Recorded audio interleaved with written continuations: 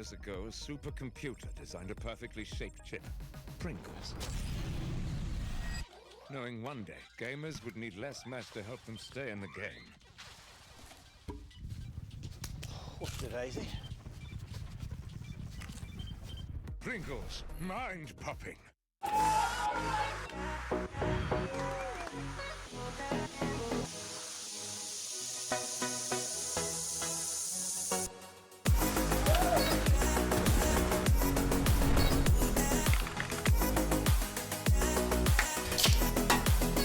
Let's go! Monster Blade. Monster Blade! Nice. Monster Blade! Monster Blade. That right there, Monster Plays of the Week. Okay. Monster Energy is doing a monster site giveaway.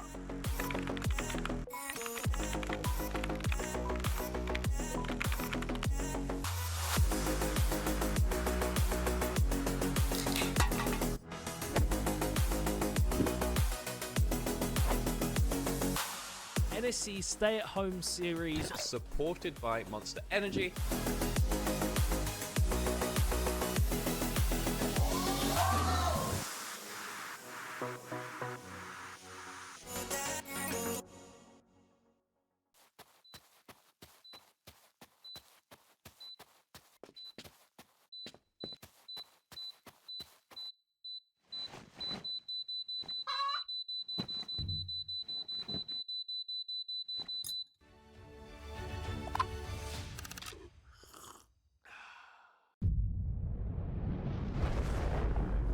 Come with us.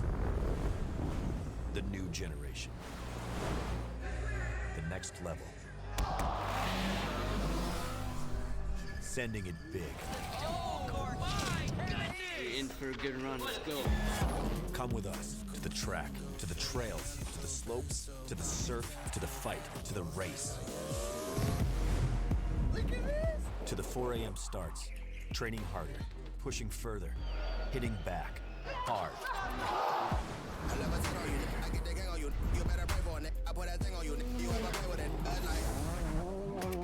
To the fans, to the followers, and the haters.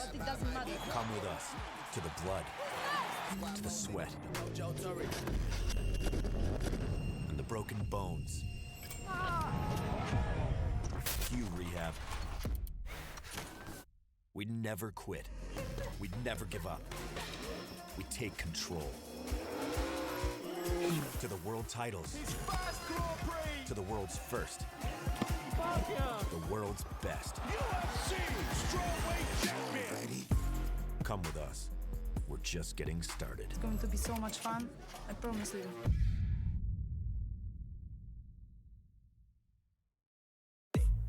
Level Up is this amazing brand new gaming and esports festival hosted by Unidays, and you've got so many cool partners and brands here. It's basically built for students.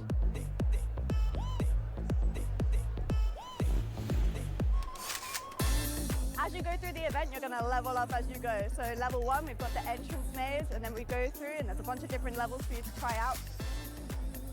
We have retro, we have reflex machines, we have the consumables area, and finally we have the AFK zone, and our UX stage is the final level. They've been doing the slurp challenge where they have to make the loudest slurp and get some amazing prizes. The ultimate drip for 2025, the pot noodle bucket hat. Mr. P's been doing some crazy shenanigans. We've had an insane Rainbow Six Siege series. It was crazy, it went all the way. Roehampton, as usual, winning the Rocket League. It's just great fun seeing everyone all together in one place. It's so enjoyable playing on LAN. It's just a completely different experience. NSC is like a huge part of my university life, and I think it's just a great competition. It's probably one of the best experiences I've had in uni so far. Obviously, a massive shout out to our headline partner, Unidays, for creating this whole new experiential event for all the students. Shout out to Unidays and NSC. This has been wild, really, really cool. Shout out to the commentators, the organizers, and the players for turning up today and giving it their best. Play some games, get some tokens, open some prizes, yeah. It felt cool, felt good atmosphere. It's been a great first event. Thank you to all of our partners, all the teams, all the players, everyone that came to watch and engage with our first awesome Unidays Level Up Live.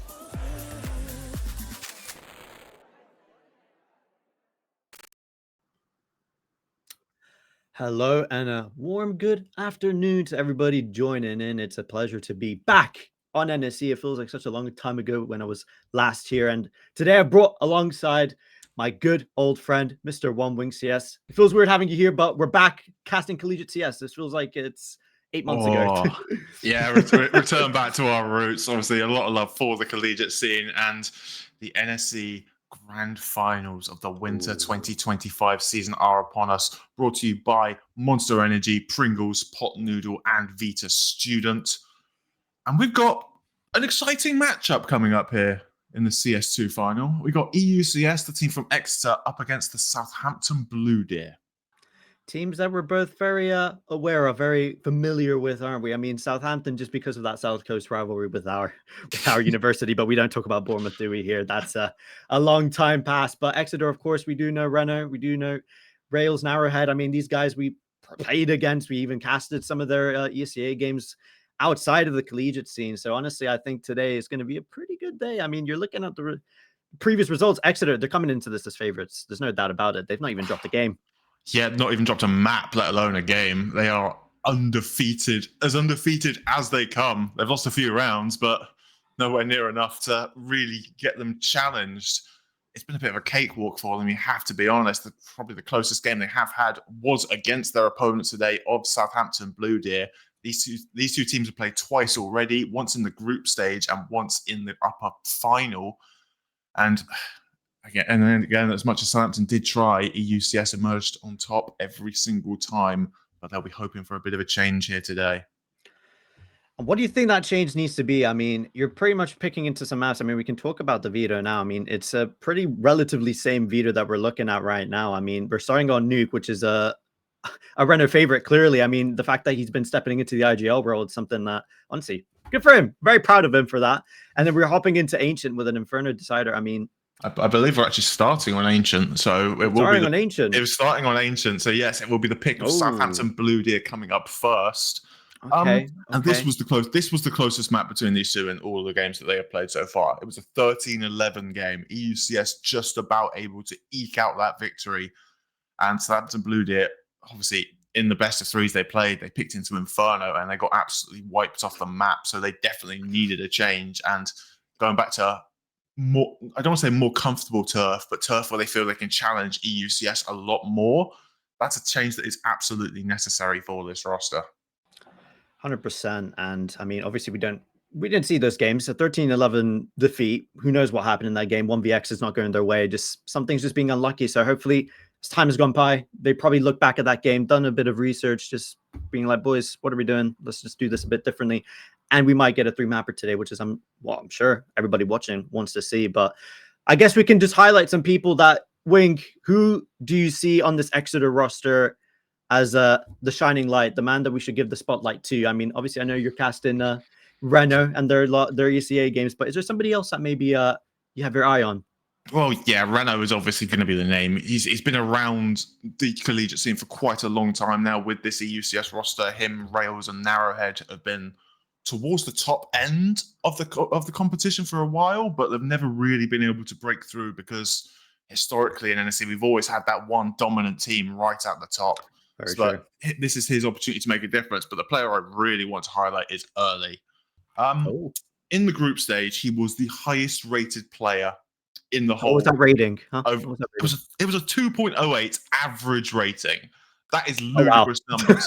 Put that into comparison. The only player remotely close to him in terms of rating was Onda, who is a professional CS2 player for Team Coalesce, competing in UKIC Masters, which is essentially the UK Championships. So being able to go toe-to-toe with someone of that caliber early is going to be someone to watch.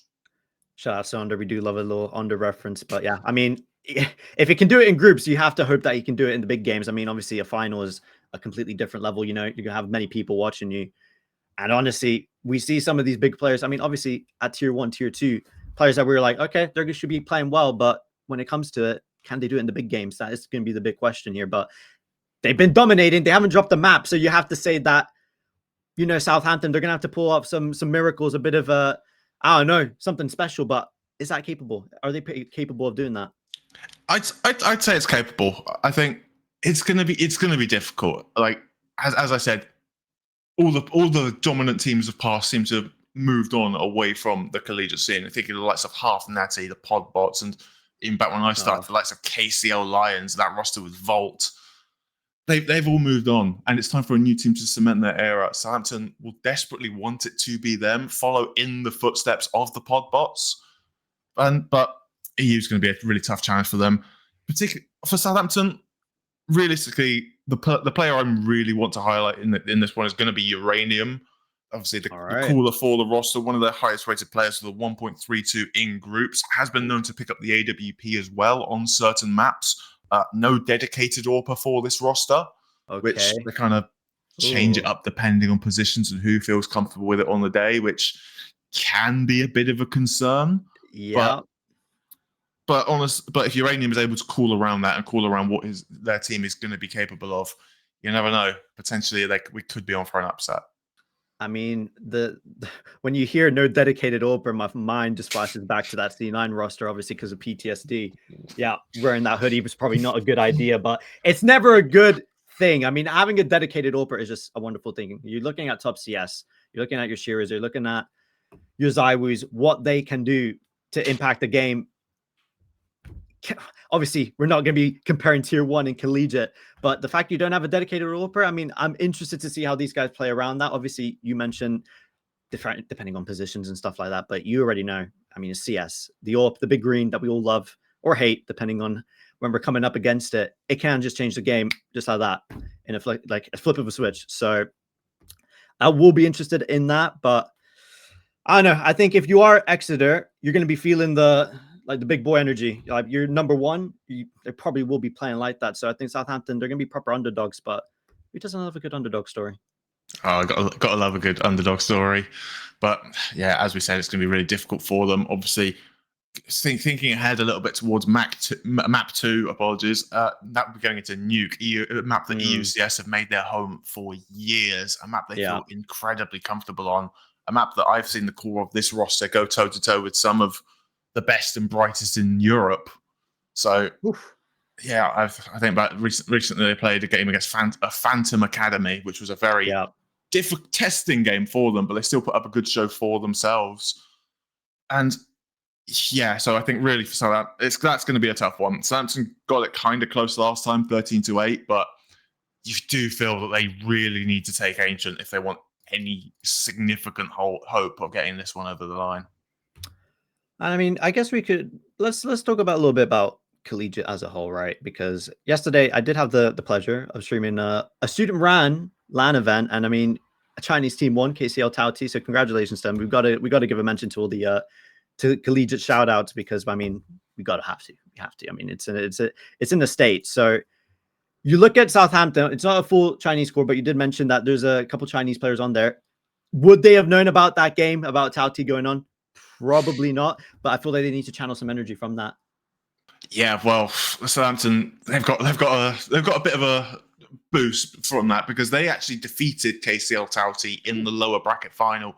It was a very close series, 2-1, and that will give them a boost. A team that has gone on to win a LAN since that game, that's gonna be a bit of a boost. It's a pretty good Surrey team as well. So you have to say, like, why not? Why not go for it? I mean, you're not going to give it a chance to play in finals ever again, maybe. I mean, you look at us. I mean, what was our best? Top 8 NSC for me, and then what about you? I got to a Div 3 final. I was not a good player. I didn't even play in that final, and that's why we lost. So, so you're saying it's you're not getting picked is the reason why it all crumbled apart for Bournemouth, huh? No, I was picked. Just my PC decided it didn't want to work. To think that my NSC career is just summarized by an NSC pin. You know what? I treasure that NSC pin. It sits by my bed every single day. So I'm sure many people probably do that as well. So I don't know. I am excited just to be back in this whole scene. I mean, this is obviously where a lot of people start their, CS career, quote unquote. I mean, this is the foundation for what people step on to go and do what AUCA. Obviously, we got a UKIC domestic tournament. So, the brightest begin somewhere, and this is it. Yeah, and you can go even further than that. Just looking at players who've played in this previously, obviously the aforementioned Volt, formerly of KCL, he went on to play in a major quarter-final with Into the Breach. More Exactly. recently, you've got the likes of Gizmy, currently definitely in the hunt to qualify for the next major with that Monty roster. So a lot of talent has come through this collegiate scene, and maybe these guys have the opportunity to cement themselves among that crowd. Yeah, 100%. And I mean, we can just quickly tag back to the video. I mean, obviously, talked about Ancient. We talked about Nuke just being a bit of a home turf for Exeter, but Inferno is definitely. I feel like it's a curveball. What do we have to say about Inferno if we get there, of course, because that is the third map in the best of 3. I mean, it's the ultimate decider in all of Counter-Strike. Some of the best of 3s of all time have ended on Inferno. Obviously, you're a C9 fan. You know all about that. So, Boston, the good old days. Back when you had a team. But yeah, no, honestly, it's going to be a very interesting one because I did say Southampton, they picked into Inferno last time in the upper bracket final. They did get blown out the water scoreline-wise. It was 13-2. But having watched back that demo, the rounds were a lot closer than the scoreline showed. They did a good job of keeping Exeter honest. They just weren't able to find that finishing touch a lot of the time. If they are able to add that back to their game, they do stand a chance. So you have to say with their playing style, what? So they start out aggressive in the early rounds. Is it just their closers that in the post rounds or just in the post plants are just not able to get across the line? Yeah, it's almost like it's almost an element of panic at times for the side of Southampton. Yeah, Exeter, they've been around for quite a long time. Like that core, Rails, Renault, and Narrowhead, they've been competing for a few years now. They are more than comfortable in those situations. Southampton Blue Deer, a couple of the players have played in previous seasons, but it's still a relatively new roster, relatively new players. Maybe that little bit of experience does get the better at them in the clutch moments.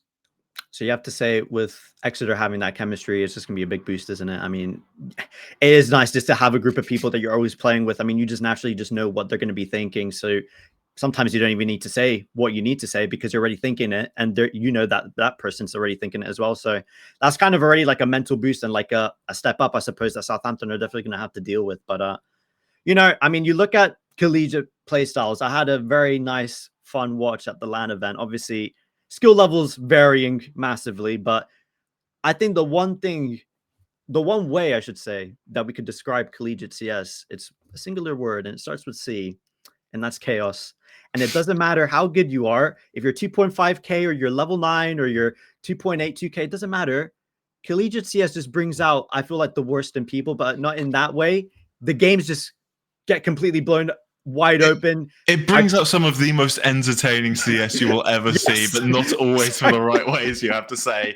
But honestly, I think we're good. I think this could still be a very fun one. So Southampton, maybe they need to thrive in the chaos a little bit, embrace it, because EUCS, they are very well drilled, they are very well organized, and throwing that little bit of chaos, it can upset the momentum. I have seen this EUCS court maybe crumble a little bit when things get messy. Obviously, that's against extremely talented opposition, but if Southampton are able to channel some of that, then maybe, as we said, we could be in for a potential upset.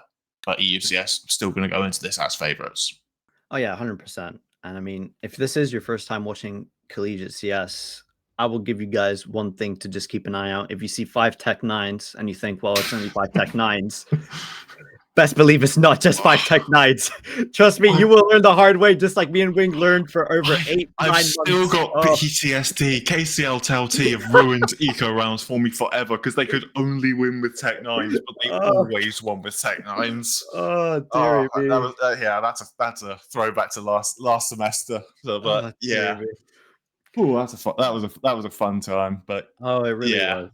It really we are waiting a little bit just because we're waiting on the final player to join the server. You know, this is technically early by student standards, I'm assuming. I was gonna say, usually awake at this point, so I feel like I'm back in university with all the delays. I feel like someone's not joined the server. Classic. All right, this guy's to be shooting bot like the AFK players for 30 minutes. So yeah, you know, it'll be fine. We will be getting underway shortly, but I feel like I guess that in that regard, that might have an impact on some of these guys. I mean, just waiting around doing nothing for 20, 30 minutes. You might have warmed up a little bit before the game, and now you're feeling maybe a little bit cold as you've just been standing around doing nothing. So we'll see if that has a mental impact on the players. But, you know, if you made it to the finals, you should be able to brush that aside, I think.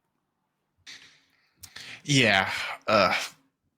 Obviously, that warm-up, it's going to be important. You want to come into this hot. You want to just feel yourself. If you waste a whole map just getting the flow into the game, you're always going to be on the back foot. So you need to come into this hot, especially on the Southampton side. EUCS, obviously expecting to win 2-0, but if they do come into this slow, you do allow Southampton to build that momentum. You can't take your foot off the gas if you're EUCS. You need to be hot from the start just to prevent any sort of upset. So, yeah, we mentioned Exeter 2-0 a lot. I'm sure, well, I'm hoping there's not a lot of Southampton fans hearing that, because obviously that sounds very one-sided. And no, it's not because we live in Bournemouth that we're saying Exeter are going to be winning 2-0, but I also went to Portsmouth. Oh yeah. Southampton fans, mute the stream. Wing's going to be a full hater all stream long. But I mean, we bring up that 13-11 result. I wanted to say, in your honest prediction, do you really think it's a 2-0 knowing that map was that close? Do you think if they pick up this first map that they could go on and win this? Or do you think it would just be an Exeter reverse sweep regardless of whether Southampton pick up the first map or not? I think part of the factor for that is in that previous game, in that previous 13-11, it was EUCS starting on the T side. This time, as the roles are going to be reversed, Southampton will be starting on the T side as it is their map pick. That means EUCS are more likely to get off to the hotter start. The majority of maps in CS2 are relatively CT-sided. Ancient, it's one of those ones that can go a bit 50-50 at times, but maybe slightly towards the CTs. So Southampton, they need Uranium to be calling good strats straight out of the gate. Yeah, no, 100%. And yeah, just final players verifying. So you know what? Let's tag into some mental thoughts, Wing. Predict the map score. Predict the map score right now. It's going to go into your head right now. The score, it's going to be 13, or maybe it's going to be 16. It's going to go into overtime. What is it going to be, Wing? I do think it is going to be an EUCS map. I think it is going to be close, but I'm probably predicting about 13-10. Oh, okay. So there's one less than the previous game. Yeah, Southampton. I feel EUCS will probably get off to a hot start, but Southampton try bring it back at the end, but just won't be quite enough. That's my assumption. That's my guess, but my guesses are usually wrong.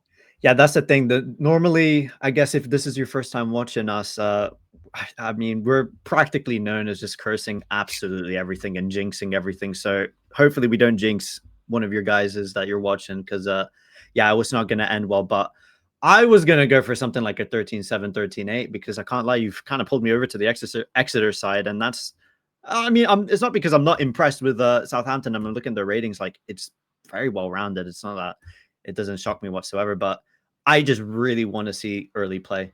I feel like there's something there. You don't get 2.08 ratings in group stats. I feel like that's saved for the best of the best. You obviously mentioned Onder, so I don't know how he's up there, but you don't go above a 2-point rating if you're not good. You know what I mean? So I feel like if he's not going to be having a good game, you're looking what? Who's the one after that? That's Rails with a 1.26 in groups. So this guy clearly is a game changer. So if he's not off on the right marks, might be a bit of a problem for Exeter. So, but yeah, we will find out now. Wait, it's currently over. All 10 players inside of the server. We will be getting things going here on Ancient. The pick of Southampton Blue Deer. Shouldn't take us away for the pitch. The roles have been reversed. I do like that. But yeah, it is going to be Exeter starting on the CT side. They're going to be defending for the first 12 rounds. Southampton on the offense. And yeah, mixture of Utah on both sides. No surprise there, as we can see Southampton, they're going to be leaning towards this A side. And they're not going to be making any secret about this. They're going to just be running it down. Break level with a nade. Could be some chunky damage. Not as much as I would have thought, but coming out onto the site, donut smoke down. But Ren has already got 2 kills somehow from CT, and it's just a complete capitulation from this T side as they're getting absolutely mowed down by these dualies and pressure from Donut. HB, I mean, you get one back. It's a 1 versus 3. Needs to make a move, and he's got the bomb on his back and a free B side. But again, they've already taken over that site. Narrow in close rotation. Gonna be able to put a stop to this, planning right in front of him just to get a nice free kill. And Exeter start as we expected. Bit of a chaotic pistol round, and I'm not surprised whatsoever. Yeah, pure chaos, the collegiate way. But Exeter will get that first round over the line. Purchase coming in here for the CT side. The T's yet to invest into anything. A single Tech 9 on XJam. All that they will have to work with. 4 rifles, apologies for UCS. So hopefully just try and keep it at long range. Narrowhead with that signature UMP of his. I was making it work. Playing inside that aggressive Jaguar position. Doesn't want to overextend. Southampton are going to play pack CS. They know they have the firepower disadvantage, and they will need to be able to trade each other. And Narrowhead, aware of that fact, he doesn't want to give over a weapon for nothing.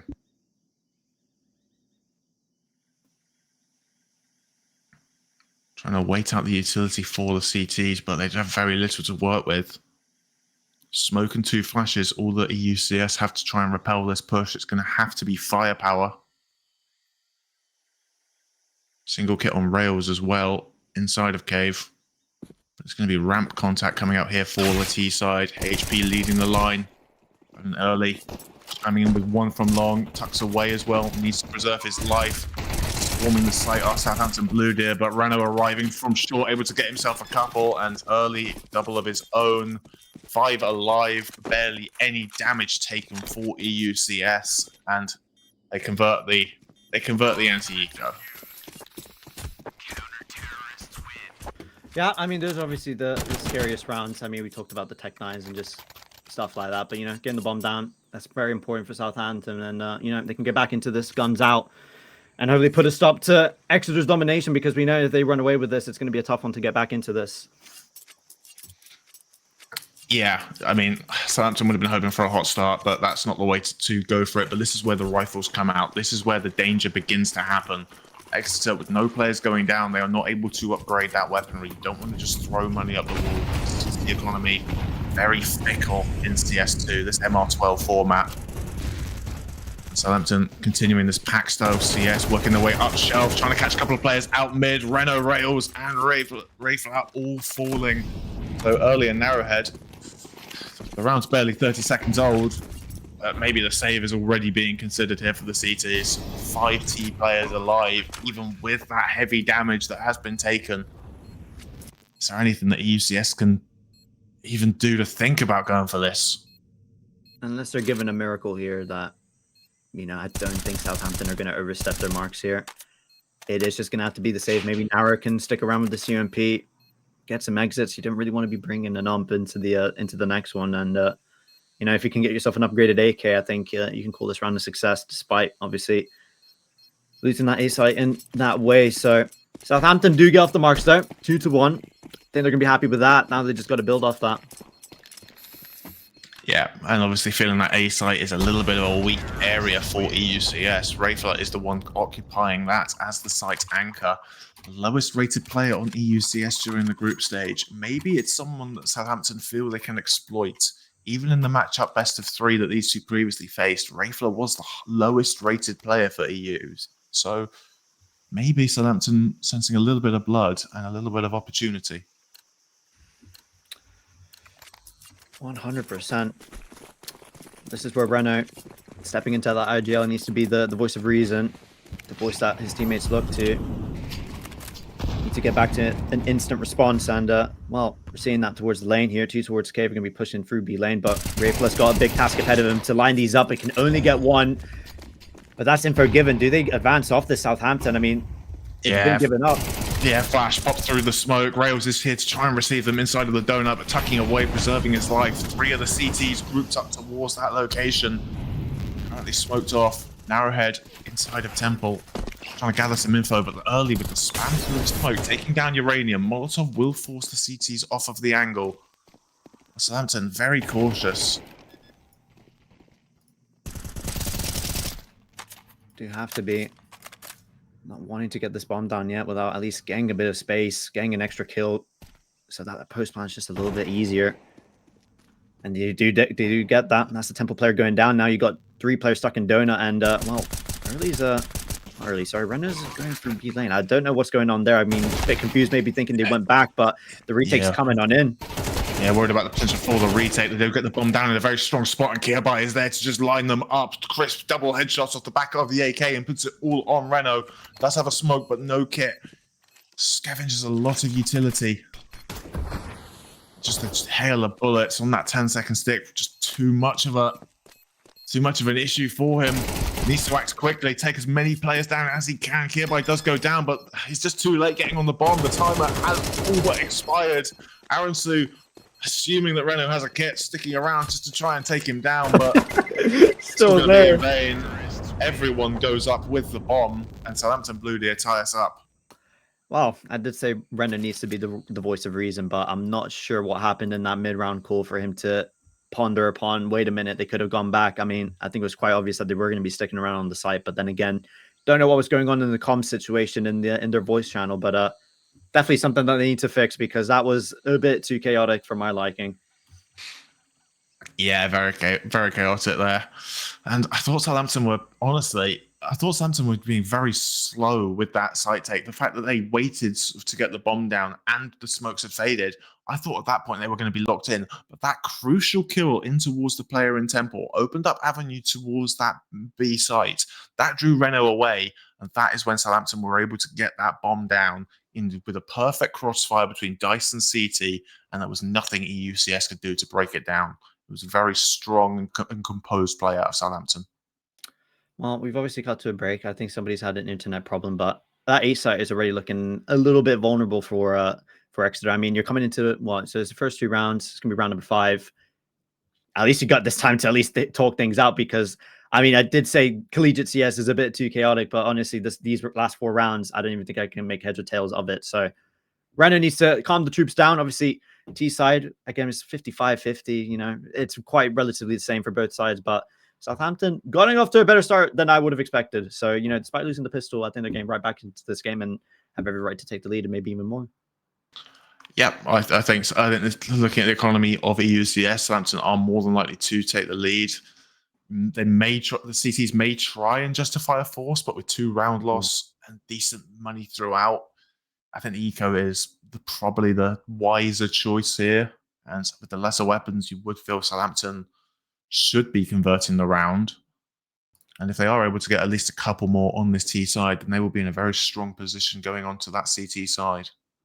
I think the most minimum thing they can do is maybe early drop some deagles and hope for the best. But then again, these pistol rounds are always the scariest in collegiate CS. So Southampton still need to run the things by numbers and you know, be careful. Don't overstep your mark and play as a team. Don't play as an individual, because at the end of the day, you're doing this as a group. This is a collective effort. So don't want to be losing the silly rounds in an NSC final, because as I said before, who knows how many chances you're going to be given to participate in something like this. So just something to think about for them as they wait. Yeah, as we said, like towards the top end, collegiate CS has always been very competitive. There's always just been that one team towards the very, very top. With the current state of things, with teams moving on and new teams coming in, this is a true free for all. There are more than a handful of teams that could be in this position given different circumstances. So you have to take your opportunity when it comes to you, because you do never know when you get another chance, just with how tight it is at the top. And I think that as well with collegiate, it's not as if like once collegiate is done, that's it. You stop playing with these guys. That's it. You built this chemistry up. You can take this into the domestic leagues. You take it to ESEA. You take it to your UKIC qualifiers. I mean, this is only the beginning for these guys. And if you know, you're one of the best uni teams. I mean, you saw with the half 90 boys, obviously what they did during our tenure at university. It was very, very sad, because obviously you knew going into a game, Half he's just gonna win. What's the point in even playing tonight? Probably could just skip it. But nowadays, as you said, it's all kind of wide open. So that crown for number one is very much open for the taking for anybody. So from there, Kings of UniCS, why not go further than that? I mean, we saw with the Surrey guys, they were dominating last year as well. So, and a lot of those guys went on and graduated, but now they're still sticking together as a core. So it's kind of nice to see. Yeah, as mentioned, the Surrey Stags sticking together in the old UKIC Division 2. They definitely have plans to keep going as a core, and obviously even a little bit closer to the current server. The likes of Renault and Rails currently playing in ESCA with a very much collegiate-based core. Them, the likes of Gringo, formerly also of EUCS, Christian Matt of Sussex Sharks. It's very much a collegiate-centric core, but it seems to be working for them. There's a lot of talent within the UK collegiate scene, and it's just about finding the right person to bring it all together. Yeah, 100%. I do agree. I mean, obviously, as I said, this is the time where you're going to be building on your skills as a CS player and building on your role. So better to do it now where, I mean, obviously the stakes are very high in this one. I mean, it's the finals, but during your group stage games, that's where you start building as a player. You start finding out your play style, how to communicate. And I mean, obviously that's where, I mean, you and I first learned, obviously, Team CS. So, and obviously we bring that experience now into our yapping role where we just talk about pixels and video games. So isn't that nice? So it's not only just you learn a lot of stuff playing Team CS. I mean, you bring that outside of the game as well. So yeah, you do love collegiate. It really does give you a proper introduction to competitive Counter-Strike. I wouldn't be in this position right now if it weren't for my experiences in NSC and the old Newell before it was dropped. But yeah. It was a fun one. And I really did learn a lot, and I'm ever grateful for the opportunities I had. Preach. We are still going to be in a bit of a tech pause. We understand it is a power cut for one of the players, so I feel like I have just been transported. I've just been transported back in time. It's kind of nice. Just people crashing, people power cuts. It's all very university coded, so it's kind of nice being back in this space. But then again, probably not for the players. All we're doing is just talking about the game. I mean, those guys are actually playing with something at stake. So I'm sure they probably want to just get the game going. But hey, that's yes. You see it is happening in tier 1. We don't talk about the major, but hey, this pause is definitely not as long as that one. No, obviously a major still going on today, but I'd much rather be here talking about this game, to be honest, because EUCS, a lot on the line for them. So that's some Blue Deer want to establish themselves at the top. You'd have to say, I mean, with everything at stake, you got the major, you got football going on, you got the F1 going on today. You have to say NSC's levels beyond that. Oh no, I really am enjoying this, and obviously we do still have a very action-packed day of the collegiate scene of all kinds of games coming up. Obviously, schedule dependent on this one may be pushed back. Unfortunately, the tech delays have been a bit of an annoyance for the schedule. But coming up immediately after this, we have the Valorant finals, a best of 7 coming up, and then later on this evening, Marvel Rivals will conclude in a best of 5. Well, so it's bad for those guys. A lot to come. So yeah, we do get the early shift. Thankfully, if we were at the end of that schedule, that would not be fun knowing that CS is having a lot of tech problems. But hey, that's for them to deal with. So I'll sit back and relax a little bit. Yeah. Are still waiting on Ray Flutter reconnect to the server. No updates as of yet as to their situation. UCS. Oh, wait, no, we have just had an update. They are rebooting, so we will be getting going very soon. Beautiful. Just a couple more minutes, I assume. Yeah, I know. And of course, we do got to thank the why we're here. Obviously, our partners, don't we? Oh yeah, our wonderful partners over at Monster Energy, Pringles, Pot Noodle, and Vita Student. We want to extend a massive thank you to them for their continued support of NSC and the collegiate esports scene as a whole. And if you do feel obviously a bit tiring after this one, I've got myself a can of Monster just to very nice wink get me through these tech pauses before the CS resumes and the adrenaline will pump back into my veins. I've got nothing for me, so I don't think I've got nothing for me. So I do have a spare can over here as well. If you want to. Oh, you mind giving it to me for the camera? I'll email you a PNG Thank you. of it. Oh, thank you, Wing. Thank you. But yeah, I mean, with all the yapping, I mean, let's quickly talk back to the game because people probably would have forgotten by now. But obviously, we're going to be moving on to round number 3. I mean, not round number 3, round number 5. And obviously, last 2 rounds, Southampton have won and should be looking at an eco round from Exeter. So obviously, you know, run calls. Is there a bit of not transparency, but a bit of layover from the ECA games? Is there something that he'd like to do on these particular eco rounds that maybe we can see that he's going to be calling now? It's quite often it really varies depending on the situation with Rhino. He likes calling very different things depending on what he thinks he's up against, depending on the map, and depending just how people are feeling. To be brutally honest, I mean, it will really be a case of it'll either be incredibly aggressive or incredibly passive, waiting for Southampton Blue Deer to come into them. And with how passive Southampton Blue Deer have been at times, particularly on that second round, like waiting outside of elbow in round number 3, maybe something a bit more passive will just bait Southampton into them. All right. Well, sometimes there's you know, there's no reason to have a set strat book, but you know, some teams do like to have a certain way they want to go about doing an eco round, but just calling on the fly, there's nothing wrong with that. I mean, who knows? You might just walk yourself. The enemy team might just be walking into a stack of yourself, and then boom, just like that, you win the round, and favors back in your head. So we'll see what happens, but yeah, just we're holding on. I just want to get going. Watch some CS. Who doesn't want to watch some CS on a Sunday afternoon? Come on. Yeah, I do want to see this get going again because it has been very interesting thus far. Obviously, Exeter picking up that pistol round and the conversion, but Southampton biting right back with 2 rounds in a row immediately following once the rifles came out. So maybe Exeter are going to be forced into a different game plan for the rest of the half. Southampton not going to roll over like many thought they would. And we could be in for a 3 mapper. I'm no surprise it is actually early who's leading the way. I know it's early. Well, I'm not going to be making early puns, but it is early doors still. And he is 6-2, obviously a couple rounds played, but he is starting as we would have hoped for. So I'm still very excited to see how he develops as the series progresses. But I think he's got a lot more to show us.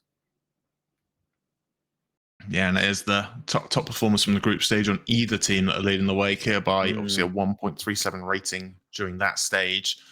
Only 3 kills, but still the highest for the Blue Deer. Very spread out for the most part on the T side. Oh yeah. I mean, if you're either side right now, if you're either IGL, how are you how would you keep the troops in motion? I mean, I know Wing, you did a couple shifts as the BU coach. Whether you enjoyed that or not, we won't talk about it because my goodness, that was an experience. That team was a mess. There was no saving it.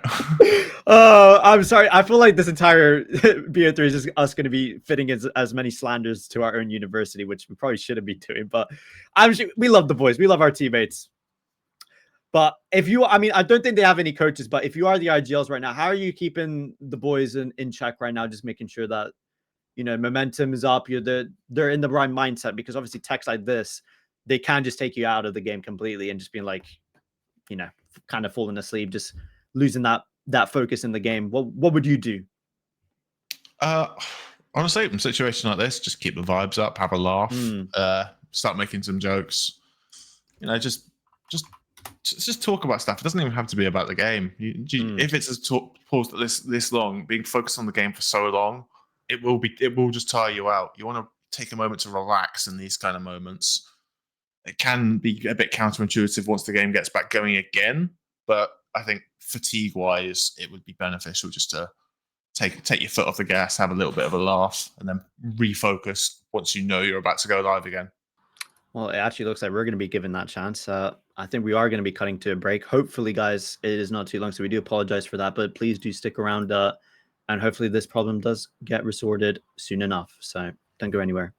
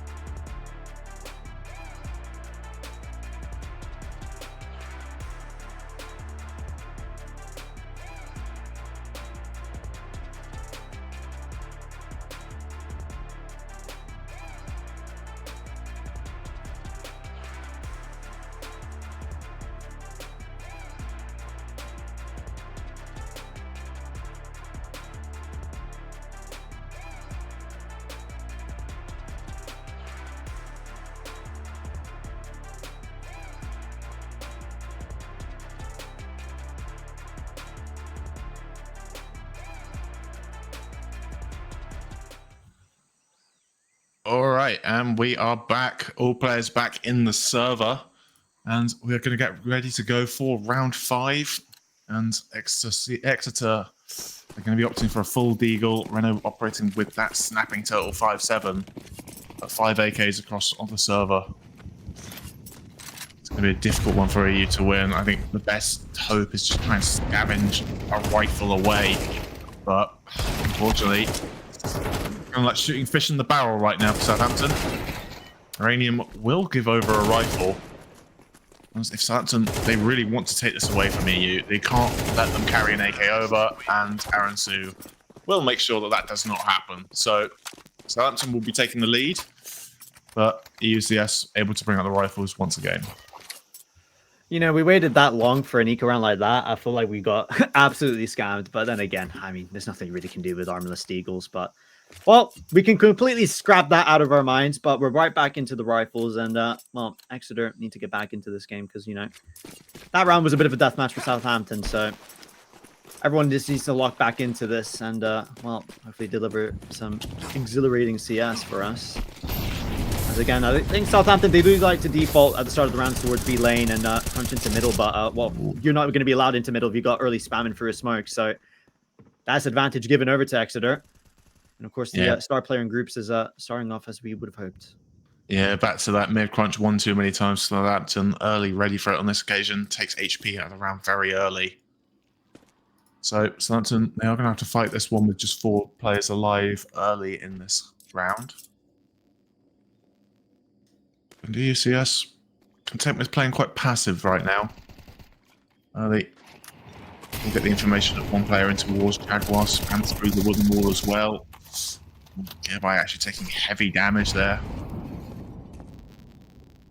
So EU, they do look very comfortable right now. Just goading Southampton into this stack, but early overextending ever so slightly. Wanjam will take him down. And nearby.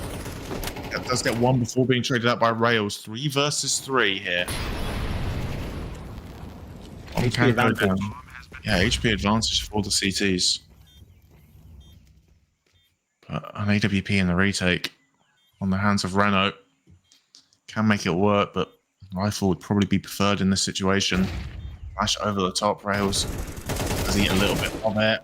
Reflex does get one, but his X jam there. 2 of his own. Renault, get out of there. Save that big green. If you are allowed to, and X-Jam says no. So, heavy investment there for UCS. That AWP dropped. And Southampton, they are really on a roll right now. Yeah, I mean, they started off this game very well. So, Renault maybe thinking this game's going to be a bit too easy, perhaps. We never know what he's truly thinking, but they're definitely in for a shock. And, I have a feeling Southampton have got more up their sleeve that they've yet to show. So, very good recovery, of course, starting the round with a man down. So,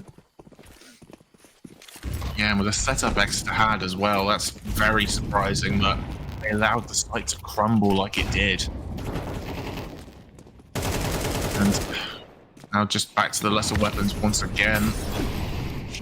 X-Jam will kick off Rails very early, and SPIP. Double kill of his own. One more player towards the site. They noted in Rayfler. They may not know about Narrowhead's positioning as well, but they're just going to be able to group here and overwhelm.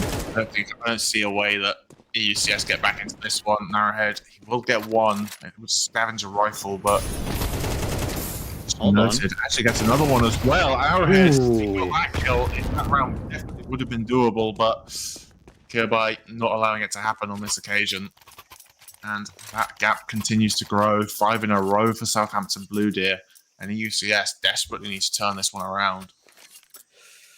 100%. And, I mean, you're looking at the kills over on Southampton. I mean, that's a true IGL right there. Uranium giving all the attention to his teammates. I mean, his calls, though, have been pretty good thus far, but need to see a bit more of a reaction from UCS. I mean, these side takes, I mean, they've not been holding on to them as much as I thought they would have. And, definitely still a little bit cold, but that's not an excuse. Everybody's been going through the same thing here, and Renault definitely trying to switch it up, but that's very, very aggressive. I mean, this is something that they've been doing back to back to back.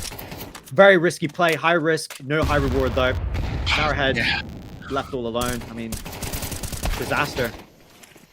Yeah, ECS, they're under pressure. You can see it in them. They feel they have to make those plays, but Renault, usually very consistent AWP. A few misses out of him already in this game. And usually that's a win condition for Exeter, but if it's coming up short, it's going to be heavily reliant on the rest of the team. And unfortunately, Southampton just seems to be content with overwhelming them. Sites seem very easy to take for the Blue Deer right now. And Rayfler and Rails wisely electing to save, carry something over into the next. But that gap is just going to continue to grow unless they make a real interesting change in setup. Rails does get one on his way out, but is going to be chased. Molotov will buy him some time and allow him to retain his rifle unless Aaron 2 wants to take it away, which he will. That's going to hurt. And the thing is, right, obviously, you're looking at the way Renault peaked that. I mean, should he have ran that far forward into Jaguar and, well, leave himself in such a vulnerable position when he maybe could have just posted up a little bit further back, allowing him a bit of space to, well, retreat into his teammates' arms. But I guess at this point, I feel like that's Renault being a little bit desperate, which is a bit of a surprise. I mean, I would have thought maybe a little bit more of a slower hold, but something else. But they're throwing it pretty much at the kitchen sink, and it's just going to be hitting. It's just a simple execute. I mean, this is simple CS that Southampton are playing, but sometimes keeping it simple is the best way. Very simple, death ball style CS, you have to say, but it is working for them. They are just getting these entries uncontested, essentially. EUCS here, man, disadvantage attempt on this retake. They don't even have it. Well, they do have a kit, sorry, on Renault, but do they even consider going for this? Look at Renault's positioning. He's holding elbow. And yeah, with that kill onto Rails, EUCS, get out of there, preserve the weapons while you can. Wow. Early will go down, so you're going to be working with an M4 and a FAMAS into the next. EUCS looking like a shell of themselves. And Southampton are steamrolling them. Yeah, I mean, I'm honestly shocked. I mean, of course, when you look at the stats before this game, I mean, this is a team that hasn't dropped the map all season long, and they're not playing like it. That's for sure. I mean, it doesn't take a genius to say that. I mean, you're looking at the top of the score. 7 rounds in a row since the pistol and conversion. Exeter are not online right now, and well, they got to figure it out soon. I mean, take a tactical. I mean, pause the game a little bit, try and discuss something, but they're just playing this out. Yeah, EUCS seem content with just trying to force something here. Renault, Hero M4 purchased into SMGs, safe for Mass and Eagle surrounding it, but it has netted them an opening. And this play coming out of Santon momentarily stalled, but killed by there, double kill along with SVIP's kill. UCS, this investment not working out for them thus far. There is low HP on 2 of the Southampton players. Susceptible to a 1-tap from this Eagle, but SVIP will best early. Narrow head here. The save for Mass. Not a weapon you really want to save for the most part, but can he make it? Prove it's the right point. Switches to burst. He has been heard. Let's get one. That gets a double kill on the back of it. Kirby takes down SVIP and Narrowhead. That saved FAMAS, the weapon that you would really doubt in that situation. Able to net himself that double along with the team kill, and EUCS claw a round out of nothing. Yep, it takes heroics right there, but I don't know how much the individuals can lift this team up any more further, but inspiring play could be the start of something there. I mean, they got to build off that. Yeah, I thought that round was over once he switched to burst momentarily. Southampton just not clocking onto it quickly enough, though. Maybe the comms a little bit hectic. And UCS, with that meager investment, now have a full purchase into this next one off the back of that win. Renault, a bit more passive with the AWP this time around. And working his way in towards Gabe, but the jiggle gives his elbow to Renault.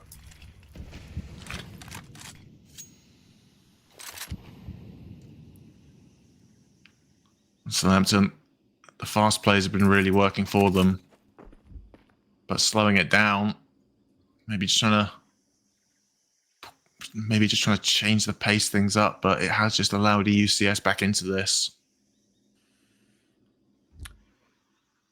I mean, we've seen them start around with the man down, and they've come back into it. So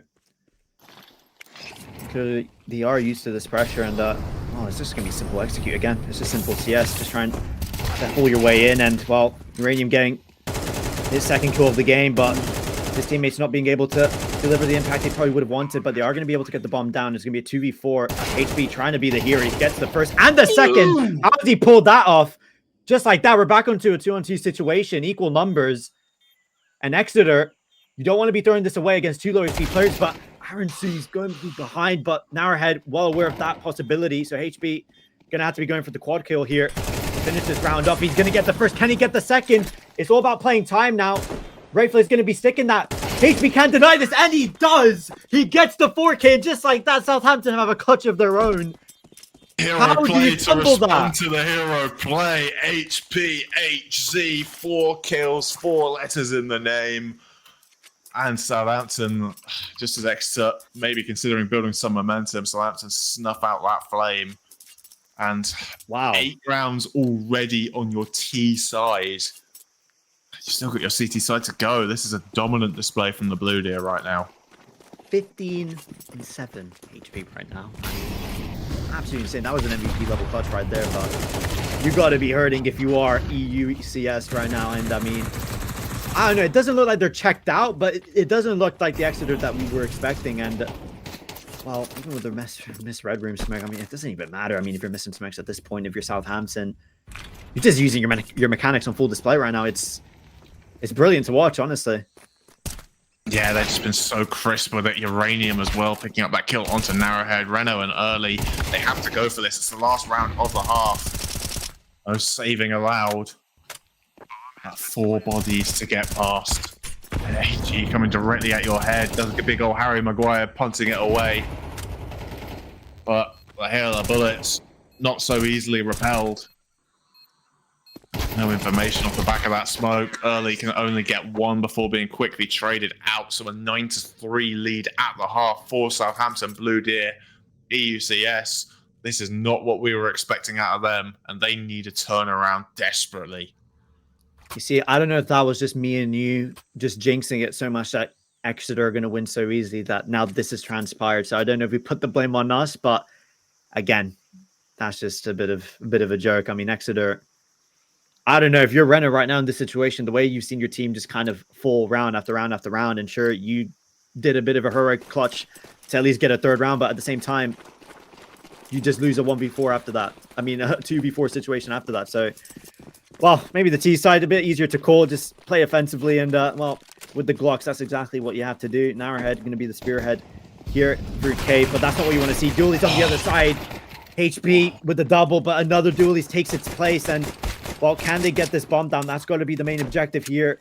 A lot of missed bullets, but they're going to be allowed to get this one down. So at least money secured here, but they're going to have to pull off their own little 2vx situation here, EU, if they're going to want to get back into this game. Kirby, I mean, left all alone. They're not able to tap him out. I mean, that is unbelievable, honestly. I mean, he's left all alone. His teammates far in rotation. The fact he gets 1, fair enough, but both? Yikes. And that just sums up EUCS's game thus far. They've just not been with it early. He's trying his best. Narrowhead as well. Those are the only 2 players currently sitting positive for EUCS. Ray was a player usually so consistent, having an awful game by his standards, 3-11. And you need these players to activate if you are EUCS. Even the likes of Renault, at the top of the collegiate scene for so long, there's an individual talent, but even he's struggling to find significant impacts. Southampton, they just seem better across the board right now. I wouldn't even say they're out calling, they're just out shooting EUCS. That's what it is about collegiate CS. It doesn't need to be anything overcomplicated. You just got to shoot better than your opponent. And I mean, I can't even get my words out in time. They just walk into crossfire hell.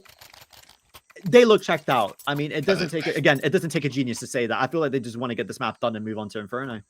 Yeah, they look frustrated. They look really frustrated to Exeter. Like, protocol's just not being followed there. No smoking towards cave. No one really holding long. Everyone hyper fixated on short, just trying to take the center of the site. And there's so many angles that you need to clear. EUCS, the frustration has boiled over, and their performance completely understandable if they're tilting this much. Samson Blue Deer, they are going to be riding a high. And if you see something heroic, I think we will see EUCS dropping their first map in NSE this season. And not in the way that we would have expected. I mean, definitely expected more of a close fight, especially when you look at the last result, 13-11. At least Brenner is still shooting. If your IGL is doing it, I mean, you need your star players to step up massively as well. I mean, early, sure, he is leading the way, but I can't really remember much of what he's been doing. So, and again, we always talk about these eco rounds being the scariest. So Southampton just need to stay composed. You have a nice lead. But one by one, they're actually falling early. Does get a pick. Uranium not able to get that lineup, but you got Red Room vacant for Exeter or for Southampton, sorry, that Exeter want to exploit. And this could be disastrous. They're going to be opting to go towards A. HP's not watching this. And he's not. More worried about middle. Yeah, Southampton, that clear of ramp, very crucial there. That does put HP on high alert. They could be through the red room. They do eventually clear out Rayfla. So, but UCS crawling up on HP. Heavy damage being dealt to, or a little bit of damage being dealt to early, but not enough for the kill. So, bomb can go down for Exeter. Bear in mind, this was an eco investment for the T side, just Desert Eagles. And unless Southampton can activate quickly, they could be on the verge of fumbling this one. Arrowhead taken down very low, but he's just about able to finish off Gerbai. So EUCS, just as we were talking about them being down and out, they claw around with nothing at their disposal. So maybe a chance to build a little bit of momentum. I don't want to mention the C word yet, because, you know, it is still a big gap. I mean, and asking you shall receive. I mean, early, might massive that round 3 kills. So just need to do that a couple more times. You're 11-4 down. So still a long way to claw back into this game. But if you are going to lose this game, at least make it close. At least get a little bit of momentum flowing so that nuke your map, you're looking a little bit more fresh. But again, it is an opener for Southampton. But again, Brenner trading out. I mean, he's been the difference maker here for Exeter alongside early. But again, it's going to be a 2-on-2 scenario, but that A site is wide open for the take, and it's going to be another post-ban situation. Can they hold on to this one? Yeah, both teams at full HP. Southampton with a single smoke, I believe that is, or no, yeah, single smoke to work with on this retake attempt. No kit. Next to a couple of Molotovs, smoke, HE, and a very anchored position inside of Donuts.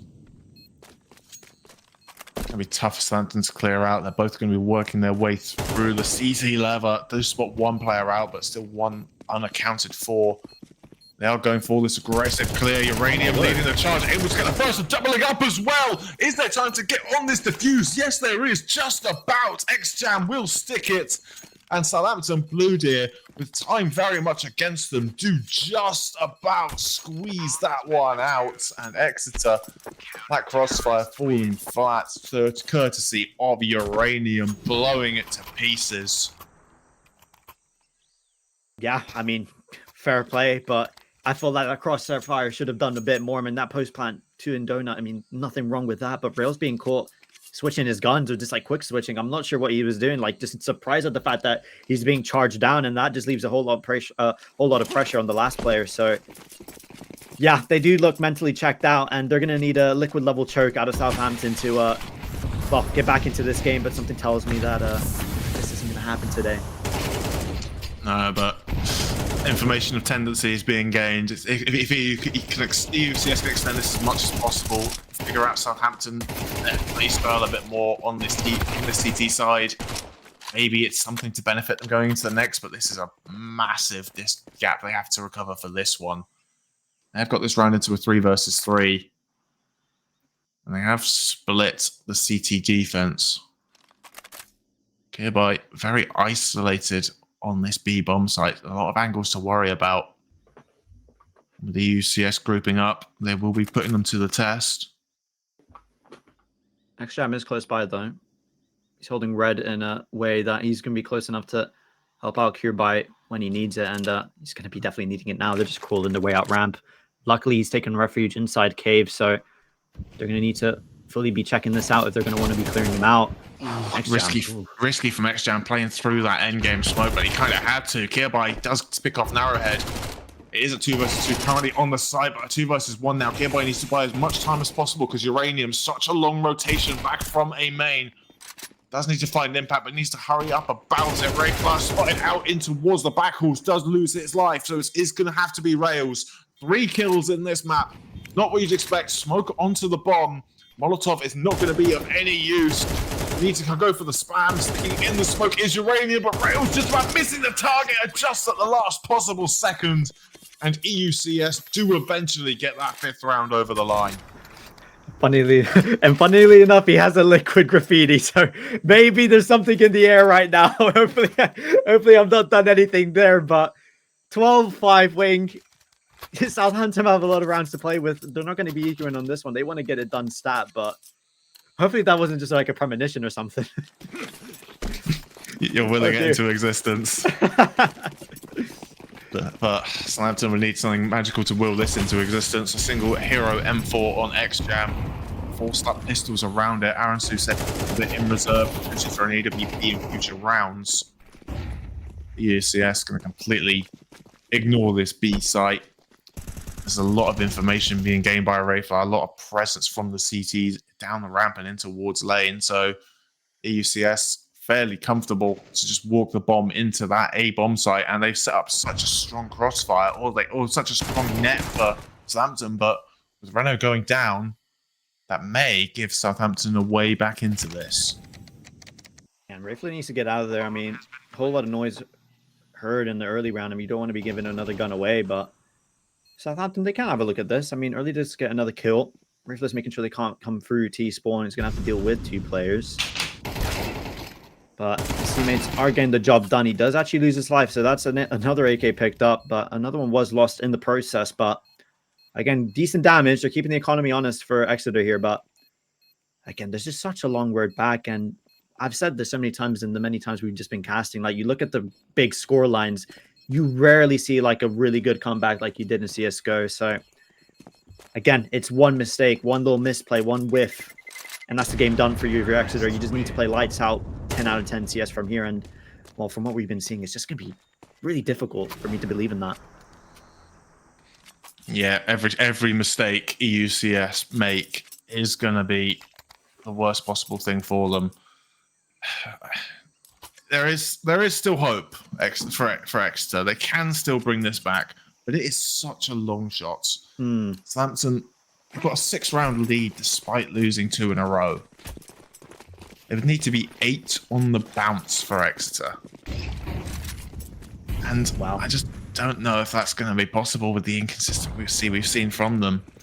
It's going to be a bit of a messy buy here for Southampton, forcing him once again 2 rifles and 3 MP9s. HP, star of the show thus far. He's going to be put to the test here over towards A. Molotov will not force him out of position. He picks off Rayfla, but only able to get the 1. Quickly traded out by Renault. Aaron Su just waiting for the support of their team. It's going to be a brawl here in towards CT, but that smoke may just slow things down. Nice, tough one to play. I mean, Narrowhead just playing close by the angle. It's always a bit of an easy angle, and I mean, Aaron Su does get one back. Hold on a second. Is this another capitulation with these post plants? Exeter cannot hold on to the bomb site, and they cannot hold on to their chances here on Ancient. Southampton, in such an astonishing fashion, take map 1 of this best of 3, and that leaves me thinking, could this be done in 2, but not in the way we were thinking it would go? Yeah, Southampton, a massive improvement from the last time these 2 played. They looked fully in control of this map. Exeter, as we mentioned, they were a shadow of what we've seen from them this tournament, being handed their first map defeats this season. And Southampton, they are very much in a strong position now. They have all the momentum. They have caught EU by surprise entirely. But hope is not lost for the Exeter boys. That was the map pick of Southampton. They're going onto home turf now of Nuke. They will be starting on the T side, which is a bit of a worry for them, but it's on the map that they are that comfortable with. You could still see them bringing it back, but we'll find that out after the break. Quick shout out once again to our sponsors over at Monster Energy, Pringles, Pot Noodle, and Vita Student. Their continued support of NSE and the collegiate esports scene is greatly appreciated. But we're going to cut to a quick break, and when we're back, it will be Nuke, the pick of EUCS, coming up. Don't go anywhere.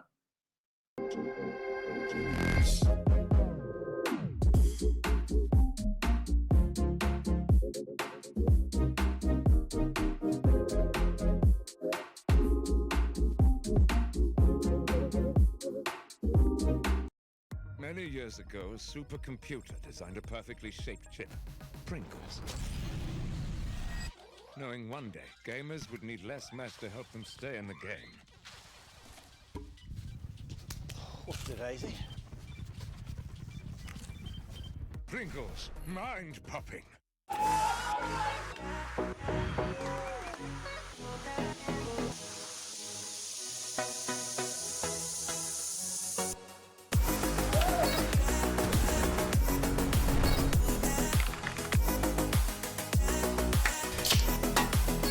Let's go!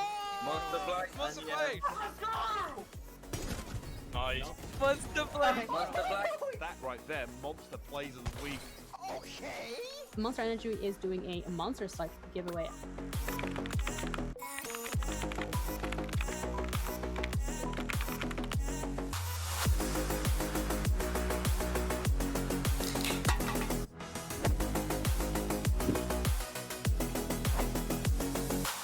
NSC stay-at-home series. Supported by Monster Energy.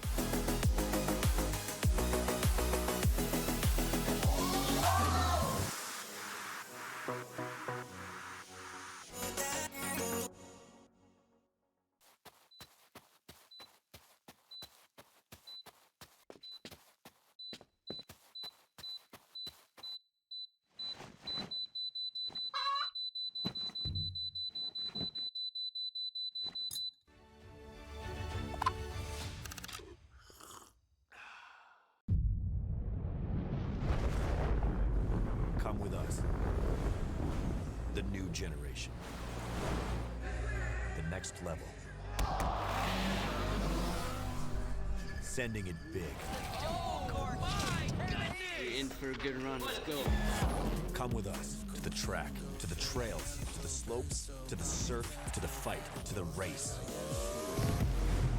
Look at this. To the 4 a.m. starts, training harder, pushing further, hitting back, hard.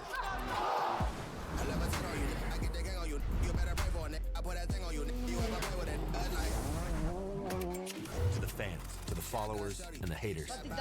Come with us to the blood, to the sweat, and the broken bones. You rehab. We never quit. We never give up. We take control. To the world titles. To the world's first. The world's best. Come with us. We're just getting started. It's going to be so much fun. I promise you.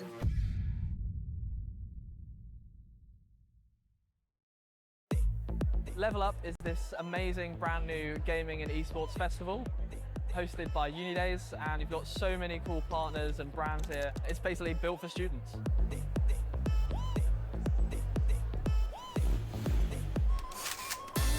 As you go through the event, you're going to level up as you go. So level 1, we've got the entrance maze, and then we go through, and there's a bunch of different levels for you to try out. We have retro, we have reflex machines, we have the consumables area, and finally we have the AFK zone, and our UX stage is the final level. They've been doing the slurp challenge where they have to make the loudest slurp and get some amazing prizes. The ultimate drip for 2025, the pot noodle bucket hat. Mr. P's been doing some crazy shenanigans. We've had an insane Rainbow Six Siege series. It was crazy, it went all the way. Roehampton, as usual, winning the Rocket League. It's just great fun seeing everyone all together in one place. It's so enjoyable playing on LAN. It's just a completely different experience. NSC is like a huge part of my university life, and I think it's just a great competition. It's probably one of the best experiences I've had in uni so far. Obviously, a massive shout out to our headline partner, Uni Days, for creating this whole new experiential event for all the students. Shout out to UD Days and NSC. This has been wild, really, really cool. Shout out to the commentators, the organizers, and the players for turning up today and giving it their best.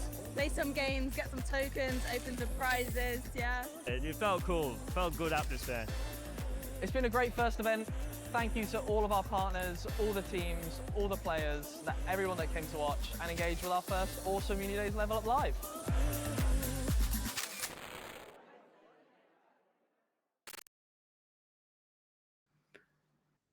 Welcome back. A short-lived break, but I mean, I hope we're all doing well. I mean, Nuke is on the horizon, and I mean, where do we begin with that ancient game? I mean, we were talking a little bit about it. I don't think. Well, this is my opinion, of course. You can contradict me completely, so I look like a full wing. But tactically, I don't think there was anything special that game. I think when I talked about in the pregame for quite a bit, and obviously you as well, when we mentioned collegiate CS and chaos and, you know, things just not making sense, I feel like that game, maybe it's not a perfect summary of that, but I think it's a pretty good representation of what goes on down here at the uni level. Would you agree or disagree? To an extent, yes. I do also believe there are more factors at play. Obviously, with this Southampton Bludid core being, they do have a lot of Chinese CS influences, and I remember talking about this last year as well with the likes of KCL Tau T, that full Chinese roster. It added something. It added a completely different dynamic to what a lot of these UK European-based players have come up against before. So that much more firepower centric, not, I don't want to say death ball CS because that's oversimplifying what they do, but it's much more reliant on firepower, much more reliant on trades. And EUCS trying to play a bit more of a tactical game just weren't really able to adjust to it on that occasion, which, considering these two teams have played multiple times before, is a bit of a surprise.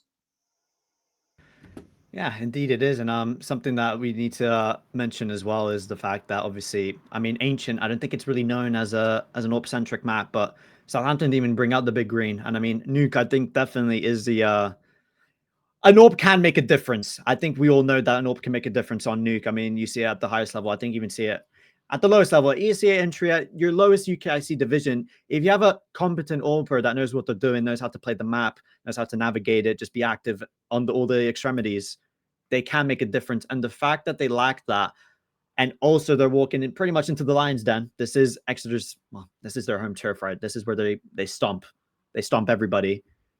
Can they take that momentum, that energy that they had in Ancient, and kind of translate that into the performance on Nuke?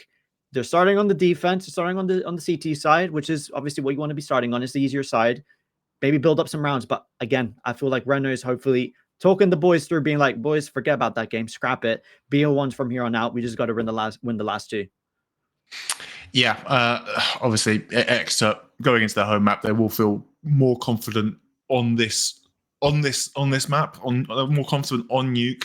I like the fact you mentioned the AWPing situation. Obviously, Nuke very much an AWP-centric map on the CT side, and Southampton with no dedicated AWPer, they have been trying to avoid situations like that. Obviously, the instant ban of Overpass coming out from them, the most AWP-centric map in the game, you have to argue.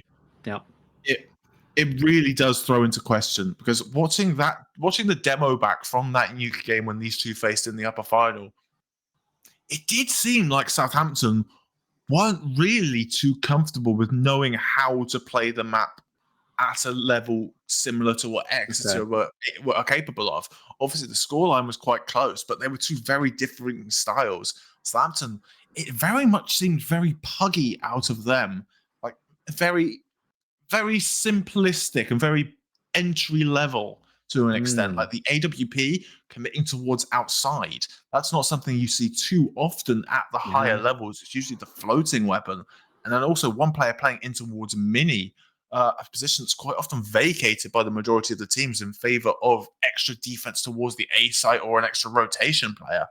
So it's something that EUCS are going to have to bear in mind. It's something they are going to be noticing, but it really does put a bit of doubt in my mind about whether Southampton can retain this momentum.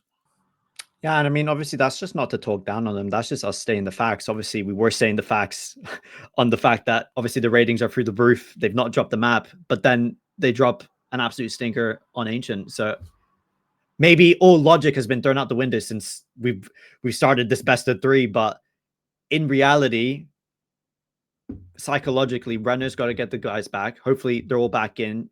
We already know what Rails in our head they're all capable of. All right. So hopefully mentally they're locked back in. They know this is their time to shine. We're already seeing some nice moments from early. So I think he looks pretty warmed up. And obviously I think on a map like Nuke, I think he's going to be showing his full potential to us. But then again, who knows? Maybe they have been doing their research.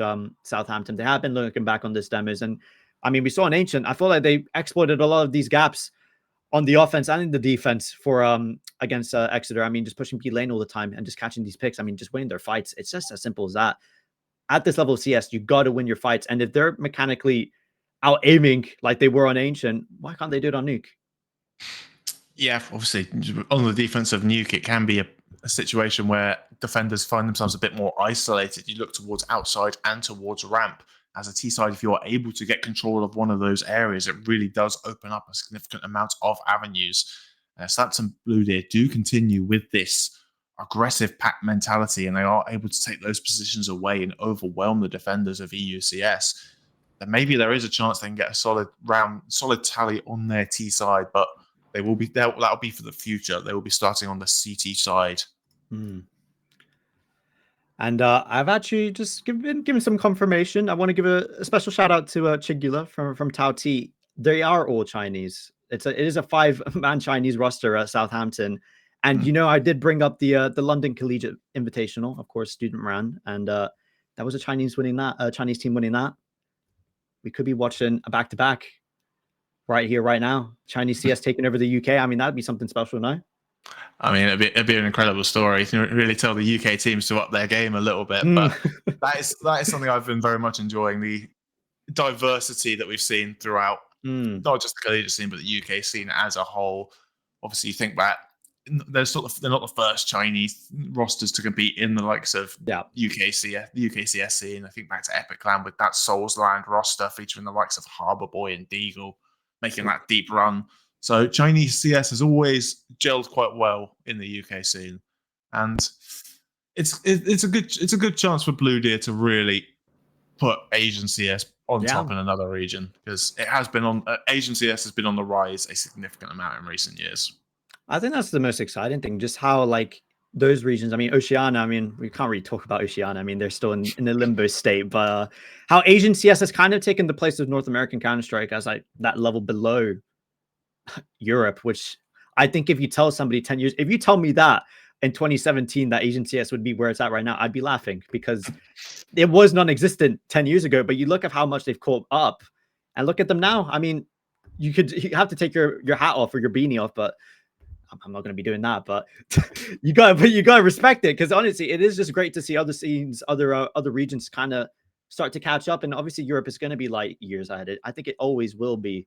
But the fact that, you know, people are coming over and kind of showing their own little play styles. I mean, the Chinese CS that we watched a year ago, I mean, I saw some similarities into the way how Southampton play. It is simple executes, but their aim, I mean, it's just, they're mechanically built different. You have to say it like that. Like, it is just a pleasure to watch. Yeah, there was a lot of talent coming from that region, and obviously that change in style from the traditional European system really can be a benefit, really catch teams off guard. EUCS, a team that's been around for long enough and have played enough international teams that they should be aware of this, but it can still be a little bit of a culture shock at times. But yeah, honestly, it's Southampton Blue Deer. They definitely have the mechanical skill to take this one. It is just going to be about the team play. Ancient, one of the more puggy maps in the pool, one that you can get away with not having astute tactics as your opponent, because sometimes it can just come down to gunfights in the likes of mid and the likes of the B site. Nuke, one of the more specialist maps in the pool. You look at Nuke and Overpass, potentially even Train as the main specialist maps. And honestly, if you don't put a significant amount of time and effort into mastering it, you can immediately be on the back foot.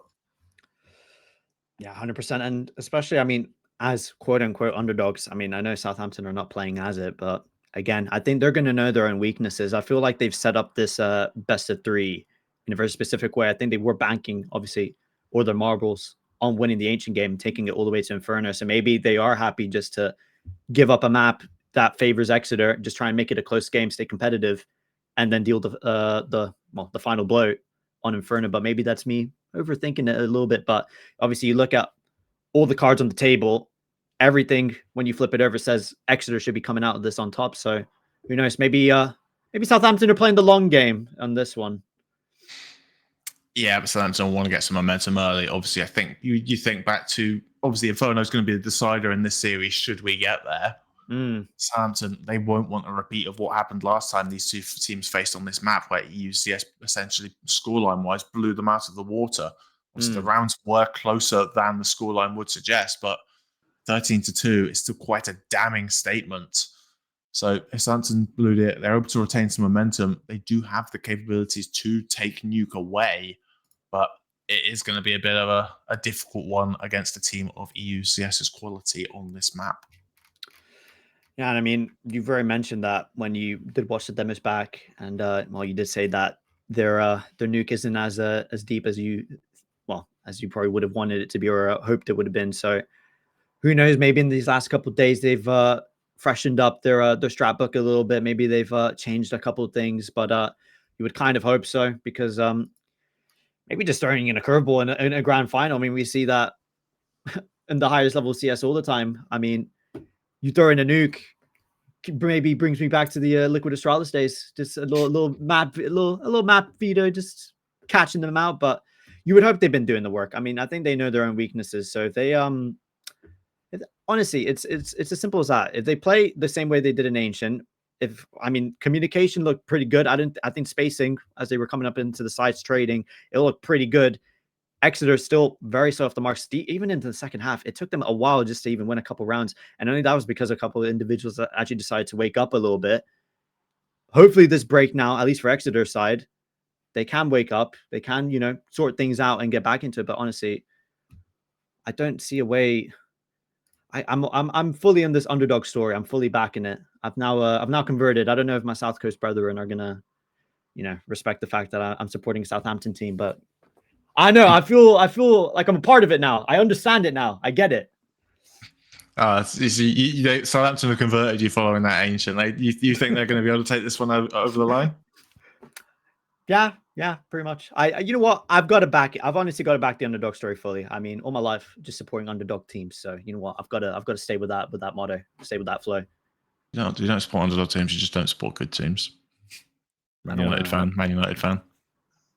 So you're now just fully outed to who knows how many people that I'm a United fan. So that's absolutely brilliant. That's just embarrassing. How embarrassing it is. I'm going to run away and cry in a corner. So as I do that, we are going to cut to a break. I mean, there have been server problems, people being unable to connect. So that is a pretty good time for me to go have a nice little cry break. So thank you to the partners, of course. And hopefully things get rectified soon. So don't go anywhere. We'll be right back.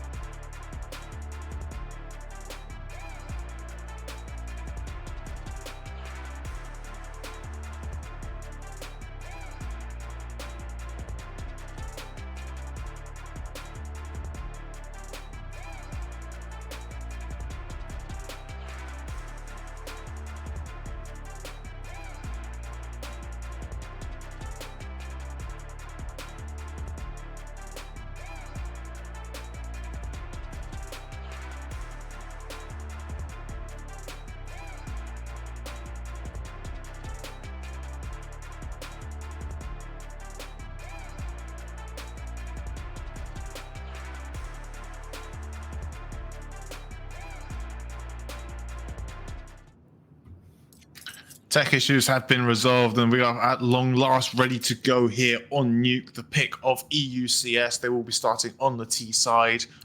Southampton Blue Deer taking their own map pick away. Quite a dominant victory, a bit of an upset, you have to say, but with Exeter back on home turf, a bit of a break to regroup. Will we see a bit of a change here? Exeter heavily grouped over towards outside early, and Renault does get that opening kill. Maransu losing his life very quickly. Southampton responding to the loss outside with a retake of lobby just to try and gain some information, but EUCS are already swarming over the B site all around the halls. 2 players at ramp to try and defend it here. Goodbye. Does take a dink. Uranium standing side by side with him. It is going to be a Southampton Blue Deer full retake from the ramp. This is going to be walking straight into the Lion's Den here. EUCS set up perfectly to counter this. And this is exactly the ground that Exeter would have been hoping for. A couple of kills coming out there from HP, but it's just not enough. Too many bodies, and Exeter take the pistol. Well, we saw that happen on Ancient, so we can't get too ahead of ourselves. We did see Southampton able to recover from it, but I'm already, I guess, maybe it's a bit too early to call, but when you say that the nuke looks a little bit off, I mean, that pistol round, player in main completely unaware of the fact that there could be someone outside. Freest kill of Renner's life right there. And yeah, I mean, rotation's not quick enough, but then again, as you said, they were trying to get lobby back just for some info, but good pace from Exeter. So great way to start off your T side with a pistol round win. Got to win the conversion now, and this lobby crunch should be, well, info should be given over, so acceleration towards secret is a must. Get down onto that lower bomb site. Yeah, Replay getting all this information does take down XJam as well. Our 2 players here to receive the EUCS players in the B halls, but early double Galil headshots. They're hungry. That the Blue Deer can do about that, and an easy anti-eco by the looks of things here for EUCS, unless we see a monumental fumble, and we will not. A little fumble from early, but hey, still early doors, so we're good.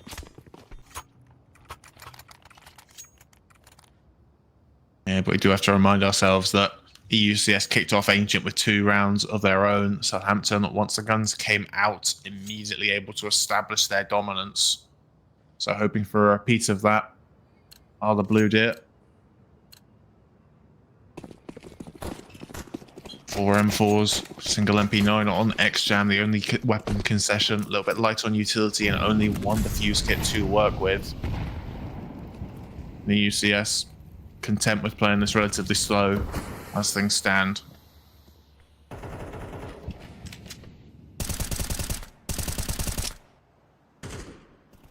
Just testing the waters really. Again, with these outside smokes, they can send a guy down early into secret, but they've actually lost Renner in the process, so the leader's going to have to call from the shadows as his boys need to get the job done. But even with this lack of util, we already know how mechanically gifted Southampton are, so yeah, EUCS with no more smokes at their disposal. Bomb is locked into secret, but the rest of the team very detached from it. XJam, this lesser weapon, feels he can take some risk clearing out lobby. Oh, the timing on this. Yeah, right to... Oh! Ray Flood, sorry, does see a back turn and does eventually convert that headshot onto HP. But XJam has already worked their way in towards trophy. Kirby does get 1 before being traded out, so numbers even as we remain. But it's the T side making their way down into the B halls now. Rayflut, you can clear out the A site here.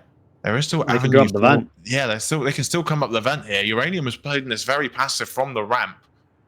20 They're in the seconds on the vents. clock. Yeah, they They're are in the up. vents, waiting. They actually made their way up now. Narrowhead has called it completely clear.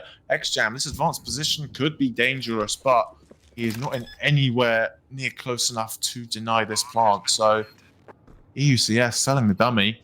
And the lurk out of the hut, calling the A site clear, has put Southampton out of position. They are making noise on this retake. Rayford does spot 1 player out in the huts as Rails picks off Uranium. So Southampton does not look like they are going to get this 3rd round victory as they did on Ancient, and EUCS will continue their round streak, repelling the first proper rifle buy for Southampton. So 3-0 now, favouring Exeter.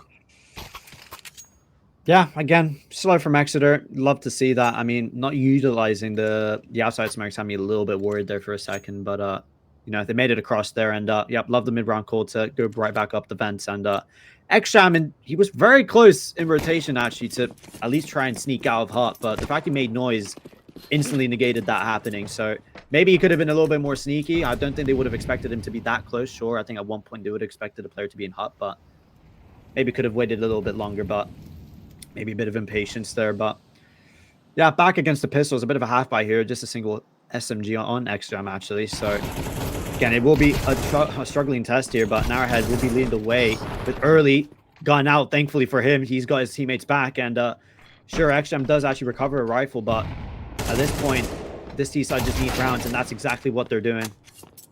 Yeah, if you can keep extending that gap here for Exeter, 4 or 5 rounds at the half is going to be more than enough for them. Very proficient on their CT side, but the way things are going right now, you can feel they can definitely add to that tally. Maybe even get right now, maybe 8 or 9, put themselves in a commanding position. Aaron Suit making the right choice here, save carrying over that AK-47 as well as a little bit of utility for the next one. That T-side Molotov as well could prove crucial. Yeah, well spotted. I mean, yeah, but Exeter will still be getting the round win, 4-0. Well, let's try and break that down then. So, not Southampton. Exeter started what? They started outside. They like to pressure towards lobby. That round, they decide to crunch into ramp. Again, it is a bit of pack CS. If you're Southampton now, how do you call against that? Maybe send a couple players towards outside, try and negate a bit of pressure. Maybe get a lucky flank going. Maybe start a player down into secret, get a peek going. 2 different angles, perhaps. I feel like we need to see a little bit more enthusiasm, I suppose. A bit more something, a bit more aggression from the CT side. They can't just be playing passive every single round. I want to see them try and take the reins of this game and do something. Yeah, Southampton have been playing outside incredibly passive. They've just been giving it extra free reign here, and Aaron Su does look to try and change that up a little bit, aggressively pushing themselves on towards red. This is the change that we wanted to see. Does get ticked down a little bit by the Molotov flash to set him up though, able to get the first, can't quite transfer onto the second though. Renault does pick him off, but damage being done to Early as well, so 1-for-1 trade there. I think the T-side would be happy with that, but they have the advantage currently with Southampton. Definitely could have been much worse, but Rayfla puts it right back into the advantage of Exeter. And well, they're going to crunch into lobby, so that's 3 players given over. Rayfla can't call that, so Early is taking the liberties to push into hell. Uranium might be getting the timing on this, though. Yeah, scaling through hell instead of going up the outside jump up. Very risky, and Early does take heavy damage as a result of it. Does preserve their life. And honestly, Exeter looking like they want to try and crunch themselves in towards this A site right now. A lot of pressure going to be on Kirby. Inside of this hut. Spotted out though by Early, scaling into towards heaven, and well, Uranium attacked down to half HP as a result of that fighting towards the ramp. Heavy damage being dealt. 1 bullet to any of these EUCS players would do the job, but Early, a single headshot is all it takes, and EUCS on fire right now, 5-0. But that was a vast improvement out of Southampton, the first round where they genuinely look competitive. Yeah, you have to say, I think the only thing you'd give a bit of a helping hand or a tip to the Southampton boys, maybe download the Recoil Master workshop map, because I mean, Aaron Suit pretty much had the round in the palm of his hands right there. I mean, if he gets that spray down, really should have gone to maximum 3, but he only gets a 1-for-1, so he's definitely gonna be kicking himself because of that. But yeah, great coverage from Early, just from the heavens there, watching Hut. They even tapped the bomb, so they knew there would be someone close by. So these late rounds from Exeter, they just look so much more comfortable on Ancient. Oh, not Ancient, sorry. It's obviously not Ancient, it's Nuke. So no surprise, it's their home map. So 5 rounds on T side, it's already a long way back. Even if you win the rest of your half, if you're Southampton, like Exeter are in pole position right now to take this map and send us to Inferno. Yeah, Southampton need a change up, and we are going to see that. Aaron's going to be wielding the big green. but taking it outside as well. This is the style that we said they like to play, not the traditional high-level style. Keeping that all eight outside, but the lobby crunch has netted them a couple of kills here. One in return, but X-Jam is going to be there to further extend the man advantage. Renault needs to get this kill and does. So 3 versus 2 now. Southampton Blue Deer, the aggressive change-up really did catch out EUCS there. They've wrestled it back somewhat, but not enough, you feel. Yeah, that was just chaotic in the lobby. I mean, I don't know who it was that just looked like a NASA shuttle just going into space up the ladder, but like came back down. It was just very messy from Exeter there. So great timing there from Southampton with that crunch, but you still got Early who's up. Runners who's actually been performing quite well on Ancient. Started off quite nicely on Nuke, but he's not going to get given a chance in this round. Great coverage from Aaron too, aware of the fact that there could be someone towards outside. So it's going to have to be the star boy in groups. I said, could he do it in finals? Well, he had a pretty good Ancient despite how things ended. So can he pull out this 1v3? He gets the first. There's going to be a player close by, and the lack of an orb. That's a lovely headshot onto Aaron too. I feel like Early is built for these types of rounds. Uranium's going to be close by though. Can the captain of the Southampton team close out this round? But this reposition, he is not going to be expecting this. Oh, and Early Uranium's not going to is clear so this. vigilant. 6-0. Early is unstoppable. 10 kills already. And I mean, that's got to hurt for the morale if you're Southampton, losing a 1v3 like that. They put themselves in such a strong position there, did Southampton, but Early snatching it all away. As soon as his captain Renault falls, he is there to mop up that 1 versus 3, take himself into double-digit kill figures. And the change-up just did not work there for Southampton. You've tried something different. It initially worked, but once again, that mid-round prowess out of EUCS and a little bit of individual brilliance on top of it. Southampton really are struggling here on Nuke. Back towards outside, another flash forward spread. Again, it's what they did in the previous. I think Exeter now clocked that, and well, they counter that perfectly. Looks like your analysis of them was right. Then again, still 6 more rounds to be played of, but again, no util. I mean, it's all rifles. Again, they're pretty much banking on winning these aim fights, but Nuke, again, is so tactically like unique that you really do need to be flashing for each other, utilizing smokes and stuff, but I don't know. Again, they're just playing very basic, very passive. It's a bit too predictable, I think. Yeah, you can just tell watching Southampton do not have a very deep playbook on this map. EUCS, more than comfortable. Uranium trying to take initiative into his own hands, making a little bit of a hero play, aggressing in towards lobby. Does put one player out in towards Hut, but unaware of the 2 players still lurking very deep. Narrowhead with a double. Renault will pick off the second player as well.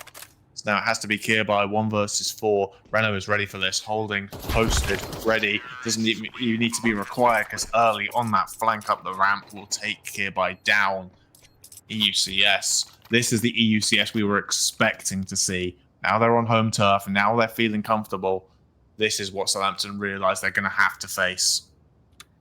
And yeah, it's just going to be forced central. It's forced by central right now for Southampton. I mean, maybe take the time for a half buy, try and get another AWP out, or just a bit more util. I mean, it's very basic. You got some players not even with any utility. So that lobby crunch in the previous round, obviously they did end up losing that 1v3, but it worked. So maybe going back to something like that, just try and get in the faces of Exeter. But I mean, Renault on this AWP, I mean, he's definitely improved, no doubt about that. And I mean, HP not even able to get that kill as he switches to the Tech 9. I mean, we learned a lesson at Epic Land that, you know, Nuke is T-sided. I feel like the collegiate scene is taking that on the head and living up to that. Yeah, you got a T-sided meme. You do love it, but sometimes it does seem to be a reality right now. 8-0. Southampton just really have not been competitive. They've had a couple of rounds where they found themselves in good positions, but they've just almost thrown it all away. UCS just look unstoppable as things stand. Early and Narrowhead very much leading the line, double digits apiece. Renault not too far behind them. He seems to have really woken up on that AWP in comparison to what we saw back on Ancient. I'm deploying a cheeky little boost here, trying to get an angle over the smoke, but no opportunity presenting itself just yet. I mean, This is just a complete annihilation. Sometimes, I mean, you're looking at this, trying to understand the nuances of why Exeter are doing. I mean, it is just. There's not really much to say, honestly. Like, I'm trying to find the words to try and give Southampton a bit of credit, but like, you do wonder why they pick into such a strong map. Again, I'm trying to think maybe they're trying to be sneaky about Inferno in the future, but I feel like it is a given that if they want Ancient, we'll give them Nuke because we know we're not good enough. We'll surprise them on Inferno because right now, I'm not seeing anything that's inspiring me right now. It's a bit bland. Just, That's the best way to describe it. Yeah, there's very few teams that can go toe-to-toe with the UCS on Nuke in the collegiate scene. Southampton do not appear to be one of them this time out, and that's very disappointing considering they did make it somewhat competitive last time these two teams faced on this map. 13-8 victors on that occasion were UCS. But Southampton, they would kill for 8 rounds right now. Just build yourself something. And on such a CT-sided map to not muster a single round to the tally. It's pretty dire times for the Blue Deer. I was going to say, the lack of an AWPer is definitely something, but it's HP's turn, and he actually doubles up, so maybe he's got to utilize the big green a little bit more. Finally, Exeter properly on the back foot. HP just going around Mustang. Where was this AWP before? I mean, it's taken a while to activate, but HP just become a full-time AWPer, mate. Brilliant stuff from him just to take the round into his hands. Reno, again, a newer AWPer, but all hail HP. Without him, that round is not happening whatsoever. Yeah, HP, or AWP for this team last time that they faced on this map was taking it off of Aransu now and immediately finding impact. So that's something for Southampton, but I mean, the most rounds you can muster in this half is going to be 3. That's a massive disadvantage to fight up against, and I think this change should have been made a lot sooner than it has been, because I don't think it's going to be enough for Southampton to claw this one back. Such a vast chasm between the two tallies, and they have. Phil Southampton have just crumbled away like an Oscar Piastri title charge. There it is. In comparison to what we saw on Ancient. I mean, they're putting up a pretty good resistance. I mean, HP's AWP has finally found some impact, but you do have to say it might just be a little bit too late. Exeter are already happy with this half, even if they lose these last 2 rounds. 9 at the half, more than good enough for this T side. The Rails, give it a good go, son. This could be a monster play of the. Oh, well, never mind. He's not even going to get a highlight. Well, yeah. I was going to give him his little moment. No monster play that time. No monster play that time, but. I didn't. In the last final we casted back with I believe it was Frosty, that ace on Ancient up against Half Natty in the previous NSE final, but yeah, Rails had a chance there. Not going to happen. No 1v5. I still can't. I don't think I've ever casted a 1v5. In the 1 year we've been doing this, I cannot cast my mind back to a 1v5. It just never happens. I felt there's one, but I don't remember exactly what it is. But we've casted a lot of games together, so it's. No, you're not wrong. There's a big pool of things to choose from.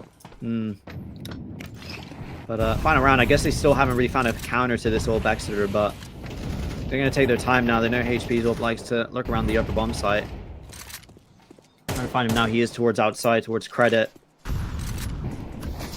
He's outside, smokes down. Just a bit of a bruise. The main force of Exeter are towards lobby. Yeah, and Southampton, they are they are fully in belief that it's going to be an outside finish, and the bomb does actually go down the vent here. Southampton with 1 player in the halls towards the B site already. XJam choosing to join them. This fast flank may not be expected. Narrowhead does get picked off here by Uranium. Rails eliminating the support the defender would have. Uranium does now have players coming in from ramp, but I don't think he's really going to need them. Well, eventually. Rails swinging the man advantage back in favor of EUCS. HP is a aggressive positioning for the AWP, but Early absolutely ready for it. No real support there coming up from Hereby, and Early will close out the half as EUCS move on to double digits. And Southampton, it would take a monumental comeback here to end this in 2, but I can hear the bells are ringing. Inferno is almost certainly coming. Yeah, 100%. I mean, the fact they win that final round, kind of just goes to show that we need to start packing our summer outfits because we're going to sunny Italy. So quite the opposite of what feels like a very bleak nuke. But I do believe, do my eyes mistake me? Is that the first proper tactical time that we're seeing? I feel like your eyes do deceive you. It's the second one. It says the second one, but I can't even remember the first one. That's how long ago, like how quick the game's gone. The first one was like 5-0 down or 7-0 down or something like that. So Southampton, well, at least they did begin to rally after that. So maybe this time up can be put to good use. But I do feel Inferno is all but secured. I mean, if they win this pistol, we can start thinking about Inferno 100%. But who knows? Maybe Southampton can put up a bit of resistance if they win the pistol. Maybe try and make the game competitive, make it a little bit more closer. But you'd have to be silly to be doubting Exeter in an advantage like this. So restarting. All 5 towards lobby for Southampton. I think they want to just pop towards A here. Open the door. Smoke down towards main. And again, just cause a bit of a ruckus here.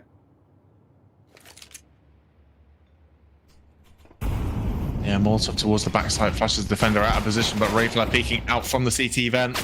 Not able to get anything done though. HP sweeps them up, and Kirby picks off Renault as well. Oh wow. Now heading towards heaven. One by early now.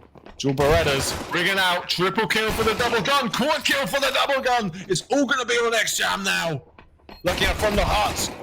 Just can't quite convert the headshots, and there it is, early with an ace. 20-5 right now. And Southampton, you had the sight, but early, well, just very early, get on that bomb and snatch that round away. 4 kills. Oh, you know, I do kills, understand. I do understand. I do believe that's the first ace of this series. I understand the 2.0 rating now in groups. I'm a visual learner. I just need a bit of visual presentation from early. I get it now. I get it. I mean, even the 1v3 earlier was good enough, a good enough example. But that pistol ace, I think that just goes to show how much of a impact player this guy is. Honestly, what a blessing Exeter had for him to be going to their university, because any uni would be happy to have him on this team, on their team. So. Yeah, early, absolutely cementing their authority. As we mentioned, 20-5, dominating right now, and just adding to that tally, just well-timed spams. Nothing that HB can do about that. That's the heavy hitter of Southampton being taken out of that round immediately. Uranium does answer back, though, with a deagle shot through the smoke. So, that's something for Southampton, but are they going to be expecting Narrowhead in this aggressive position secret this early? And also the player scaling on top of the silo. Kirby has heard that, but it's not being combed across very quickly. Aaron Su does get that kill onto Renault, but being pincered from 2 different angles right now. Rayo's smoke deployed does give away his position. He has the support of his team mate right now. Oh my goodness. Very ballsy. Yeah, but I mean, it's just buying time, really. Yeah. Waiting for Rayfler to get into position, and they will mop up the remaining Southampton players. So, map point for EUCS and Southampton. The all-in required, 10 in a row. They have not shown any signs of that being a possibility.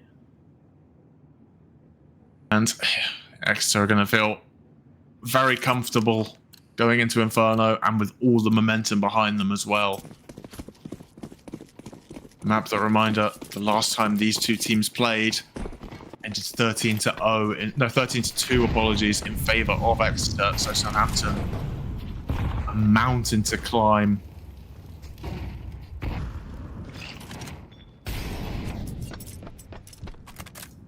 Yeah, they're just going through the motions now, Exeter. Don't want to do anything silly and prolong this game any further than it should.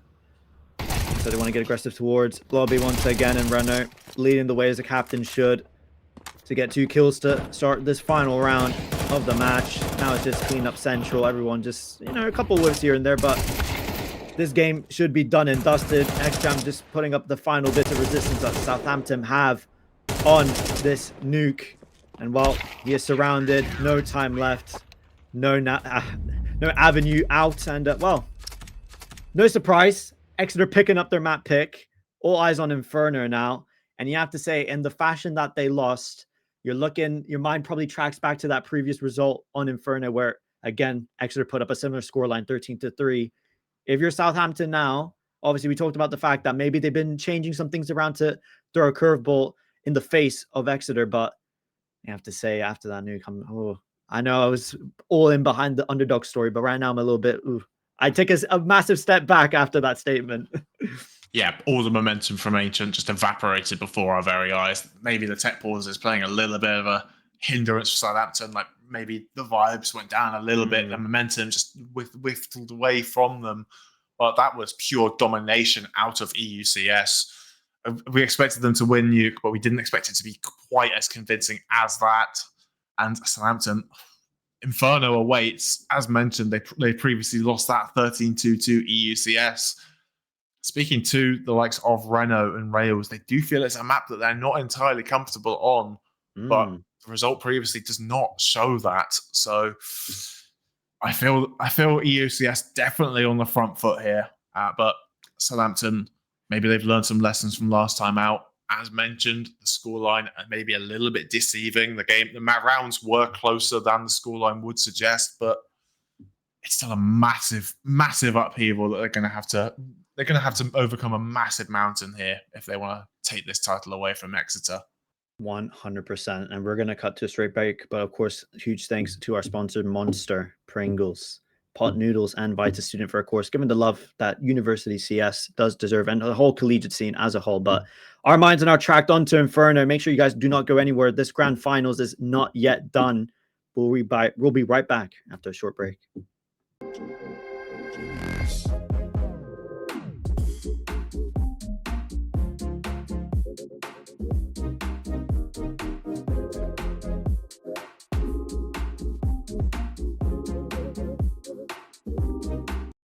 Many years ago, a supercomputer designed a perfectly shaped chip, Pringles. Knowing one day, gamers would need less mass to help them stay in the game. What's the daisy? Pringles, mind-popping.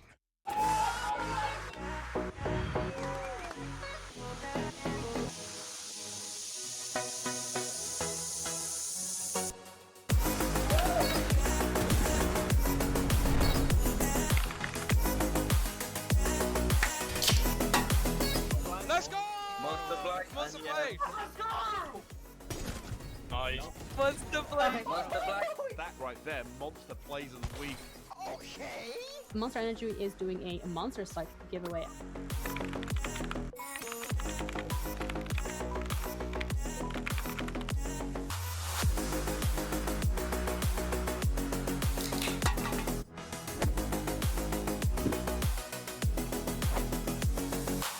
NSC stay-at-home series Supported by Monster Energy.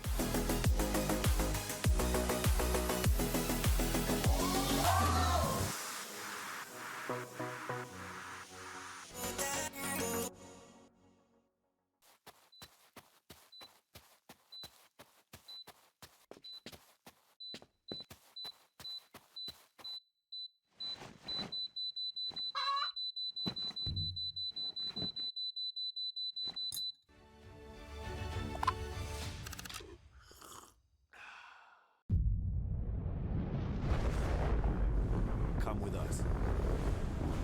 The new generation. The next level. Sending it big. You're in for a good run. Let's go. Come with us to the track, to the trails, to the slopes, to the surf, to the fight, to the race. Look at this. To the 4 a.m. starts. Training harder, pushing further, hitting back, hard.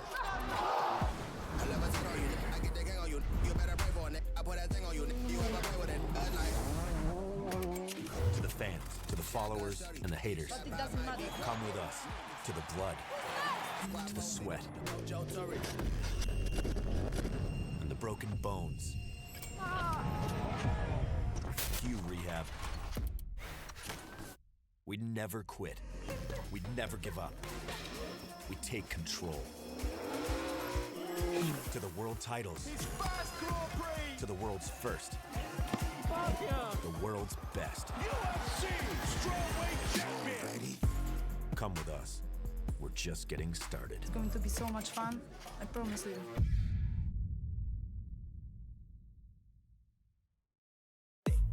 Level Up is this amazing brand new gaming and esports festival hosted by Unidays, and you've got so many cool partners and brands here. It's basically built for students.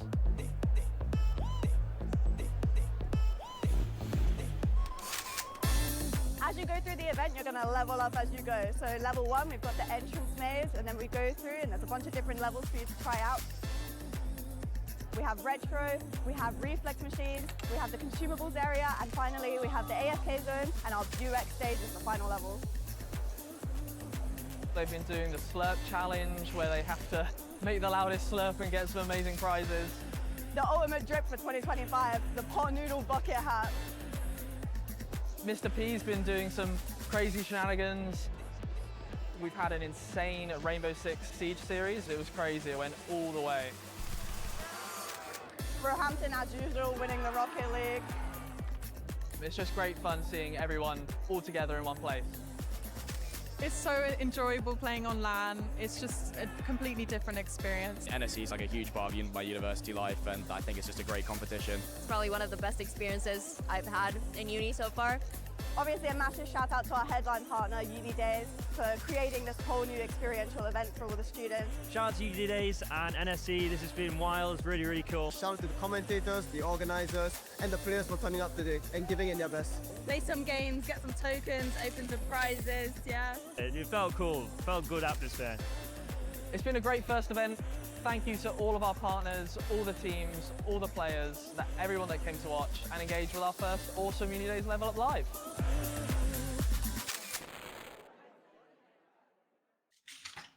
Welcome back, ladies and gentlemen. It is time to get things done. It's been a very long grand final, so thanks for sticking with us throughout the entire process, but things need to be settled. That's a fact for number one. And number two, we need to see what happens on Inferno. Wing, in your most expert opinion, do you think Exeter do this reverse sweep, or do you think Southampton pull out something sneaky? I think all the momentum is with Exeter. I think the reverse sweep is going to be coming, but it's going to be also kind of dependent on the knife round as to which side that they start on. Because if they start on the T side, then it does give Southampton that opportunity to build some momentum with a strong CT side. But if Exeter get off to a hot start, no matter what, I think the momentum is going to be with them, and they will carry this one over the line. I mean, you try and break down Inferno. It's a very nade-centric map. I think a lot of your stuff that you're going to be doing does utilize a lot of utility, a lot of smokes, a lot of mollies, a lot of HEs, flashes, etc. Well, I've just named every single utility apart from the decoy, but pretty much we need to see a couple of decoys to use as well. Exactly. Well, if you do, I mean, that's up for debate. But pretty much what I'm trying to say is Nuke, you would say it's more tactically adverse than Inferno, 100%. The fact that we barely saw anything special from Southampton on Nuke, it was just very much, flash me in, I'm going to shoot. Okay, that obviously didn't work. I want to know if they have something different planned up for Inferno, because I promised you it's going to be a very nasty surprise, I think, what Exeter have waiting for them. Yeah, Nuke is a game of tactics and being able to execute a plan, being able to manipulate areas of the map and win out your gunfights. Because once you get an area of the map, you are then able to verify your game strategy. Inferno, it's still a tactical map, but it's a lot more one-dimensional in its tactics. I think it is about drawing rotations out of the CT sides, because going into a stack bomb site, you're just not getting in. It's that simple. You have to draw the rotations, pick off an early player, make the CT side nervous about a location on one side of the map, and draw the rest of your troops to that weakened bomb site. It's a difficult skill to master. But if you're able to do it effectively, you can have a strong T side. But this is mostly a CT sided map, and that will be a strong deciding factor as to which side Southampton start on. Yeah, 100%. Obviously, we don't know what side each side is starting on, but you think about that T side. Once you commit, you have to commit. And well, if you execute your plans right, we could just be watching James Central for the rest of the game. The CT's being forced to save because that just is how Inferno is. Which is why at the start of the stream we were like, "Oh, Inferno final map." That's because for Inferno can just be a little bit long, but that just goes to show if the T side's playing well, there's nothing the CTs can do. There's more of a risk going for these retakes than at least, well, let's just save some guns for the next round and, well, hopefully we'll do something different. But Southampton really need to have something special, and we need to see a step up in a lot of the players as well. I'm very impressed by HP with that open right towards the end. I hope he brings out the big green as well in Inferno. But again, if we're going off the fact there's no dedicated AWPer, who knows? Maybe someone else takes the brains off that. But you have to say after that, I mean, the 2-3 rounds that they won was because of him. So if I was him, I'd probably be trying to, show a bit of ego, a bit of arrogance, being like, guys, let me up. Let me show you, like, we can win this game. We're going to be on the back foot. Put some faith in me.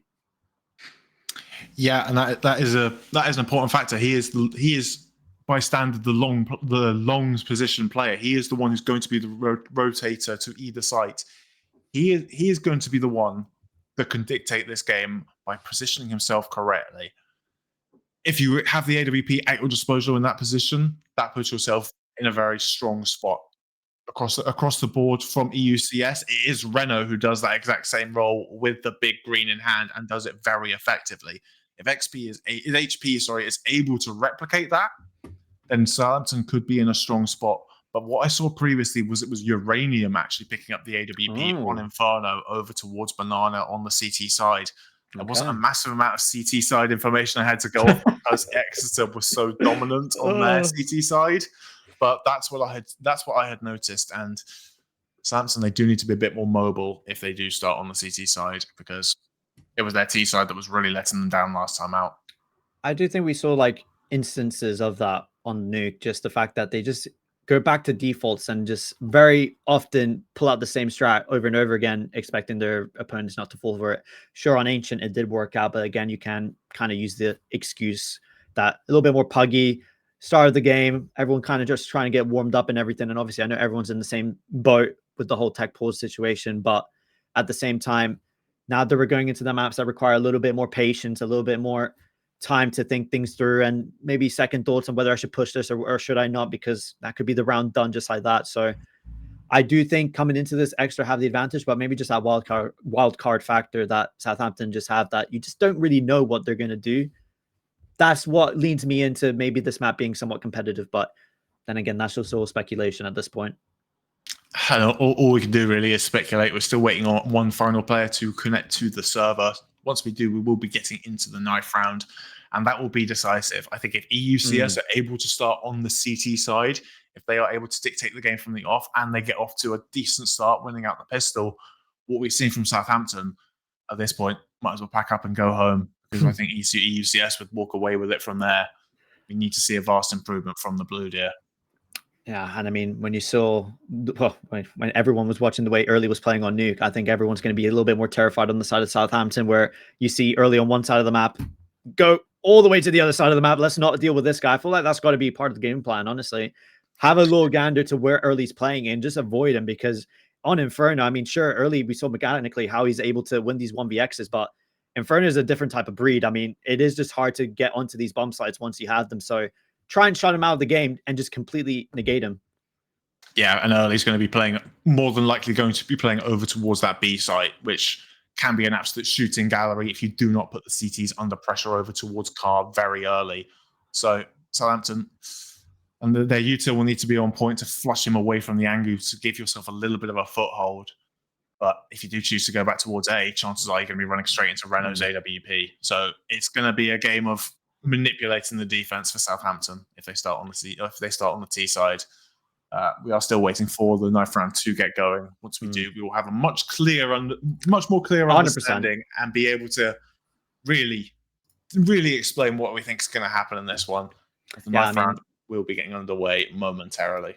Exactly. I do think Uranium's beautiful. We actually get to watch it. It's always fun to watch a knife round. I mean, it's kind of it is kind of weird that we do enjoy a nice little stab session in middle every single time at the start of a game. But hey, it is a lovely way to start out start out a match. And obviously, like we mentioned, both sides really want to be starting on the CT side here. So, well, let's see who's been putting in the extra shifts on the knife.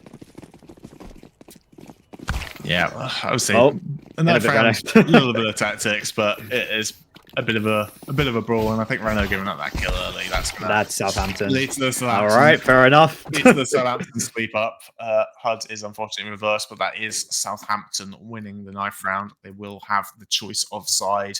You'd imagine it would be the CT start, and I don't see any real reason that they would want to start on the T side, and it will be that switch over. So there we go. Thank you very much, Mr. Producer, Mr. Observer, for fixing the HUD. We greatly appreciate you. Been brilliant all day. But beautiful stuff. One more map for you to get through before we can have a little bit of a break before the Valorant finals coming up very shortly. If you are tuning in for the Valorant finals, they will be running on a little bit of a delay due to this CS final extending its runtime a little bit. Make sure you give some love to the production, to the staff. We're just here to yap, so these guys deserve all the praise, 100%. But this is the final map here for the CS2 Grand Finals in winter, and Ekstrom wants to get off to a strong start here, and he's going to get a nice kill through the smoke, fading away back to this bomb site, which is crowded with a lot of CT players, and thankfully for Exeter, they're going to just completely avoid that and run down the single player on the B side, which is Uranium.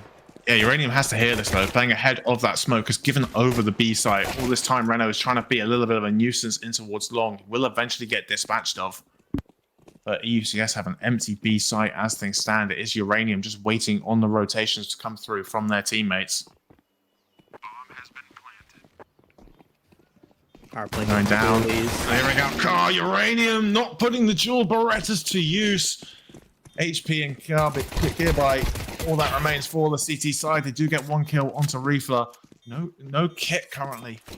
They need to get on this quick. It's part of the back of the site. The C's are going to have to fight through this, and they will. Crisp, clean headshots out of early. Has to get another one, though, here onto HP. The two heavy hitters going toe-to-toe, but the time is going to be the eluding factor for HP. Needs to stick this, but early just doing a little bit of the baiting, and it has worked out perfectly for EUCS. They lose a lot of bodies, but the bomb plant and the round win have been secured. This is just early's world, and we're all living in it. I mean, this guy in clutch scenarios, I mean, why isn't this guy in my premier matchmaking games? Why don't I have an early in my games? You know what I mean? But it is actually crazy how consistent he is and how calm he is in these certain scenarios, just playing with the time, baiting out the shots, just juking left and right. I mean, yeah, Exeter are blessed. What can you say? Yeah, they've picked up a hell of a talent here to go along with an already strong roster. Arstat Banana here. They are walking directly into the stack coming out of Southampton. 4 players here to receive, but Renault does still find an opening. Is quickly traded out, however. 5-7 on Gearby, trying to get something back, and they will actually get themselves a decent number of kills. But XJam, 1 versus 2 here, can theoretically justify going for it. Look at the HP. I mean, damage has been done. I don't know if he knows how much damage has been done, but yeah, there's out to an AK dropped in Banana. No real point actually him going for this now. I'd rather him save that for the next one, but little shaky. I mean, you see the amount of nades flying on in. Thankfully, they all get back, but yeah, Rails was left for dead there, 100%. Just try and take as many of you can down with him. So, you know, a chaotic Banana round. No shock there. It is Inferno. Yeah, I think that's what Southampton need to do. They need to cause chaos for UCS. If EUCS, they've been very methodical, very tactical with the way they have gone about things, particularly on Nuke. If you are able to break apart that tactic and just go straight into the messy gunfights, that is where Southampton, I feel, have the better chance. They have, on average, the superior firepower, in my opinion. They just need to create those situations where EU begin to panic.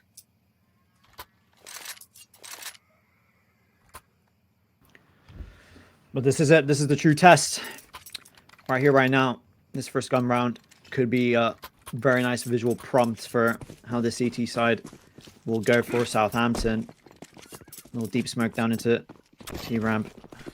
Just to cause a little maybe pressure towards middle, but they're actually not going to be playing off that. So, again, it's early Banana control. It is Inferno. It's what you see day in and day out on this map. But be shut out by anything. They want to keep probing around. You do have players towards the other side of the map. You do have Breno testing the apartments. They're just trying to gather info right now.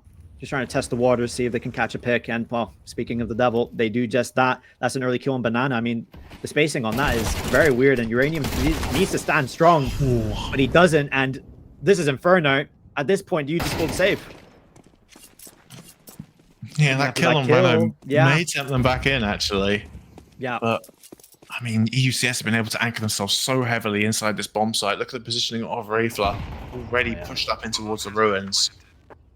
Aransu's position is going to be fully reliant on early. One person you trust to win a straight-up gunfight. Rails will actually pick off HP in the meantime. Early lurking through that smoke, picking off XJam. And Aransu, at this point, that's round is unwinnable. No kit, no utility. Just get out of there, save the M4. So I'm not sure what happened on Banana, but someone was left towards sandbags alone, and then Uranium was going back towards CT. I don't know if he wanted to set up a flash or if he wanted to re-smoke Banana and then allow his teammate to come in, but the spacing on that was definitely questionable because, well, it just left the player in sandbags just to, well, on his lonesome. And then Uranium, sure, he gets one, but, I mean, the damage is done, and, you know, I think B site, obviously, I'd say A site is a little bit more harder to retake, but B can be a proper pain to deal with, so, well, if you're Exeter, you're just playing off what Southampton are doing. If they're making mistakes, you're going to be more than happy to capitalize off them, so I'm not going to be happy about that one. Yeah, when I said Southampton needs to cause the chaos, I did mean for Exeter and not themselves. I think they might have misheard me on that one. But speaking of chaos, HP purchasing into one of the most chaotic guns you can get, that XM, the auto shotty. Oh, and a Nova. Hold on a second. I'm a fan of this now. Yeah, Southampton going up close and personal, expecting something fast here out of Exeter. And they will be getting that over towards B, but Southampton are very out of position. The spawn's not with them, so they can't really fight for this car control. Aggression out through the apartments as well. This is going to catch Renault, but Renault's already worked his way inside of the bedroom. This may go overlooked here by Southampton. Oh, UCS are beginning to rotate back. This A bomb site completely undefended. We do now see Aransu rotating in just to try and provide some sort of defense. But I don't think EUCS are going to expect HP this aggressive down ramp. The bomb will be the first player that he sees going up Banana. Rails needs to be aware of a 4-3 moment. He didn't see the auto shotty on ramp. HP does get one, but at the long range, that XM's not going to be of much use. He just needs to try and wait as long as he can for Renault to walk directly into his crosshair, and Renault will give him that kill. So EUCS hand forced into this B site. It is only the one defender of Uranium who is going to let them have this bomb plant, taking refuge inside of the ruins. Southampton very slow with this rotate in to bolster this B defense. Uranium runs away at the worst possible moment. Now I don't even think you can really justify going for this if you are Southampton. Oh, they need the rounds, but Narrowhead picking off that kill onto Aransu. Yeah, that's the deciding factor. Safe. That's heartbreaking. That is so heartbreaking. I mean, the push for apartments, perfect. Maybe the XM activated a little bit too soon, but like you mentioned, just the range is always going to be difficult. Oh, CS2 moment right there, ladies and gents. The timing. Poor Uranium. If he only just held his angle for an extra second, he may, well, it's the 5-7 from close range. He probably would have gotten that kill, so that's got to hurt, but at least they get to save 2 AKs. There's like a silver lining in that, but again, you want to be winning these rounds. It's the final map of the grand final. Yeah, considering what you came into the round with, coming up with 2 AKs, it would be a win, but it's unfortunate. It's the situation, the manner of the round loss that is going to really hurt Southampton there. We do see the first appearance of that AWP in the hands of HP. And an early peek down towards the ramp. UCS not gonna present an opportunity, instead just gonna get that HE, chucking HP down to 65. Oh. You cooked alive, you can get there. Oh, that's heartbreaking. I don't know what he thought was going to happen. I don't know if he was trying to just test if he could just survive standing in fire, but his teammates need to... Oh, this is just heartbreaking, man. Yeah, I think he was just trying to find a little safe haven between the two Molotovs, and unfortunately it just spread so that he couldn't quite find anywhere. A little bit of panic there for Southampton, and Uranium trying to stick around. costs him his life and costs Southampton the round here because the defense just crumbled off the back of that. Even with Aaron Su's kill, there's no real justification to go for this. Save the AWP while you can. I think they're feeling the pressure, Wing. I think they're feeling it now. I think they're feeling it. I feel like Uranium was trying to do some sort of fluky play, and I think in a natural state of mind, you're getting mollied, you're going to run into the bomb site. I think they had util as well just to hold on for, for a couple of, 30, 40 seconds. I don't know. I think they're trying to be risky, trying to do something to catch out Exeter, but I think they're just playing right into their hands. Yeah, Southampton, they're trying to cause the chaos, but they are making mistakes while doing it. And unfortunately, Exeter, the protocols just seem on point at the moment. And ready for whatever Southampton can throw at them. 5 rounds already, a solid T side. Even if Southampton were to win for the remainder of the half, which does seem unlikely given the momentum, Exeter would still be very happy with what they've achieved. And it's actually going to be Exeter to call the timeout here. You see, but it's UniCS, so we don't actually know if that's for strategy or someone needs to go to the bathroom. So let's pretend he's being serious. Let's pretend he's being serious. They're discussing something here. They're trying to break up the momentum right now. Let Southampton, stir in that little pot of despair, of defeat. And well, Uranium, lesson learned, standing in fire does hurt. It does hurt a little bit. Yeah, it's not an ideal way to win a round, burning to death in a Molotov. No. But if Exeter will take it. Hey, if they're standing in mollies, good for me. Yeah, but crucially for Southampton, that saved AWP. It means they can purchase get a decent purchase around it. Hereby on the FAMAS and Uranium on an MP9 as the 2 little weaker weapons, but M4s and an AWP very strong. And a 3-man B lean early for the CTs. Uranium trying to play anti, but UCS, all that conditioning, all that pressure they put up Banana in previous rounds, this time they're just going to give Carr over to Southampton and work the apartments instead. Southampton making a play over towards Banana, however, taking deep control away. Yeah, they can leave Uranium now. Even their bottom Banana and put a bit more effort on A. Yeah, I mean... Oh, he's actually backing up. Yeah, understandably. I mean, look at the utility that Southampton's got to work with. There's a minute on the clock. Smokes and Molotovs will not last long enough to keep the T side at bay. You need to give it up eventually, and choosing to cancel early. Uranium does deploy that second smoke just to keep them at bay that little bit longer while the A players go maybe hunting for a little bit of information. They're playing very passive on the site. They don't want to give away anything silly. As a result, they get no real information out of it as the UCS begin their crawl up B. AWP rings, AWP ringing out on A. That's going to accelerate this B play here. Uranium, all that there is to try and defend it. If Kirby is going to be late to this rotate, and the site has been given over, Bomb can get planted, but Reflat does lose his life. Narrowhead is there with the trade though. 4 versus 4. Uranium trying to force this fight, but Narrowhead will take heads. 2 in the round for him. HP missed AWP and early chiming in as well. Nothing that Southampton can do about this. And EUCS look unstoppable right now.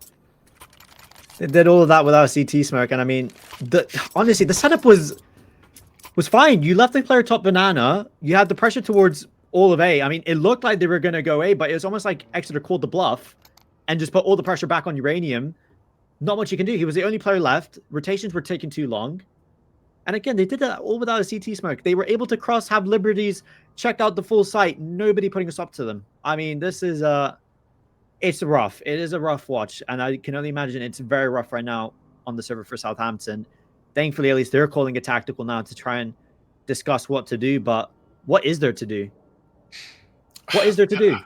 Southampton are playing scared right now. They need to make information plays. Like, in that situation, a 4A setup, it can work, but you have no idea where the T side are going to be at. EUCS are doing such a good job at masking their ideas that Southampton, unless they make an aggressive information play, even if it's just a flash for a shoulder peek, then they're always going to be fighting an uphill battle. And I think they are lacking confidence to make those plays right now. feel like they're also lacking the players to really be making plays like that. You got like a Renner, you got a Rails, you got early on Exeter that will just go and do that because they back themselves. But on Southampton, I mean, X-Jam is just all alone. Sure, it's this is okay. They're shooting each other. That's the levels of gameplay we're getting to right now. It's just a massacre. This CT side is not even.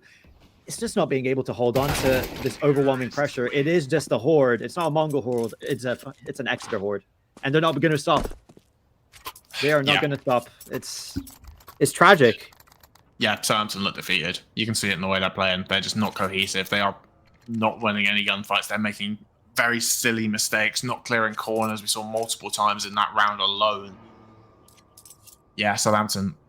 Oh, they need a monumental turnaround if they want to win this, because I think as much as the schedule delays we've had, EUCS are doing a very good job of getting us back on track. Yeah, I mean, both sides have been affected by it as well. You have to remember. So it's not just one side that's just, oh no, we've got a tech force. It's both sides that have to deal with it. So it's a sad fact. I mean, I don't want to just be trashing on these guys because they're obviously way better than me. So like, I hope that comes across quite naturally. They're obviously gonna be better than me. They made it to a final. It just is a shame they started off so strong. Like their performance on Ancient was a shock. I mean, it shocked me and Wing very, very obviously. You could hear it in our voices. But again, I'm looking at the video. Maybe I was a bit, how do I put it, optimistic in the fact that maybe they're trying to do some, overthinking, try and outbrain Exeter and being like, wait, we're actually going to let you have Nuke and we'll play Inferno despite the results.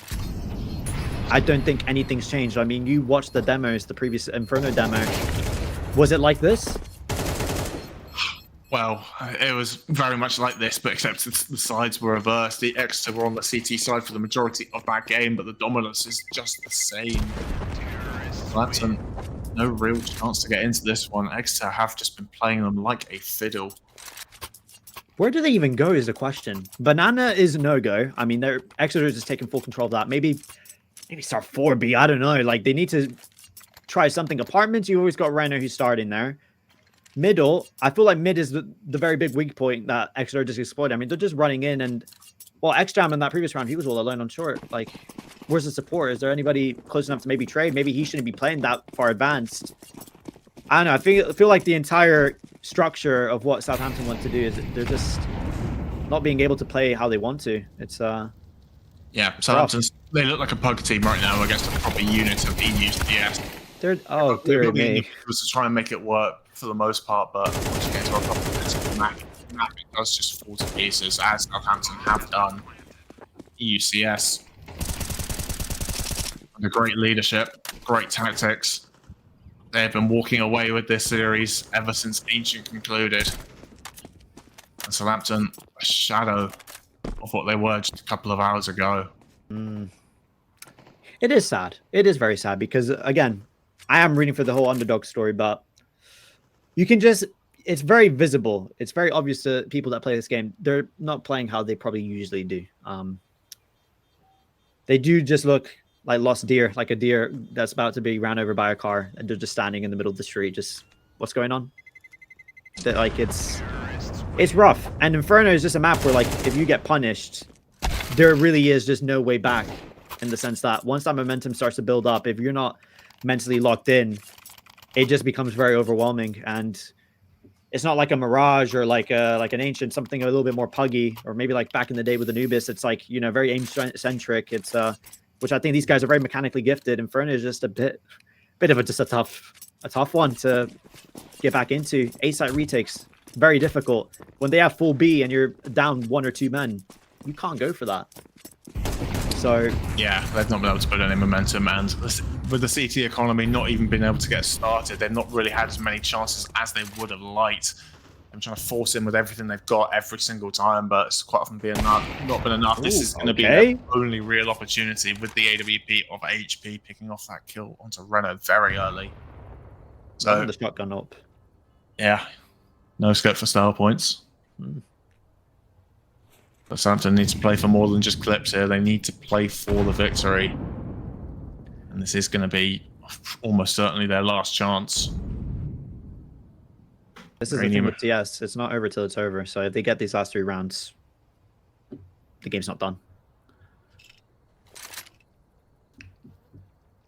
Yeah, but also Exeter more than talented enough to turn this round around. Aaron Su does spot a player on the jump, crossing back over towards the site, posted in towards Moto now. Flash to set him up, fully blind on two of the T-side players, but Aaron Su once again only able to get one. HP will mop up the rest along with X-Jam, so Narrowhead 1 versus 4 here to maintain the perfect record. Molotov denying progress. He's had the bomb on his back, but 11 HP to work with. I think this round is going to be going the way of Southampton unless we see something miraculous, and it's not going to happen. Southampton avert disaster.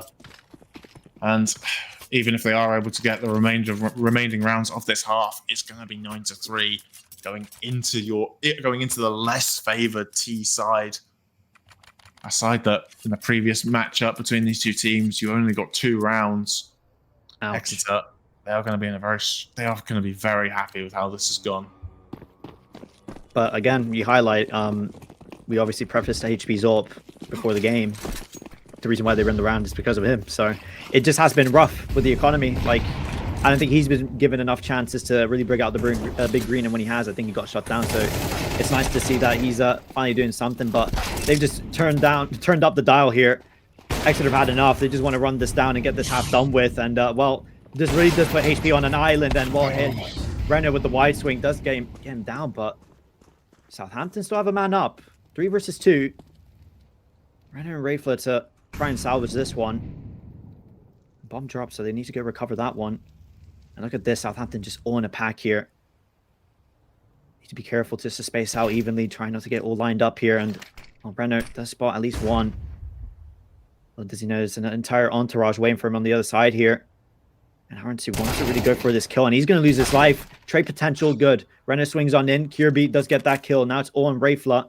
He's picked up that bomb, but he's silent as a mouse. This is where the mind games come in. Yeah, do you make your way over towards that B bomb site quickly, or do you wait for the CTs to blink and rotate over and then walk into an empty A site? Southampton have the man advantage. They're just going to play it off each other. They have a kit to work with as well, and utility. So whatever Rayfler does, he's going to be at a big disadvantage, especially with only 20 health. Yeah, and they're smart to double up. You don't split up in a situation like this. You play the numbers game, and Rayfler's actually already been tagged up, so they have to retake util. You got Uranium with the kit. It will just be a little bit of a trip to come over to this B side, but you know, Rayfler, I mean, I wouldn't say he's been having a great game, but at the same time, everyone on Exeter has been having a great game. All the kills quite even. But can he get to double digits here for Exeter? And they're both going to be retaken from Banana. Yeah, making steps as well, being loud about it. He's going to get a great idea. Molotov just to try and buy himself a little bit of time. HE to soften up as well. Uranium does take a front of that, but it's still able to crisply headshot Rayfler. So Southampton, 2 rounds in a row. Some momentum, but as mentioned, still a long way back. And 3 players going down. And they're still going to have the money to buy into this next one, so that doesn't really matter too much. The round is what's important to them. Exeter, similarly, all the money they could want. So we will be getting an all-out brawl here to close out the first half. Well, it's not a complete disaster. You don't want to be ending the final map 13-0. So it's good that Southampton do still have a bit of embers left inside them to put up a fight. And honestly, the last 2 rounds they've won, I think, very well deserved. I think Exeter definitely, maybe not the ego, but definitely thinking, maybe taking their foot off the gas a little bit, thinking, yeah, it's wraps. These guys are clocked out, but it looks like they still got something left in them. And Renner, well, again, jumping into apps. I mean, they've had this 2 apps set up for quite a while now, and Renner's just been completely disrespecting it. So, well, captain again, falls first. And, well, these last 3 rounds, Southampton have started up pretty good with a man advantage, so I'm going to be quite happy with this. Yeah, but it's taken them so long to get into this game, even though they have shown these nice little starts to rounds towards the end of the half. It's still such a big disadvantage that they find themselves in, just purely because of the time they have and the mistakes that they're not going to be allowed to make. Exeter only 4 rounds away from victory. do continue with these default setups here, do the T side, working their way up banana steadily with the utility. Smoke deployed in towards CT as they go through the defensive CT smoke as well. Uranium going to have to be the one to hold. Goes down to the hands of Early, who doubles up as well. Aaron Su rotating in, but it's just going to be way too late. Exeter able to lock out the site, and this retake just seems impossible. Aaron Su jumping the gun, needing to wait for the support of his team.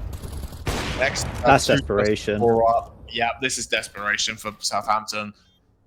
The occasion getting to them a little bit, and Exeter are almost certain to find themselves on double digits going into the CT side.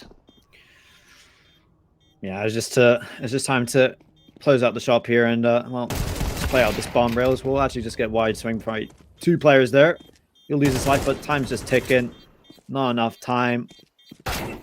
And well, that's just a pretty nice way to end it. 10-2. And while it's a long, long road back into this game for Southampton, if they win the pistol, sure, you could say there's a chance, but my God, that chance is very slim. Yeah, if Southampton lose the pistol, this game is done. Even if they win the pistol, this game is all but done. So, Exeter, very comfortable, but you can't afford to be too complacent. If you start trolling a little bit, throwing a couple of rounds, that does give Southampton a doorway back into this. So, you still need to be at the top of your game. Rayfler purchasing into the utility. I believe it's a dual Berettas as well. But they're going to be tasked with defending the B site solo. 4 players over towards A for EUCS. They do begin to, 2 of them begin to rotate back now. Southampton need to hurry up with this should they choose to execute. But that smoke is going to keep them at bay. Great timing on the deploy there from Rayfler. And that's just going to hold the advance unless Southampton want to disrespect this. And it does look like they do want to do that as the CT smoke comes on in. Rayfler, flash in hand, needs to be throwing that one quickly because he's going to get ran down, which he does. And just like that, this B site is in full control of Southampton.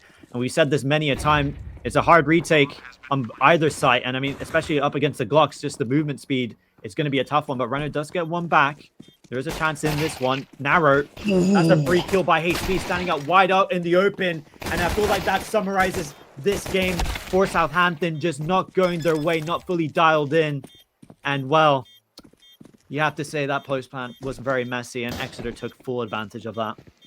Yeah, positioning off, no crossfires being able to establish that little spot out from Narrowhead as well, spotting out the leg and knowing the exact point to shoot to hit the head. Great intuition there. And Southampton, we thought they were in a great spot, but unfortunately, it all fell to pieces. I thought that round would have been dictated by Rayfler's flash a little bit too late to halt the push and facilitate the kills, but the rest of EUCS able to sweep up on the retake. And now you feel that is game over. Hero Galil on X-Jam, surrounded by pistols. They're going to try and go for the full 10 rounds in a row necessary. And well, there's that Hero Galil gone. Yep, that's the Hero Galil gone at the hands of Reno.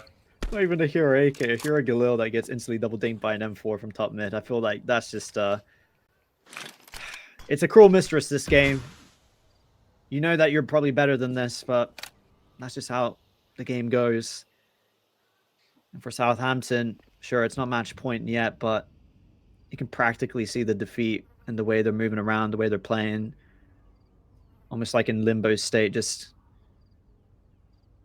not fully dialed in, not fully committed to what they're actually doing, what they're actually peeking, what they're holding. And well, Narrowhead with an ump close range could be the damage dealer here, but wait a minute. Ooh.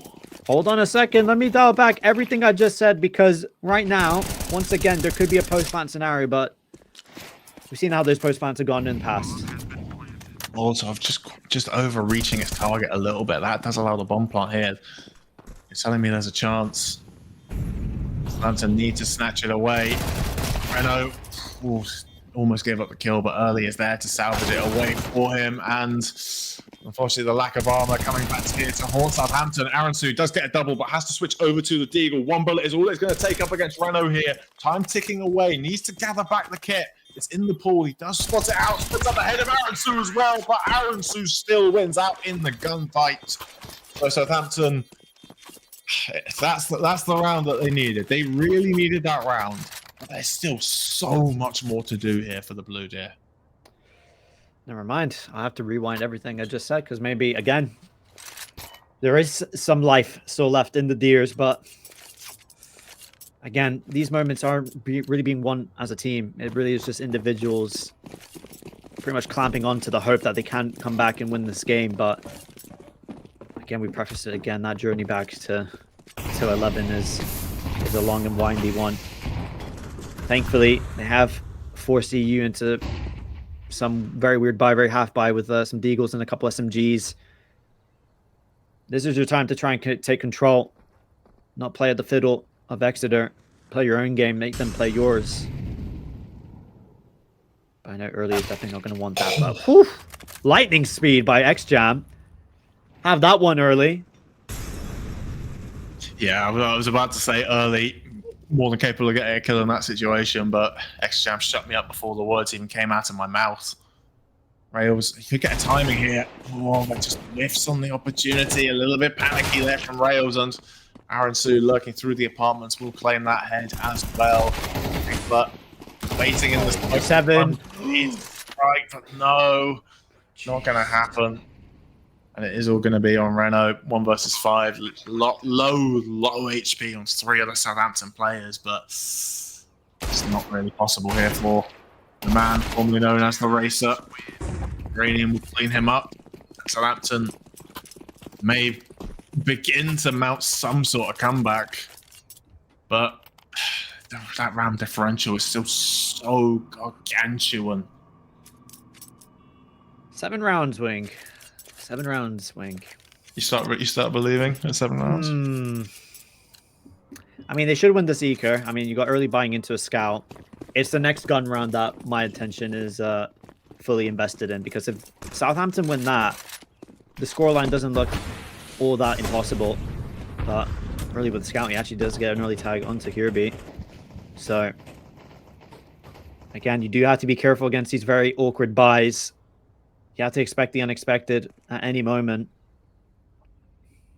And I do see a Zeus on rails, so it would be nice to see a cheeky Zeus, but... Yeah, but Southampton don't really look in the mood to try and fight that. They're content with taking car control. Renault posted from the CT angle, just hoping for a head to pop around the corner, but loses his nerve and drops back. He's going to early take up that spot instead. Missing the mark twice. They're going to disrespect this. That's a free kill given over. And they're going to just keep going through this, feeding Renault 2 kills. I said you don't want to make silly mistakes, Southampton. That's definitely a silly one. But there's still 3. That's not even a silly mistake. That's just an idiotic mistake there from Southampton. You have no reason to fight through that smoke. That is a gargantuan throw, and now you're forced into this A site where 3 EU CS players are here to meet you. Uranium does mop up the first, and I don't know if Rails has been spotted out. Okay. So, somewhat salvage there for Southampton, but you've given EU CS play into this round. And even at best, you've given them 2 AKs into the next. Narrowhead, very aggressive there. Information? Oh my goodness.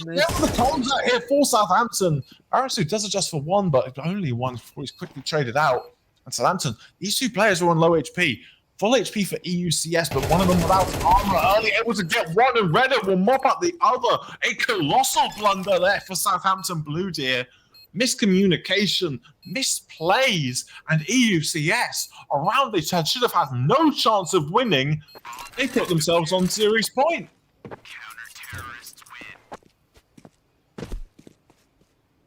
I'm lost for words. If there was a face cam, you should see my face cam. I am in absolute disbelief of what just happened. I don't know how to even talk nicely about that round. I mean, when you mentioned idiotic, I feel like that's the nicest way of putting it.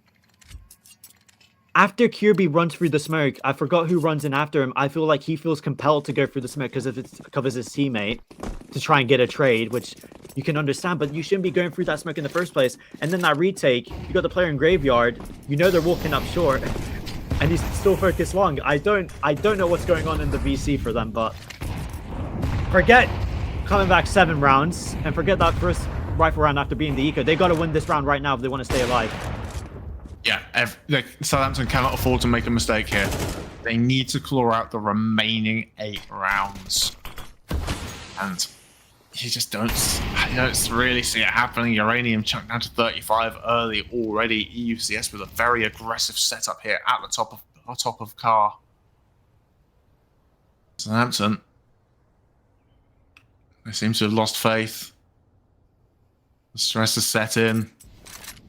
The misplays have been frequent.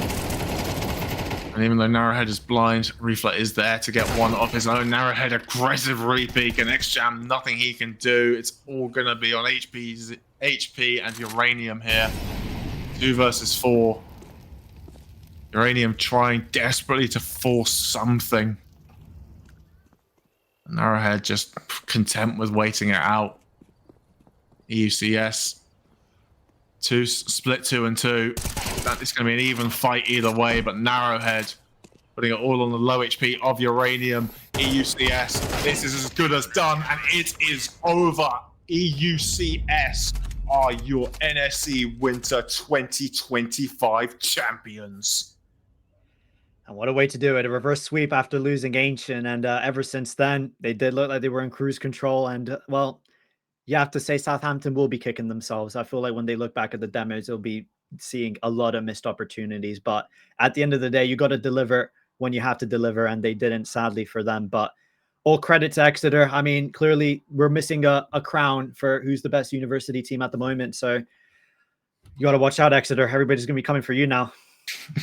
Yeah, they put a big target on their backs here, but this is a monumental statement out of EUCS. That map on Ancient was the first one they had lost all tournament long, and they took that personally. They didn't let Southampton back into this whatsoever. Absolutely dominant victories on the remaining 2 maps of Nuke and Inferno, and Southampton, they just looked thoroughly outclassed today. EUCS deserved winners after the season that they have had. Yeah, very well deserved. Sadly for them, it's not a flawless season. They did drop them Ancient, but at the same time, I guess you can give a bit of a pat on the back to Southampton for making that one, somewhat competitive and actually look pretty good on that one. But yeah, again, I think now, obviously, this is me speaking in hindsight. I do think Southampton lost this game in the veto. My mindset was, if they're going to be running back pretty much the same maps as previous, they had to have done some work. But I don't know if they did. And if they did do work, fair enough. But we didn't get to see that today. And I do think they just got overwhelmed with all the pressure. And, well, you got a guy like Renner who did win with the Great Apes. If you know, Division 3 champion. Of course, I've got to make a reference to that. And I'll definitely be asking him about that because we will be getting him for an interview. But he has been playing at a higher level. I don't know the full levels at what these Southampton boys have been playing at, but you can see the night and day difference that even when things are going to get tough, you see that bounce back on Nuke.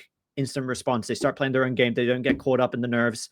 They win that, and then Inferno, I mean, it's just a landslide. Like, they didn't make any mistakes. They were letting Southampton make all the mistakes. Yeah, Southampton, I have to say at times, were their own worst enemy in that one. But Exeter, great positioning to be able to exploit them. And it did just seem like a clash of styles today. It's clearly obvious that these Southampton guys are incredibly talented. They have all they showed it on Ancient. They have the absolute aim today. They have the absolute aim talent, but it does take a little bit of refining and to be able to with a team with the experience of Exeter. And there's potential for Southampton, but it will need a lot of work if they want to find themselves in the opposite feeling that they have today. 100%. So obviously, if it does seem like we are, putting a lot of criticism on Southampton, take it on the chin. I think, not a lot of people get to make it to the finals. We certainly didn't, and we prefaced it. We're not going to be ever be as good as these guys to be making it to finals like this. So they have a career. They definitely have potential to do something. I think these types of losses is where you learn the most. So sure, you're going to be upset now, but you'll be looking back on this one, hopefully as a, brighter, better man after this defeat. And well, hopefully as a better CS player, of course. Yeah, I think I've said it before, defeat is only defeat if you fail to learn from it. There's plenty of learning to be done for Southampton. And although they're not going to be walking away with the trophy, there's still plenty that they can improve on. They have had a very solid season for this roster that's relatively new to the scene. But 100%. Exeter, all that grind they've put in over the years has finally paid off. They find themselves as the champions here in NSC CS2. We are just waiting on something else. We'll be having a little bit of a chat with Renault in a minute. Oh man, this is gonna be fun. Just waiting for him to stop celebrating with the rest of his team. Oh dearie. But yeah, I think it's been a very exciting tournament so far, and 100%. EUCS are deserved winners, but there's still plenty of competition. They have painted a big target on their back going forward, and they are the team that everyone is going to want to beat. There's no doubt about that. Real quick before Renault joins, what would you say the silver lining, at least that so Southampton can leave with their chins up, heads held high? What would you tell them that they did well with today, so that it doesn't all seem doom and gloom?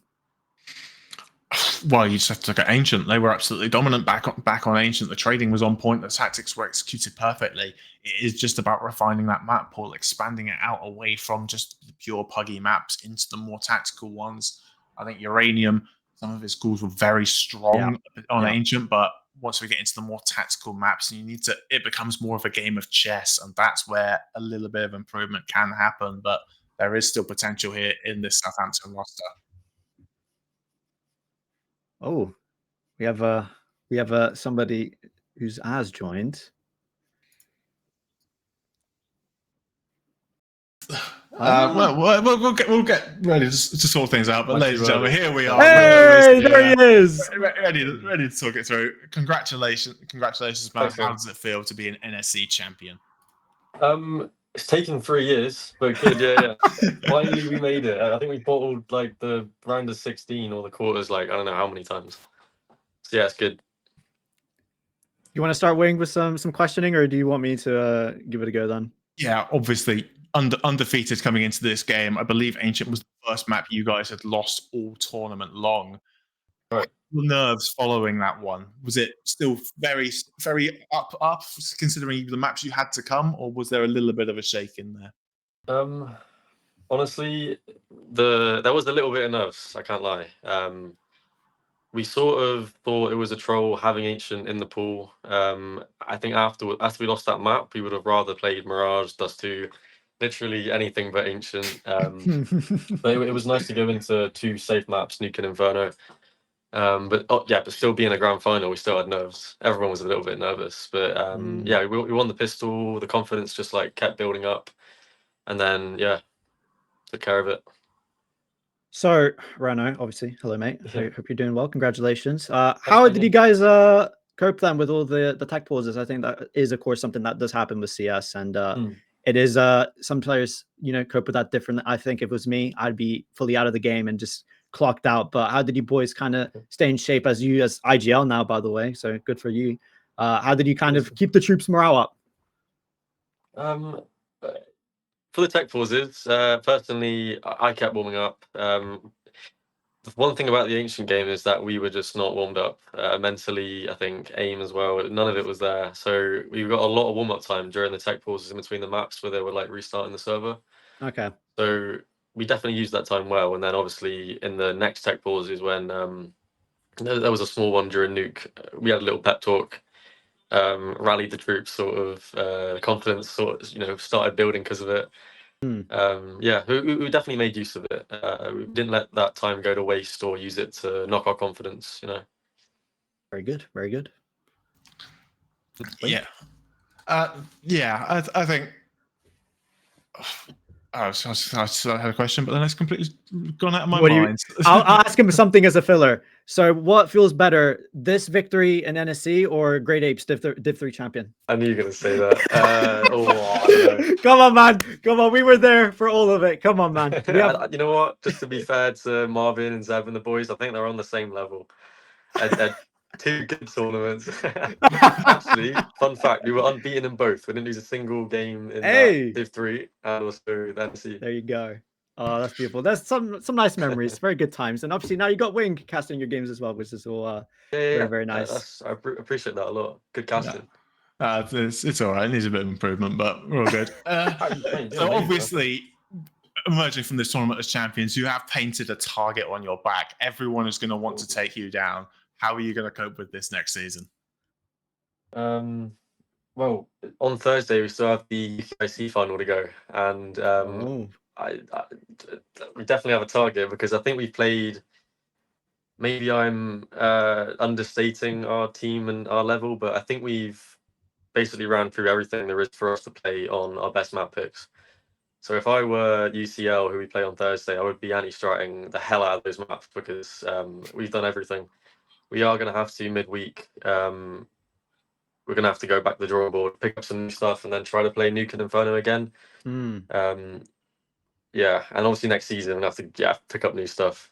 But what we're doing is working well, so yeah.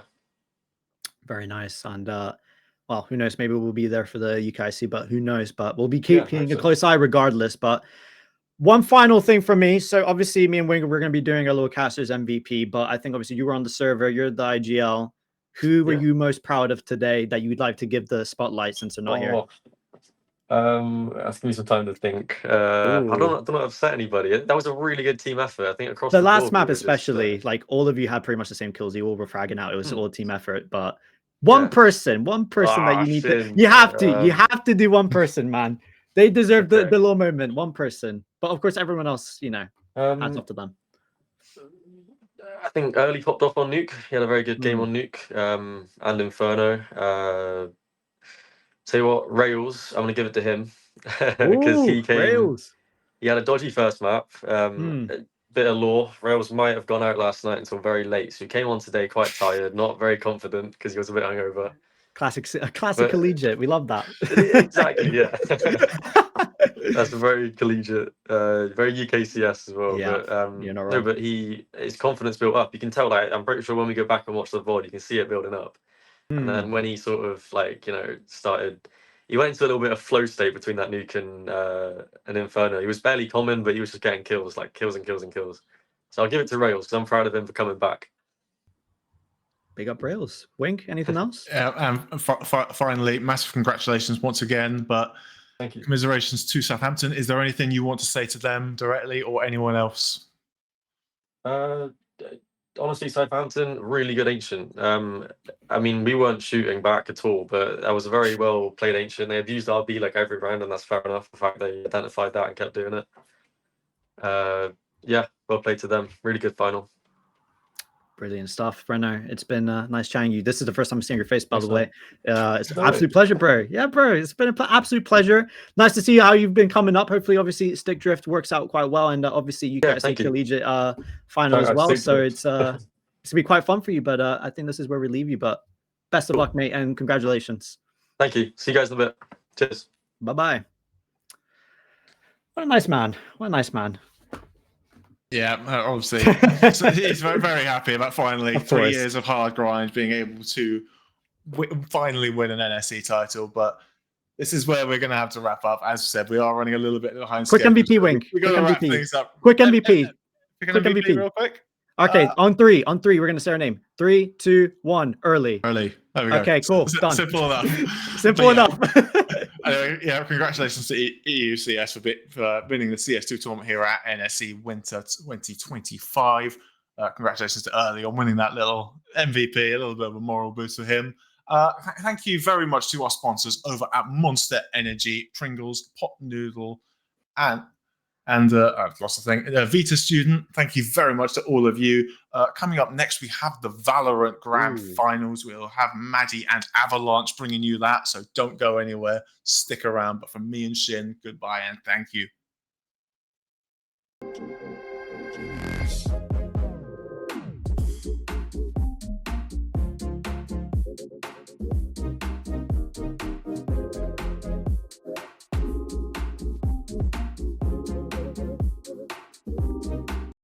Many years ago, a supercomputer designed a perfectly shaped chip, Pringles. Knowing one day, gamers would need less mess to help them stay in the game. What's the Daisy? Pringles, mind-popping.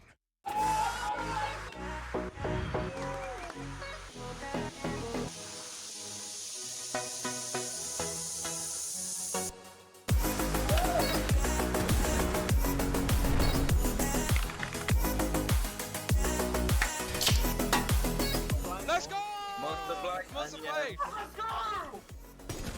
Nice. Monster Blade! Monster Blade. That right there, Monster Plays of the Week. Monster Energy is doing a monster site giveaway.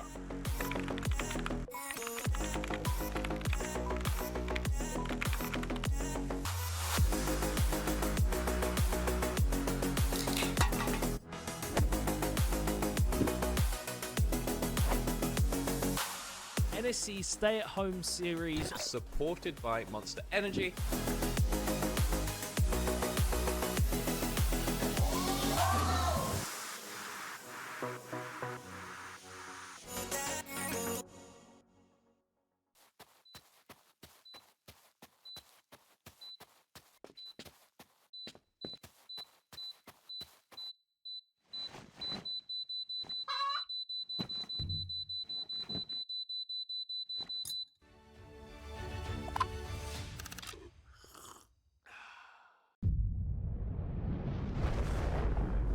Come with us. The new generation. The next level. Sending it big. You're in for a good run. Let's go. Come with us to the track, to the trails, to the slopes, to the surf, to the fight, to the race. Look at this! To the 4 a.m. starts. Training harder, pushing further, hitting back, hard.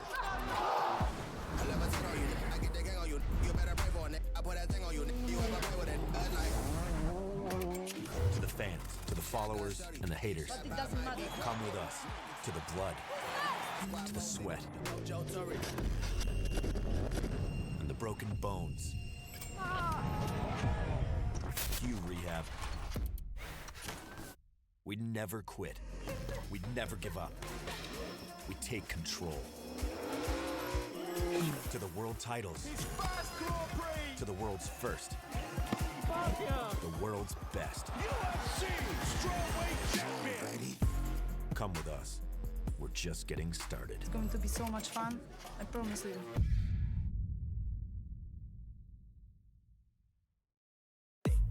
Level Up is this amazing brand new gaming and esports festival hosted by Unidays, and you've got so many cool partners and brands here. It's basically built for students.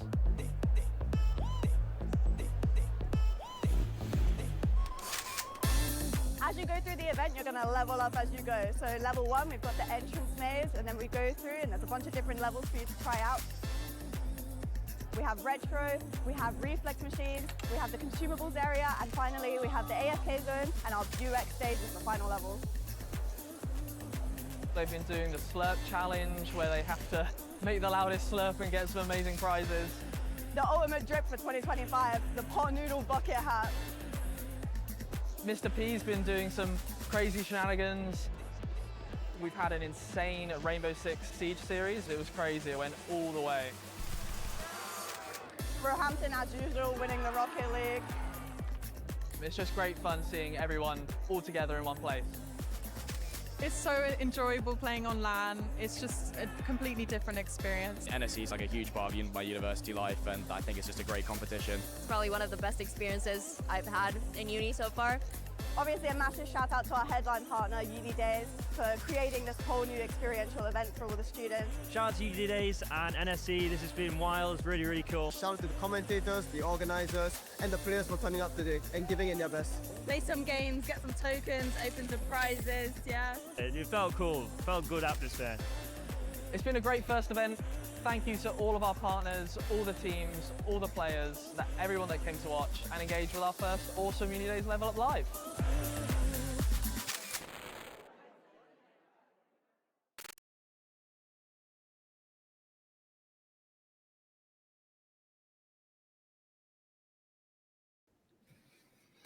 Hello and welcome back. And after a great series of CS, it's now time for our Valorant players to take the stage.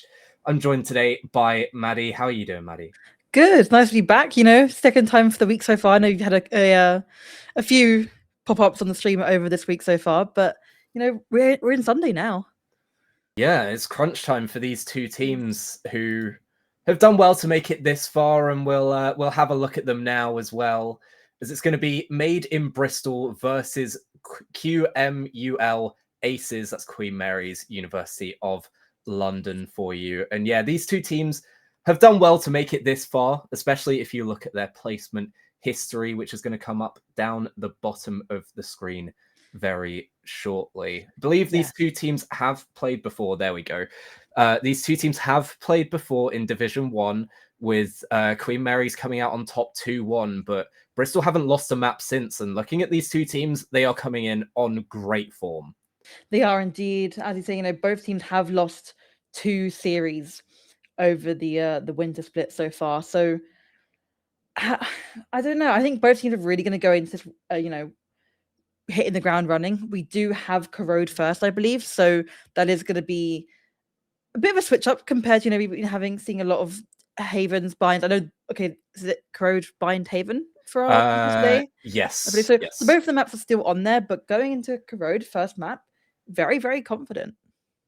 Yeah, and just to remind you as well before we get into the game that all of our streams over the course of this weekend are brought to you by our partners Monster Energy, Pot Noodle, Pringles, and Vita Student. And as well, a look at our schedule. We are almost at the end of our great weekend of streams, but you can see we still have Marvel Rivals after us as well. So we should have a great series from us, and stick around afterwards and you'll be seeing that one as well. But I think the players are ready and eager to also get into the game, so we should be getting there fairly soon.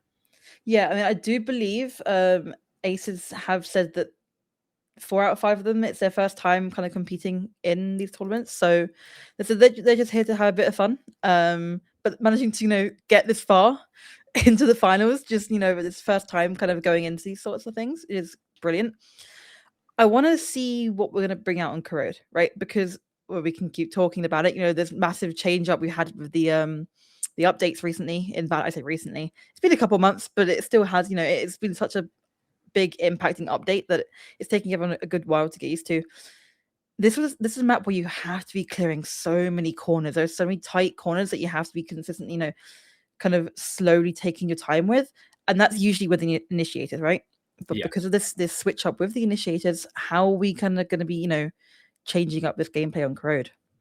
Yeah, and looking at the preferred roles of the two teams as well, it looks like from what we've seen, Queen Mary's like to play a bit more of a double duelist sort of composition coming out, whereas Made in Bristol a little bit more standard in terms of the roles that they're at least showing us. But we'll see what they decide to do. And as well with Corrode, you've got to remember that one of the only things that we saw was very strong over the course of the previous 2 those nerfs coming through was the Odin, especially on Corrode. Some of the walls are a bit paper thin, and they absolutely shred through some of those It does walls. indeed. I mean, especially alongside the Sova, right? You can get so much information through those darts and the scans that it's really impossible to be able to just get out of the way in time, even if you are behind what you would think would be a safe wall. It's just not. And you see it on stage as well. On this map, like you say, we're going to opt towards more of a double duelist stance, and maybe you've got to make that decision between what initiator it works best for you. Because although those scans are good to work with the Odin, like I said, so many tight corners, those fade dogs could work really, really well. Yeah, and I mean, you've just got to be careful, really. You can't trust a wall. You can't trust any corners because there could be someone lurking behind all of them.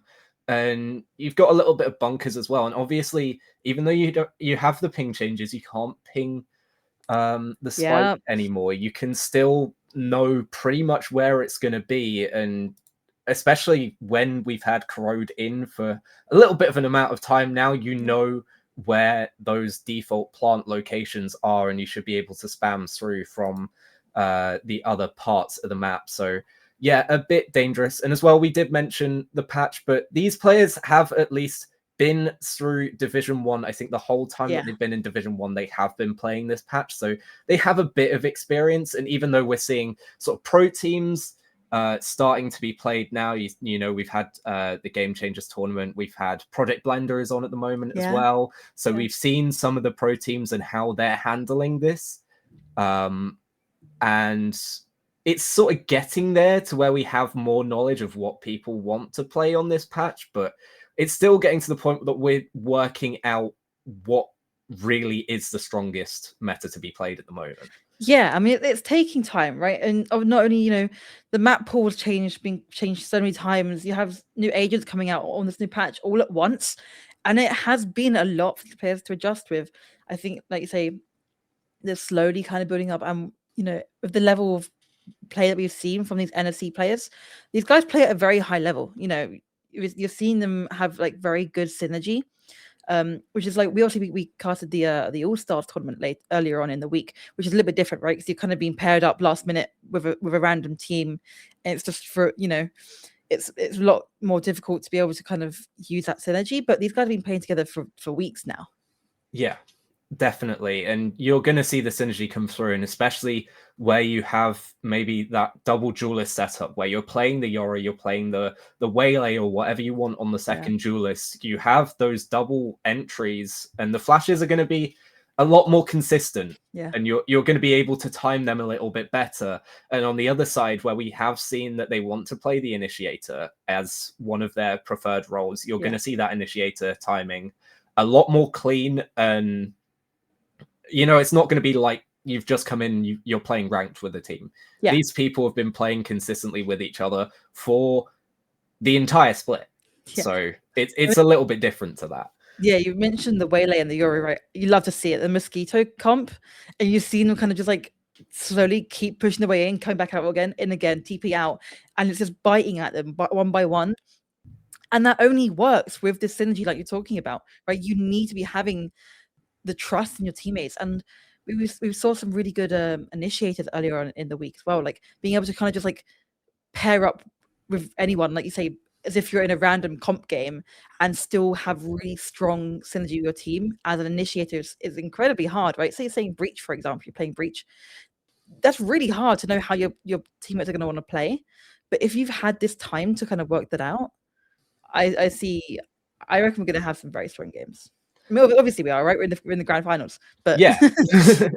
But yeah, you as well have these initiator nerfs. A lot of them have been nerfed, maybe not into the ground, some of them, but some of them definitely have. And you've seen the rise of Sky as well coming back into the meta, even though Sky hasn't had any changes, right? We all know how Sky was nerfed into the ground quite a long time ago.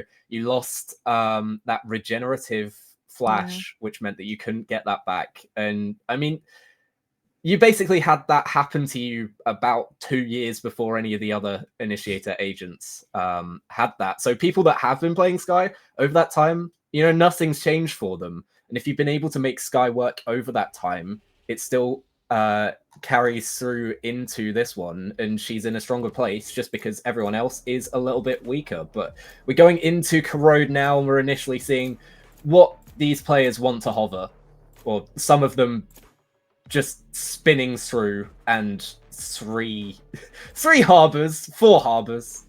I hope that's not going to happen. Well, I know that's not going to happen. Yeah, I mean, you know, this there might just be Shoya's thinking about some stuff. Yeah, okay, there we go. Neon. Now, Neon is one of those agents where we haven't really had. Okay, well, no, she had her time.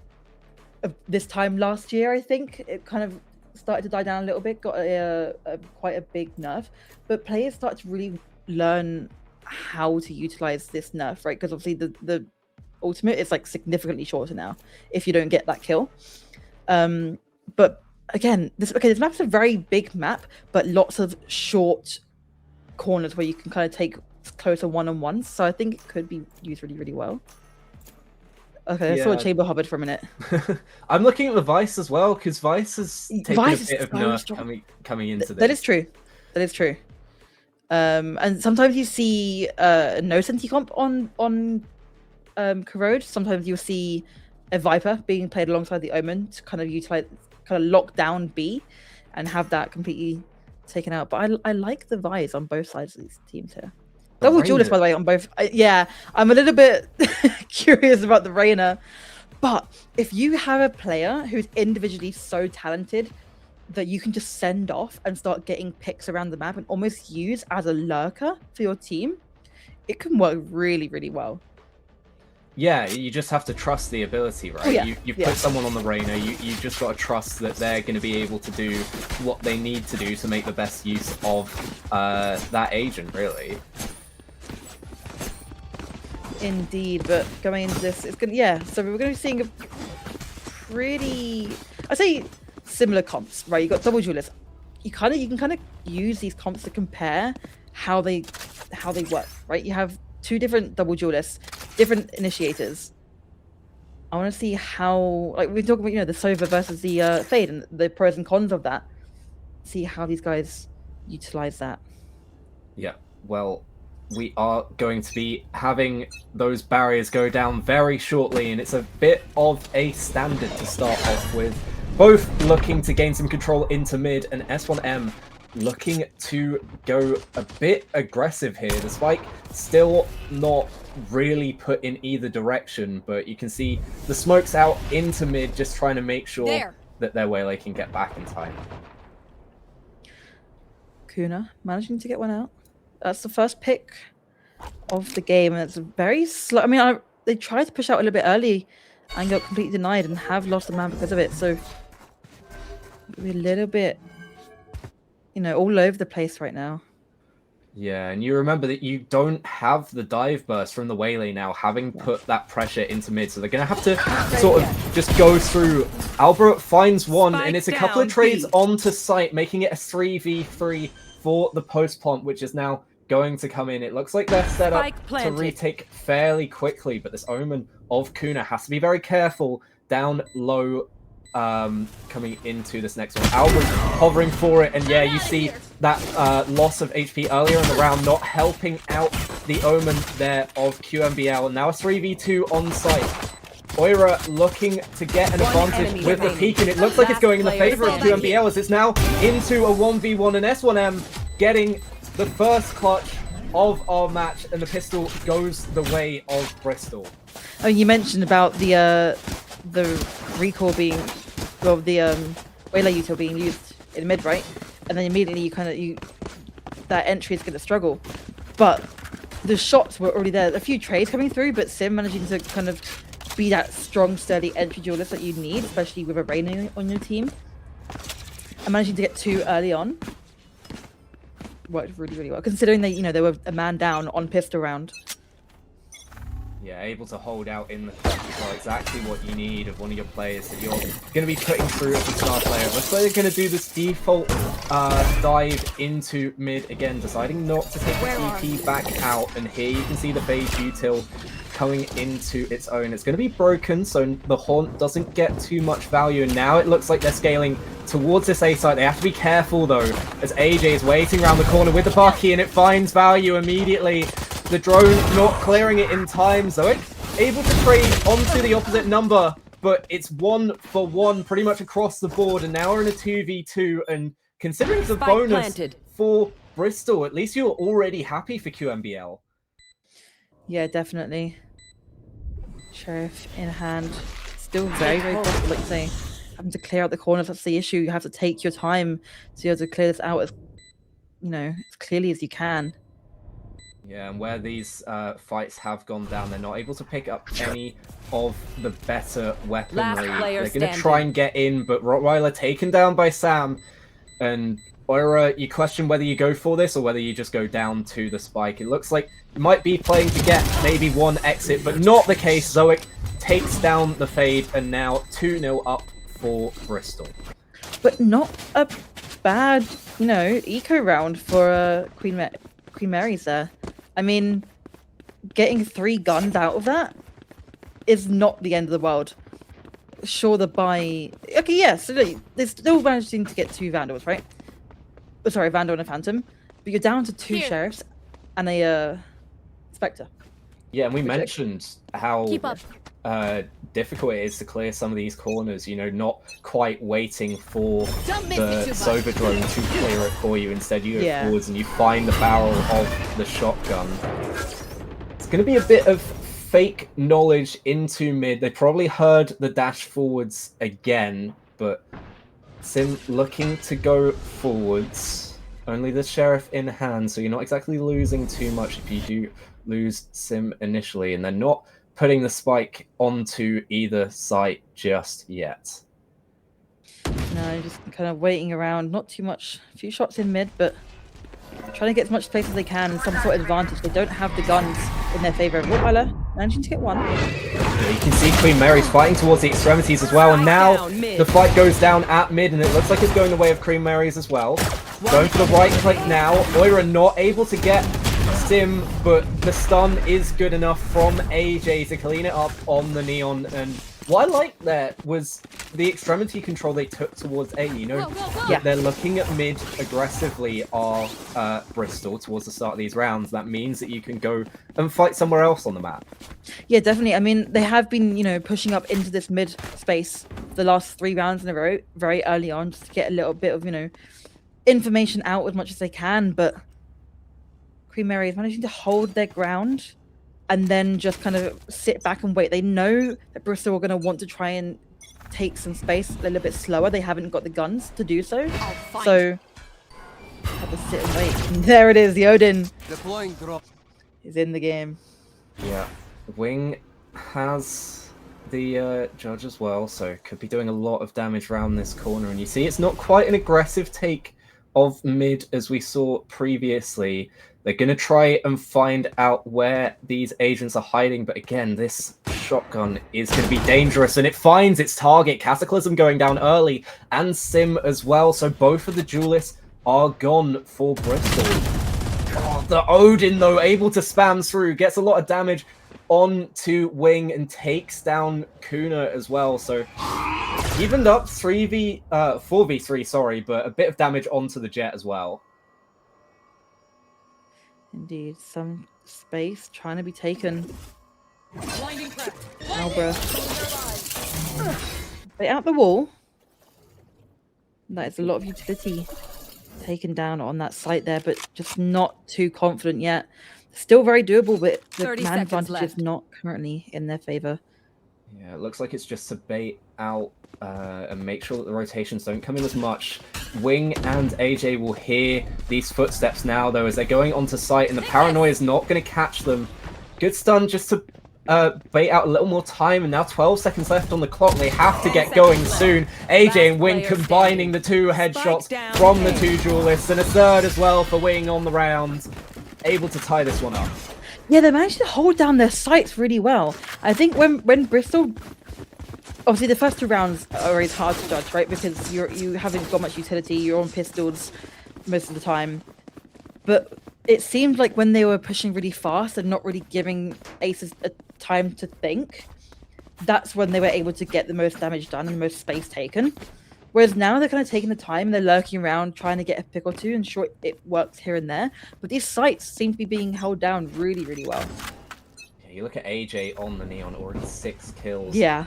And you can definitely see that it's working. That space taken towards mid now. The aggression is coming out from the other side. You've got Wing and AJ doubling up on this angle, both with the Vandals and the better weaponry. And again, you can see that AJ taking the round into their own hands, starting up. Cataclysm gets one with the Sheriff, but Wing doubling up, and these 2 duelists have been putting a lot of effort in towards the start of these rounds. You have a little bit of a crunch towards elbow. So you 2 are coming through. Good paranoia. Absolutely everything coming out onto Cataclysm, and with the Sheriff dead to rights as the swing comes through. Yeah. Wing takes down the final one, and again, it looks clean for the side of QMBL so far. I think I just really like the duelists they have going on compared to the other team, right? The Jet and Neon feels like it's much more powerful and it can be worked much better as a team compared to the other side, right? And especially on attack, it's going to be very hard to use that Reyna well. I just think the power on each side is very unbalanced. Here. You have it operated now as well. Looks like it could be aggressive in towards B. going in early, and they are going to use this Waylay ult to try and get some space. It's only Rottweiler hanging around towards heaven of this point. They bait out the wall, so it's going to allow for the quicker rotations. And with Wing holding that as well with the operator, you're going to know it. They know where Rottweiler is. That Omen ult is going to be cancelled, so it's just going to be a 5v5 retake. Rottweiler are able to go 1-for-1 as well, but taken down by Cataclysm. Go, go, go. They were looking to get in on this one as well. The Phage util is going to give them a way into sight, and they're going to use both of these ultimates from the Duelist, but it's not finding anything so far. I say that as 2 go down to AJ's Overdrive. And now it looks like a better investment in Zoic trying to dance around these cloudbursts, but Wing finds the last 2, and again these 2 duelists of QMBL combining to give them a further advantage. Indeed, and was that important? It's rough, right? Because look at how many players are still left alive for that retake, and like you say, when the ultimates come through, it's all about the economy of these ults, right? Because so many, I believe, so many, they used 2 on the side of Bristol pretty early on. The Waylay to entry, and then obviously the Omen to TP further back into CT, both of which weren't really capitalized off of. So like at this point, Queen Mary's now like, okay, we can use ours, you know, we kind of band for band on these ultimates, and it worked out so much better. Back in a flash. Yeah, and they're down to an eco again. They're gonna send Sim in aggressively, but caught by the own Omen paranoia means he can't take quite as much space. The Bucky could be very dangerous in this one, and yeah, you see the Sheriffs pretty much across the board, maybe a Spectre or 2 as well to even it out a little bit. And Sim trying to get one over the top, but again it's AJ to open up the round. So much going on in mid. A lot of smokes. Ooh, Wing. Not to be able to get the shot off. Look at all 4 players currently in mid. Something's going to have to change, but AJ. One enemy remaining. Managing to get 3 out of 4 of them. And it's down to this being able to hold down the space again, right? These guys are just denying any instant attack from Bristol. And then it is just a complete shutdown. Yeah, and the thing is, you know that they're grouped up either towards mid or B because of the extremity control that Wing has on that operator. You're just able to get so much space. And when you know that they're grouping up towards mid, you can take that extremity control, and that's one of the best ways to fight back against it. And they're definitely using that to their advantage. The Odin is back out for Sam. So if they get this plant down, that could be very dangerous, especially towards A. And they're going to pop the Hunter's Fury early, having a tag off of initial picks. But again, it's QMBL that opens up the round. Kuna this time finding the first. Indeed, and look at just immediately backing off. There's no need to keep pushing. Information's going to come through on B. There's at least 1 person tripping that wall, but there's so much going on in mid, and Wing not going to catch anything whilst that smoke goes down. Albra's taken the full extent of B, though. Yeah. Whether the rest of the players can come in on the rotate quickly enough to make use of this. But Wing's watching the cross now with the operator. And these 2 are kind of stuck towards mid. It's a 2v2, 2-2 split. But Sam finds Wing. The operator is down. And now they're going to look to get the plant. And this is where the lurk from Albra comes in big. Finding 2 as they try to push in. Not expecting that Vise up on the high ground, and AJ's just caught in no man's land now, waiting for the initiator util to try and push back into this one. You can see the Odin from Sam just ringing out, and you're gonna have to push into it, and eventually it does take down AJ, the star man so far, but Sam finds 3 with the Odin, and it is a fight back from Bristol, taking their first round after their bonus. It is indeed, and I really liked the beginning of that round, right? We're seeing Queen Mary's just kind of really just getting the first pick, backing off. You don't have to, you know, over push that. But then that allows for the slow lurk to come through with the Vice, which is such a strong, powerful. Because the thing is with the Vice wall, right, is it will alert your team. So you can leave the site all you want, and you'll know when they're coming through on site. However, you've given them so much time to take place through CT, and it's exactly what we saw. And now just defaulting, the Empress already popped, so gonna have that one into this round. Sim looking just to peek out. They're gonna trip the wall with the dash in, but they have the TP to get out if they need to, and a nice flick as well onto Rottweiler, and that opens up the space. You do have Wing watching the cross angle, so it's not quite as open as it seems, but all of that Vice util that sat on B site is now going to go absolutely useless. Good indeed. Albra managed to get one. They get taken out, but this is going to be, for now, a 4v1 on site. Yeah, AJ needs to hold wheel here and gets 2-3 on the round so far. They're going to invest the phase util and try and get back quickly, but Sim's watching the cross. And it's going to be the two initiators fighting this one. And again, you can see how much the Odin's going to help out Sam. Fade Hawk doesn't find anything, and Sam's able to get this over the line. The Sova has done so much in the past 2 rounds to get this closer to an even half. Now to the side of Bristol, and at least for them as well, you have some momentum from your attacking half. I mean, the thing is, when the Odin gets brought into the game, it is a whole new set of gameplay, right? You really have to start reworking how you're going to play it, because you can have people have their opinions on the gun. It's in the game. You can use it. It is what it is. But you really have to start working a different way around that. I mean, AJ doing such an incredible job to be able to play a bit of time to bring teammates back onto site. This is not enough. The Odin is way too strong. You do have the ult advantage still here for QMUL, sorry. They can use that wherever they want, but again, it's a very quick take onto A, and now you can see the aggression into mid from QMUL means that the site is completely open, and the 1-for-1 trade isn't going to be enough to deter any of the aggression on A. The spike's already down, and again, Sam's just going to be able to bring this Odin through those paper thin walls. They're able to take it out though. Kuna finding one. The trade is onto AJ though. The Star Neon is down, and the 3v3 retake's going to be difficult. Cataclysm finding one, but again, the trades are there. Kuna finding 3 on the round as well. The Omen's been a bit quiet up until now, but they're going to force the secondary weapon into the hands of Zoic, and a really good retake there from QMUL to stop the rot and make sure that they're going to at least confirm an even half from their defense. That's the thing, right? Technically, if you think about it, in a 2v1, is it really worth using the ultimate? But you've got 2 rounds left after that. It's going to be very hard to find a situation where it's needed more than that. And like you say, now they've secured at least an even half. And I think from this point on, it's going to be bonus rounds for them. Being able to bring this even one more round to a 7-5 half gives them such an advantage going into the second half.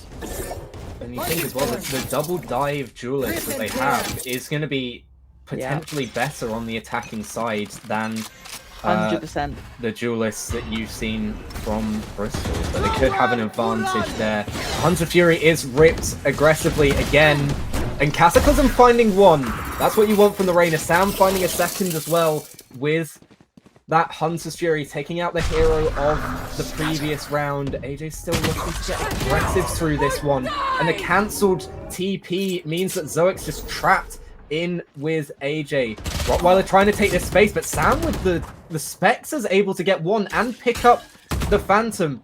Force the crosshair away with the recon dart, and a good job to force that fight there into worse terms. AJ gets one, but Cataclysm's able to clean it up. 6-5 now. It'll be Bristol looking to even out the half. Last round before the switch. Indeed. But I mean, you're talking about the comps, right? And this is... Whose pick is this? Bristol's pick? I believe so. Yeah. So Need a drop. It's a difficult one because thank you. You know, you're going into this and it's going well, but it feels like they're kind of climbing back, and their rounds have been very situational. Yeah, a couple of weaker weaponry buys from both sides. I think that's 2 buckies from both of the sheriffs. Both of the duelists, sorry. Sim's going to get aggressive here and find one of those buckies, but it's Rottweiler with the Phantom that's going to take the first kill. Wing able to get one on the extremities of A as well, not letting them quite in as much, but it's a good paranoia to find out Oira, and they spot the paranoia effects over the top of the fade. It means that you're scouted out and they're able to get that fade down through the box. Not expecting Kuna though, especially not expecting it with the dart remaining unbroken, and now it's going to be a difficult one to get in as the two players of Bristol are kind of stuck out of this one. Yeah, definitely. Both Omens opting to TP away, and that has been a completely uncontested by anyone. And to just sneak past. And that is going to be sight for them if they want it. But the second Eddie sound is made, the crunch is going to happen.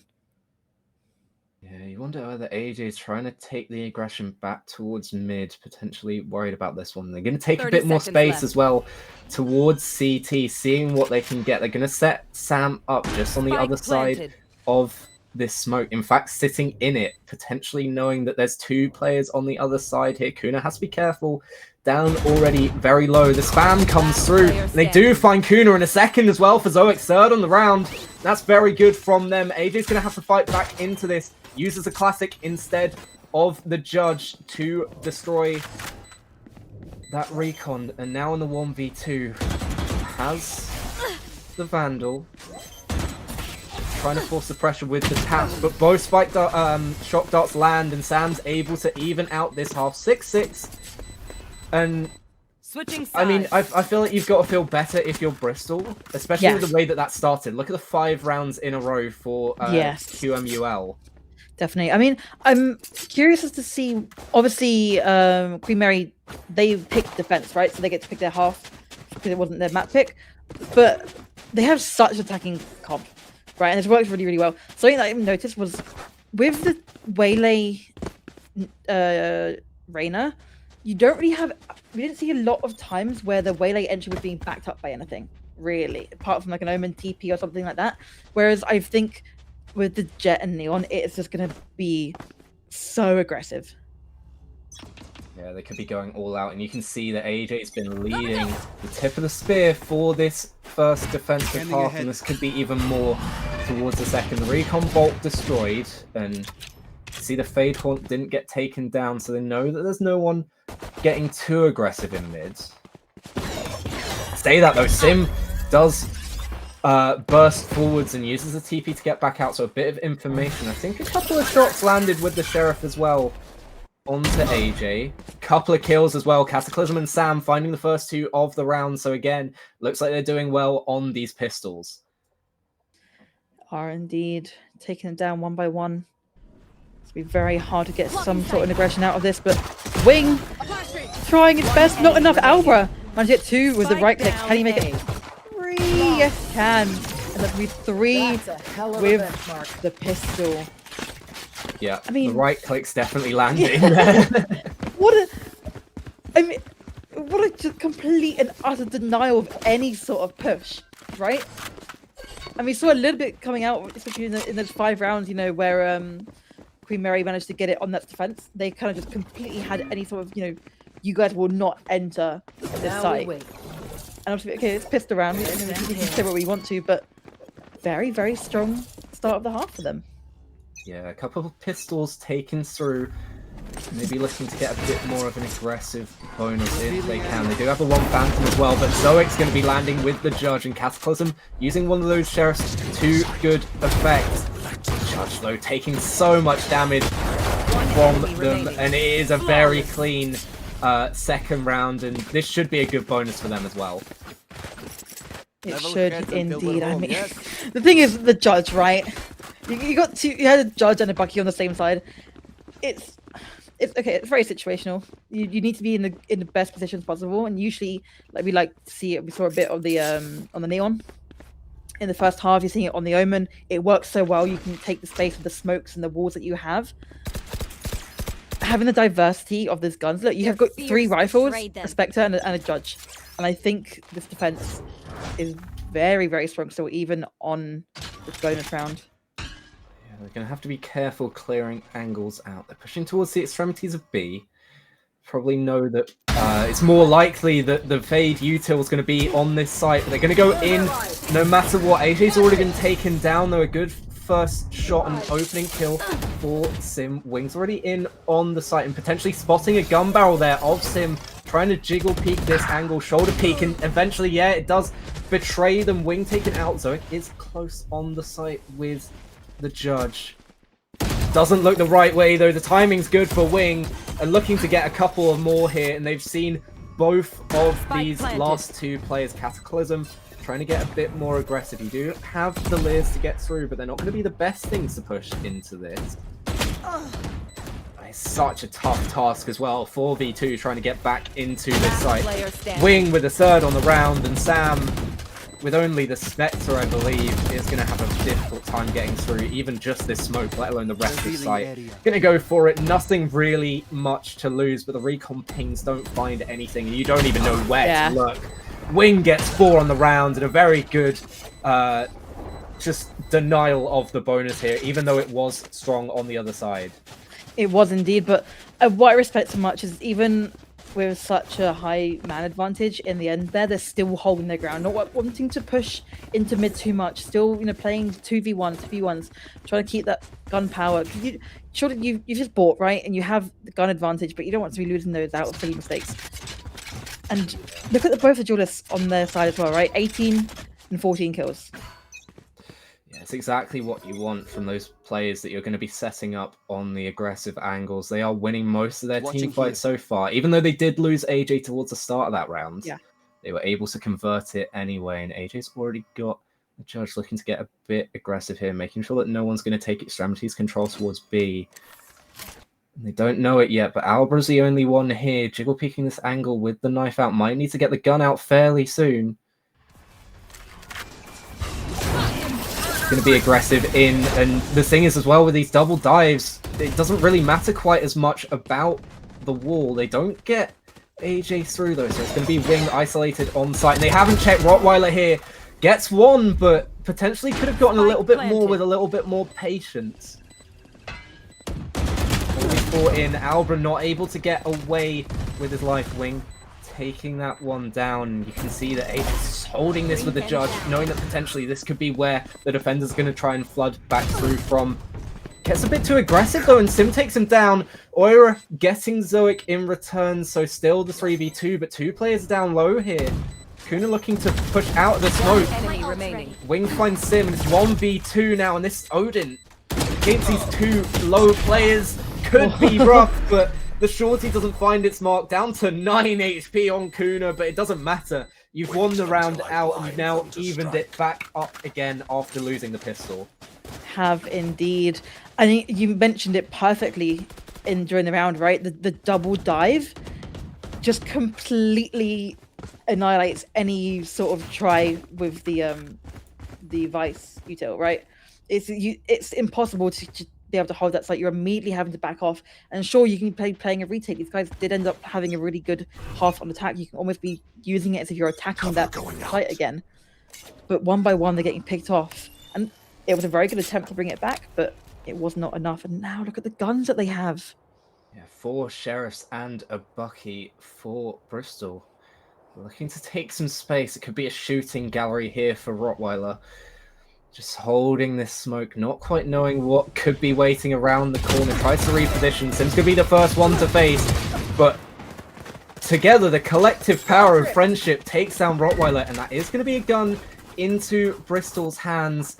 They're taking space onto B, though. The spike's locked out for a little bit, but look at how much space they've taken. Heaven and CT already in their control, knowing that the pressure's probably going to come from their own spawn. Sam looks to get a bit more space back for them. It's not worth being quiet, especially when they know that Vice Ball's gone down in their own back lines, but now site is still being controlled. Little ping out onto Kuna, and it's going to force the TP away. Not wanting to lose too much into this, but Wing jumps down from the heavens and takes out 3 on the round. The 4th is going to be taken down by AJ. Sam finding 1 with the Bucky, but that's all they're going to get. Losing 2 in the round to an eco, not the best situation you could have. Look at that, 19 kills from both of your duelists. Yeah, and the difference, okay, so Jet and Reina are both duelists that you have. It's just about mechanics and skill, right? You really have to be able to. You still have utility, but it's very hard to be able to use it in a lot of situations, right?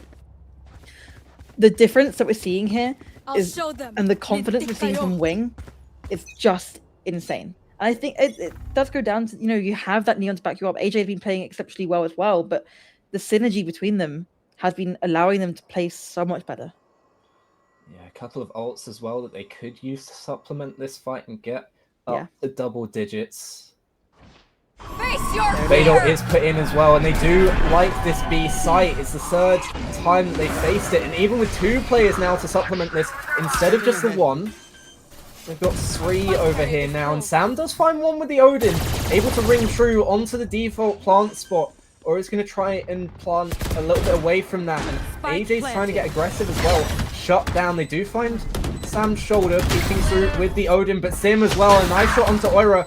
Wing trying to get back into this one, but it's only going to be Rottweiler in the 1v3. It's going to be a very difficult task. The lurk, not quite quick enough, and Albra's going to get the defuse after Cataclysm finds a headshot. Very different round, right?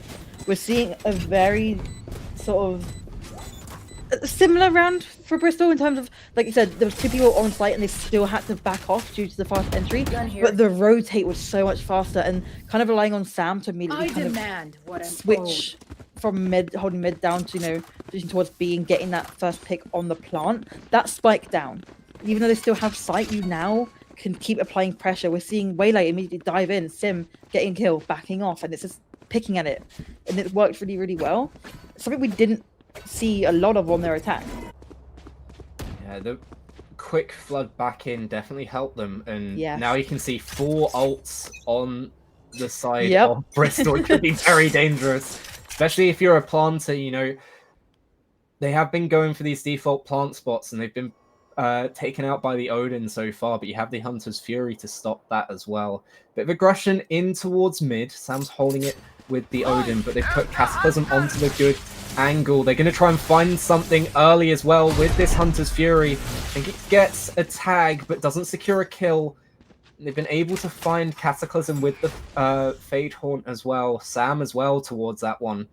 No one breaking it, and it means that they have forced back the aggression on mid. They have indeed. Look at the positioning. Everyone's still very sturdy on this defense. A lot of util being used to try and clear out these corners here with the dogs, and I think being utilized off of it. Smoke's being used from Jet, and just not a lot of anything really. Obviously, wanting to go back towards B.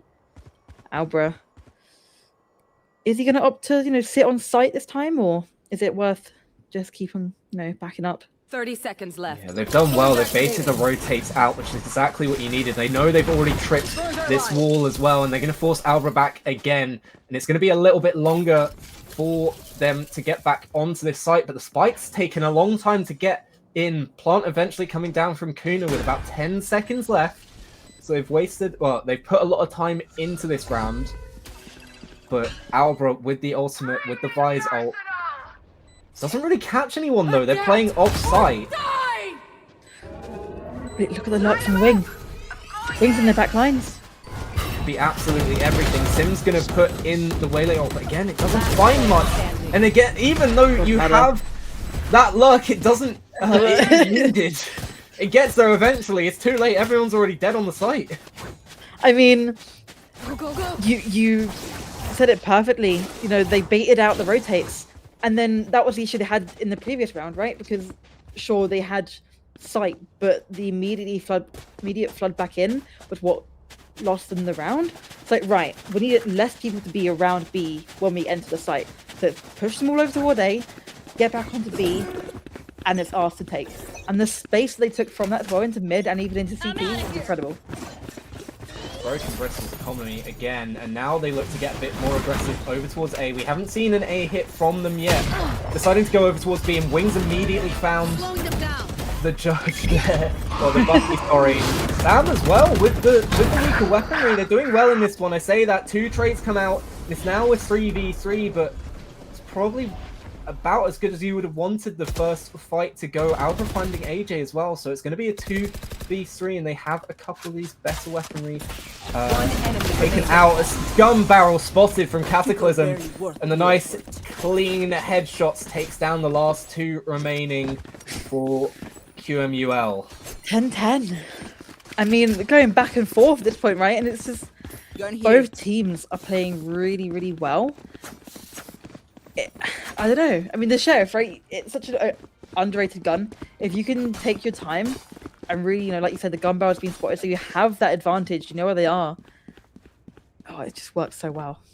Yeah, especially as well on a play that hasn't been as impactful as you would have hoped, but able to find the two clean headshots there, and it's going to be Albra switching it up for Bristol. They put the Vise util towards the A site instead. It's going to be an attempt at a quick hit. Wings a little bit isolated, but able to stay alive. The Odin could be doing big damage though through this wall and not able to put any pressure back in.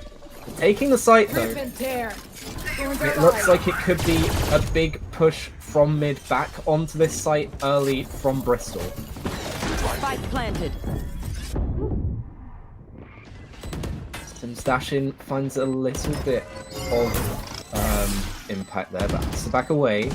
Rottweiler as well on this angle, stunned up, but it doesn't matter if you can find the headshot. Sam though and Albra combining, getting two, and everyone's losing the fight on the site. It forces the attention away from the corner at just the wrong time for Rottweiler, and Sam pushes through, and Bristol getting the first to 11, and potentially, I don't know whether the economy's good enough for QMUL to bring another one through. It should be just about enough, but if they go down to 12, it could be curtains.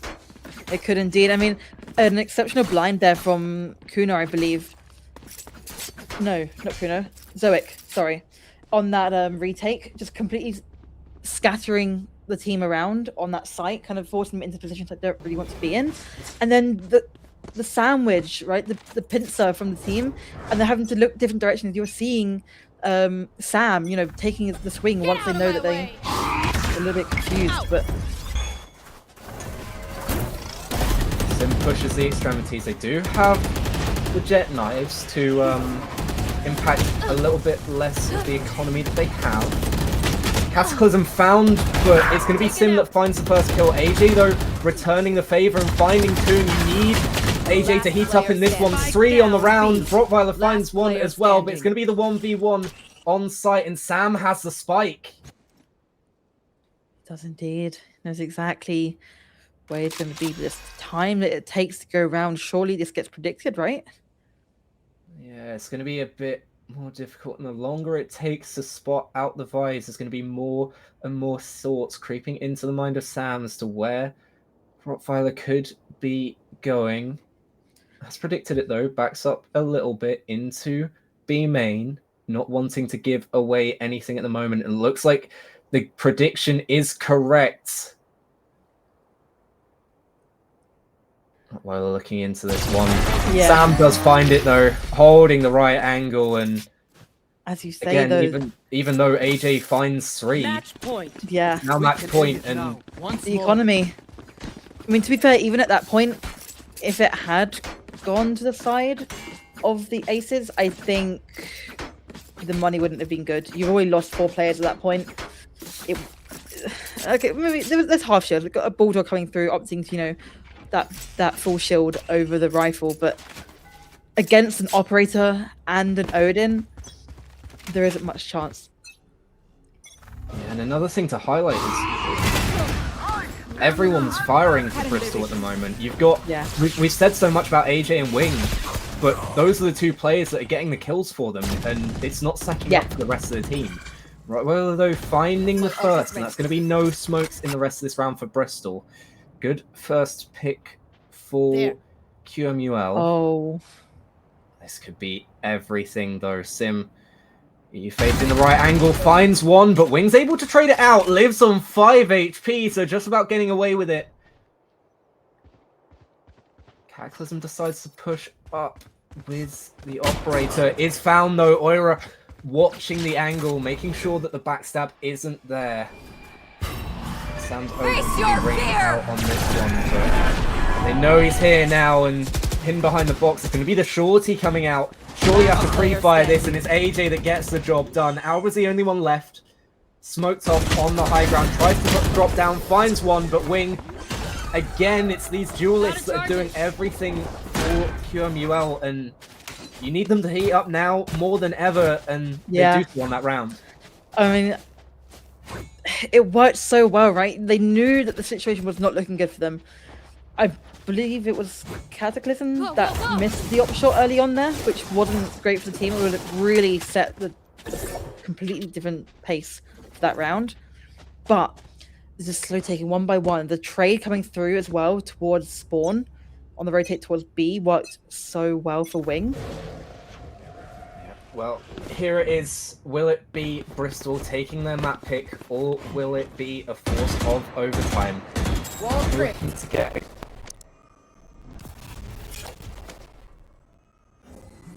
able to do so, Wing. Able to make sure that that wall isn't going to be up for the rest of the round. And they're rotating back through spawn here, not wanting to give anything away, making sure that no footsteps can be heard either. Well, it hasn't taken too much space towards B either, so pretty much back where they started. Yeah, but the rotate, they haven't baited it out enough like usual. Rotate has come back through towards B. Bristol are very, very aware of what Queen Mary like to be able to do. Yeah, they're trusting Alba to be the hold on A that they need, but it's going to be 4 towards the other side. They are going to force the secondaries, but not before Cataclysm takes down Wing, and that's one of your dive duelists out of the way, and they can't really get through the smoke now. They're smoked off. 30 seconds left. They can rotate if they want to, but it doesn't look like they're going to try that just yet. 3 players are stuck, and they are going back in. AJ's going to try and force some pressure, make sure that the rotates don't come out, and they're going to put a lot of pressure in onto Alba instead. Both Omen TPs now used. 10 seconds left. It's going to be now or nothing for QMUL, and they don't spot Zoic, but they get the kill. 2 seconds left. Is the spike going to go down? Great job by Rottweiler to make sure that the spike's able to get there, and now 3v3 in this one. AJ's able to come back to them as well. Full health for the Duelist, but a great bit of recon utility means that Sim can find the Neon. One enemy remaining. Sam's the only one left, but he's got the defuse, and they do! Kuna with 3 on the round. Rottweiler with the other 2, and it's going to go to overtime. Switching sides. What overtime. A plant as well. I mean, absolutely insane. The level of trust. You have to Right? trust Rottweiler in that situation. You can't just... You can't get off, because if you No. get off the spike, that's it. That's done. That's it. But who was it that was on site? I can't. There's a lot of whiffy shots going on there, but yeah, they had Kuna on site. Yeah. TP'd in from the other. Yes, and then from the other sat in the side. corner, waited around, and the shots didn't hit in time, and the spike still went down. Absolutely insane. But it is going to be going overtime on the first map, by the way. We're only on map 1, but I mean, what do you do at this point, right? Both teams have managed to get 6 rounds in each half. It's all about just, getting this first round. I mean, I don't know. I really don't know. Yeah, Zoic on site. Sorry, not Kuna. The right. Yes. The change of sides has got me on that one. But we're going into overtime no matter what, and my word, I it respect couldn't be the timeout as closer. well, right? Because you really need to be able to secure this. Especially losing a Bristol round in came that out. fashion as well, right? You're Right, Bristol, yeah. you've just had the chance to secure your 1-0 lead, and it Mhm. doesn't go your way. You've just got to reset the mental, come back into this, and try and take it out. You're back on the attack side, which you haven't seen for a little while. And AJ's opting for the Odin on the other side as well. Well, it decides against it, actually. Oh, okay. Fair enough. 27 kills. Insane. You already find Aura out, and Sim's going to look to get aggressive on the back of this ping from the Owl drone. Doesn't find it though, and is forced to TP away with it elapsing, not wanting to be caught out in mid. There's a lot of Looking to information get pressure, taken though. Yeah, they've got the space. Mark Or tries to three. get the horn. No one breaks it. They see 3 there. Someone's got to be looking for that recon and make sure that it's not taken. They don't know Rottweiler's here either. Just tucked in towards site. They find one, but Ora's a bit too aggressive, looking to get the Prowler out. And Rottweiler's found as well. Albra, they've got the site. They've got the full V3 that they wanted. After the timeout, it's obviously worked. And we'll see what QMUL can do back into this one. Very slow. I want to try and play together as much as they can. Spam's coming through, U2 and guns from Silver Wing, though. I should bring it down even. Stealing sight. The paranoia as well onto Albra catches, so it's going to force them back. Sam, though, does find AJ looking to push through mid. Wing looking to be the one to save the round. Kuna as well, getting one. Sam in the 1v1 with Wing, not able to get around the corner, though, and it's 3 for Wing. A huge round, and now it's advantage to QMUL if they have the time, which they do. Yeah. 1.4 Wow. seconds left. I mean, to be fair, in a Switching retake, sides. you want Match point. your smokes. Is it smokes, I believe? And both your duelists. That is exactly where you need to be in a retake like that. And it just works so well. They're working together. Sure, they had, was it 2 of them were together, but they still had a bit of a split trying to confuse Sam. That's the thing, right? You do not all want to be running into the fire line of that Odin. You need to be able to try and confuse them a little bit and take them off guard. And it worked really well. Oh, look at them. Now they're exactly where they want to be. They're on attack. They're probably feeling a little bit confident right now. They managed to bring it back into overtime. Look at A as well. They're looking to get so aggressive into mids that they don't have anyone towards A. Well, because that's the thing, though. They've been playing towards B every single time they've been playing on attack. B's been really comfortable for them. So it makes sense to put more men towards B. Look at how much space they've gotten, though. Yeah. Everything is taken. 3 players here holding mid and making sure that they don't have a way in the jump spot. Looking to find one. Find you. The horn in. This needs to be broken. It isn't. Again, they don't break it, so they know that Alva's here. They have to use the smokes just to make sure that their Vice can get away, but they don't decide to.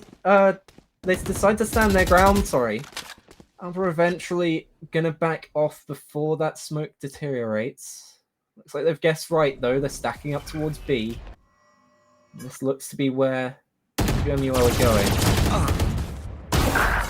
Oh, nice shot there by Wing, and Rottweiler's found the opener onto B as well. 2v4, 1v4 now. It has to be Sim to do everything away from the A site, trying to get back in as quickly as possible. But this, I mean, it seems like it's curtains, right? It does indeed. It's all down to Spike Sim. planted. In a 1v4. Wing is weak, but look, they've all gone back towards main. Just play together with the numbers that you have. The utility is down on site from the Vise, and all you got to do is play this time. Yeah, you have the Vise ult as well, so as soon as you hear a tap on that spike, you can just set it out, and it's going to be a classic in the 1v4. Let's take the space, though. Shut down by Wing, 3 on the round, and I think that's very close towards 30 for both duelists on QMUL. They go up 1-0, and especially as well, that's on Bristol's map pick. It is indeed. So we will be going into bind next game with Queen Mary with a very big upper hand. You know, going into your map pick after winning the first, you can't ask for much more, though it was a very, very close game. Overtime. Double overtime? No, I'm going crazy. It was single overtime. Okay. Getting optimistic. But in the first map anyway, is insane. Yeah. I mean, they did so well. It's, I think, 55 combined kills for the 2 duelists of QMUL. And if you're going into that double duelist setup, you need your duelists to be firing. But for now, we're going to go to a quick break, and a reminder that today and yesterday, of course, as well, was brought to you by our partners, Monster Energy, Pot Noodle, Pringles, and Vita Student. But for now, we're going to take a quick break before we get into Map 2, and Bind will be waiting for you on the other side of this quick one. See you in a bit.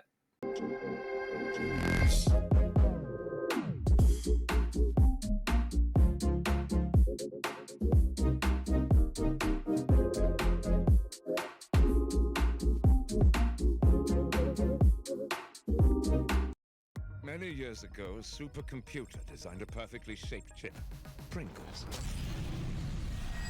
Knowing one day, gamers would need less mesh to help them stay in the game. What's the Daisy? Pringles, mind-popping.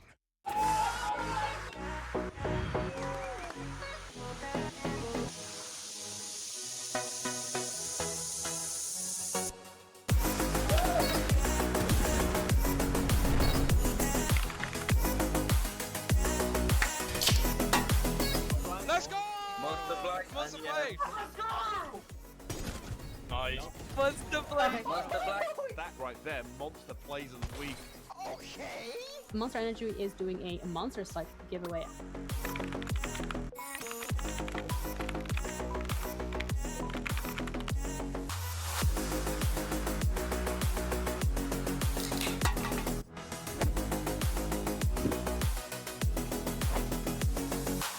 NSC stay-at-home series supported by Monster Energy.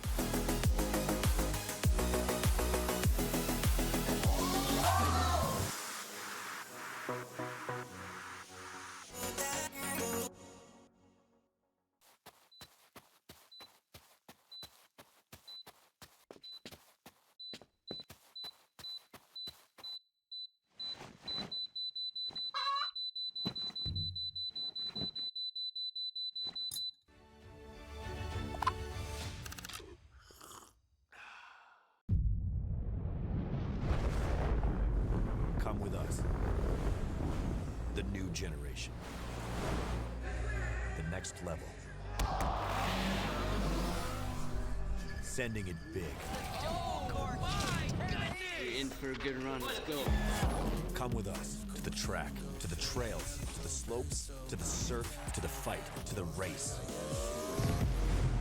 Look at this. To the 4 a.m. starts, training harder, pushing further, hitting back, hard.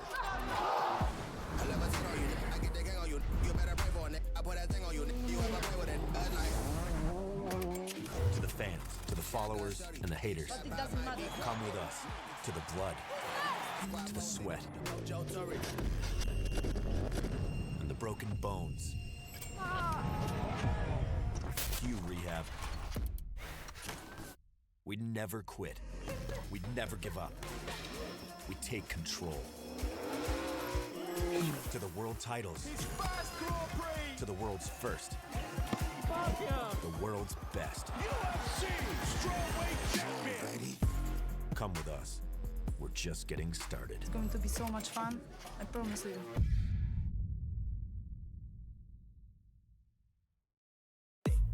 Level Up is this amazing brand new gaming and esports festival hosted by Unidays, and you've got so many cool partners and brands here. It's basically built for students.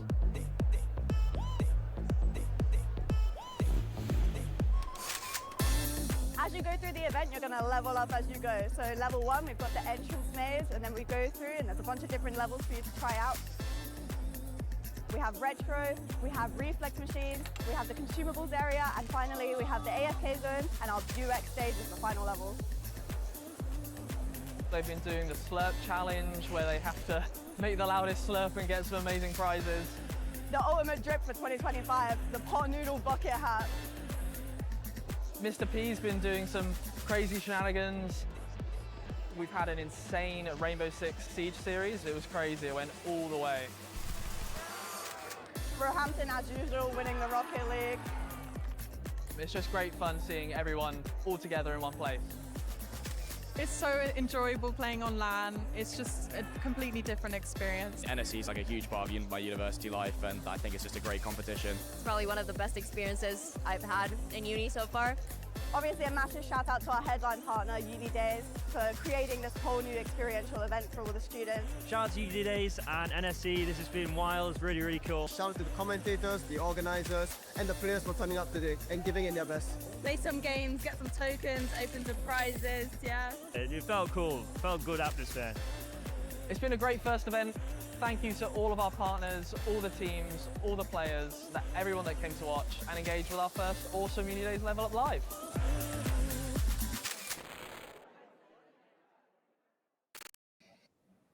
Welcome back with us as we go towards map 2 of Bind with QMUL in the league 1-2-0. Yeah, I mean, it has been it was a long first game. It could have been worse, but being able to already seeing the talents of both teams are being able to, show and put out into map 1 has been incredible. Corrode being one of those maps, it's quite a big map, but now we're going into Bind, which is completely different. Now it doesn't have a mid, it has A site and it has B site, and that's pretty much it. So it's very tight, lots of short openings and entries into sites. So these choke points are going to be very hard to get into. And seeing the pressure that both teams are able to cause on both their attack and defense on that last map, I'm very excited to see how Bind goes. Yeah, without the fight for mid, you question whether Made in Bristol are going to try and push towards the extremities of Showers, maybe down B long, trying to take some pressure initially, because we saw them attack mid aggressively on both sides. So whether they're going to come out in their defense to try and do that. But I think they're going to be on attack defense first. Okay. But also, even so, like, both teams still, they both feel very comfortable being able to what's the word? Play double duelist. Sorry. So I think, like you mentioned, the shower pushes are going to be used quite a lot. We might be seeing Sky. I know you like to see the Sky. Yeah. So maybe down B long, using that as some information alongside double duelist over towards A, taking those showers and kind of forcing them into short, which again, very small choke point. If you can have a sentinel like Deadlock, or even Cypher to be able to shut down any entry from a race, for example, this could be very, very, very good. Yeah, it is. I mean, as well, we're still exploring this meta, seeing where everyone lands, but Cypher has consistently been the best sentinel on this map for most of its existence, apart from when obviously you had the Chamber meta and Chamber was just played everywhere just because of how good he was and how much you were able to put pressure in with individual gunplay. But we should be seeing the teams pretty soon. And yeah, I'll be interested to see what compositions they go with. Like you said, we have seen double duelists from both of them so far, but it's more likely to be a raise plus something here rather than what we saw on the first map. I think I like a raise in Yoru. I think it worked really well. Yoru has had a nerf alongside this update, which would be his ultimate. Obviously, can't actually like flash out of it anymore, which causes a very different, dynamic to that ultimate, right? So you can't really take the space that you want to be, ending in. You have to be very careful of where you come out of that ult. But for now, we are going to be going into the game. There's a Sky. Yeah, the Sky is there. The Raze is already there and locked in. Wings just not leaving anything to chance. You see the Brimstone as well. Classic pick on Bind, with it being a tighter map, and the mid control means that you don't have to worry too much about it. Deadlock as well. Most players locked in for Bristol. The Sova's going to be interesting. Yeah. Double Initiator isn't something that I expected to see too much here. Sova isn't usually one that you would see on Bind end of. It's not usually, it's very far distance. You want to, you can take a lot of space with that utility, but I mean, I respect it. I guess, being able to get information backside with the dart and then get the Sky Dog going into lamps, for example, on A. That's a lot of space cleared. So it could work really well. Obviously, they're going to be on defense first. The Raiders make sense, but hold on, the Phoenix. Yeah, it's not locked in yet. And the double controller as well, going for I like that. Sentinels, but I like that a lot. And I questioned whether we'd see it as soon as we saw Oira look for the Brimstone, because we saw Kunai on the Omen to start off with, so that's more your controller player. I mean, go for it. It's a I love being able to see, as mentioned it in first map, right? Seeing the differences between the comps and how they differentiate and how different it causes, in gameplay. But the fact that this map is so small, you have the TPs to work with. The Viper wall is insane. If you can cover it across the whole map, then you have those 3 smokes with the brimstone to be able to kind of use how you want to. Yeah, it definitely helps you as well on your attacking side to potentially take a bit more pressure towards a short.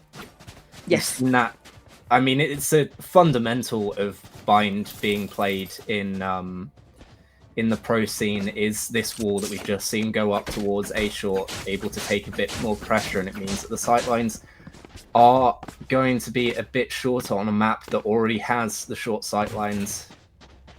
So they got 3 towards A, but at least posturing towards B to start off with are QMUL. Yeah.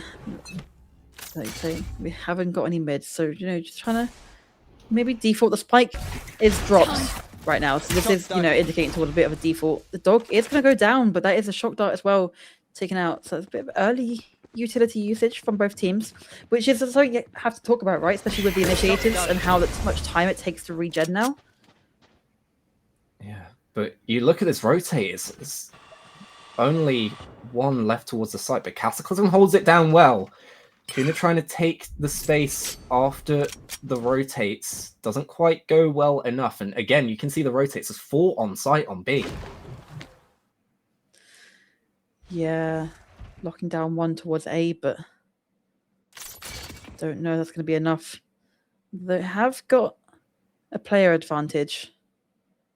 Yeah, I think you're going to hear the TP standoff soon, but instead they decide to just back up through B long, not wanting to give anything away, as already into lamps are Wing and Oira. Cataclysm's going to have to do a lot, but the Sheriff is here and trained on the angle, so Wing peeks into this, but wins out the 1v1. The Ghost headshot finding its ground, and 4v4, they now have the sight, and the spike is going to go down. And as well, with this Sky, the thing that you don't talk about quite as much is the fact that you get the healing, and it's going to make sure that Wing's back to full health for this retake. Indeed, the net goes down, it catches 2, but trade coming through, right clicks. It's evened out, and Wing finding Sam. It's going to be 1v2, Zoic left in it, only 1 smoke, so potentially able to smoke off the spike, and that's exactly what's going to happen, knowing that Wing is off towards Showers, but playing into it is Oira, taking the initiative, pushing into the smoke, and that is going to be a first round for QMUL on Bind. It is indeed, and these guys have done so well at being able to draw out that defense, right? They did it last map towards B, they drew them all towards A, then really went back again, and even with a man down, just taking the time, just playing with the defensive mind even, and kind of trying to think, where are these guys going to go, and you have to go back and forth between these sites, and it's a lot for them to handle at once. Yeah, they just toy with them, and you can see how difficult it is to expect where they're going to be going. Looks like they're going to try and play aggressively over towards B, forcing out of Hookah and taking the space, but Wing finds Cataclysm on the other side, trying to get aggressive through Showers. Sim, though, finds Spike 1 onto Oira, and they know that the spike's there as well, and so much damage. Rottweiler down to 5 HP. That is a 145 to the head. That is going to be rough. Yeah, the one player that you can't heal back up is yourself, and it's usually the way it goes for the Sky player. Back down to silence again. Yeah, 4v4, they try and take the space back towards Hookah. AJ does have 2 flashes still in pocket, so I'm going to put the boom bot in as well. I'm not taking any chances against this eco round, wanting to make sure that it gets through to their bonus. Head spotted though from Sim, and a second one on the round. This Seraph is doing a lot of damage. Smoked out of Hookah as well, so careful now. Still trying to do something. 30 seconds left. Sim's taking the space as well into this smoke. Recon as well finds AJ, and Sim makes sure not to get too aggressive onto this one. But they hear the rotates out, and they're going to get the Bulldog as well.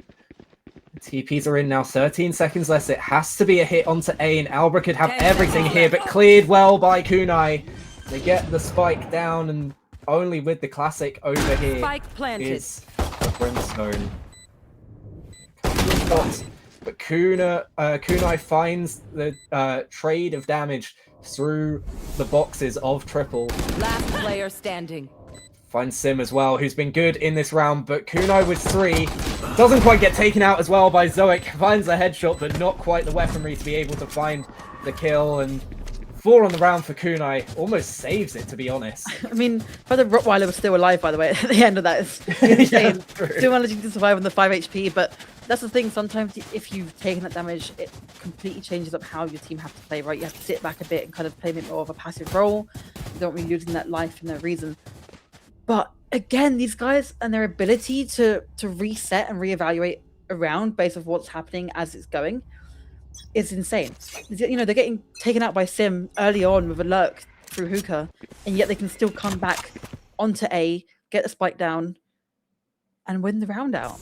Yeah, the wherewithal to clear Alba as well from Kunai, pushing up through showers. Wing's got the Bucky here, maybe looking to aggress into Lamps, and they're just going to walk this one with the Viper Wall, able to get in unattended, and they hear Sim jumping through, and that's where the Bucky finds its mark. AJ as well with one of the rifles that's been able to carry over, traded out by Zoic onto Wing. You can hear the singing of the Odin that sat in showers. They're able to get away though, AJ finding them, and now they know that pretty much everyone has gone over towards A. They're able to take the TP through. It's an early one by Cataclysm though, trying to find the backstab, but they don't find it in time. One enemy remaining. The use of that sniper, making sure to take him out. Yeah. B3, and it's not going to be enough. The Odin as mean, well goes into the hands of the attacking side. Doesn't look like they want it quite as much, but the Outlaw is traded out for it. the Outlaw is such an underrated gun. I mean, it's been used a lot more recently, and I love to see it. Especially on a bonus round, right? Obviously, sure, you'll be going up against full shields, but that's still only 2 shots needed. And if you can just get a little bit of chip damage here and there, that Outlaw is going to be so impactful, and it works so well to be able to convert that bonus. And now look at them. They've stolen the Odin. The money is looking great. The ultimates are on the horizon. To be fair for both teams, but you're probably not going to want to use those in a situation where you have only sheriffs. Yeah, they're going to have one bucket on Sim over towards Lamps, but you've got to protect the mental here as well, especially in the manner that they lost in overtime on Corrode. Already down 3 coming into this second map. Joke's over! You're dead! Now we see why you pick the Phoenix. They're able to use that ultimate just basically as a more aggressive drone in towards the site. It's going to force Zoic away, and notoriously B is so hard to retake even if you have the weapon advantage. So down a few weapons, it's going to be almost impossible. AJ proving it right there. The quadruple face in towards Elbow, and Rottweiler as well. Nasty couple of flicks. Gets shut down by Cataclysm, but it's all they're going to get on the round. Wing finding the last. Again, I mean, keep the momentum through. I know they won the first map, but this is a whole new team. Rottweiler as well. This is insane. The shots, the close combat, the pressure seems so flawless for them. They seem to be thriving under the pressure. Yeah, and Sam, who was so good in map 1, right? Hasn't been able to find too much. Well, hasn't found anything in no. Map 2, only 2 assists. And now, look at them. They've resorted to 2 Odins. I mean, what's got to be done must be done, but yeah, you got to do what you got to do sometimes. Exactly. Jump spot B, but they do decide to put the recon bolt in as well, and they face over, but the Odin's not going to do anything if you just face out like that. Cataclysm as well here, and you do worry about their mental as Cataclysm tries to hold it down but doesn't find anything, and all the while they're drawing the rotates out, but they're going to do the TP and all through showers here. It's going to be absolutely everything onto the Brimstone of Zoic.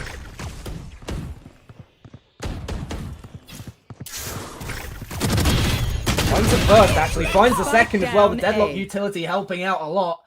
The Spike carrier killed as well, but surely goes down to the showstopper yet again. And the wherewithal again to find Sim on the rotate. It's going to be only Alba in the 1v3. And even, even running out of bullets doesn't stop Wing, my word. 4 on the round for the Rays player and 5 rounds in a row to start off Bind for QMUL as they look to end this one as quickly as possible. I mean, the level of gameplay. No wonder these guys pick Bind. They're doing so well. Wing as well. Maybe, okay, sure, played amazing on Jet first game, but also, being able to hold that ultimate, the rocket, just for a little bit longer and trying to bait out anything, because it is hard, especially in lamps and you got Van. It's hard to know whether you want to be able to put that ultimate. Just waiting for the right time.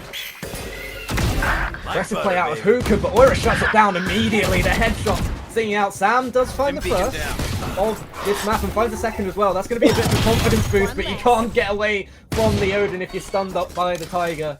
Hold on. That's for 2v2. Yeah, 2v2, and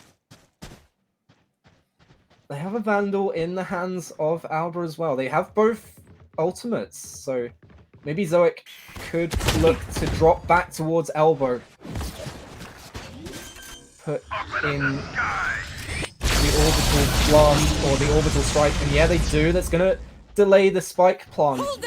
And Alva's going to invest the Deadlock ultimate as well. Captures. It's going to be Rottweiler basically in a 1v2. Going to use the Seekers to try and find out where these two players are, but only the Odin is not going to be the best weapon, and Alba finding 3, and that's the way back in for Bristol. They needed a round like this to secure it and get them back in, and it's going to come on the back of a Thrifty. I mean, Sam doing an exceptional job, right? Especially after 2 of your teammates being taken out by 1 taps, and then still managing to get 1 was good. The trade came through. I think it was a little bit of a body block coming through, and then managing to get a second, and then that's where the game changes, right? The lurk coming up towards A. There's always going to be someone lurking on towards A, but 99% of the time, right? And waiting. Just the sheriff, he takes the time with the gun. It can do exceptional things. Great job by Zoic as well to make sure that he stayed alive for that orbital strike to come down and prevent the spike plant. Cataclysm avoids being flashed, but they do know that the player is here, and now they'll know that the operator is in his hands as well. Puts in the showstopper, but goes into the TP! There was a lot of damage done again, though. Again to Rottweiler, so he can't heal it back up. Joke's over! As well have the judge pushing forwards into Hookah. I don't know if the bloom of the smoke stopped that. And Sim finds 2, able to get the ultimate with that and get the upgraded weaponry of the Vandal. Now has a rifle in his hands, and Cataclysm's holding for this retake. Immediately takes down Rottweiler, tries to get back towards A. No shenanigans of pulling us this way and that. Now they're just stuck towards B long. The Odin singing out. It's going to be a difficult one for them to get away from. They can take the TP though.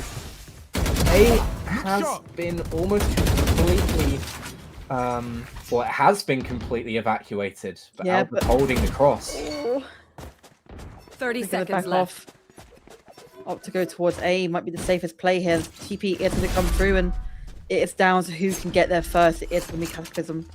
Yeah, holding it with the operator. It's going to be so difficult to cross out of showers.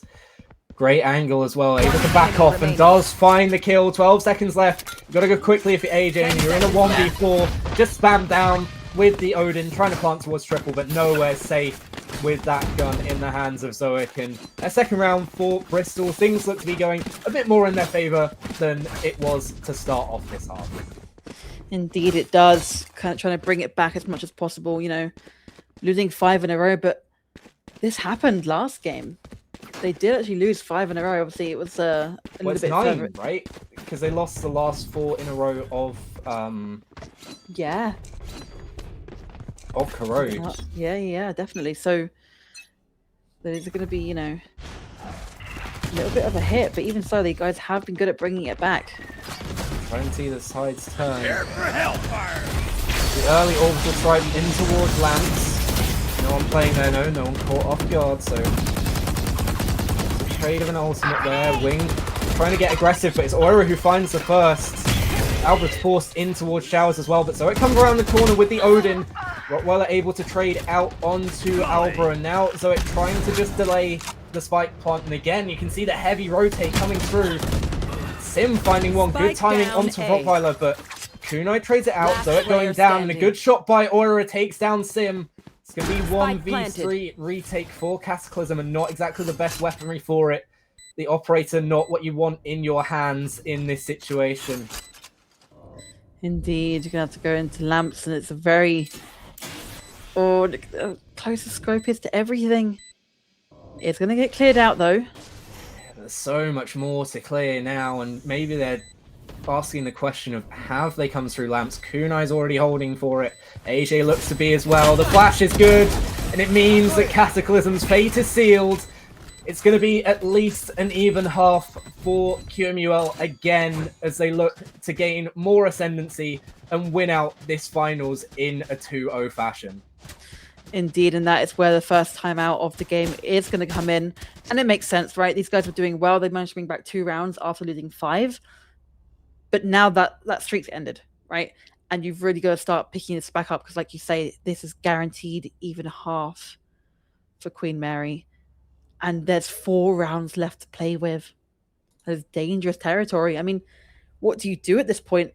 The attack has been so different and it's been varied every single time. You know, we're seeing really fast plays. We're seeing slow, methodical plays. We're seeing, fakes.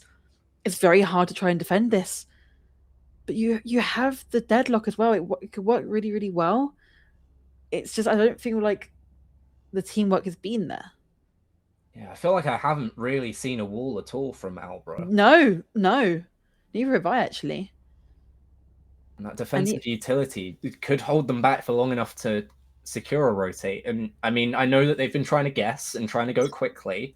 Yeah. But even in terms of that round where Albro sat in the corner, I don't know if the wall was used default previously in the round, but they only had about 12 seconds left as they were pushing out of showers, and even a little bit more time that could have bought could have been absolutely everything. So change up of the wall, trying to take a bit more space towards A. It's going to be showers push to start off with, and a good shot by Cataclysm takes down AJ to start the round. Sim stuck in the TP though, Wings holding it, decides to back off, but they don't know that quite yet. Managed to recover their Sky before anything is done there. But yeah, you can see their wall defaulting towards Hookah, and it's going to force a bit more time for the rotate. But again, you're in a 1v4 here on site, and Albra's found towards Gardens immediately, and now the site is clear. And the spam through from Wing isn't going to catch much. You're going to be able to heal it up, but fighting back through this Viper's Pit, especially for Cataclysm with the operator, is going to be almost impossible. They got it down though. Kunai goes down to spam from Sim. Another Wing, and to take that operator down, and it's going to be a 3v3 on site. The smokes are down as well. It's all going to get very close. The judge, Zoic. They don't have control on site though. No. They've got all 3 players over towards Elbow, and it looks like the aggression fighting Smokes back down. through onto the site from Bristol has found that out. They do have the showstopper here, and it's time to act for Zoic, but going in a bit too quickly and a bit too aggressively. Sim finds one, but that's all they're going to get in the 3v3, and another round for QMUL means that they're going to have the favourite advantage through towards this second half. The timeout not finding the impact that they might have wanted. Well, this is the first time we didn't have a single half in the first game where it wasn't even, right? So now they're in brand new territory that they're gonna love this. And like you said, the plans didn't really come through on the timeout. And sometimes you like to see timeouts where you're on eco round, trying to set yourself up for the round afterwards, but they didn't opt to do that, and now they're in a bit of a key situation. Yeah, the recon bolt's gonna find Rottweiler.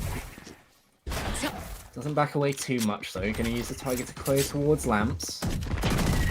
They know that 2's here now with it being broken by the Brimstone. You've already seen the recon dart, so you know the Sova's there as well. And the Odin. Cataclysm though, they've got the back stab here. The lurks are coming through. And it finds its mark. Cataclysm finding one, not able to find the second, but Zoic and Albra do the job. Sim finding one as well, and it's going to be down to Rottweiler, not able to get it. The spike does go down, so a bit more of an economy boost for QMUL, but it's a well-needed round for Bristol. So they get up to 3. It is, and we keep saying this idea of well-needed round. They're kind of scraping back and kind of keeping up for now, but I don't know how long that's going to stay up for. They did do very well. Though. I definitely like the change of pace, putting 3 on the lurk, and they were able to get there very quickly, and it means that they were able to aggress while the spike was being planted, rather than trying to fight back in a retake through CT. Yeah, definitely. I mean, majority of the time, Queen Mary, they've been playing very slow, very methodical. So, like you say, the very fast pace, kind of not allowing them to think for even a second, and taking out even one and then backing away, it changes the dynamic of the game completely. And look at this, the pressure being taken in shower at some space already, opting to use one of those smokes to try and take it, but even so, Zoe's gonna get taken out by Wing, and that is Shower's reclaimed. See the quick flanks here again, though, as you saw on the mini-maps. Sim and Cataclysm going through, and it's going to be a 2-3 retake. And again, if you're using that ultimate, you just got to let it rip. You can't keep walking forwards with it. That's what's going to get you killed. And 3v1 for Sim, even though you got the quick retake, you got to force 3 players out of showers with the spike planted for them as well. It's going to be so difficult.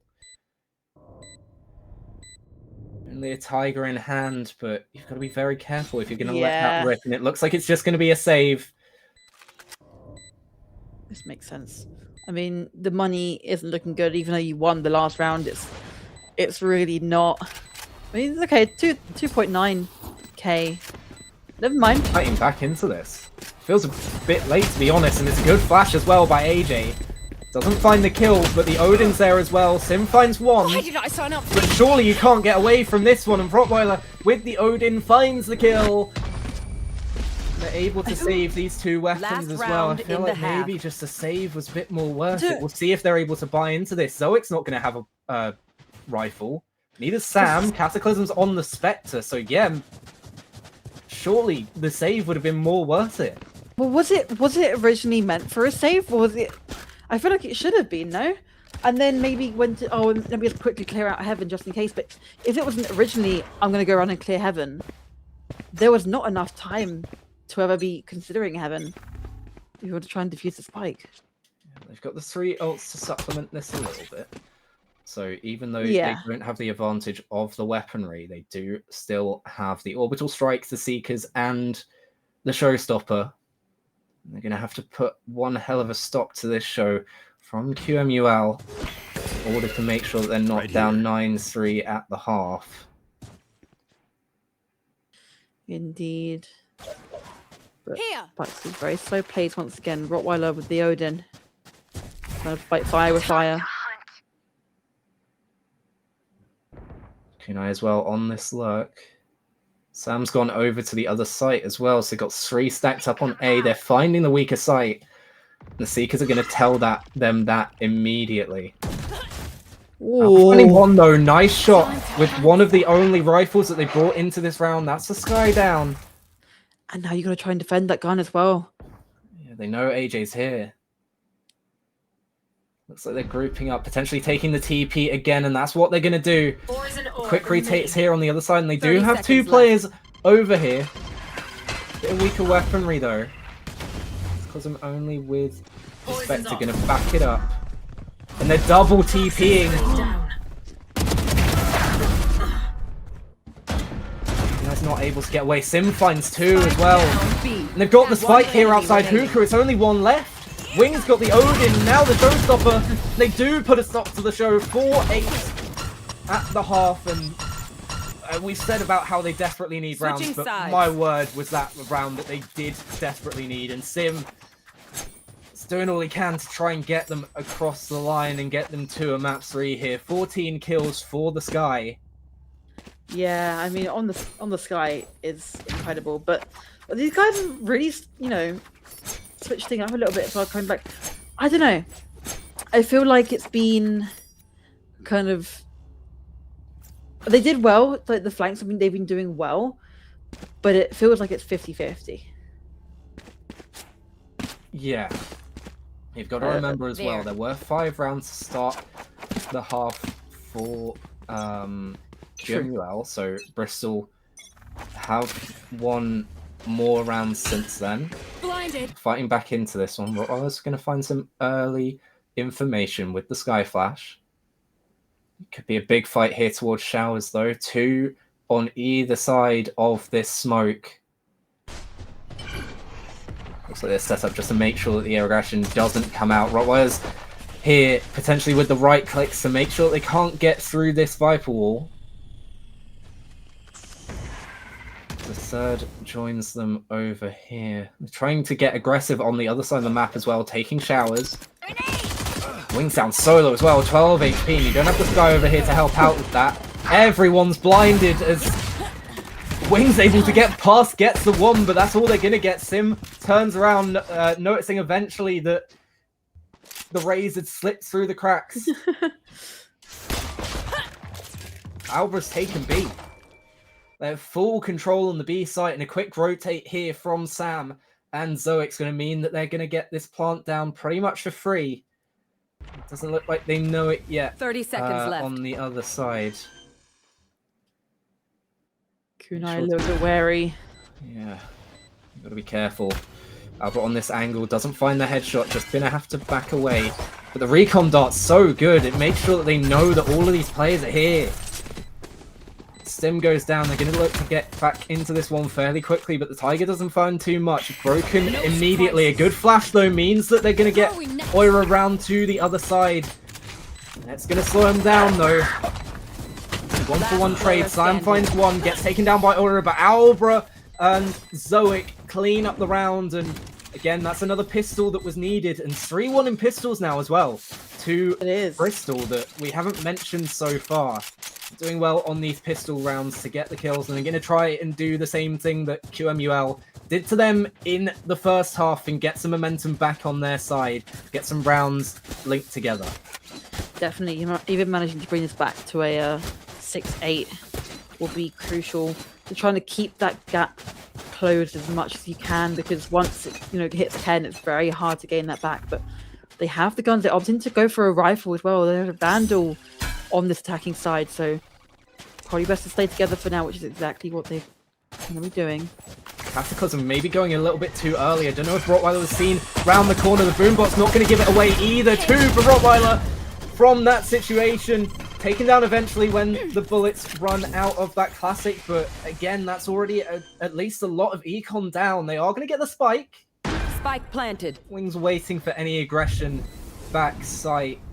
Lurking in the smoke, but you don't have any satchels anymore. Oh, though, nice headshot with the Sheriff. Finds one, not quite looking at the right angle as Albra peeks it. The Vandal here a little bit isolated on site. AJ's going to try and find it as well, and another headshot there, and a good eco found. And that's exactly what you didn't want if you're Bristol. You wanted this momentum on your side, but it flicked back the other way. And off the back of Rottweiler, a couple of Sheriff headshots. This is such a good read as well, right? Being able to know that, hey, these guys are still quite a few rounds down. They're going to want to keep these guns going into their bonus round. So they're going to be playing together. They're going to be teams up. Let's double up in Garden, down long, and let's try and get as much as we can. Sure, it was trades coming through, but even so, that brings us up to a 3v3. By the time that's happened, the whole rotate's come through towards B. And like you say, the Sheriff shots were on point. And that's exactly how you close out a round. Yeah, Sheriffs and a solo Marshal invested for Bristol as they look to get the momentum back in their favour. They're going to kill of their own. Push in immediately towards Showers, finds one, but the Bucky doesn't get the recall back quick enough. It's going to be a Vandal down. And Kunai finds Albra with Spectre. Both sitting in hookah. I like this. Doubling up again on beats, been working well before. You can see the rotate from the attackers favouring the A site, and you can't just hold there forever. Oira's going to be in this one still, only has the Sheriff, looking to potentially be a bonus of their own. They do look to get aggressive now, pushing out of hookah, trying to get a quick rotate on their own side. You've got to go quickly. You don't know it, but the wrap's coming round. Kunai is here with the Spectre, followed up by Rottweiler with the Phantom, finds one. And the trigger discipline to get the second as well, as Kunai finds 3 on the round. Sim's the only one left. Doesn't have the spike, but does have the Vandal. 30 seconds left. We're playing close to the smoke, though, with the Spectre, and now it's up to double digits, double the rounds of Bristol for Queen Mary's, and they look to seal out this one. Only 3 rounds needed to win this in 2-0 fashion. I mean, it's the mental about that, right? Like you're saying, double the rounds, double digits. That's got to be really hitting. You've got 2 alternates now. You have rifles at this point. If you lose this round, the economy is going to be in shambles. And you're going to have to keep climbing to get that back. And at that point, you're hitting match point. Safety's up. And it's not going to be in a good place. So I reckon we can see both these ultimates coming out here. The Seekers and the Hunter's Fury, both very strong to be able to get something out of this. But I've got your trail. I don't know. They go with it immediately as well. The Seekers are already popped and they're looking to get in here quickly. They don't know about the operator on the other site, but 2 kills quickly. 3 now. Kunai finding a couple in this fight, and now they invest the Hunter's Fury. Not sure that they wanted to do that in the 4v2. I mean, it feels like they're scrambling, right? They were entering site one by one, trying to get anything, getting taken out instantly, and now the Hunter's Fury has been popped, the Seekers have been popped, and it is all down to a 4v2. They take the A site, but there's so many angles to be held that they've let Wing get back into this with the operator. Looking to get aggressive towards spawn as well. Finds AJ, but just traded damage. I know Wing's here as well, potentially towards Heaven. The shot dart getting a little bit of chip damage on there. And a good shot by Sim shuts down the raise. AJ pushes in as well with the run it back. Able to shut that down. Sam finds Kunai as well. Now the 2v2 from the 2v, I believe, 4, 5. 1v2 now for Sam. Player that did so well on Corrode. Asked to step up here. 5 health in the Dream, 11 health on the other side. Finds the spam through the smoke, and a clutch for Sam. Desperately needed again. We keep saying those words, but they need to stay in this one to Bristol. They're able to find another one, and Sam, even though he's not had the best bind, able to get them another round here. I mean, it was, like I say, a little bit of a shambles at the beginning of that round. A lot of investments early on. The Hunted Fury just desperately trying to get anything. And Sam luckily managed to clutch out that round, because I don't think he would have been too happy mentally after that one. You look at how much Sim's done on this map already as well. 19 kills leading the lobby, but you're 6-10 down. It's the team not being able to find as much impact. Kunai as well has the Viper's Pit if they want to secure this B site a little bit more. Found out by the Tiger. Back out a little bit, but snipes Cataclysm out of the air. The trades are here though. Aura's going to put the ultimate in. It means that they are offsite a little bit longer and allow for the rotates to come in. Means that there's not going to be quite as much of a retake. Elbow. It's an elbow. This could be really good. I thought Sam was going to take the TP there. Decides better of it. They don't know Albra's here. It's cleared eventually, but Oira doesn't find the kill quickly. And Sim again getting into the 20s now in terms of kills. You need a player to step up. That's exactly what's happening. The wall goes down and immediately AJ just has to break it. The 1v3 is going to be difficult for the Phoenix. Yeah. Both flashes, but none of them come out. And Sim again with a good round. 7-10, it's looking a little bit more doable for Bristol. Definitely, and you've seen them peaking a lot more. I mean, obviously, who was it? It was Cataclysm, that entry site, right? And then immediately getting taken out. That's fine. The last time that happened, they took a little bit too long to be able to try and trade that. But you're seeing a few more people coming out straight after that, getting a few kills. The trades are coming through. Enough just for Albert to sneak past and get into elbow, and you have so much space. Well, not even that much space, but impactful space. Yeah, that is sometimes what needs to happen if you're the dive duelist on this map. You just have to be the one to take space, shoved in like a sacrificial lamb, but we want away from the showstopper, which is definitely going to help the pressure. Boombots exchange, but neither of them find any targets. And you can see how big the hold is towards Hookah. It's a weaker buy for QMUL. Don't have quite as much here. Wings back on the Bucky. It's probably the best place to hold with it, though. Yeah. In Lamps. It's going to be a difficult one to force out of here.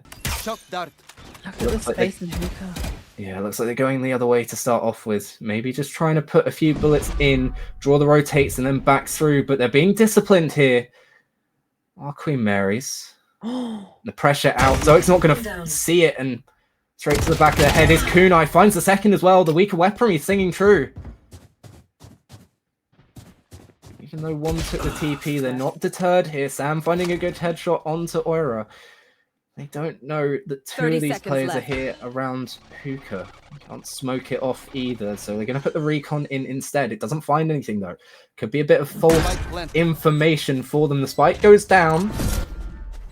Wing's going to take the TP immediately as well. They're going to be able to pick up those rifles.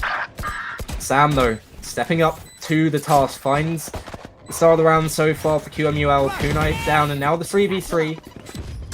Hunter's Fury already picked back up for Sam after being used a couple of rounds ago.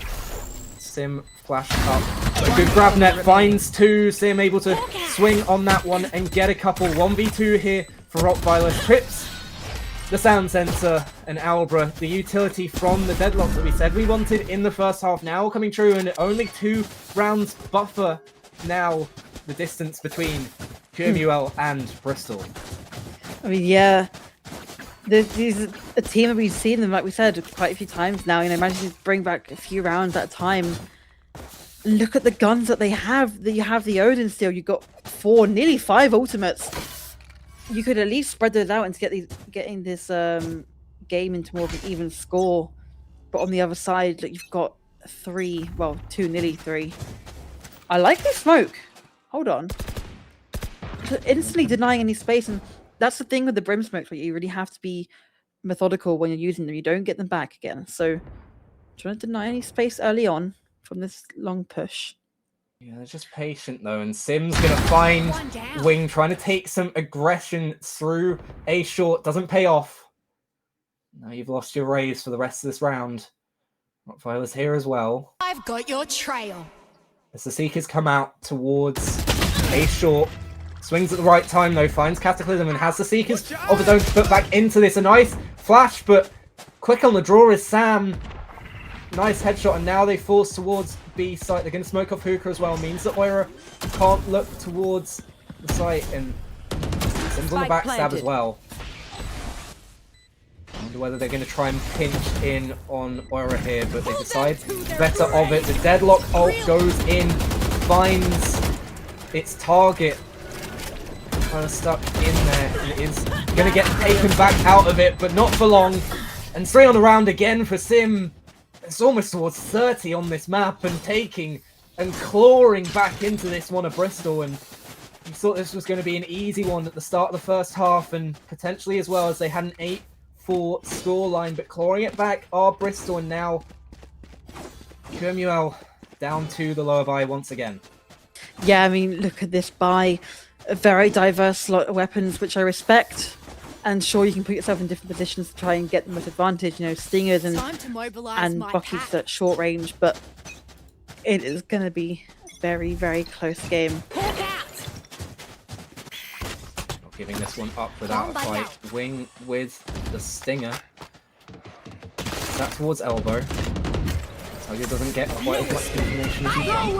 You know that potentially there's 2 players here. The showstopper comes in looking to convert, but Kunai gets the first. Spans through the smoke, trades onto the Viper, and now the Viper's wall isn't going to be there, but they supplement it with the Brim Smoke. And again, the TP comes out. Look at how much the teleport has done for them. Rottweiler stuck in here is going to be absolutely cooked in the TP, not able to get out, and look at how much space Albra has as well. The showstopper's there for Wing, but down to 45 health, and Oira's here as well. Do have a Vandal and a Spectre. Looking back into this, but it's a 4v2. Spike on the wall. They hear both guns as well, so they're going to know both are here. Sam getting a bit too aggressive, maybe. Down to 22 health now is Wing. Spectre in a Dream. Smoked off, and it's not exactly a weapon that you want to save here, really. No, definitely not. What do? You wait for frags. I do believe. Looks like they're going to try and play exits here. Spot the barrel. Wing in the 1v1 with Sim, but so little health. One bullet will be all it takes to take down the Rays, and Oira's going to look to save as well, but Sim pushes through. See ya. They have the advantage to be able to put a bit more pressure in. They save 3 guns as well through. Oira's able to collect 1. But if you look at these ultimates as well, you have the Showstopper, you had the Run It Back, you had the Viper's Pit. This could be signs of a really good defensive half. If you can get that Viper's Pit down, and I'm seeing a few pings going towards long, I reckon it is going to be possibly just whacking it down long and sitting there and just denying any sort of entry from it, and then that leaves down, 3 more entry places to be able to hold down. But on the same side, I did have the momentum that's come out of Bristol out of nowhere. This is a round that you need to stop the rot, really. Yeah, definitely. You do not want to be losing that lead. I mean, you've already lost the lead. You do not want to be in that deficit. Yeah, it can't go any further for Queen Mary's. Kunai sat towards long. Do you let this Viper's Pit rip, or are you just going to sit there and wait? Sam potentially thinking about whether the cross towards long has happened, but it's Kunai that finds the first. Desperately needed opener, and Albra's had a lot of pressure as well, but the reposition into the TP, I like this. Never mind. Decides better off it. They're going back towards A though, and they don't know that there's 3 players over here. Especially if Rottweiler holding quite aggressively. Kunai's going to come under a bit of pressure.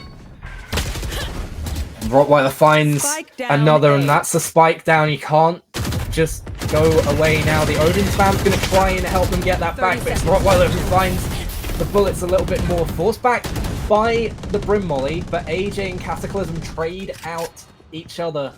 4v2 now. One enemy remaining. Good flank as well by Kunai, and this is the round that they needed, and they don't put any ultimates in either.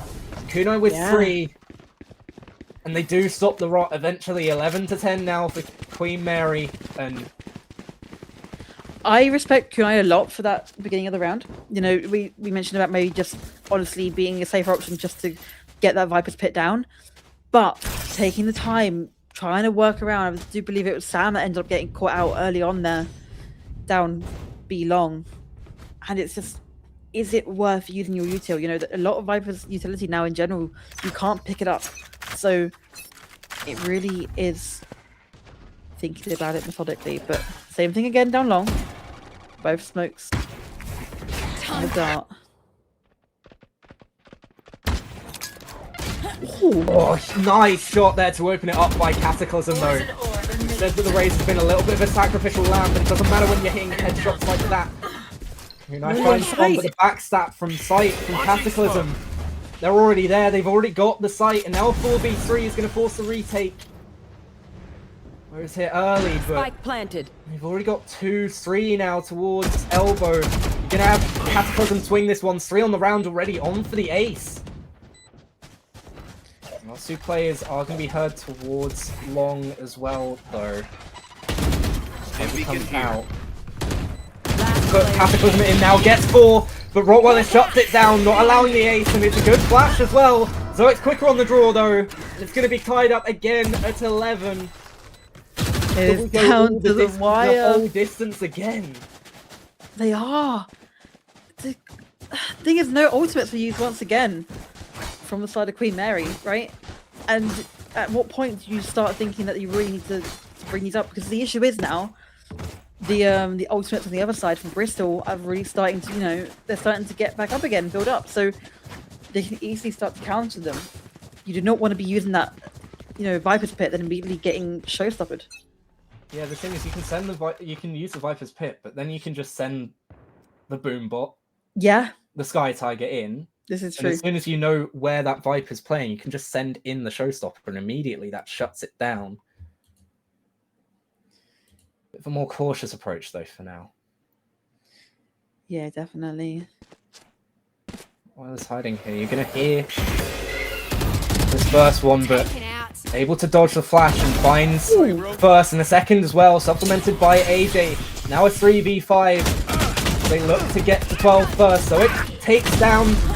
it's three immediately, quickly lighting up the kill feed in reds. They have taken the TP though, and this is where the last two players are, so maybe not the best choice. Player standing. They do find the cert though, as Zoic finds one On with the money. My ult's ready. that molly. 2v1 now, and they know where Oro is playing. One enemy. But only the Sheriff finds the first, but Zoic with 4 on the round is going to mean that Bristol get to 12 first, and match point. A good job from them. I mean, they have finally gone positive in these rounds. The long road back has eventually been climbed, and look at the buy from QMUL as well. They're putting everything that they have in credits-wise, but it's not going to be the standard rifles for them. No, but look at the ultimates as well. Zoic ready with that Brimstone ult, and it is going to be going straight into Lamps, I believe. It should be. Takes like off the rip, it's there, and it looks like it's going to be a fast push as well. Taking the space, the showstopper is put in, and they have the space here already. They can already go for the plant if they want to, try to get a bit more aggressive. Rottweiler stuck, and all the utility comes down again. Gets the kill. AJ finds one, having used to run it back.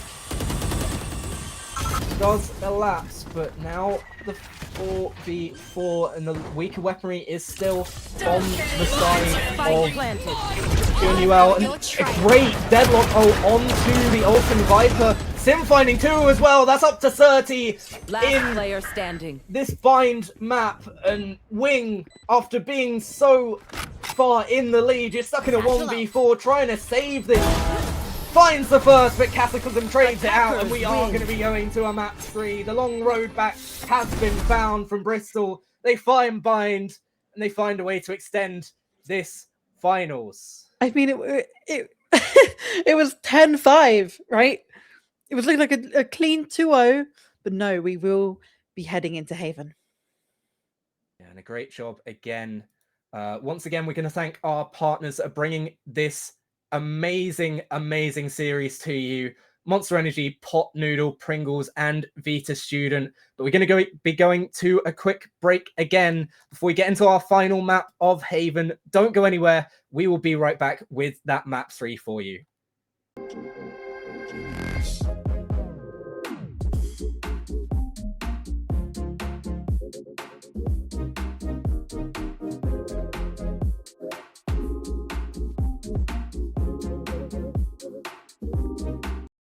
Many years ago, a supercomputer designed a perfectly shaped chip, Pringles. Knowing one day, gamers would need less mess to help them stay in the game. What's the daisy? Pringles, mind-popping.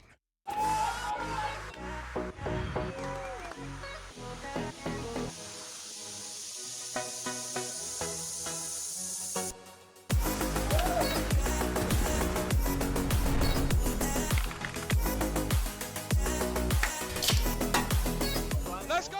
Monster Black. Monster Blade. Let's go! Nice. Monster Blade. Monster Black. That right there, Monster Plays of the Week. Okay. Monster Energy is doing a monster site giveaway.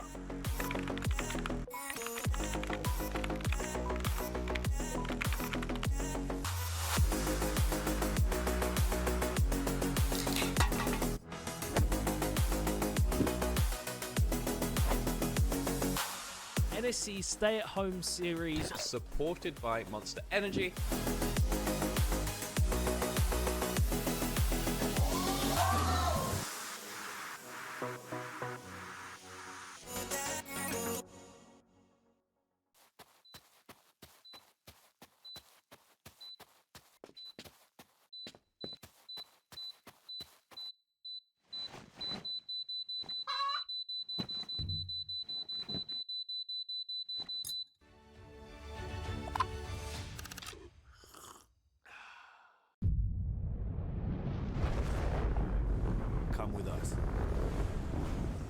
generation.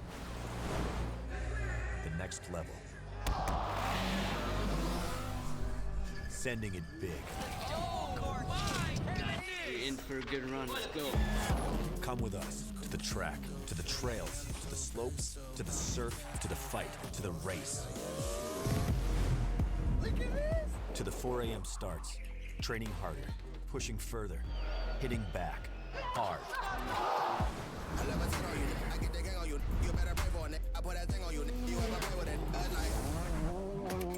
To the fans, to the followers, and the haters. Come with us to the blood, to the sweat, and the broken bones. You rehab. We'd never quit. We'd never give up. We take control. To the world titles. To the world's first. The world's best. Come with us. We're just getting started. It's going to be so much fun. I promise you.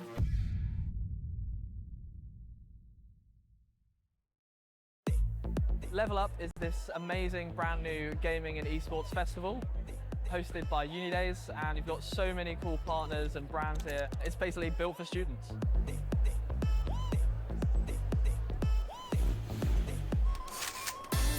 As you go through the event, you're going to level up as you go. So level 1, we've got the entrance maze, and then we go through, and there's a bunch of different levels for you to try out. We have retro, we have reflex machines, we have the consumables area, and finally we have the AFK zone and our UX stage is the final level. They've been doing the slurp challenge where they have to make the loudest slurp and get some amazing prizes. The ultimate drip for 2025, the pot noodle bucket hat. Mr. P's been doing some crazy shenanigans. We've had an insane Rainbow Six Siege series. It was crazy, it went all the way. Roehampton, as usual, winning the Rocket League. It's just great fun seeing everyone all together in one place. It's so enjoyable playing on LAN. It's just a completely different experience. NSC is like a huge part of my university life, and I think it's just a great competition. It's probably one of the best experiences I've had in uni so far. Obviously, a massive shout out to our headline partner, Unidays, for creating this whole new experiential event for all the students. Shout out to Unidays and NSC. This has been wild, really, really cool. Shout out to the commentators, the organizers, and the players for turning up today and giving it their best. Play some games, get some tokens, open some prizes, yeah. It felt cool, felt good atmosphere. It's been a great first event. Thank you to all of our partners, all the teams, all the players, everyone that came to watch and engage with our first awesome Unidays Level Up Live.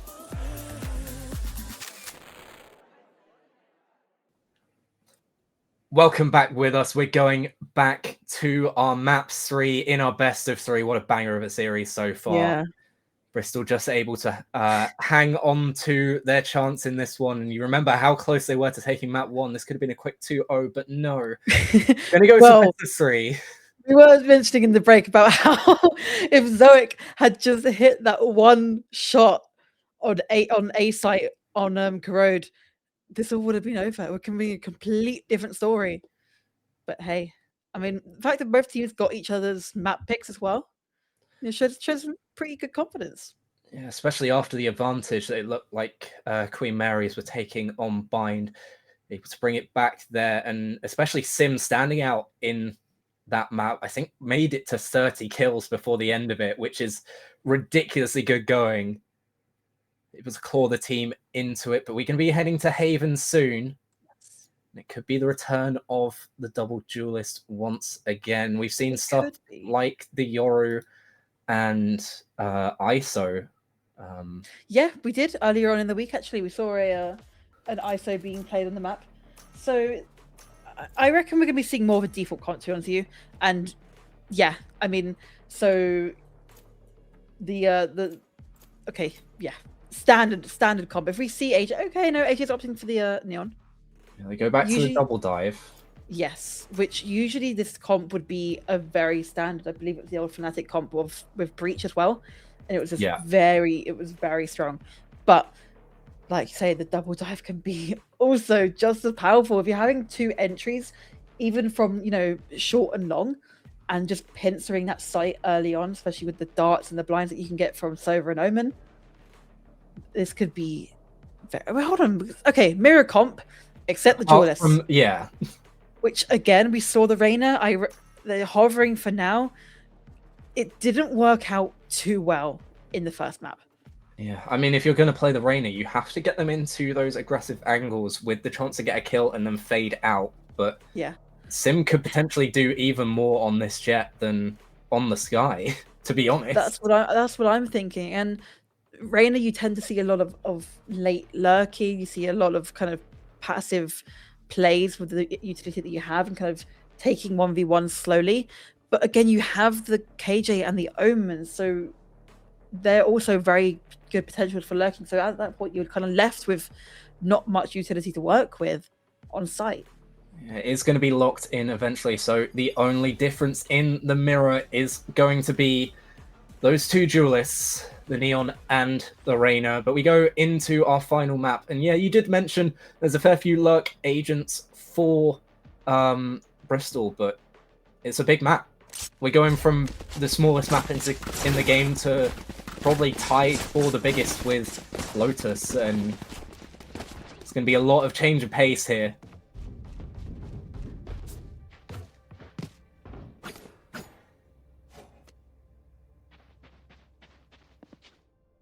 Sorry, I forgot I was muted. Anyway, as I was saying to myself, Haven is one of those maps where it is just so basic. There's no TP. Sure, you have a 3-side map, right? Like you're saying, it's very similar to Lotus. There is nothing really too special about the map. It's just long angles, short angles, a few boxes, and mechanics. Could it be a bit of early pressure towards the double duelist looking to get aggression in, but it's a nice shot dart from Oira. Getting a bit of chip damage early. Both of these duelists, though, heading towards short. They find the Sova player, but neither of them find a kill. Sim's aggressing further as well, but this isn't where the spike is. Selling a bit of a fake here as the push has come through. Rottweiler down to 10 HP as well. They've taken Garage, and now they can go over to the C site. The Neon's able to get there quickly. Watching the cross, and a nice headshot there from AJ. Trading it back into a 4v4 with Wing down low as well. And Oira finding the second onto Sim. So it may be spotting the one towards Logs, but doesn't get the kill. Sam, though, gets two onto the site, and after a bit of a rough bind, gets it into a 2v2. Both of them playing on the site here. Kunai's going to try and wrap towards Long. Planted. Maybe push them in towards Oira, but they know that they haven't got that space anymore. They're going to push towards the Stover. Do they find the timing? They do. Sam with 3 on the round. It's very big. Now you're looking at Kunai in the 1v2, pushing back towards C Long. He's going to be seen first. You do see the one towards Logs. Now they know where the Omen is. Tries to put some pressure on towards Sam. Find the isolated 1v1, but it's not going to be given. Good play there by Cataclysm and Sam. Finding the first round for Bristol, and they continue their streak of being good on pistols. That's 4-1 for them in this series now. It is indeed, and like you say, Sam kind of coming back after not a horrible bind, but definitely not as noticeable map compared to the first one. And I think definitely a very strong start, but also their attack has been a lot faster paced, right? We've seen them on bind. They've been a lot faster compared to Queen Mary's. Look at this push out from B, though. Taking so much of the space early. And now you can hear the footsteps. It's going to be pressure onto Sam.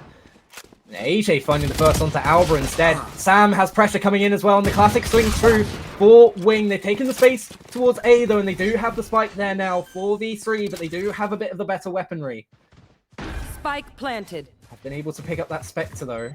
Now as they rush back through, they're going to be able to clear Sim out of this angle.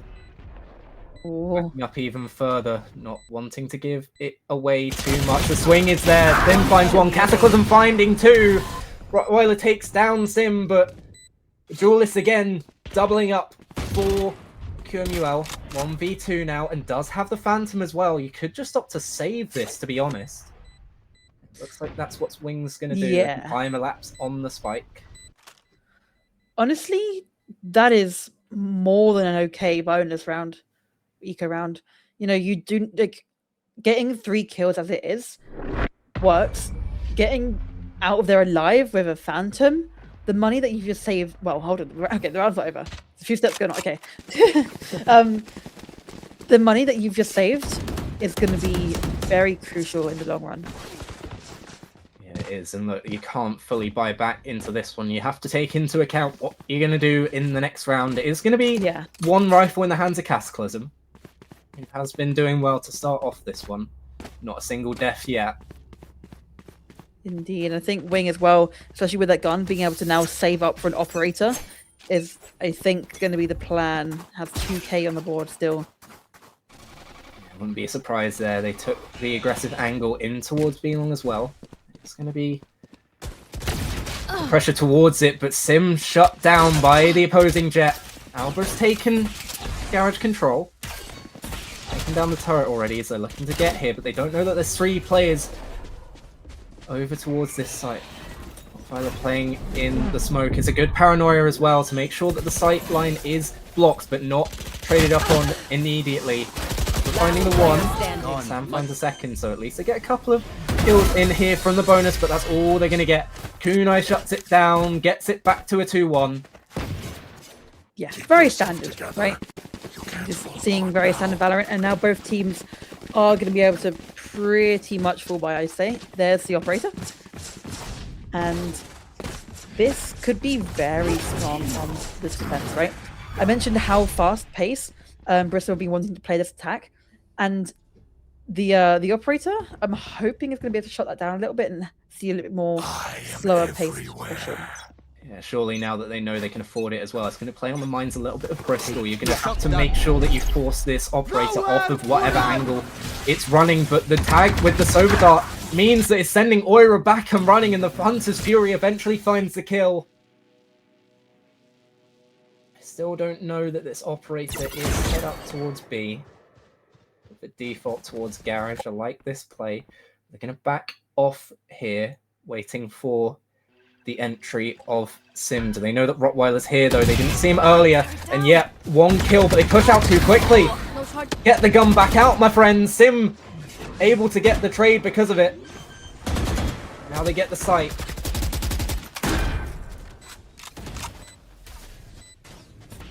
No early lurk here as well. We saw that earlier from Kunai in the pistol round, but it looks like they're going to try and push back through Garage and CT. Sim shuts down AJ though. Eventually the operator finds its mark, but Sim's found 3 already, and you're going to have to just save it here. 1 cloudburst to your name, and they're going to push this, try and take it out of the hands. Good dodge there from Sim. 1 enemy remaining. Wing though, with the Sheriff able to keep it alive. This is very much doable, but still going to opt to save that operator, and probably for the best, but even so, managing to save it in those under those conditions. That's a lot of damage to do that, to be honest. Yeah. Bristol do win out the round though. It is going to be the 2nd place prize of the operator being brought back into the next round, and you know that it's there if you're Bristol, so you're going to still have to play and make sure that you force it off of whatever angle it's playing on, but it's going to be a strange buy. Yeah, I mean, to be honest with you, I think they're happy as long as you're going to keep, keep winning those rounds. We can lose the guns all we want, keep getting those rounds on the board, because they know their ability to be able to lose about 5 in a row every game. So, like you say, very weird by the operator alongside the Sheriff. Well, they're stacked though as well. This early push out of B that we saw on round 2. You know they want to do this if they have the weaker weaponry, but it's shut down immediately. They don't know that Kunai's here though. They find the 1, but Zoic's able to take down the opposing Omen. We're looking for a fight with Rottweiler, but again, the spike's going down without too much pressure on it. My ultimate. Sim with the Rat is taken down by Rottweiler. It's a 2v3, but again, are you just going to look to save this operator, knowing how much of a threat it's going to cause? You do decide to stack up here, and maybe they're looking to get back in. Not ready yet. Cover going out. The decision to keep the operator from wing is interesting because I believe there's a phantom One down enemy on the remaining. ground, and the shock dart finds Rottweiler in the end. It is going to be another save for wing. You can't keep saving too much.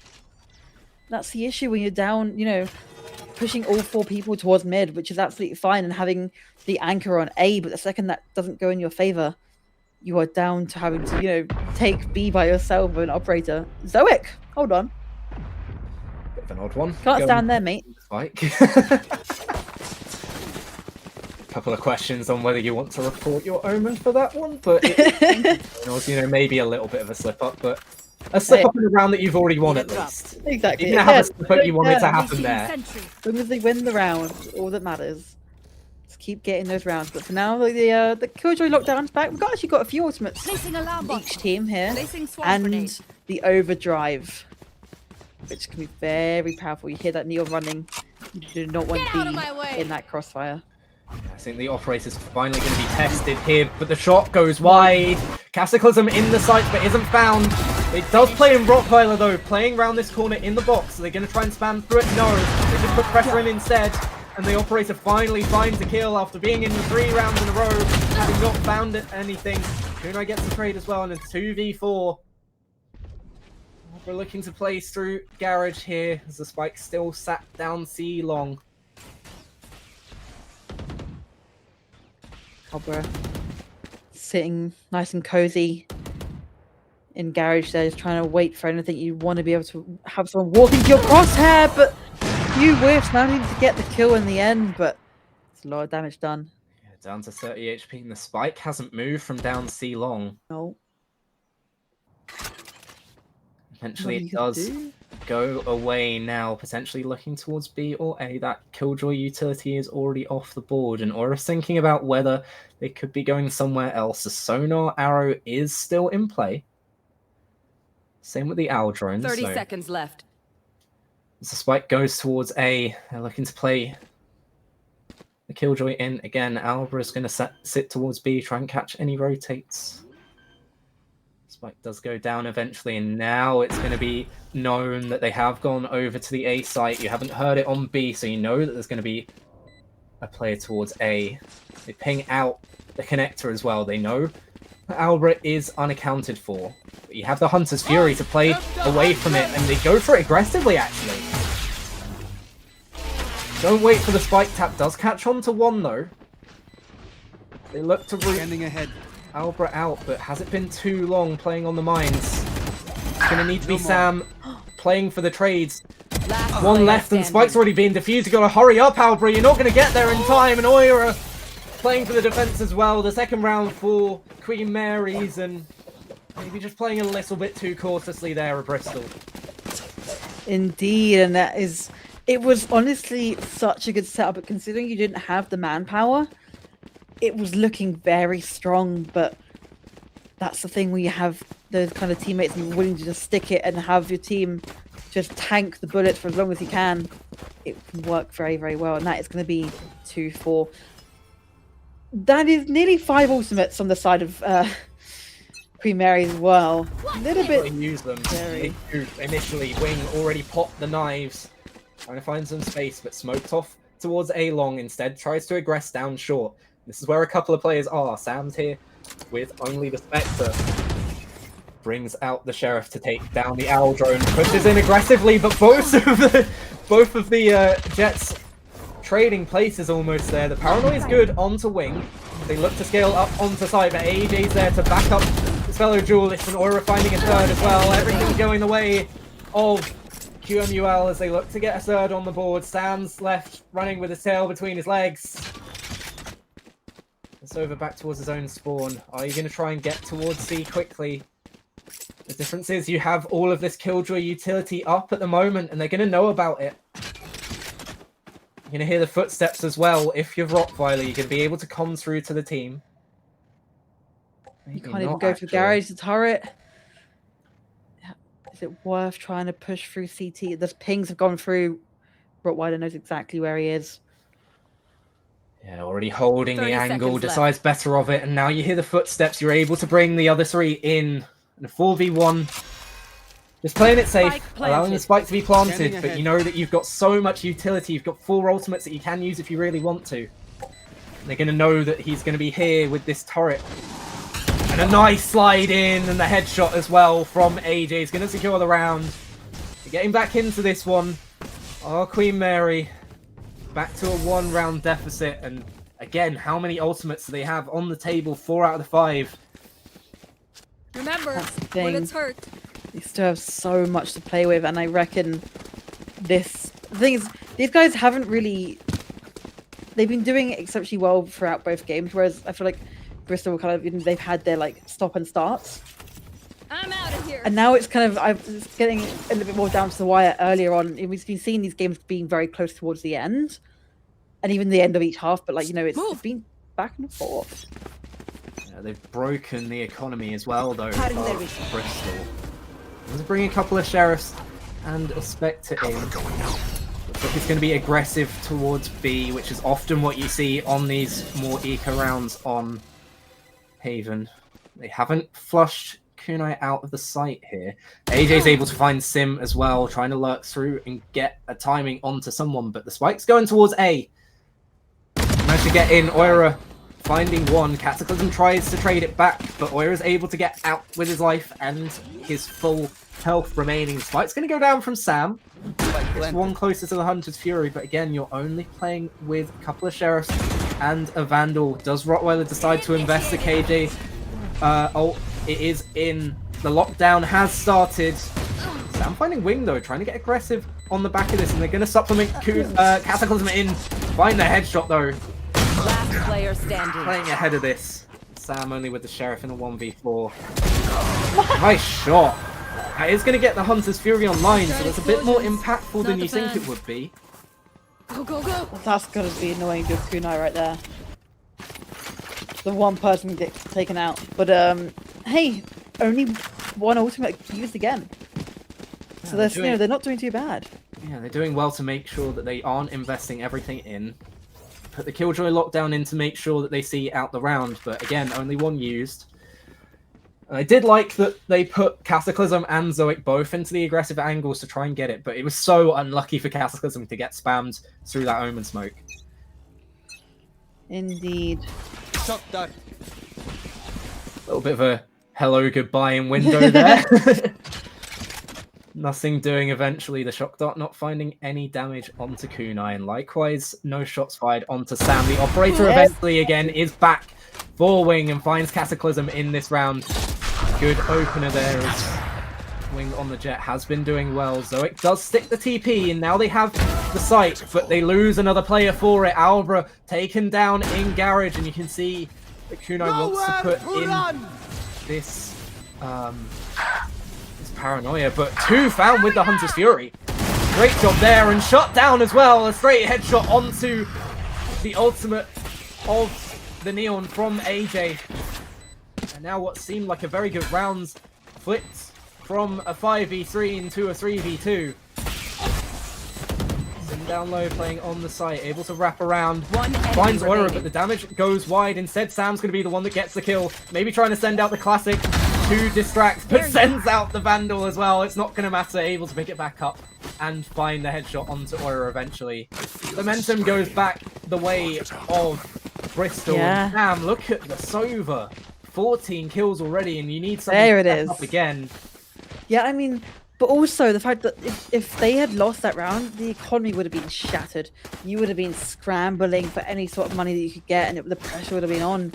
But now the money's kind of honestly looking a bit iffy for both sides. But that's better than having a really bad disadvantage. It's a Hunter's Fury as well that saves them, right? Yeah, that's the thing. As long as Turns you the can... 5v3 into a 3v3. They'd already lost 2 players in that round. Definitely. We're smoked off here, but they don't know that the Sova's hanging around. Be out of the sight line as well as the smoke dissipates. Sim's looking to find it, though. Is wise to it and gets the first kill. A headshot onto the Sova as they look to secure at least an equal side at the half. In what's already been an equal game over the first 2 maps. They have the site as well. Spike going down. Rottweiler's got Sorry, they have the ultimate here. The Killjoy is put in by Albra. Wing looking to find an angle from Heaven, but just going to have to back away from this one. Decides to go back to Heaven. Cataclysm's playing aggressive as well, making sure that there's no one just lurking around. You can hear the Neon as well. AJ trying to get back in aggressively, but the Nano Swarm's going to keep him at bay. Wing trying to get to the high grounds, but it's going to be chunked down by the Shock Dart. Gets the trade, though, onto Sam, and the Operator's going to do a bit more damage than the Shock Dart will. So it caught with the TP out as well, but time. They've got to go quickly. They don't know Sims here. Finds the first, and they can't get the defuse in. Sim's going to go down to the spike, but it doesn't matter. You found the extra round, and now 6-4. A couple of guns saved, but are they going to be able to buy into the next round? This is really scuffed. It's so back and forth, and the rounds are messy and full of utility, which we love to see, but I mean, it's just down to the wire. The Outlaw now coming out, because I don't blame them. No one knows what kind of buy is going on. Everyone's kind of trying to force what they can, save. It doesn't seem very coordinated from either side. And the Outlaw... save something, right? Exactly. But the Outlaw makes so much sense, because you have 3 people on the other side with half shield. And they're all going down long. Yeah, they look to get aggressive here. They don't break the recon as well, so they might not know that Sim's been this aggressive. They don't. Oira found. Caught lacking. Wings down. In short with the Bucky. This could be everything here, but they go away from it. Sim found with the trade though, and Wings able to take out Sam with the shotgun. So it's gotten towards sight. Takes down Wing. AJ finding a second on the round. Third as well for the Neon. Spike down A. Needed something from this round, and the Neon player that's done so well on map 1, maybe a little bit more quiet on map 2. Getting back into this one on map 3. Smoke dissipates, and Kunai's found. Albra now in the 1v2. Doesn't have the spike though. Try and use the Nano Swarm to force off the angle. The turret's out as well. Knows that no one being aggressive towards long. Spot AJ as well. Able to isolate the 1v1, but 4 on the round for AJ. Much needed for QMUL. Last round before Queen Mary get back to even, and again it's the 2 that we saw doing so well off of the back of each other on Corrode, that the 2 top fraggers for Queen Mary. Yeah, and the synergy between them as well is so strong, right? And we mentioned it, like you said in the first map, it's just a powerhouse, and they are just so strong. Their attack was great. You know, they've been very strong on attack, so I would kind of expected it to have a little bit more of an aggressive defense. Odin's doing so much damage, and they find Sam immediately through the wall. Talking about aggression, I mean, he finds one, but I mean, look at how low Cataclysm is. Yeah, I'm sure if you can manage to get a kill, you can get that health back a little bit, but you try and get yourself in a better position. You have the Empress support, but you're down so low already. One bullet's going to be all that's needed to take you out. Now Brockweiler playing towards logs. Hasn't been scouted out yet. They know Sim's on the other side. The Hunter's Fury's in, but they don't find Brockweiler immediately. And Oira finding 2 with the Hunter's Fury. Shutting him down. Albra finds 1, but it's going to be an even half again, as these 2 teams seem to be evenly matched across all 3 maps so far. Switching sides. And the question is, who's going to find everything in the end? Is it going to be Bristol, or is it going to be Queen Mary's? That is the question, and it is going into the second half, like you say. So, the thing is, I much prefer the Neon to the Reyna, and it makes so much more sense. The stuns that you have as well, to be able to stun with the Neon, the wall with the Neon, being able to then push and dash in with the Jet and get to different angles. You have the heights alongside that. So I just feel it's going to be so much more powerful. Yeah, you do have the ability to set up Cataclysm on an aggressive angle with the ability to fade back out. Yes, true. But then that has to be relied on getting a kill. Yeah. Go, go, go! So the aggression down C-Long, and you can see all 3 other players going towards Garage. It's going to be a lot of pressure on towards Sim. Has to dodge the Neon stun, but 2 from Albra backing up the Jet there. Sim tries to find 1, but the headshot from Kunai is good.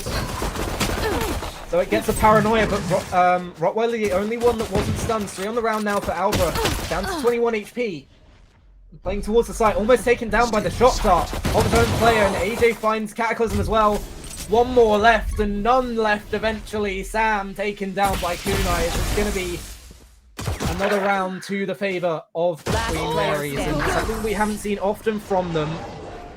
They're able to get another round. But I mean, I think we're going to try and get a quick pause in. Yeah, but that ability to what's it called? Sorry, the push from both duelists, one down long, one into garage, and just it was insane. Obviously, Albra doing a brilliant job being able to hold down his own site for a good while, having time for him to come back up. But the damage, there's such an interesting thing about pistol rounds, right? If you can just chip away slowly, it does so much. You can just, you just get people down to 20 HP, and then suddenly the whole round can switch up. Yeah. And we said about Sam having a good half, but not many kills found since. Maybe a bit of a caster curse there onto Bristol Sova. We're just getting a bit of a tech pause in. We just got to sync back up to make sure that everything is all right. Just going to get everything back in. Just a couple of seconds for you. We should be back into the game. Yeah, I mean, so far it has just been back and forth. I do think this attack is just going to start speeding up. But again, we've seen Bristol and their ability to then just come back after losing, like say, we've seen 3 rounds, 4 rounds, 5 rounds. And it has just been, I don't know what to say anymore. I can't predict anything. I don't really want to predict anything, just in case. I mean, you can't really. It's been so close. No. Even when we thought that Queen Mary's had bind in the bag, they didn't quite get there in the end. And that's the thing, like, you have such an advantage, right? You were up 10-5 and you managed, I say fumble. It wasn't really fumble. They still played really good Valorant, right? But it's just down to, you need to get those last few rounds. Yeah, the round starts back up. And here's a couple of Sheriffs invested into the eco. Cataclysm trying to find one. Sim doing the same. Got a bit of damage onto Wing already. Duelists getting aggressive here, and they've got a lot of space. See the extremity control as well from Sam. Putting a lot into this garage, though. They're going to find many people here. The Aldron's going to find both of the players that are sitting in garage, so it's going to force them back. They go away from this, though, and they're going right into the clutches of Cataclysm on the Reyna. They're going to check this angle. Don't. The trigger discipline. Oh. 2 for the Reyna, and you're able to get away if you want. 3 on the round for Cataclysm, and the spike down. Sim finds one as well with the other Sheriff, and my word. Oh, AJ back into it, though. Gotta go. What is this Valorant? Right click from Zoic ends the round, and I think we're going to have another pause quickly, just for a disconnect that I saw go through, so just bear with us very quickly. We're going to have to wait for, I believe it was Albra, to get back in. Didn't matter though. You're able to get that bonus out of the hands of QMUL, and again we're back to even footing. As soon as you try and predict something, it should be around that you win, right? Said, right? So I don't want to predict anything at this point because I actually don't know what's going to happen. And we honestly have seen, we saw it a little bit in the first map on Corrode, but the Reyna with the Sheriff can be very good, and like you say, you can get out if you want to, but no, he wants to sit back and get one more for a third before leaving, and it just completely explodes the round. You have, what do you do? Obviously, was it AJ that managed to get a couple more back? Yeah, some brilliant shots with the Guardian as well, both very precise guns that you have to be using, but I mean that's one way to completely destroy Deco. Yeah, I mean, it's ridiculous, right? You could so easily have seen Wing go through and fired a stray shot and miss, and then suddenly they know where you are. You can push through. But the trigger discipline, not only just to let Sim go through onto long, they let Wing go through onto long. They let Oira come through as well and spot Rottweiler, and that leads to the 3 kills or the 2 kills, and then Yeah, getting the third as well onto the kunai, I believe, is ridiculous from the Reyna. And then that's exactly where you need your players to step up, right? You've got Cataclysm on the Reyna for a reason. You know that mechanically they're very gifted. So you've got to have them get the kills where they're needed. And I believe the player has rejoined now. So we're going to be going back in soon. But like you were saying, right? Like, they're on the Reyna for a reason, okay? Sure, it didn't particularly feel very impactful the first game. But if you have the trust in your players to be able to do this, there's the reason that you are picking this Reyna every time for this double duelist. So why not? And you're seeing the reasons why. Yeah, I believe we're going back live now. So we will be back in. So broken by the other side, but again, considering what we've just seen, I can't really predict too much. The Neon with a Bucky, and I reckon he's going to go down a short. This could be a collision. Gotta go. I'm short.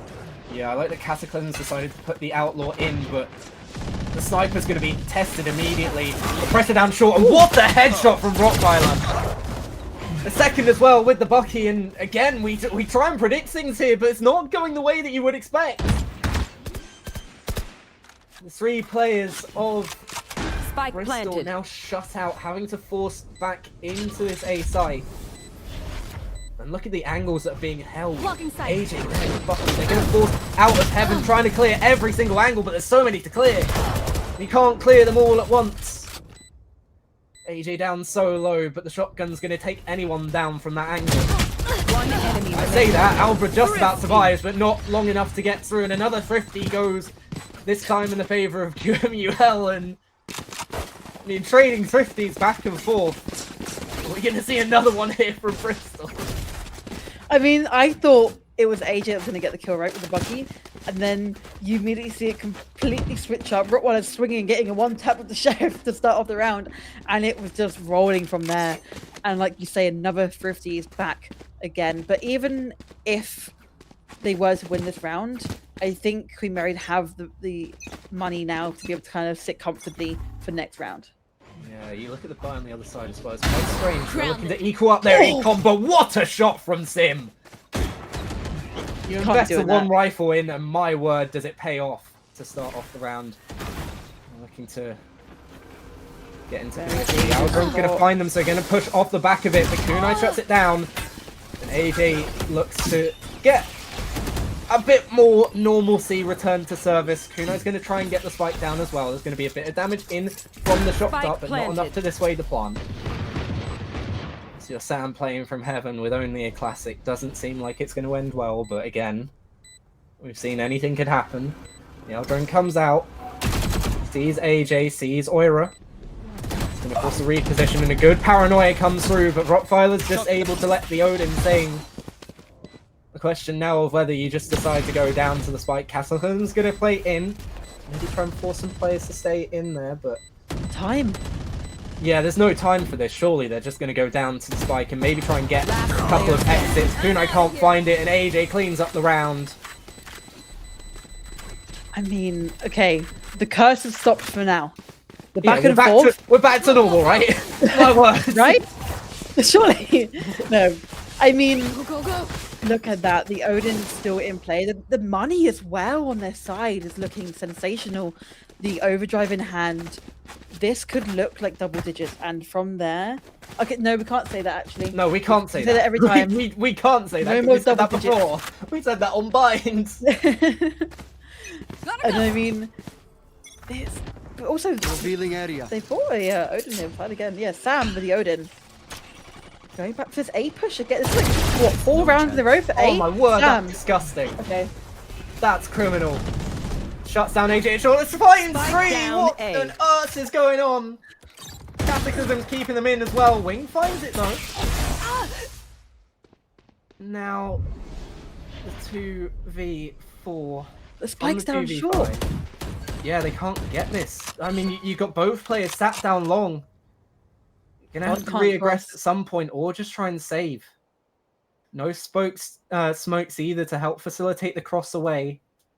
Wing just looks to get aggressive on the other side, playing down a long. Finds the first as well, Zoic, and the other players are looking the other way. They can't get the trade out. 3v2 now, up from 5. But Sam knows that they're going to try and aggress down short eventually.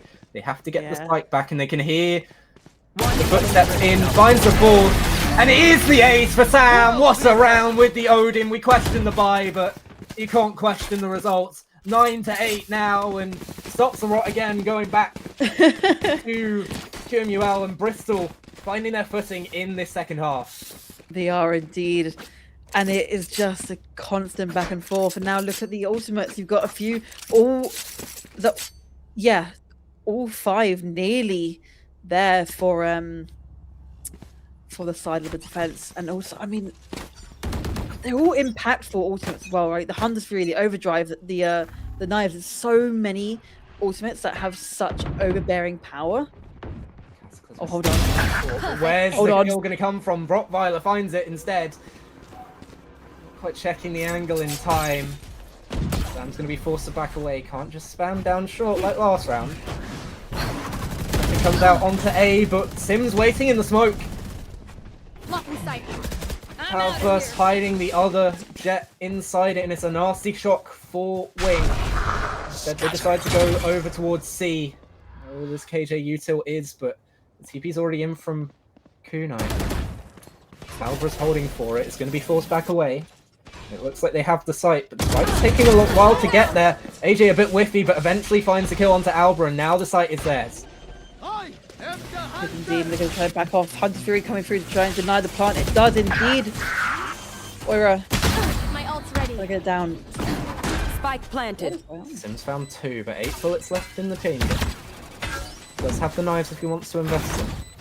In the 3v2. Last player standing. It's a little bit whiffy though, doesn't find anyone down long. It's going to be Sam needed to be the hero once again. After the ace in the last round, and Oira shuts it down. 10-8 now, double digits for Queen Mary's as they look to try and win this one out.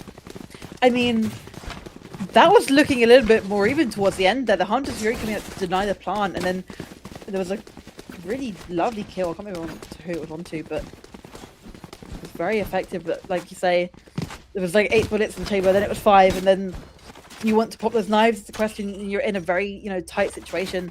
You have to make a quick decision. It just didn't work out, but 10-8. The money's looking a little bit all over the place right now for Bristol. Nice, have been popped to supplement it though, and Albra's in here with a stinger. It's exactly the angle that you want to hold with the weaker weaponry, and it's able to upgrade back to the rifle, but the knives go wide from Sim. The 1v1 trade. Zoic with the headshot though from that Sheriff. We're able to trade Alba out. Zoic again with the Sheriff finds a couple, and Kunai's down so low as well.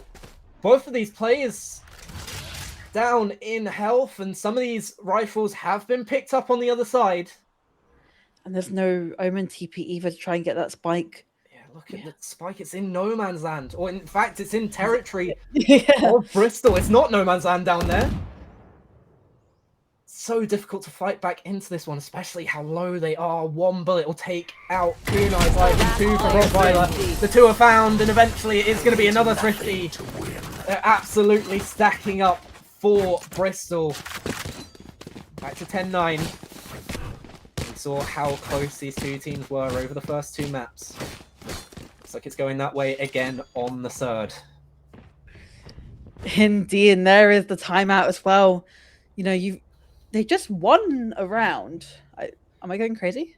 Yeah, they just won that last round. They won the round. But okay, this makes sense, right? Because so far they have been going back and forth. And if you look at the ultimates on their side, on the side of Queen Mary's, they have a lot more of an advantage in terms of power, right? That lockdown can do so much, especially post-plant as well. When you have both jewelers have their util for entry. But you could maybe if you just slow down the pace, like they won the round, they can kind of they're on defense. They can play this slow, they can play this methodically and try and hold that line for as long as possible. Yeah, and the thing is, you're looking eventually to try and string some rounds together, right? Exactly. They haven't been able to do that. Neither team's really been able to do that over the course of this half. Especially with the amount of thrifties that we've seen. It's been getting a bit ridiculous, to be honest. Exactly. But exactly, if you see Queen Mary end up winning this round, it's going to be 11-9. And at that point, you don't have the money. You're seeing match point in the horizon, and it's not looking good. So the timeout makes sense. You know, we're in last map as well. You have these timeouts to use. Why don't you use them? It makes sense. Yeah. It's fine. AJ does have the Bucky, but also you're looking at really on ult to supplement it. So they look to take early control towards Garage, and you can see the extremities control taken from the duelist on the other side. They're being whistled down a little bit as well by the nanostorms. They're able to clear out the turret, and AJ decides now's the time to go. They know that these players are here on the other side, but Rottweiler doing a good job to keep them at bay so far. Finds the second as well.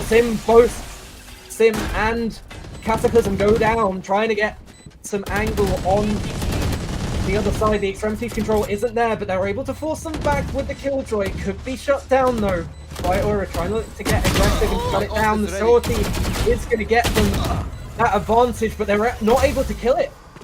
Not ready yet. Force back. The rest of the team able to get away. No one staying from it. This is down long as well. It's such a difficult angle to force out. The one way. What do you do? Managed to smoke it off, and the spam is good. Spam back the other way. One enemy Smoke remaining. is there. They haven't found the planter yet, but it does get taken down eventually. Wing finishing out the round. Now 11-9 as well. You said this broken buy is going to come through. Best to play as a team. So The what's the Odin, plan? they have the ability to buy up one rifle. Well, they have. The operator There's some money. But the issue is, where do you want to place that money? Because you still have one more round after this, no matter what. The thing is, you're buying up. And if you don't win this round, you're stuck with basically nothing. Look Exactly. at we've got 2 players brought down to 0 credits. There's so much faith in this operator right now.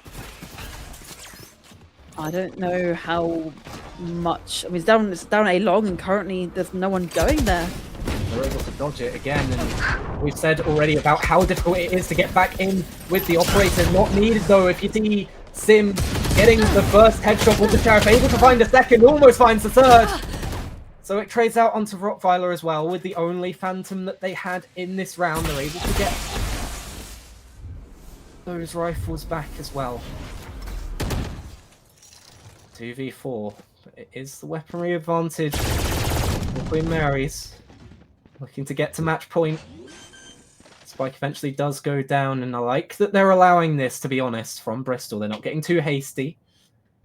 Tap as well means that it's taking so long, and now they're able to spam through onto the default plant. Means that Kunai has to plant a bit safer. TP as well, down long. There's so many angles for Kunai to look out for.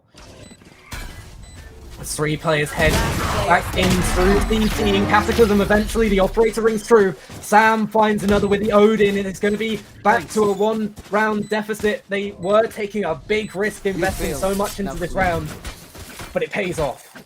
They were indeed. And not only does it pay off with the round win, but they have 4 guns left over. And that is crucial. And if you look on the other side, they're at the same point. The money's not looking good. And even if you lose this round, it's going to even it out. And it is down to the wire. The 4 ultimates are in hand. You're going to probably be seeing, the full shield with a Wing on those knives, possibly. Even hoping to maybe use the Hunter's Fury, try and get a gun. Anything that can.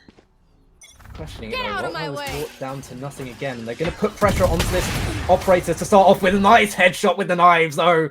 Wing finding Cataclysm, and now they're in the advantage again. That operator not finding as much as good, but again, we've seen Sam in this situation before. Wing finding 3 now with the knives. Shut down eventually, but it's a good paranoia to find Zoic. Now Albra on the flank, but you're in a 1v4. Can't find anything. Oira shuts it down, and now it's match point for Queen Mary's. The first team in this game to get to a series point, actually. And my word, does it still feel even? It does indeed. But what a round from Wing! I mean, sensational. Being able to take that first kill against the operator and then going for 2 more. You're on site. You managing to get the pincer down from long into short, and saving your teammates' lives as well. Again, it's these 2 duelists that are doing absolutely everything for Queen Mary's. They're able to get them the advantage and get them the first series point, but they know that the players are here. You found a couple with the tag, and eventually it does get a kill onto Rottweiler from the Hunter's Fury. First one in this round. Kunai down to 70 as well. And I believe AJ tagged by it as well. So a lot of damage there from Soverot. They're able to clear out this turret from Garage. They know that Sim's here. They don't. They find the kill onto Alva at Logs, but Sim's able to backstab it. Trades out his Killjoy, but it's a great paranoia and a great piece of utility as Kunai's got 3 on the round. Could be onto an ace to bring it through for Queen Mary's as now the 2v3. You need to find this if you're Bristol. The shock dart finds one onto Kunai, eventually shut down. There's been utility that gets the kills at the moment for Bristol. Cataclysm trying to get back into this one. Enemy Clear means that there's no pressure from the shock dart. It's going to be a 1v1 of the Sombras, Sova, sorry. And Sam finds it 4 on the round, a big round for the player that's been the star player so far, already an ace to his name. It's going to keep Bristol alive in this one, 12 to 11. And again, it feels like I'm watching a replay of Corrode here, really. What is going on? Hold on. Okay. Kunai gets 3. It is looking very strong to close out the map. And of course, by nature of this series so far, they come back into a 1v1 and a Bristol clutch it up. Look at Sam as well, 25 kills. Insane. Over. Right? 10 assists as well. It's the only player that's positive on his side. Wow, that's saying something. It's absolutely absurd from your solo player, especially as you're playing with 2 duelists, right? Only on your side being positive when you're on match point. Well, not match point, but, you know, before we go to overtime anyway. It's an investment from Sim of the Knives. Hold on. He needs to be. It's a great paranoia. It sets it off, but Wing wasn't caught by it. Gets the headshot, and it's going to be advantage to Queen Mary's. Cataclysm's here as well. But only has a Guardian, so you can't just spray through here. Can be found by the Owl Drone as well. Sim at Bay for short for now, and it's going to be supplemented by Sam with that Odin that we've seen puts such good effect. But the quick rotate that you can get from the Neon's going to keep them back. Going towards C, I'm going to try and get there aggressively. Killjoy Yuchin's still here though. They know it's happening. I'm just going to hide in this smoke. They're on site here, and the Judge could be a lot.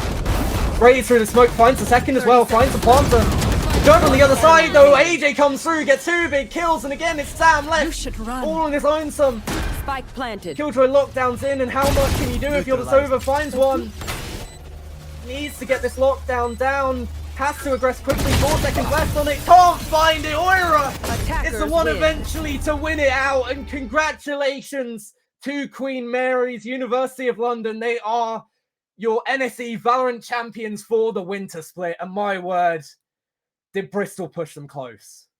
They did indeed. And that is every single game we either went overtime or into the final round of the game. And it's always so great to see this because we're in the grand finals, right? We expect to have a very close game. Both of these teams deserve to be here, and you can see why. Any best of 3 with 3rd map anyway shows enough, but making the most out of every single round possible in a best of 3 series is insane.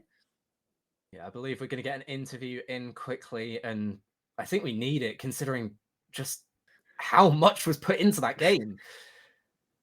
Yeah, I know.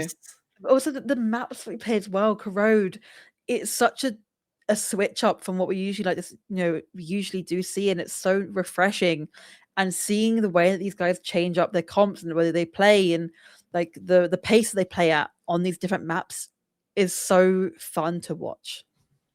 Yeah, we're just questioning who we're going to get in for the interview now. So we should be with them shortly, but I mean, commiserations to Bristol as well, and especially Sam on that final map, putting in so much on the Sova, just not able to get it across the line, and it felt poetic that he was the last one in the 1v3. It did indeed. I mean, obviously having a bit of a rough second map, right? We keep talking about it. Sorry, Sam. We do keep talking about it. I know, but I say rough map. It wasn't. It just wasn't really pointed out that much. We keep talking about the duelists on Queen Mary, right? But the whole team, your duelists cannot play well without the support of the rest of your team. You have the strong sentinels, you have the smokes in the right place, the information coming from the server. It all plays a part, and I've been saying this from the start. I think that Queen Mary just had the synergy and the communication, and you could see it more in their gameplay. Yeah, you could definitely see it, and eventually it is what gets them across the line. But all three maps going ridiculously close, and I would have loved to have some comms for what was going on, especially as Queen Mary's. I think during that section of the back and forth eco rounds would have been brilliant. But I do believe we are going to have an interview coming up very shortly. Yep. We're getting them in soon, and I believe it's going to be the coach of QMUL, the eye in the sky. Yes. Who's seen all of this happen, has been in the comms for the entire time, and my word, it has to be so stressful as a coach seeing this happen, especially for all three maps going so close. Yeah, that's the thing as well. Like, obviously, not being able to do much apart from these timeouts and things, and kind of having to sit back and watch. But I do believe we are now going to go into the interview, if I'm correct. Yeah, we Hello. have the interviewee in, and it is Cubster, I believe. Yes. Okay, perfect. Congratulations to your team as well. Obviously, the coach. How are you feeling after that one? After seeing your players eventually pull it through on map 3? I mean, where do I even start? Like the emotions are just everything.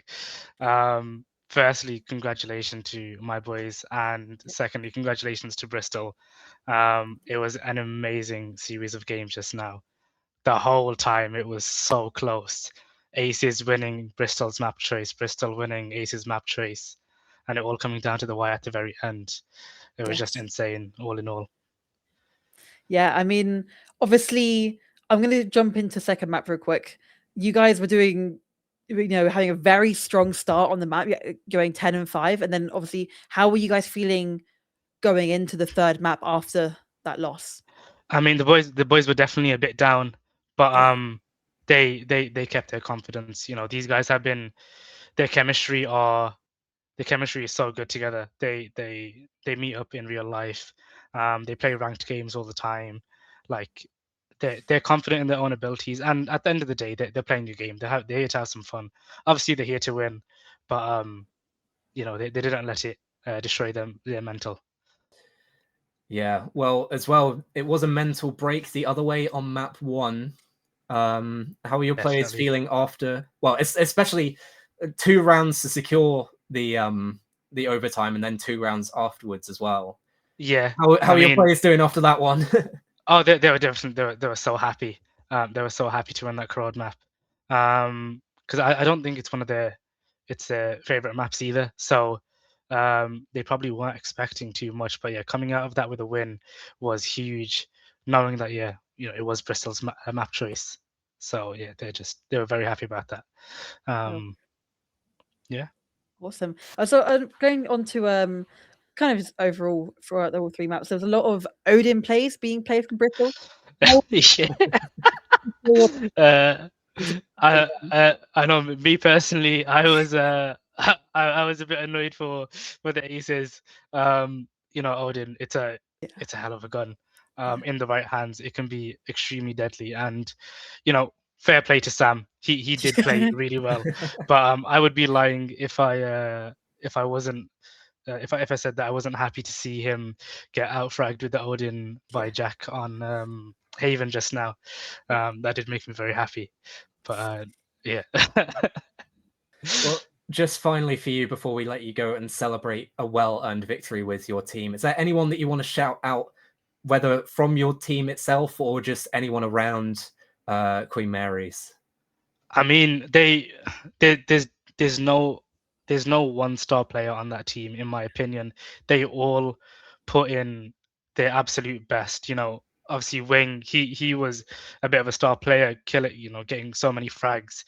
You have Rottweiler, he was holding down those lurks and holding down sight so perfectly.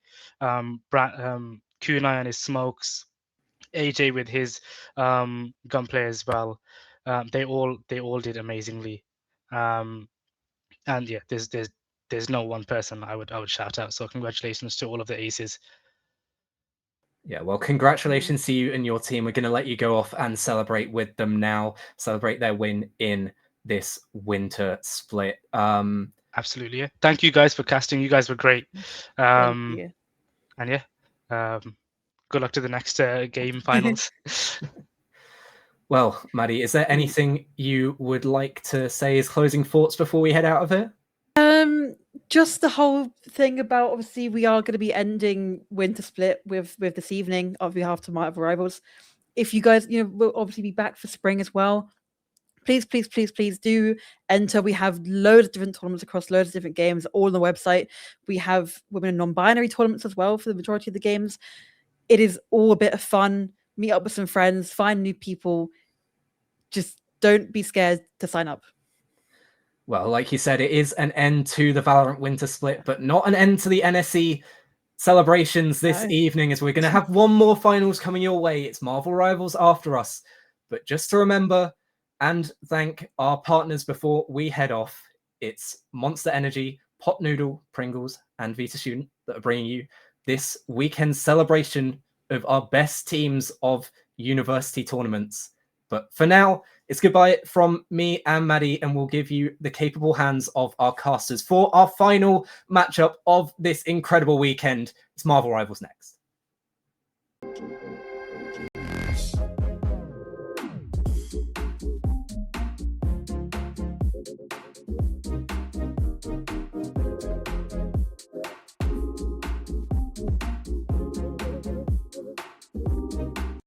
Many years ago, a supercomputer designed a perfectly shaped chip, Pringles. Knowing one day, gamers would need less mess to help them stay in the game. What's the daisy? Pringles, mind-popping.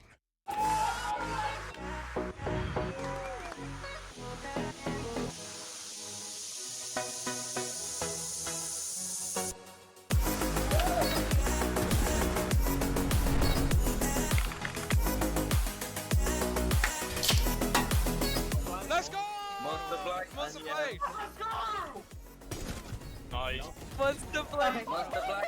That right there, Monster Plays of the Week. Okay. Monster Energy is doing a monster site giveaway.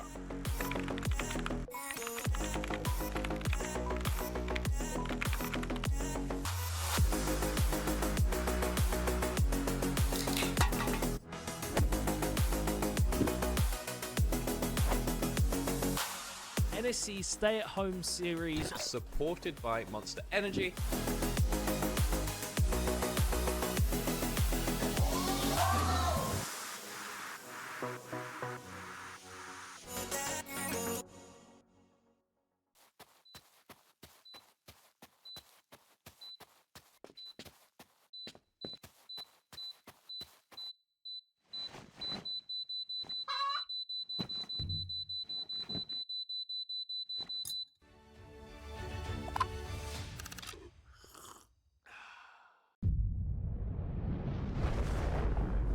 Come with us.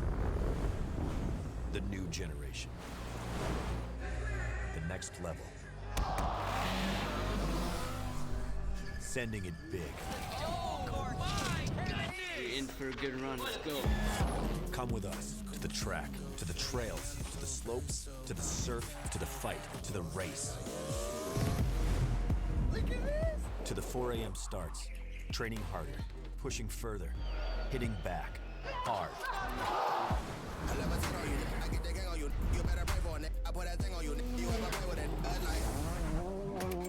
To the fans, to the followers, and the haters.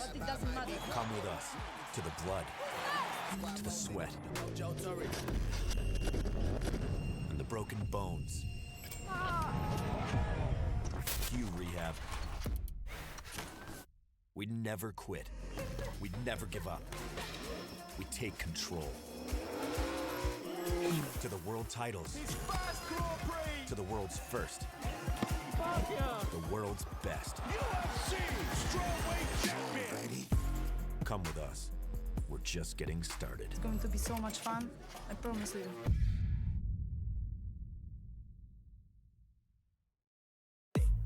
Level Up is this amazing brand new gaming and esports festival hosted by Unidays, and you've got so many cool partners and brands here. It's basically built for students.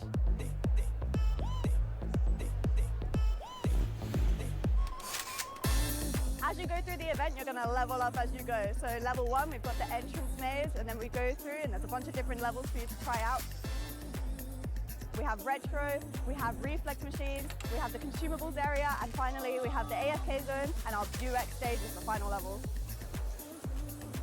They've been doing the slurp challenge where they have to make the loudest slurp and get some amazing prizes.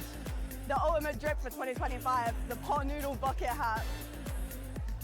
Mr. P's been doing some crazy shenanigans. We've had an insane Rainbow Six Siege series. It was crazy, it went all the way. Roehampton, as usual, winning the Rocket League. It's just great fun seeing everyone all together in one place. It's so enjoyable playing on LAN. It's just a completely different experience. NSC is like a huge part of my university life, and I think it's just a great competition. It's probably one of the best experiences I've had in uni so far.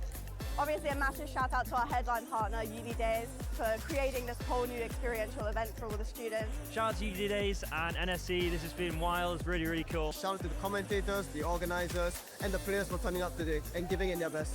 Play some games, get some tokens, open some prizes, yeah. It felt cool, felt good atmosphere. It's been a great first event. Thank you to all of our partners, all the teams, all the players, everyone that came to watch and engage with our first awesome Unidays Level Up Live.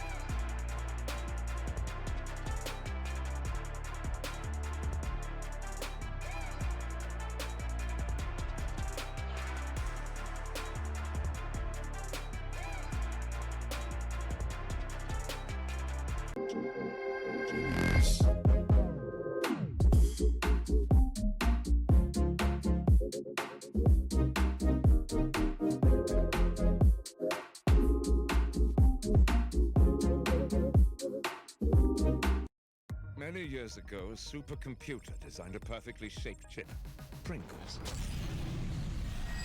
Knowing one day, gamers would need less mess to help them stay in the game.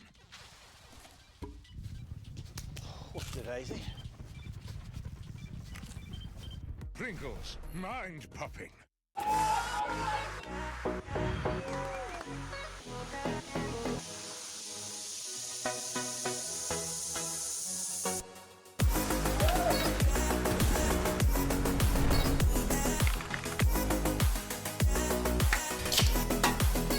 Let's go! Monster Blade. Monster Blade. Nice. Monster Blade. Monster Blade. That right there, monster plays of the week. Okay. Monster Energy is doing a monster site giveaway.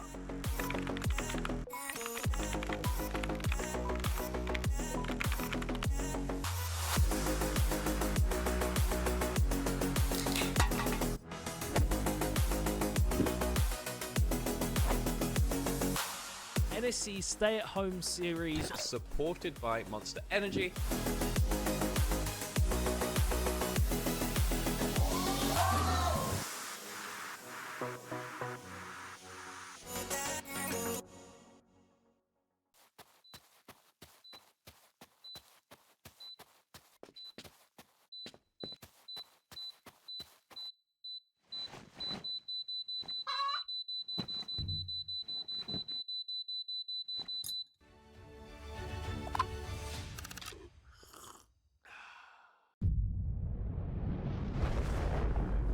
Come with us. The new generation. The next level. Sending it big. You're in for a good run. Let's go. Come with us to the track, to the trails, to the slopes, to the surf, to the fight, to the race. Look at this. To the 4 a.m. starts. Training harder, pushing further, hitting back, hard.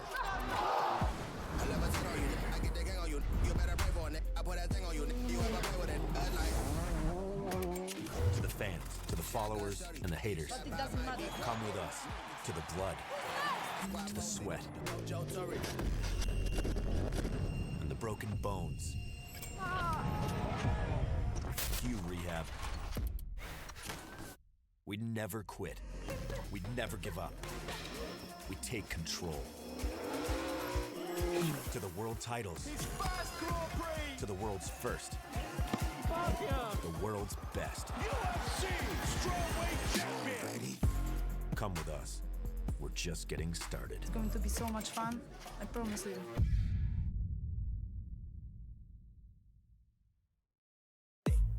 Level Up is this amazing brand new gaming and esports festival hosted by Uni Days, and you've got so many cool partners and brands here. It's basically built for students.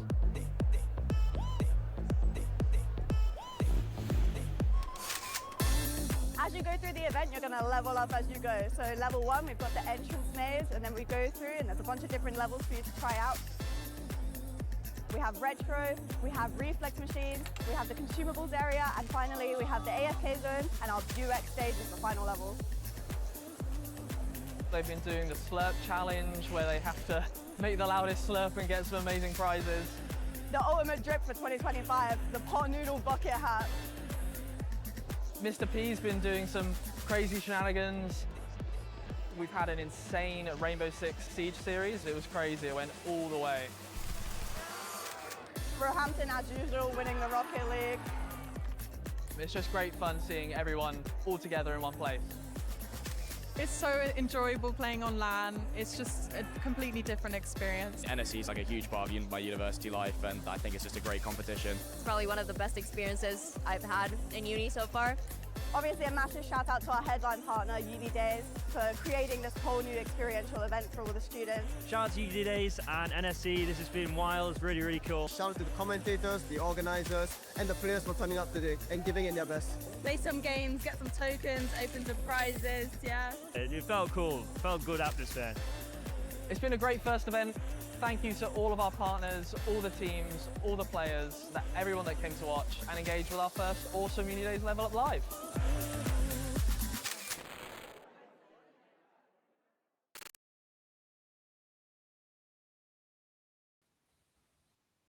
Welcome, everyone. I am what everyone likes to know as their host, Star Drago. I'm here with my casting buddy today. Give yourself a quick introduction, dude. Hello, I am Biegan. I played earlier in the series. Yeah. So you've got a little bit of a heart to give today. So as you were previously a player. You weren't a captain, right? Just to make sure there's no conflict of interest. Oh, he was. I mean, I was a captain for a team, and unfortunately, we didn't make it to Div 1. And I'd love to see how the games go today. Well, we have some of the best games, I'm hoping to say, because it's Watch My Clips versus what I love it, but I'm still going to bully them for it because I don't agree with the name. The Bath Haunts You. And that sounds like I've got a killer bath chasing me down. And in this case, that might be true. For everyone who needs a recap, we had our lovely casters earlier today for CS and Valorant. So thank you to Mads Bear, thank you to Avalanche, and thank you to Dez and Shin who were there for the first matches. So as we're getting into Marvel Rivals, I'm a bit out of sorts. I'm not going to lie. Again, I used to be a support main, so you can clarify me on any information that might be wrong. But okay, the players have decided the map. They're aggressive, they're angry, and they're not happy with me. So we'll be going to Asgard, but I want to see the player stats. So I'm going to ask you, tell me a bit more about what you know about these teams. So, okay, so we have two teams here. We have Bath, University of Bath versus Royal Holloway. These two teams have played each other twice before. And you can see, if you look at the stages, Watch My Clips is going in as the underdog, having lost 2-0 to Bath before, as well as 3-1 in the past. So it would be an interesting turn of events to see which team wins this. Oh, I love an underdog story, especially when it's somebody you've been rivaled for so long. The closest match they seem to have had was Sea Stags. So I'm not sure if that's going to be enough of a story to tell you that, hey, I'm going to say, as universities go, I'm kind of supporting University of London slightly more, so it looks like we're on the opposite ends of the spectrum this time. So, respectfully, I hope you lose this, but unrespectfully, I'm looking forward to this victory coming out on the side of our double vanguards, double duelists, and double strategists, because they're filled with burning passion to always rage bait each other and everybody in the lobby and everyone at home watching. Yes. I've got a couple of quick things I've got to get out, because thank you to the sponsors today. Specifically just being, we have Monster Energy. If you need something, get a drink. I've got one here myself. Get some snackies in you like Pringles. And if you want something a bit warmer, a good pot noodle's always there. Well, actually, gotta ask you, Baguette Man, you need to tell me what's the best flavor of first Pringles, then we'll go pot noodle. Pringles, to be fair, my favorite Pringles, it was a passport edition and it was pepperoni pizza. And it is such a weird shout, but I must say I loved it so much. Well, we'll have to get you some eventually. But for pot noodle, then mine's gonna have to be chicken and mushroom as always. Everyone agrees it's the best one. If you're wrong, you're wrong. But fine. I definitely hear a chicken and mushroom shout for pot noodles, but I think mine might have to be the original curry flavor. It might edge it out for me personally. Well, I'm just gonna have to say you're wrong, but that's just me. For now, Vita Student as well, thank you for helping host all of this, and thank you everyone on production today. We do look like we'll be heading into it, just getting a quick team check. So give me a catch up. What's changed for this new season? As we're coming into season 5.5, a lot of people are going to be excited for it.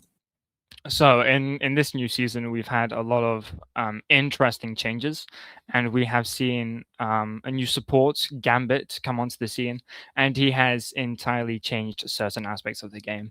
Of course, with him being able to increase tempo so extremely rapidly with his ultimate, and he's able to assert a form of dominance on the field, which not many supports are able to match. And coming into the season with the recent patches, Invis has received multiple buffs, which has made her more powerful, which I'm expecting today to see a Gambit Invis, maybe both of them getting banned, or both of them are going to be played. That's what I'm expecting to see on the support end. Well, somebody who's a bit older, I understand that Ultron wasn't very strong when he came out. He's not been buffed since. So I'm actually kind of hoping that we get to go into this and we get to see somebody a bit more like Angela. I like to see her kit, especially with the fact that she's got 2 ability to form changes. It gives a lot of good pressure to be starting on. Oh, I should quickly remind everyone, it is a best of 5. So first of 3 wins, of course.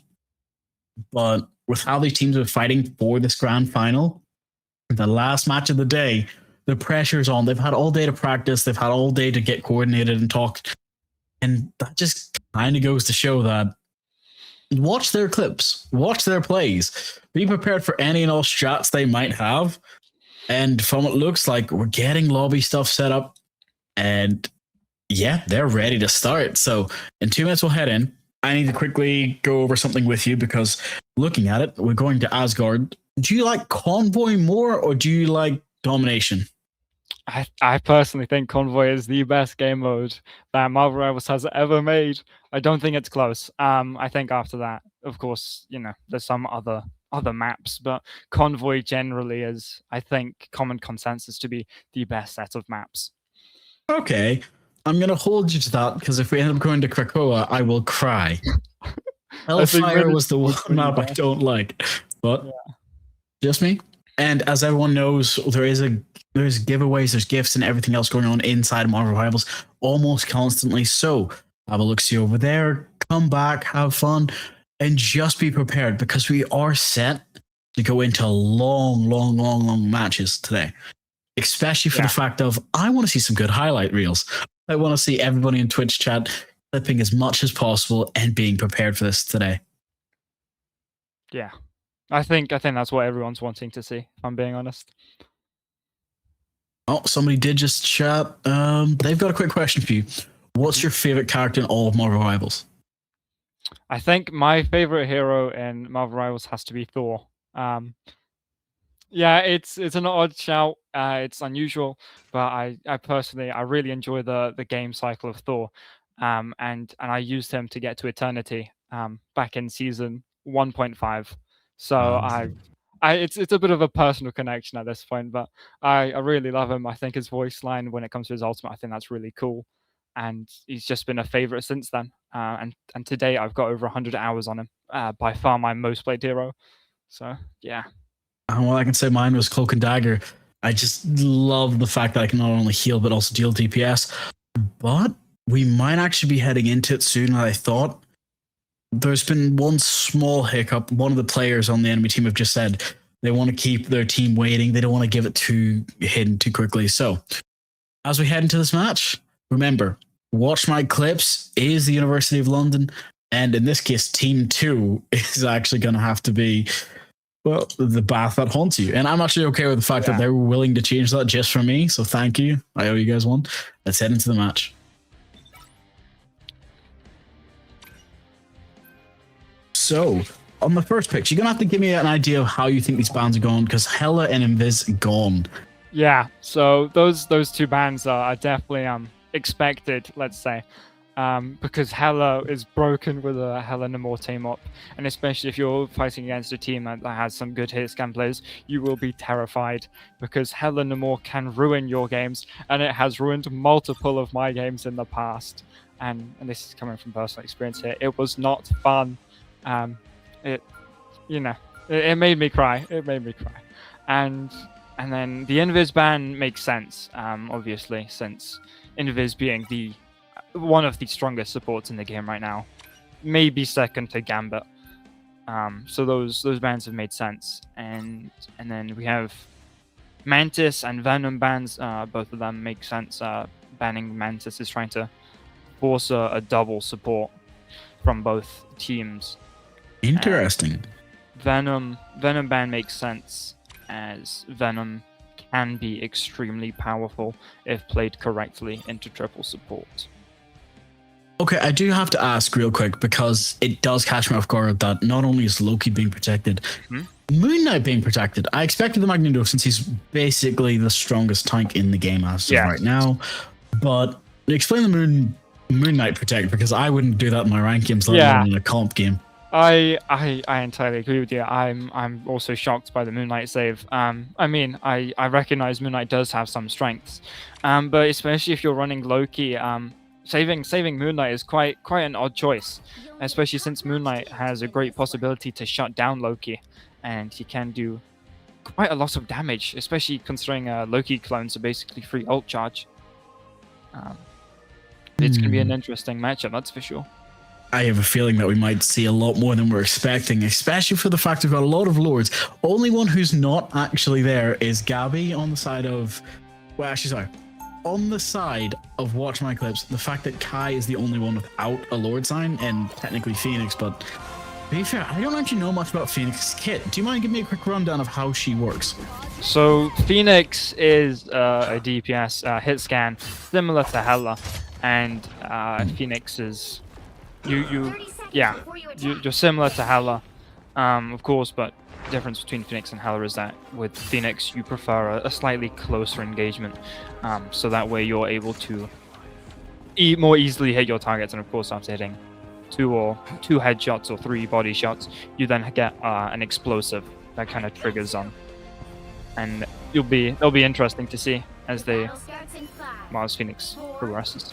Well, as the first engagement is going to start, you can see the support trying his best to actually heal, throwing those cards as far as he can. That being the first real tank to get into an engagement, trying to go for the dive, but he cannot stay alive long enough, but he does actually get saved. Just that little bit of HP, but we've got a little bit of a DD here to sneak up, going for that dive quickly on Phoenix. We have a quick intermission pause, though. We're going to use this time just real quick to pull off some information. It looks like it was just a misclick. There we go.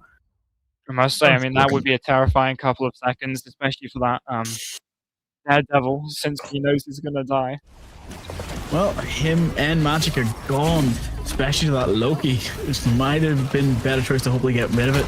But for now, you've got the thing going straight after Magneto, but does not deal the damage for it. Has to try and escape now, turning his back, but Magneto getting that second bubble to help cover him. Here's the thing, with all the new changes this season and to all the patch notes, I'm sure you could give us a rundown of what actually changed recently. We've seen many changes. I mean, this current patch notes, they've all been buffs. So, I mean, several heroes, especially Daredevil, people have been calling for nerfs since Season 4, and they haven't delivered. They've decided to buff everyone instead, which is an interesting approach to balance changes. But it's definitely gonna lead to a very strong set of heroes this season. Well, you can say very strong, but as Daredevil goes straight in for it, trying to go for as many picks as he can. He can't seem to find much in the way of finishes. But now, he's just going to have to get out of there. Magneto actually does finish off a Gambit, though. So there's a little bit less support on the side of Team 2. But with that third kill, that's Magneto having to get res now. It's coming down to Tap being removed from the board as well. The Magic is diving in for it, gets one quick pick and tries to go for the second to finish. And there we go, Nightmare is down. Loki's just teleported out safely. But now, they do get to push the objective forward. They have to decide if they want to try and take this early engagement and stop any push, or if they just want to let it go up to the gates for now and regroup and reset. But as you can see with that, I'm going to say it, it's wall hacks with a little bit more game ability to it. Have to see, but with a quick dive in there from Gambit, being able to send out as many cards and using his ult, starting the engagement, stopping Magneto, and also being good enough to help push back the point, saving them from a lot of trouble. I do believe that was a Loki cloning Gambit to allow them to contest point. But it definitely was an interesting contest, especially with what's going on and what we've seen so far. And especially when a Magic is trying to 1v1 a Phoenix. Not a great state for you to be in, but there's the shutdown. As everyone dives into the point trying to get that clean up, and it's gonna be working. A desperate effort to keep them contesting. Well, I can understand that, especially when there's Loki and Doctor Strange trying to just push that extra 2 meters and stop anything in their tracks. For now, it's not going to be enough. They've cleared off as much as they can, and here's the only point they have to do. It's 5 people left. Gambit on 1 HP on Jin comes back quickly with heal, but Doctor Strange and Rocket Raccoon are being removed now. Daredevil went for the dive, quickly tries to go for it, but everyone is now stunned, unable to push forward. Gambit's actually losing his life for the team too, and hopefully trying to push up and heal the 5v5. By staying on point for such a long time. That is such an extreme talent to wind down the clock for as long as possible. You will have to correct me, but with this quick secure, they are going to be able to push up around this corner because nobody's in position yet and the thing hasn't respawned. You might have your Goats meta coming up soon if they try to change. I mean, Goats it's always possible to see, but considering how it's gone so far, I don't think we're going to see a drastic change in team comp until we see our team feel very uncomfortable in this situation they've been forced into. Oh, forcing it, going for the dive, and you do have to remember, they do have a player on controller. So if anyone does seem surprised about Ghost Dragon, he's just better and built different. Goes for the dive quickly, trying to get some early punishment, but only 100 HP, has to back out of that engagement quickly. For now, they do seem to be trying to go for any finish or try and push their way out of position. Ult's being used to get out of this quick choke point. They do get one, taking out Daredevil, but for now, Loki's the only exchange they've got for it. Magica might lose her life here. She's only on 2 HP in a dream, and she is shut down, leaving it as a 4v5. I mean, that's definitely an interesting use of Captain America's ult, especially since half the team seems to have been cleared out. It makes me question what's going through Captain America's mind here for this interesting play. Well, it might just be the fact that he wanted to survive and he was scared and misclick, but with Moon Knight getting a quick pick with the help of Phoenix, showing that range and damage, I might have been wrong about the Moon Knight. That double combo is working wonders for them. I mean, Moon Knight definitely seems to be working his magic on this game. Well, for now, as we come closer, hopefully trying to push this point up, tries to go for the quick shutdown, but that Loki is barely keeping him alive. Is this a Phoenix ult trying to go for a Fury range? And it does actually work, but it wasn't enough to do enough damage to shut anyone down. Now Daredevil's on his own with 0 HP, quickly shut down. Ghost Dragon is trying to survive as well, taking out 4v5. It seems like it's going to be another team wipe in the making, especially when it's 3v5 there. Oh, they're able to stabilize. They save the lives, move back, but they don't have a lot of time. It's 30 seconds. They've got 40 meters to take it. Being fought tooth and nail. Magneto might not be enough to carry just now. Hopefully this Moon Knight actually can be caught off guard, or in this case, hopefully Magic can get someone. Point if required. You might be right. You might be right, because it's going for the deep and going for the dive to try and start it. And there's the ults quickly from Gambit as well to try and start as much as possible. Putting up the shield to protect him, but it's not going to be good enough. He's now just forcing out of position, and he's been shut down. You were right. It was a Loki as Gambit. But with the Iron Fist switch out, is not going to come early enough. That's that first round. That is an interesting end to the first round. Bath has to be disappointed with their performance on that one. Especially as they were seen as the favourites by many. I'll admit, me myself, I was predicting a 3-1 victory for Bath, but after that first performance, I'm not so sure anymore. Well, as you come back to our lovely faces, just to quickly think about this here, I need to ask your opinion. So, is there any specific lineups that you'd recommend? For Bath, it wasn't an issue of the wrong characters; it just felt like they weren't synergizing right. I could be wrong. I mean, I'm generally not too sure why when the Loki is being played by the enemy team, why we're not trying to play a Moon Knight or someone to make sure that Loki is feeding. But I mean, generally speaking, the team comps are fairly balanced, and I mean, of course, there's room for improvement on both sides. But I mean, if they're comfortable with it, then I'm sure they're going to be able to make it work. Okay, then we're just going to have to think about this here, because as you can see, we've got Penny coming out. Penny, from what I remember in the game, was always very strong, especially in solo or on specific maps. I wouldn't count this Asgard as being the map for Penny, but you can correct me. I mean, personally, I think they're playing Penny just to give people the extra HP before they swap off. And I think I've been proven right, because they swapped the thing very quickly afterwards. You're definitely right about it. but it might have been the wrong choice. That penny could have been all they needed to stop it. But now Moon Knight going for that over-the-top skin, trying to get as many picks as he can while we've got Rope here hiding, just trying not to give away his position. And it's actually going for the dive, but it's not going to be enough for the quick Moon Knight ult to take a little bit of his HP away as an equal exchange does come out. Rocket Raccoon healing as well as having Gambit deal enough damage, and the thing goes down. So that's leaving it as a 5v4 with a quick res, though. Does get him back up from Adam Warlock, but he's been taken out as well. Nice team wipe for the first point. Oh, only Magneto is the last one standing. He does remember these from the old days, and it's not going to be enough to send them away. Moon Knight now going up into a position, hopefully going to be able to stall and start, giving them that head start they need. Because as you can see, the quick damage pulse, if he can actually finish anyone, but no, he's just locking the door while... Well, here's the thing, Doctor Strange is actually going to give him a bit of a backdoor. And giving a safe TP spot. I wouldn't call it safe, but a direct engagement spot might be better. As they jump right in, trying to go for a start here. As the ult does come with the deal down, but it's not going to be enough to start it. Loki triple spawns his clones, but it's not going to be enough quite just to push it through.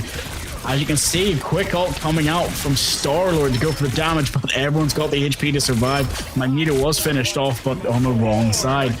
Quickly trying to go for that pick here, and he does get Rocket Raccoon and Gambit, so that's the support's gone, but there you go with a quick res coming up from Adam Warlock. He's going to get his whole team back up.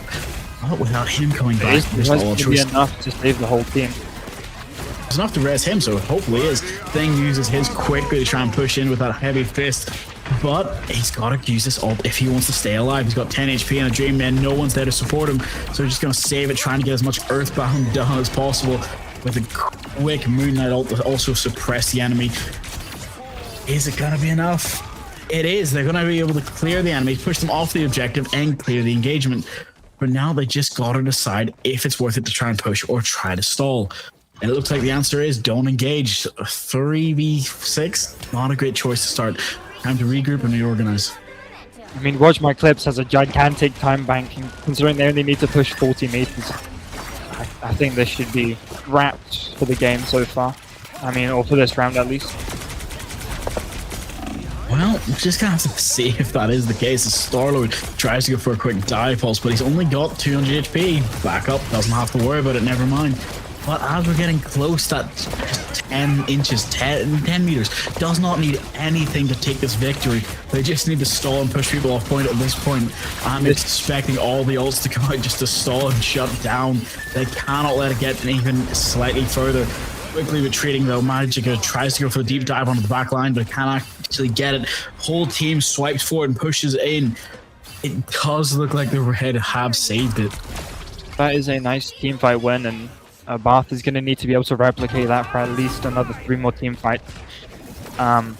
Especially because there's over 3 minutes on the clock. 5 ults, 3 on the enemy team. They do have enough to actually suppress it, but whether or not Gambit ults is actually going to be enough to push it on its own, with Moon Knight hopefully trying to go for his quick pick as well. Magneto pushed back. Is it going to be enough? No, but the flank coming out though might actually be enough to save them and push this forward just to shut it down. But Rocket Raccoon's ult is shut down quickly. 60 HP in a Dream for Star-Lord here. Then he's shut down. There we go. 4v5. But they're still trying to push up. They just need to keep him away far enough. Magneto gets punched out by the Thing. And that's it to worry about. That was a quick round, that's for sure. That's map 1, I do believe. And that means we're going to have to think about how this continues. And that was a very quick first map. Not as long as you'd normally like to see them, but it's always nice to see whenever there's a quick win. Okay, I love looking at the stats and keeping the scores in my head, because you're probably similar to me in this case, thinking about the fact that was it the Elims, the 32 on Powerbore, who actually carried, but his damage blocked versus his damage out? Yes, but the weirder thing, Magica was there as the second MVP on the opposite side, and everyone understands respectfully, 29-3. So 29-3. That's a good stat line, especially for the SVP. But I'm wondering, if we go to our next map, are we going to see the same lineups, the same strengths, the same difficulty? I mean, after that first map, I think Bath has to change something. If not their ban picks, then certainly who they're going to be playing as a team comp, because you can't be losing. I mean, I would say that is a pretty brutal first defeat, and that really shouldn't be happening at this kind of stage. I mean, they had over 2.5 minutes on the clock. Was that? Pretty much, yeah. Okay then. Because you said you love scores, you love numbers, and the fact that specifically these teams had met previously, and both times were either a 2-0 or a 2-1, respectively. 3-1, yeah. So 3-1. Now we have the chance of Watch My Clips getting that advantage they needed, getting that momentum. I'm wondering, could we see a really interesting snowball effect start? I mean, I definitely wouldn't rule it out at this point, because I've been there before. It's thinking that you're going to win the match, and then of course you start off with a loss, and then it snowballs, and all of a sudden that can be all your momentum gone. Well, maybe they've tilted each other, everyone in the lobby together, just all the way around, and it's working perfectly to get them zen. Because right now, I do believe the next match we're heading into is gonna have to worry me most, and I'm sure it's gonna worry you too. How many options are there? Oh, sorry, my brain just completely forgot. We have Convergence, Envoy, Domination. Yeah. On the Convergence, you've got Central Park, Hall of the Jalia, yeah. Jalia, thank you. Heart of Heaven and Symbiotic Surface. Yes, those are 4 picks for Convergence. I must say my personal favorite on that lineup, it has to be Hall of Jalia. Or maybe it's Central Park, but I think Hall of Jalia just slightly edges it out in front. Well, if we end up going back to Convoy, we've got Arco, we've got Midtown, we've got Spider Islands, and then we've got the Age of Souls Path again. But then from Domination, you do have T'Challa, you've got Celestial Husk, Hell's Haven, and Gakor. Any of those for Domination would be fantastic, but everyone at home who doesn't understand what these maps I'm saying are, because I think Domination's next, it's normally Convoy, Dom, and then Convergence, if we have the fade correct. I mean, generally it depends on what the teams want for the maps, but in this case, it seems like they have decided Domination. Okay. And I must say, Domination for second map pick, it's not my favorite. I certainly would try to avoid Domination till last, but you know, it's a fair pick, I'd suppose, and it's always nice to see. As long as Krakowa's not the map being chosen, it's always nice to see. I'm being told that the players are changing their name back from Team 2 because they hate me. So we're going Bath to Bath, you haunt me. Which, again, I love the pun, but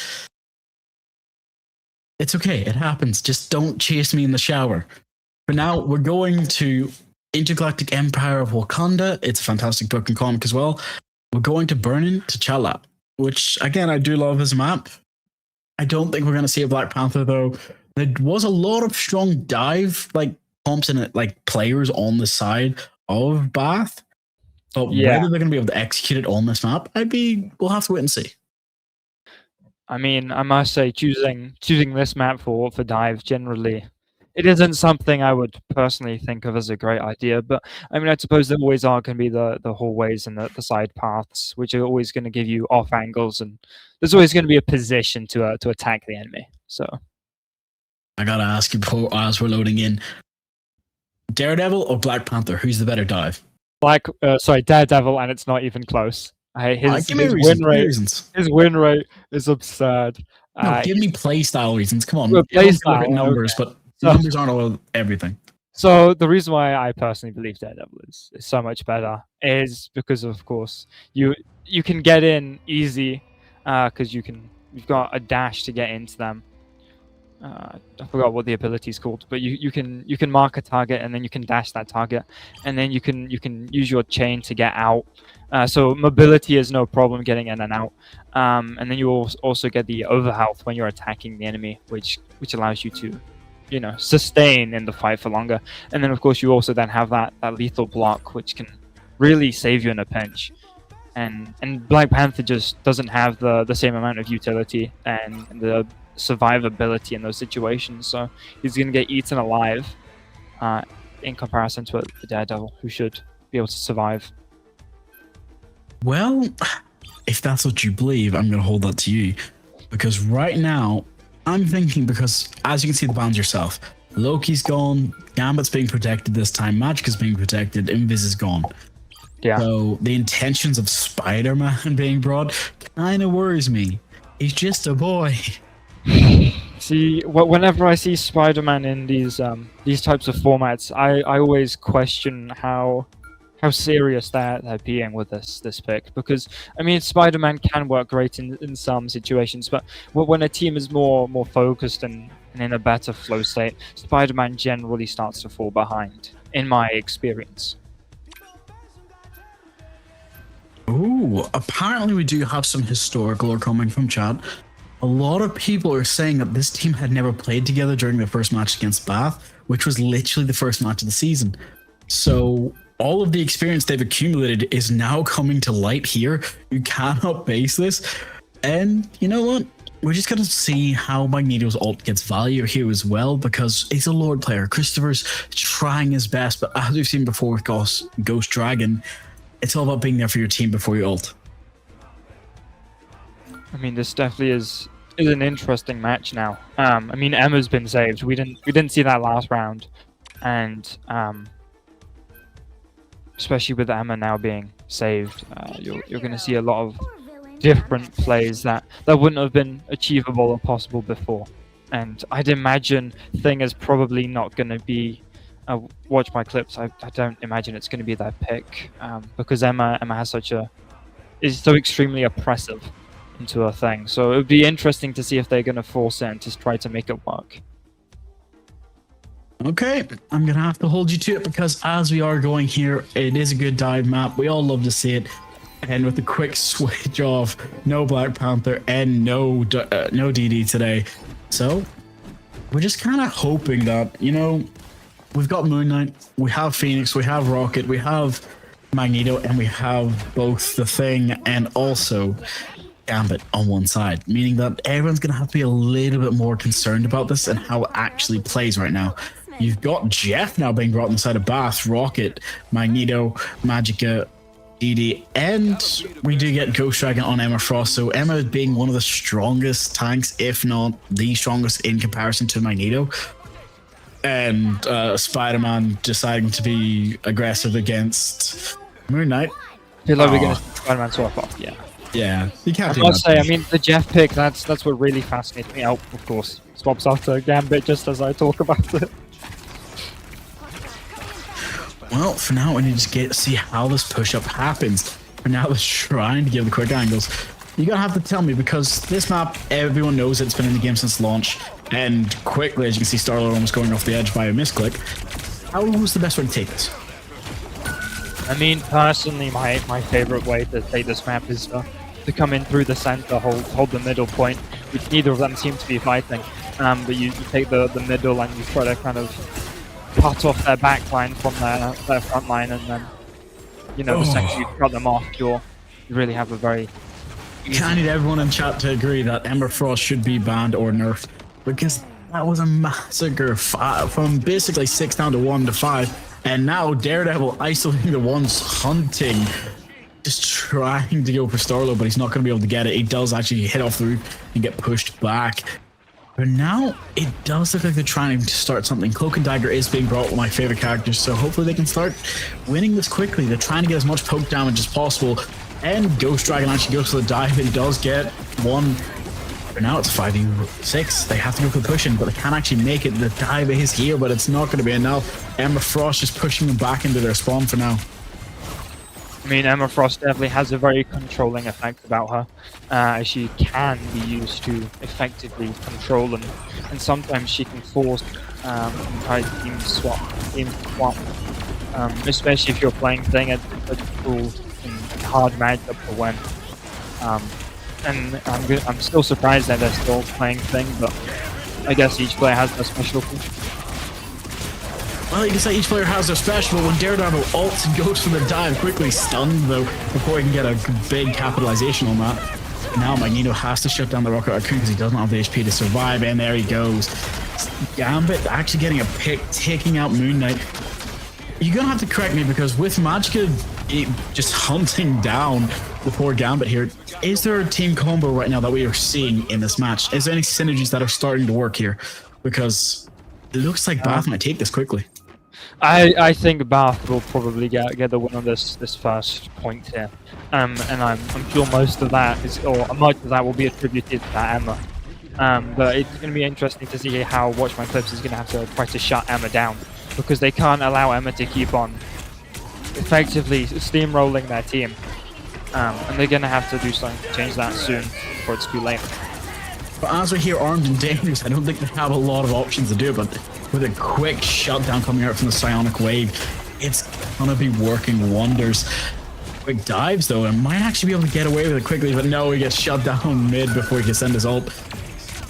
But here we go, they actually do have the high ground here, and as we all know, it works wonders when you can push in, take it safely, use your Khonshu ult, and quickly shut down by Magneto. That actually might have been the thing to save them, because they have to be able to stall as long as possible, but Cloak and Dagger doesn't have the damage or HP to save it.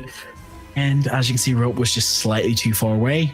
That's checkpoint 1 to Bath. This is Bath's comeback story. You know what I'm actually surprised about? We're seeing a lot of Star-Lord actually being used as, like, I'm not going to say it as an ult charge, but as a bit of a punishment to his own team. I mean, I feel like Star-Lord has an interesting play where you might not always be the best pick for your team, but if you can get a good ultimate off, you're going to be able to effectively win a team fight off of that. So, I mean, whether he's playing the best as of right now, I'm not too sure, but I'm sure that if you play Star-Lord correctly, you definitely would be able to find a good match here against at least someone. Well, as we need to sync, I'm going to say yes and no, but I'm also going to argue with anyone who says that Emma is, you know, balanced. Yes, her gadget was nerfed. Yes, Star-Lord's was nerfed, but as you can see, I didn't realize that Daredevil could actually teleport when he swings, but, you know, that's just the aggression that he has.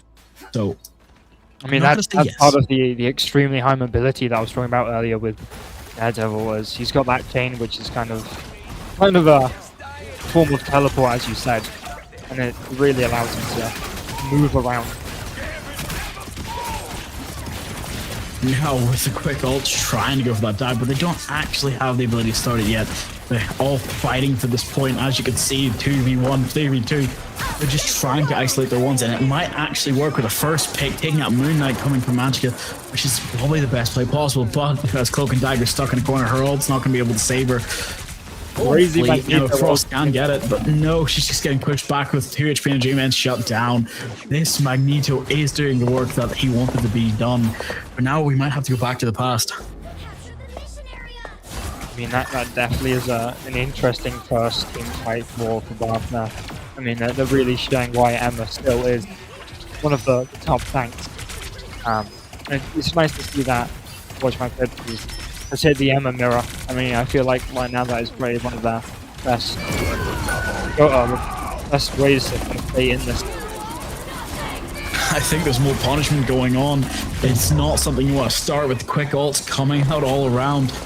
But they do actually get their picks. Not only did Emma get their shut down, though, Phoenix was there to back up and quickly end it. Emma being the last one standing, trying to go for that initial engagement now, forced their way in through Magneto. But with a double tank meta actually working against them right now, Bath, I think, might have been the best play to keep that Emma Stone on board and use it strongly with the Magneto play. Yeah, I think you might be right here. I mean, Emma seems to be putting in work for the team. And I think as long as Emma doesn't get banned for the remainder of these matches, I think Bath is going to be a very strong team. And I think they might be able to win this still. As long as they still have Emma. Yeah, true, you're right about that, but there's something you have to remember. Some things aren't going to be that easy as the quick dive comes in from Daredevil to get one pick to hopefully equalize, but he's not actually going to be able to do it. Magicka's hopefully going to be able to find something here with this aggressive playstyle. With the backup does come from it though, and they get to Gambit and Cloak off the board. Now a third of Magneto gone. This is the kind of play you want to do. You can't be aggressive, you can't be pushing out for it. I'm just curious if Watch My Eclipse is going to be able to recontest. I'm not sure if that Strange TP is going to get cancelled or not. Oh, and it doesn't get cancelled. They should be able to teleport onto the point. Well, they can try to teleport on the point and hopefully steal it, but as you can see with the Dark Child here trying to use ult to get as much damage and hopefully give a bit more of the positioning away and force people out of sorts. And it does seem to actually be working. They're holding it on 99% on both sides. Whoever wins this can take it, and there we go. Watch My Eclipse steal it quickly. Now they just need to get a quick pick to be able to guarantee the teamfight win. You cannot let these people through with this. Magic again doing MVP style work, taking out Cloak and Dagger, gutting a backline. But with a quick reses on both sides, you might have to decide whether it's worth it to go for the point or go for the kills. And they're going to protect the objective. Christopher gets one, Rope gets the other. Evening things up a bit more, making it a 4v5, but not even go quite quickly. Bath is going to lose. Back up to save Emma Frost coming out from Daredevil, exactly what was needed. But Doctor Strange does not have the hand-to-hand combat to win this, I don't believe, but he's getting protected and he gets Ivan in order to finish the job. Daredevil taken out as well. I don't know, that was a unfortunate contestation point by Bath there. It was like they tried to push it through, even though they understood team fight, not a full team squad. But it worked. Hopefully there's a bit more coming out from the Magic. Quickly heals up and returns back to her team fight as they try to go for one, getting as much of these diamond points off the point. And for now, Magic's just going to go and sneak it, quickly pushes the objective, holding it, being prepared to try and get any more of range damage, goes after the support in the back row, and she does have the damage to one-shot if she can finish this, but no, the Void is coming to the objective. I mean, Watch My Eclipse is already down, they're down 2 players at this point, they really need a support ult or something to try to stay in this. Well, with the ult Against the World does come out to save them, and it does look like it's going to be able to do a lot of healing as well as a lot of damage. Only problem is, all of the ults are popping now one after another. As you can hear, they're trying to go for something, but they don't have a lot of options left. Magneto tries to peek it over the wall to get one, and it's not going to be useful. It's going to actually miss. But now, he's just there as a walking wall. Takes out quick damage, shuts down Gambit, shuts down Magneto, and is now stealing the point. That 10 seconds just got to tick away as quickly as possible. Can't let anyone touch it. Seems like that is going to be an end to the second map, with Bath getting a win, which is going to tie the score to 1-1. So, we have 1-1 on the maps. Something that you do have to worry about is the fact that if they go for this push, they need to decide whether they try to go for Conveyor and they just try to push through again. Because, as you said, they get to choose the map. They get to decide how they want to select it, or how the third map will go to is best of 5, first of 3. So everyone has to think this through. Everyone gets to see the stats quickly. Look at those happily. The MVPs, and I mean this to the best point. Christopher and the Magic on Ambrosia again, 33 and 27 respectively. Ghost Dragon 29.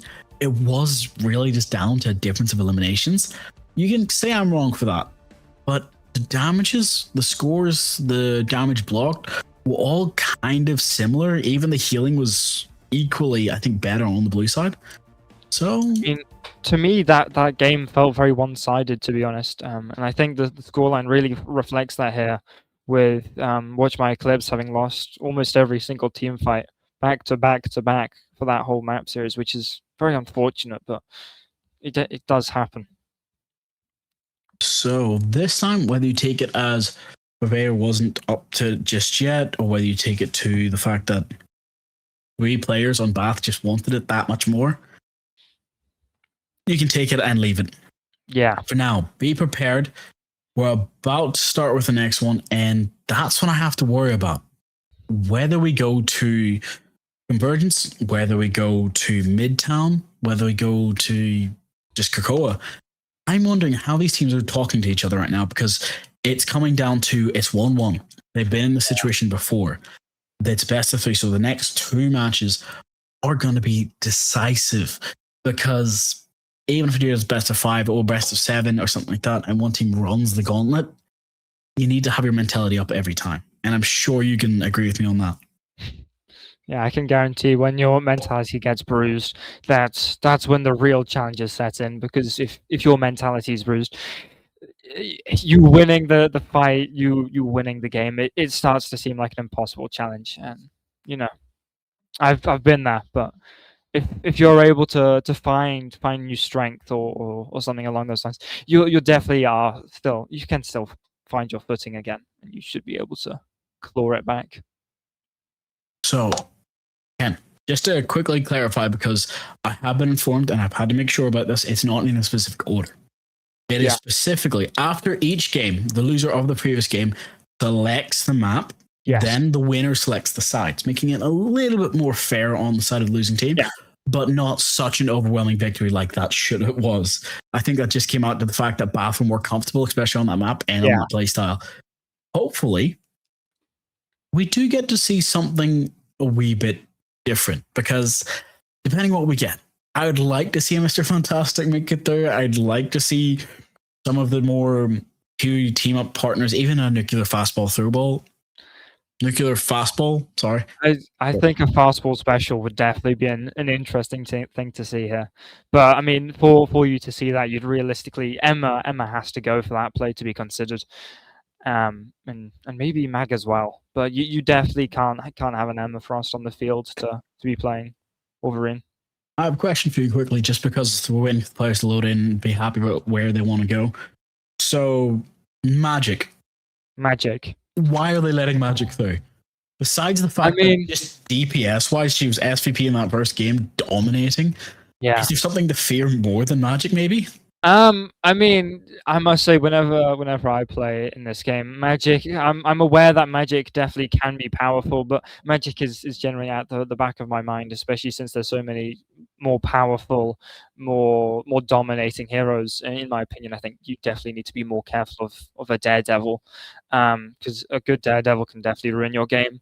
Emma Frost can also ruin your game, and Hela can too. And right now in the state where so many of the heroes are in, I mean, quote unquote, that superhero state right now.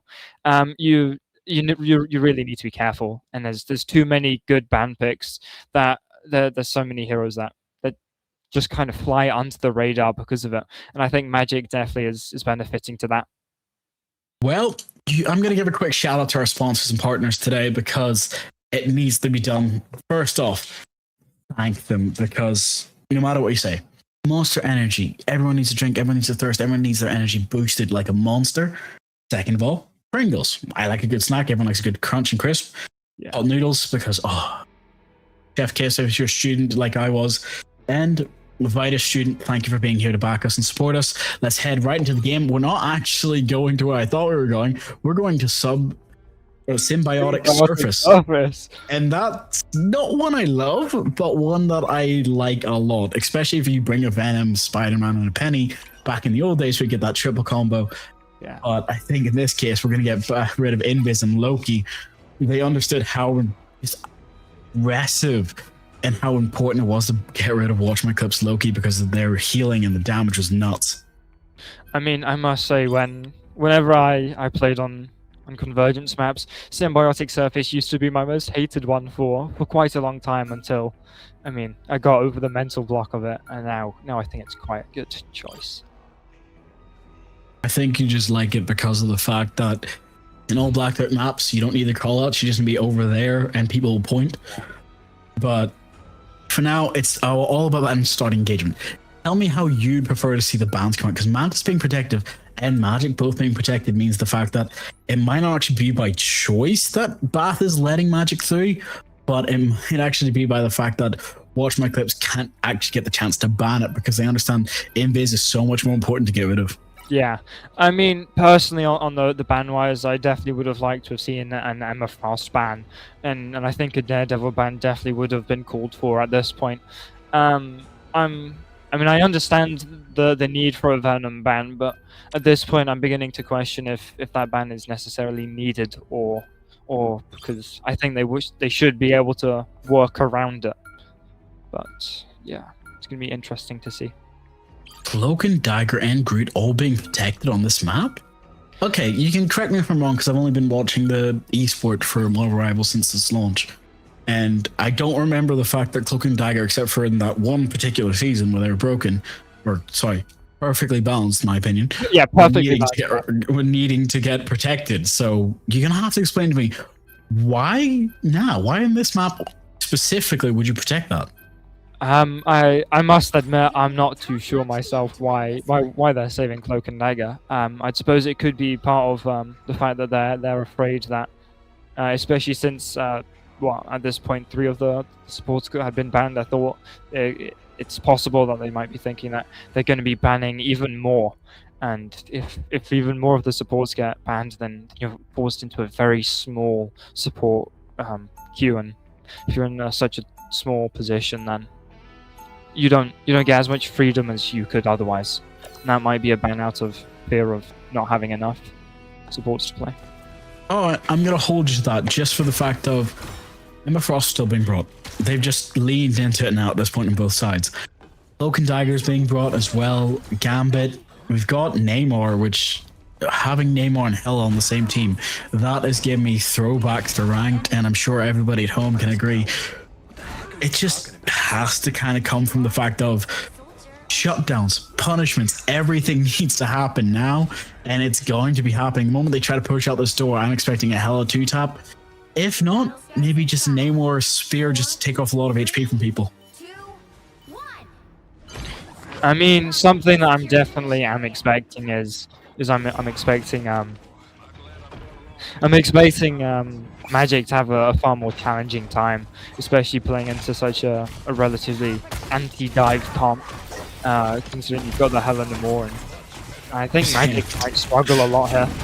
You say she's going to struggle, but she just walked over the top, not taking much chip damage. I think I'm more worried about Gabby here with the gun out, trying to go for the picks, just being able to pressure himself and push up with his team. There's not a lot they can do just yet because, again, Groot has the HP to block as much damage as possible to cover his teammates as they lead up.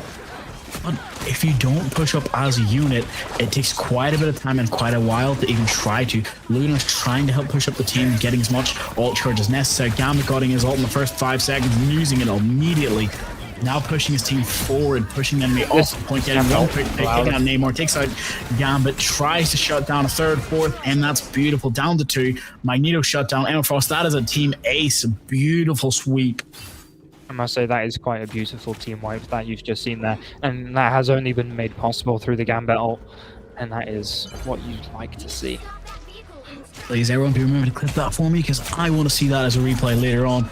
Right now, as the convoy starts moving, it's all going to come down to whether or not we can get around this pinch. This is one of the main choke points of this map. If you don't understand it, a quick rundown is get up the hill, try to get up the ledge, and try not to lose your life for it. And right now, we're getting very close to getting a pick, and there's first Hela off the board. Yes. Massive ult coming out.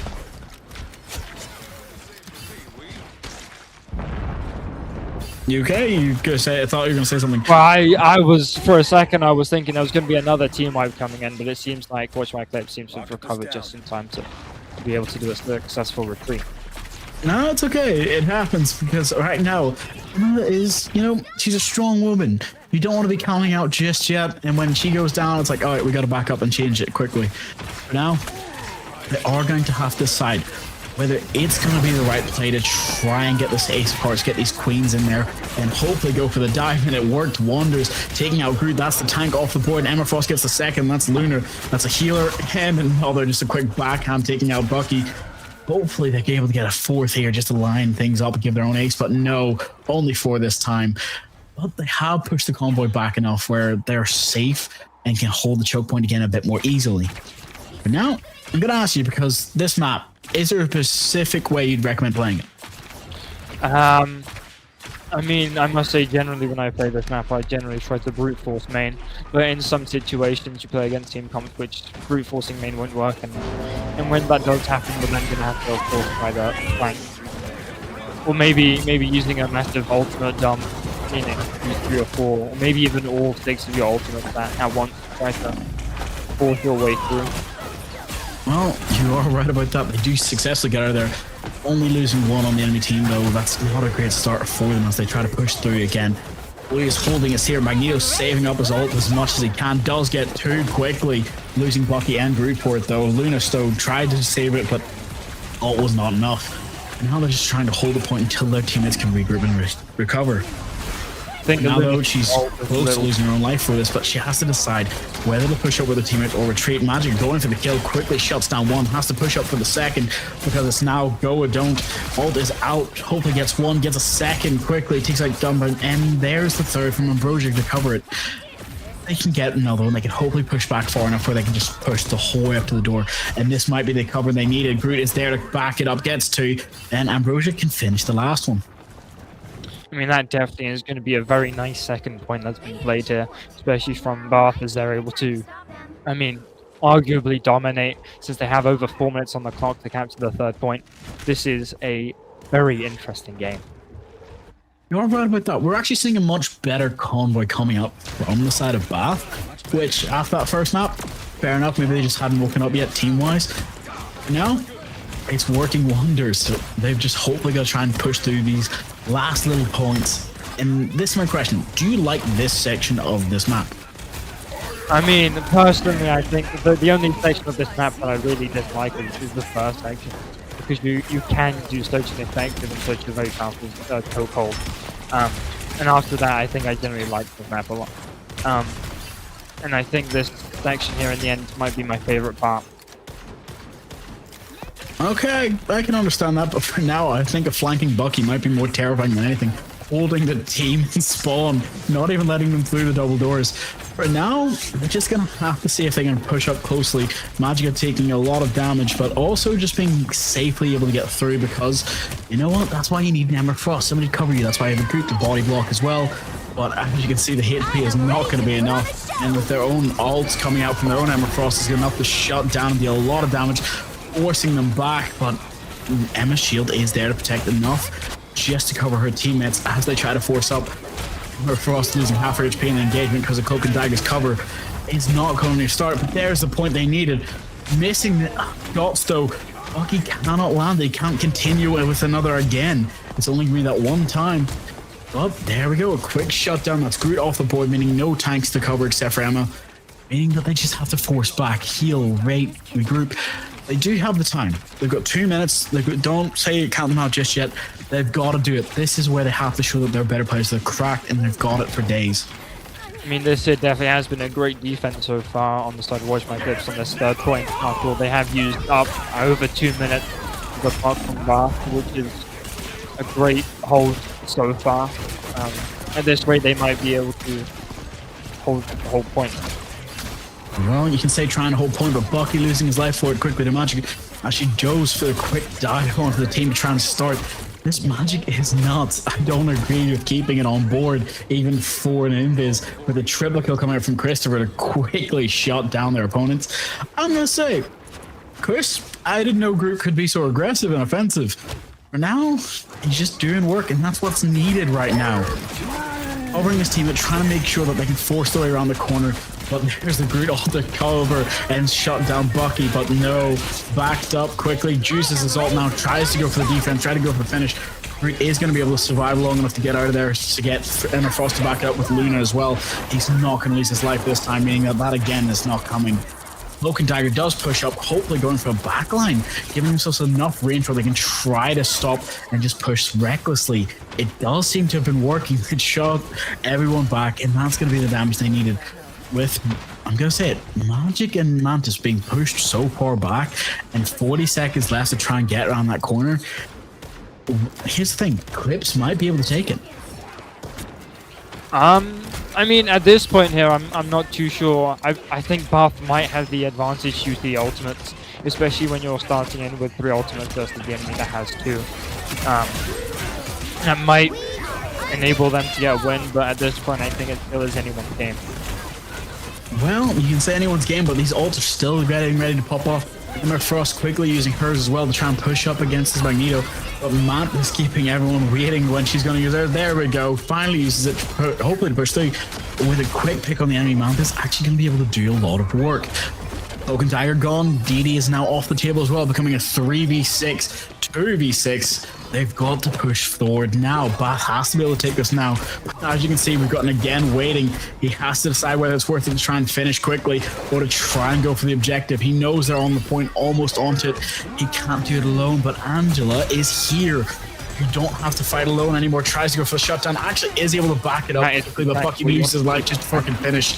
And now they've just got to try and shut down anything. Angela does not have the healing because it's being blocked by Groot, but that line of sight is covered quickly. Cloak and Tiger losing their lives quickly, leaving a 5v6, but it's just enough where they can hopefully shut down and push through. It's only 100 meters left. They have to try and finish this, but with the respawns coming through, the ults trying to finish as quickly as possible. They can't use anything to take them off of the point, but Angela goes for the dive, does try to get one, but can't finish it. Does not have the damage for her access to quickly shut down. Only now is stalling for time, taking away slowly bit by bit with those healing parts forced out. Now the team Bath needs to hopefully run up quickly enough. They don't have a lot of time. Magic is just coming to regroup now. Just Gambit and Foot of Snow trying to touch it bit by bit. The overtime is ticking away. They have to try and go for this now with the ults coming out one by one, and Magneto sends it onto the point trying to clear it quickly enough, but it's not going to be enough. It's a quick 2-3 kills coming out from the side of Bath, losing a lot of players. But that Star-Lord doing so much work, forcing off the position. Ouch. You gotta say, getting deleted was difficult. I must say that was definitely an interesting way for that point to end, especially seeing that Strange accidentally seems to have slipped off a point at the end there. I don't think it was accidental. I think the pressure just got into him. Yeah, I don't think they were going to be able to push the point the whole way anyway there, which was unfortunate. And it happens. They tried to regroup, tried to push it, but it didn't work. Everyone, please remember the balance on your screen right now, because here's the thing. They had the options. I would say Ember Frost would have been a much better ban, especially for this one, than Invisible. But even with her buffs, I don't think it would have been that painful. As you can see, we do have the bans and the buffs starting. I'm wondering if the teammates are trying to call it to go for a slide push. I had to go for the Doctor Strange take, but it seems like they're happy enough just to walk it up. I mean, in this type of situation, it definitely makes sense to walk forward with the Groot, because you're going to kind of get relatively... I mean, I don't think the enemy team can be able to apply enough pressure to stop a Groot walking forward, especially with the current lineup that they've been showing so far. Because you know Magic's going to be there the whole time, and until they ban that Magic, I think Magic's going to be a relatively safe bet for Bath. Alright, well, let's see if they're right about the Hella being a safe bet though as well, because Star-Lord does successfully damage boost and push his way through, giving a lot of pressure, quickly destroying Ember Frost. But it's not going to be able to finish anyone just yet, and as you can see, Hella's trying to deal as much damage as possible to this Groot, but also to try and finish off and push these players back. They can't get a pick. Actually, they can. A quick one coming up from Magic, gets two with the help of Ghost to finish. Now they've just got to force their way back. Not actually being able to survive it. Ghost gets a second. Christopher's there to back it up. Hello finishes one. And there's the one more they needed. And that's Star-Lord down two. That's now a 2v6. They pushed them back all the way back to spawn. Exactly what was necessary. You said they didn't have the damage to survive a group? Yes, they do. I mean, it seems like I might have been wrong earlier. I think their plan isn't that they're going to directly attack the Groot. It seems more like they're going to be going for the back line to cut off all of his healing. Which, playing Groot, you definitely need a lot of healing to be able to create space. Well, I'm not sure if they don't have... It's not the fact that they don't have enough healing, or the fact that the enemies are just that powerful. As you can see, the quick dive coming out from the backline is going to be enough to hopefully get one. Luna losing her life to Gambit, though, in the exchange. But Hella's actually trying to go for the ult. Magneto just barely misses it to try and take her out. They do end up getting her in the long run, but they don't have a lot of options. Magic is slept now, perfectly coming out on the point. But as you can see with this Star-Lord solo ult, they want them to really finish off this. Then Emma Frost is gone, and Magic is now finished. They just really want to shut everything down, not even let people come through for it. But as you can see, Gambit still tried to be the man to go for the touch, but he couldn't. With this Doctor Strange ult coming to hopefully try and give a point, they're going to have to try and go for the dive. Oh, but Magneto's totally blocking. It's not body blocking, is it? It's just, you know, making sure that they can't get through, you can't get out. It's holding the door gently, and that's worked wonders, taking out not only Doctor Strange, but also the Cloak and Dagger, so they don't have a bit of pressure now coming up to sight. But it is moving already. It wasn't the best time to call it, and it's going to look like they're getting punished for that decision they're giving themselves. Hopefully they can get this started soon. I mean, that strange DP definitely is unlucky, as it's not able to get anything really used, other than maybe the pick or so, but I mean, point still seems to be pushing at normal rate, so a bit of an unfortunate situation for Marth. Well, as I like to say, it's not over till the Groot starts singing, but with Emma Frost grabbing Magneto by the throat, this might be closer than I think. Quickly shutting him down, whole side of Watch My Clips, losing 4 people in an initial engagement on this choke point. Not a great start, and there's Groot taking out from behind as well. Has to try and respawn with his team, but the objective's already pushing past. Not a great start for them, but hopefully they can start something where they know the call, they know the plan. They can find Magneto and shut him down nice and early. He does have his ability where he can now put 2 bubbles down, so he can't give it all to be done. Now they do try to go for it with the Gambit ult, hopefully starting to finish it off now. But they have to run into an Emma Frost ult as well, so they're getting pushed back with a quick shutdown to Luna. Magneto getting taken away as well. Hela going for the pick. Now it's just down to Star and get his own as well as Magic. But as you can see, with the quick over-the-top throw, it's not going to be enough. Seems to be a nice early play there by Watch My Clips, being able to capture that point with only using 2 ultimates, which means they're going into the team fight. They're going to have an ultimate advantage going on to 4v3 ult-wise. It's going to be interesting to see if Marth is going to be able to hold, or they're going to try to stabilize.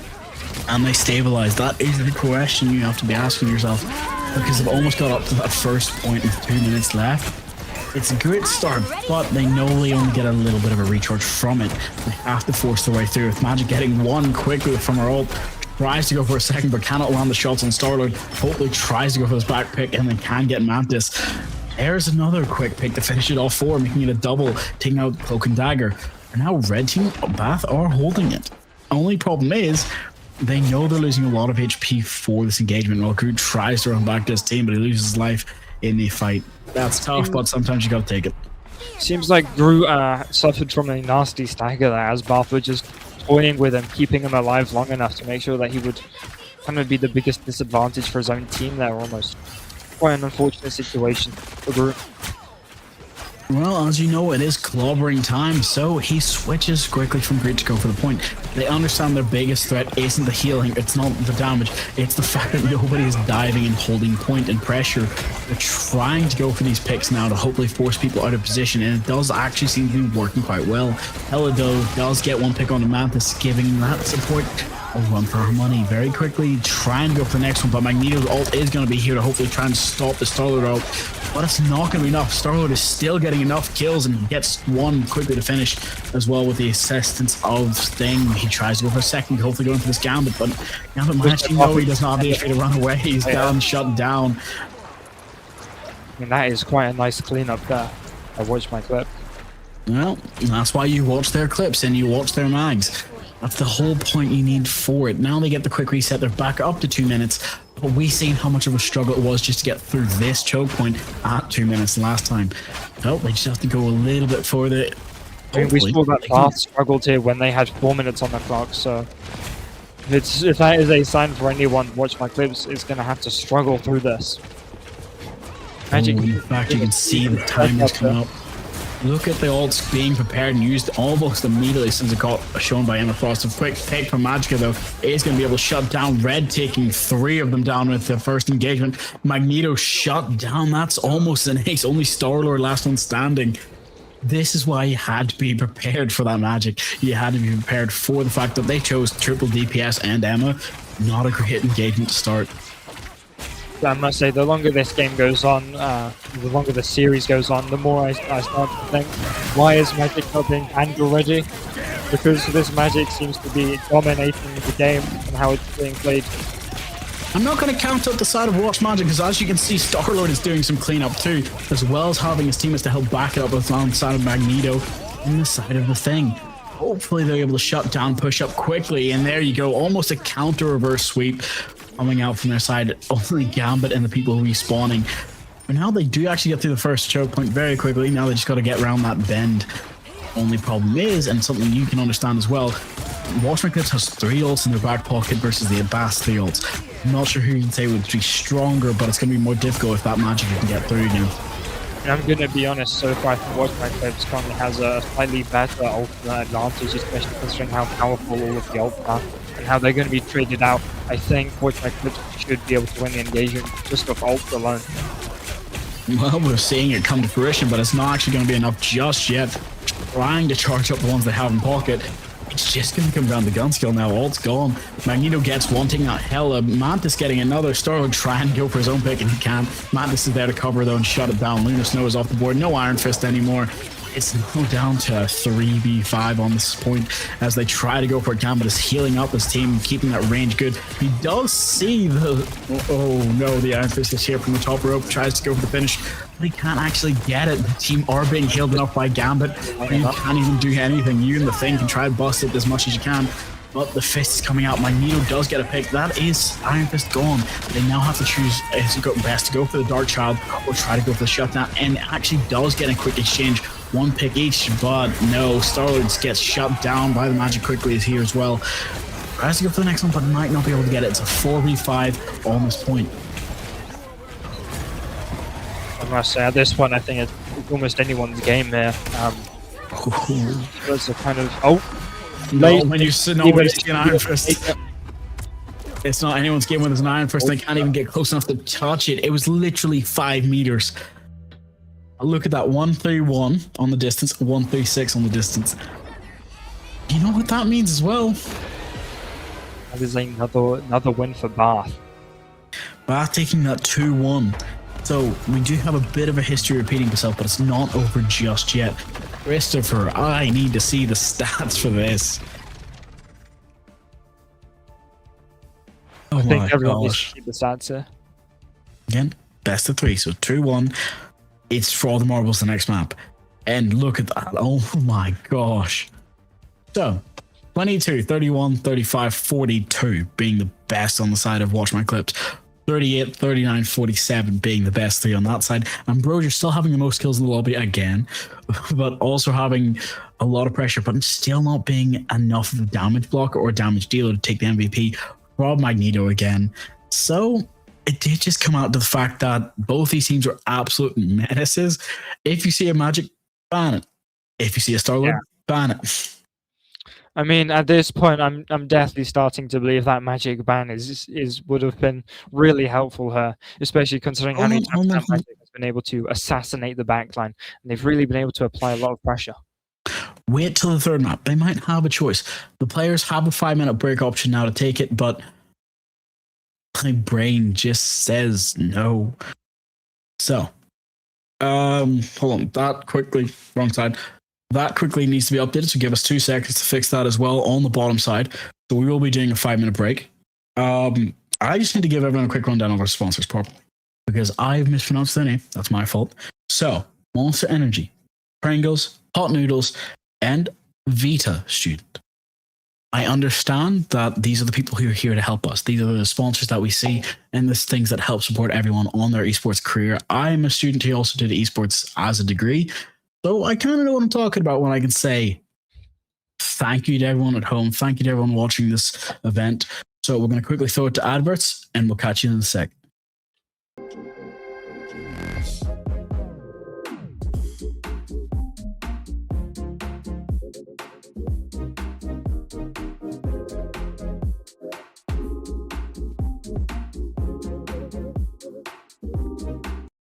Many years ago, a supercomputer designed a perfectly shaped chip, Pringles. Knowing one day, gamers would need less math to help them stay in the game. What's the Daisy? Pringles, mind-popping.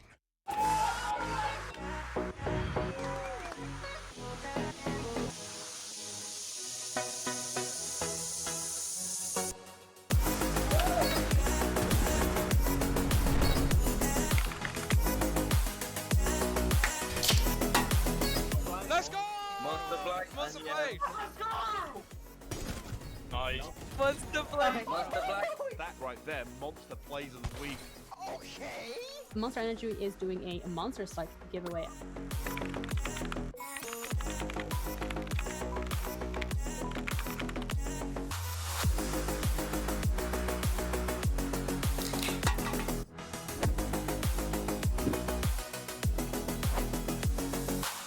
NSC stay-at-home series supported by Monster Energy.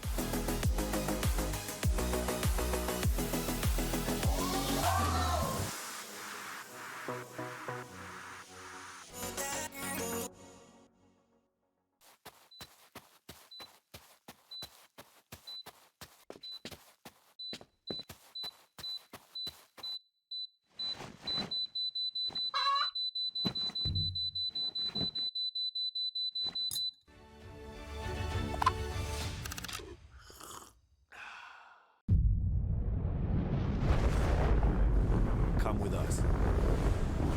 The new generation. The next level. Sending it big.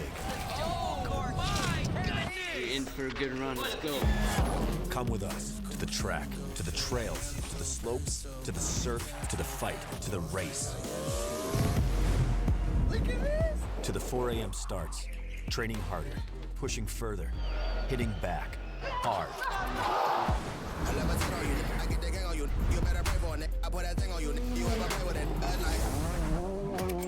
To the fans, to the followers, and the haters.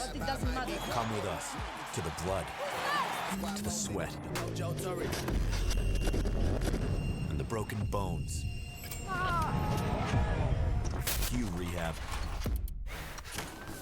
We never quit. We never give up. We take control. To the world titles. To the world's first. The world's best. Come with us. We're just getting started. It's going to be so much fun. I promise you.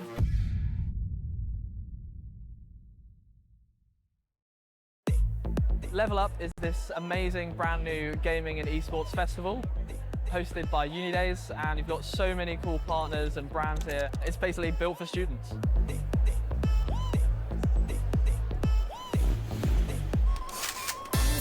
As you go through the event, you're going to level up as you go. So level 1, we've got the entrance maze, and then we go through, and there's a bunch of different levels for you to try out.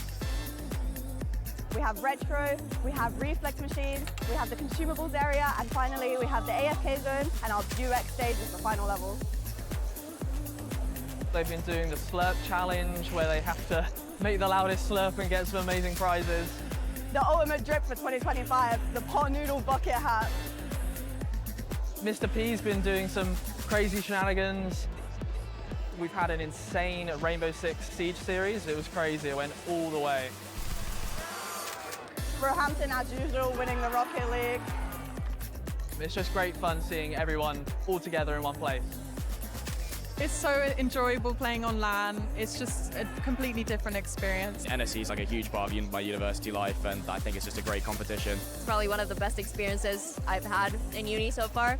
Obviously a massive shout out to our headline partner, Unidays, for creating this whole new experiential event for all the students. Shout out to Unidays and NSC. This has been wild, really, really cool. Shout out to the commentators, the organizers, and the players for turning up today and giving it their best. Play some games, get some tokens, open some prizes, yeah. It felt cool, felt good atmosphere. It's been a great first event. Thank you to all of our partners, all the teams, all the players, everyone that came to watch and engage with our first awesome Unidays Level Up Live.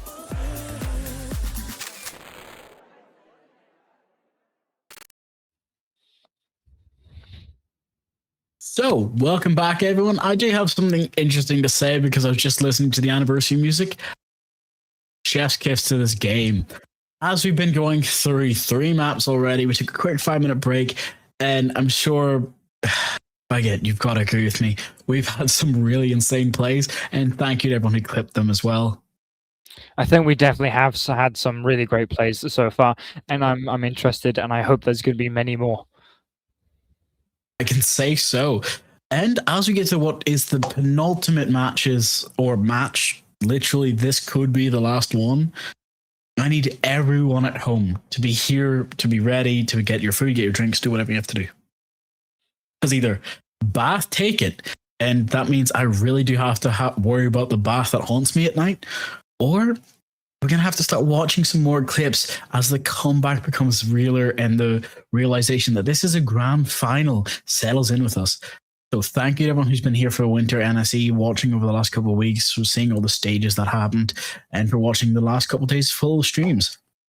So I'm going to ask you quickly, Baguette, because I just really want to know right off the bat, off the top of your head, who do you think is going to be banned now? I don't think they're going to change the Invis ban, which I think is going to be unfortunate. I still think the Loki ban, I think that's still going to come down onto effect. And I think we might see a Groot ban after that last game, because Groot, in some situations, that he was able to have a very large impact on how the team fight was progressed and how it kind of came about. Well, as we both know, you are the hero. We're heading back in. We're going to Midtown, it looks like. So I can honestly say I'm excited to see how this plays out. The fact that we've got Nightmare being brought again back, so that just kind of goes to tell me that people are listening, people are watching. So how do you want to start this? We've got Loki being banned as first, as you said. Invis should be next. The Invis. Yep, perfect. I'm imagining Magic is probably going to be saved. And that is not going to be a great start for Watch My Clips. Well, if they can make it through on their side, Mantis gets saved, so they understood what they wanted to bring to hopefully shut down that Magic. But here's the protection. Is it going to be Magic or is it going to be Gambit? Because I think whoever makes it through on this side, the other one doesn't. Of course it's Magic. Of course Magic got saved. Ouch. Yeah, that is going to be really challenging for Watch My Clips to deal with now. Well, for now, might should be the chance to start. Well, Moon Knight's been banned. Never mind. I was going to say now it's time to bring the moon down upon them, but not this time. We're going to need something a wee bit more than special schizophrenia and magic to win this. For now, on the opposite side, they get to ban. Please don't make it be Magneto. Actually, I've just thought about it. No, it's Venom. I must say, I'm still not too sure why this Venom ban is coming down. I mean, it could be that due to previous experiences by Watch My Clips, maybe they've learned that Bath has a really nasty Venom, which I haven't been able to see today. Or it could just be that they generally believe Venom is a very powerful hero. But I surely would have thought they would have banned Emma Frost or Magic earlier in the series. I just had to look at something as well. There's something you always got to remember, because the fact that Bucky's is being protected means that they must have a strategy to do with them. Well, the enemy team's going to protect Emma Frost, which means that both teams get the user, of course, but it also means both teams have to worry about the fact that they're both really strong with her. I'm not going to say there's one side that's stronger yet. Bath have been able to utilize her more on one map, while Watch My Clips were able to dominate with her on the other. So it could just come down to playstyle, but this final ban will set the precedent. Hela gone, meaning that Hela and Namor combo this time. Yeah, I mean, Hela ban is kind of needed, and as I thought, Groot would also get a ban. But I'm not still kind of surprised that there hasn't been an Emma ban or a Magic ban. I really thought that would have been a large problem for Watch My Clips, and they seem to disagree with me. So I'm gonna see how well this game goes for them. Well, as we can quickly go in for the dive here, the most important factor that we need to see is how do they want to start this? Because you can do your sick pick, yes, they know that Emma Frost is coming, but with Nightmare bringing Bucky as well, kind of makes me think that they've got a strategy set. They're going to use those combos, bring the Rocket Raccoon, and just try and shut down as much as they can. As the elevator lowers, we all know that the timing has come to set up. I'm gonna quickly ask you, what do you think of Midtown as a map? I think Midtown it might be my favorite convoy map. Actually, no, it's my second favorite convoy map. I think Excadrill has to be number one, and I think this is a very close second. But yeah, I think it's a really good map for Convoy, and it's one that I always like to see. Well, you've got 2 seconds to see how it starts, so let's head right into it. Quick check starts, but it's not going to be enough. As the shots ring out, they do try to set it up. Mantis hopefully trying to go for a little bit of DPS help assistance here, but it's not going to be just enough to get through this. I'm kind of surprised we actually are seeing the Gambit go for the dive. We're seeing the Wolverine be brought out. Not something I see a lot. Magic was shut down though, actually. I should mention that as fact, because that caught me off guard. Magic being the first shutdown means that they look like they've solved the way to get rid of her. You're a DPS. I mean, I must say, seeing the Magic being taken out must be quite a relief for Watch My Clips, knowing that they've got at least 12 seconds where Magic is not going to be terrorizing the team. Well, actually, no, because Rocket brought her back, so he's right here racked into the fray, trying to go for those picks again. We can't get it. Ember Frost does survive and gets out of there safely, but as you can see, we've got the thing just trying to wiggle swap around the board and just trying to get a pick as quickly as can, but cannot land. It does push people off the objective continuously though, so it is working. Nightmare though shuts down Christopher. Could not get his second again, but he got it the first time, so it's important. Now, he's just got to try to get his way through there. This is the problem we're seeing right now. It's coming down to, can we ult? Yes. Are we able to just keep our teammates alive while we try to push up? Yes. But as you can see quickly, Phoenix saved after the 1 HP. It has to re-engage now immediately to try and push this just around this first checkpoint as they hold this door. But Cloak and Dagger's ult is keeping them alive by the Psionic charge. It's pushing everyone back. Can't start it, can't use your ult, can't use your ability. And for now, Magic is trying to just dash around and stay alive. It has worked to clean up as much as possible, but a second ult quickly shuts things down. Magic gets finished quickly by the medic, and for now, it's just going to come down to can't recharge it, can't bring her back. Oh, they got to try and push back, try to get a recog, but it's not going to actually work as it comes down. The robot is there to back it up, but it's not going to be able to finish. I mean, this Magic really is showing why you need to be banning Magic in your comp games, especially if this is what you're going to be fighting up against, especially considering how dominant they've been so far in the games today. I love the fact we got to see a 1v1 between Nightmare and Ambrosia, and I'm telling you now, Ambrose was winning that just hit on HP alone. He did try, fair play, but it's not the state you want to be in. Now he's regrouped with his team. He's going to be able to come back out to this engagement quickly. The really strong spawn hold, though, was perfect. It's a minute left, meaning that they wasted a good amount of time. Only problem is, now that they've gotten further up, how do you go for this engagement since you don't have a lot of range to just access it? With a quick ult coming out from that Psionic Burst to hopefully push back and shut down a lot of these players. Not a great start when Magic tried to go for ult as well, but Emma Frost does choke slam her, and you know, it's weird to see her holding herself, but now Rocket has to try and get out of that engagement, and he does. The ult does come out just enough to try and push everybody back for now. I mean, I must say, slightly earlier in the game, I almost had faith that Watch My Clips would be able to get a complete first point hold, but seeing that the game's developed, it seems like that has not happened. Well, with Watch My Clips now losing 3 people very quickly, it's not great to start, and Cloak and Dagger shut down, making it 4. They're going to have to wait for that respawn as this goes to the first point quickly. They do get a quick boost on that timer again, making it 3 minutes now. But as you can see, Magic and Phoenix watching this, just watching the entrance. It's not a great state you want to be in, but there's not many options you can have. I'm going to ask you, what would be the direct counters needed for against Magic right now? Because they've got most of them on the team.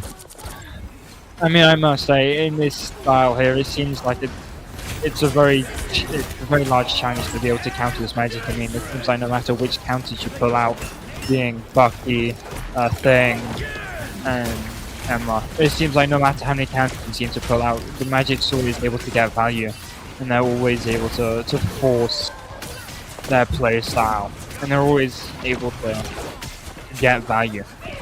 So I'm not sure.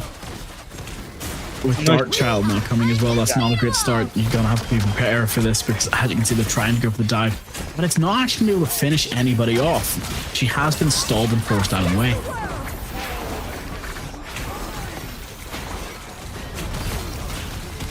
And there's a quick second engagement comes out from Magneto getting a kill, taking out Bucky, that's Nightmare gone, leaving it as a 4v5. But with a quick answer as well, taking out Phoenix, making life a little bit more easy for them.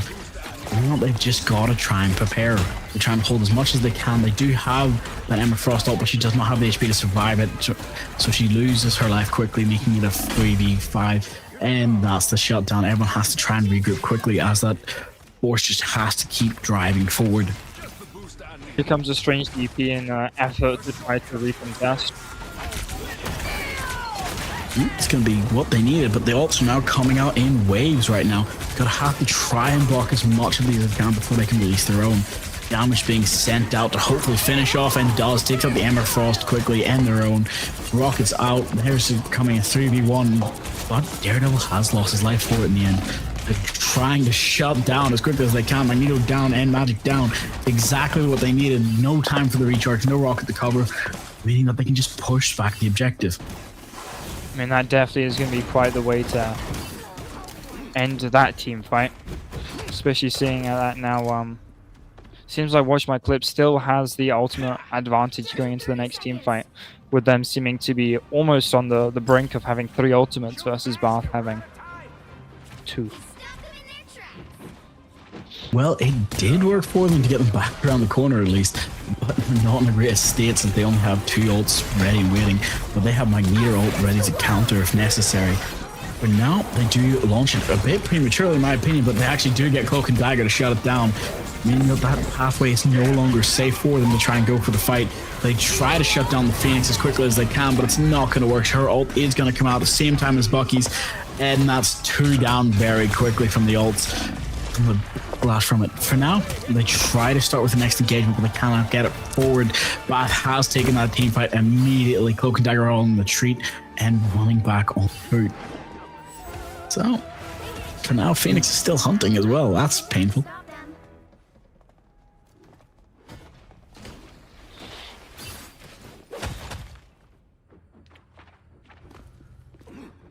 I'm wondering if this is coming down. You're gonna have to correct me if I'm wrong. Is it coming down to the fact that they're trying to idea on one theory that it's actually punishing them in the long run? What? Watch My Clips or Bath? Bath.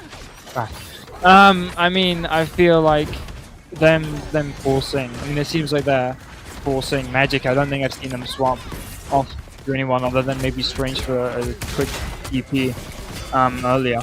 But it seems like they're definitely forcing the Magic, and even if Magic may not be the best pick, I mean, generally, even though they are forcing it, it does seem to be working pretty well for them. So I feel like at this rate they should be able to keep them going, and I think there definitely is a good chance that they'll be able to push it all the way. Well, I hope so, because they only have 25 seconds.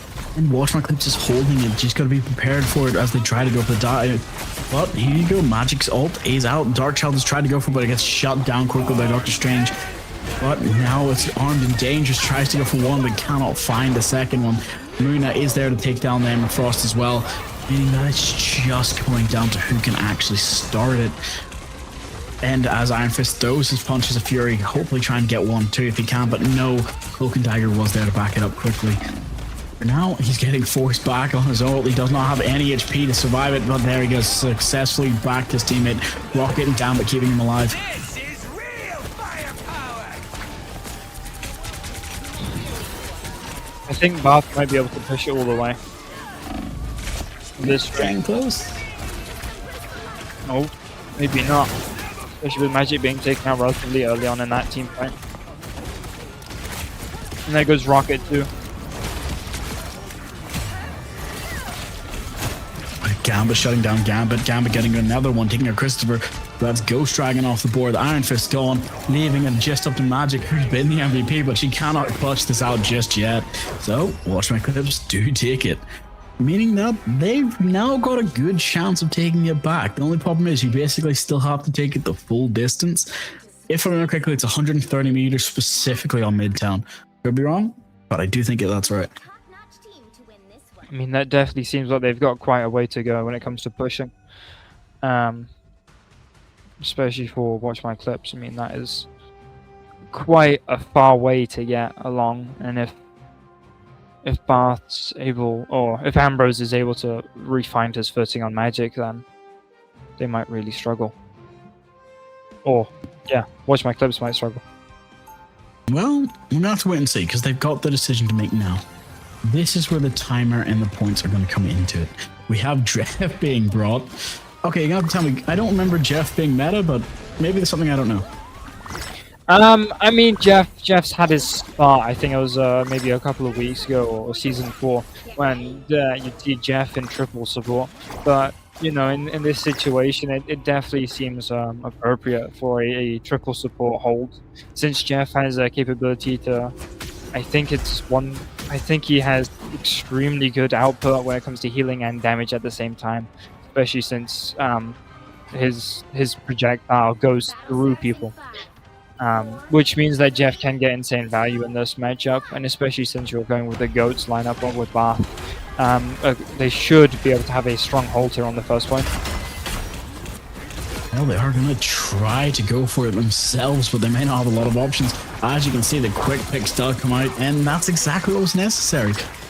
Just losing Ember Frost in the first engagement, not always needed from this side, but Dr. Strange on Nightmare is trying to keep their team alive and trying to keep them in this fight, but loses his life very quickly as well. Oh, just coming down to 3v6, but the 6 is holding the door. You can't even get pushed around the corner.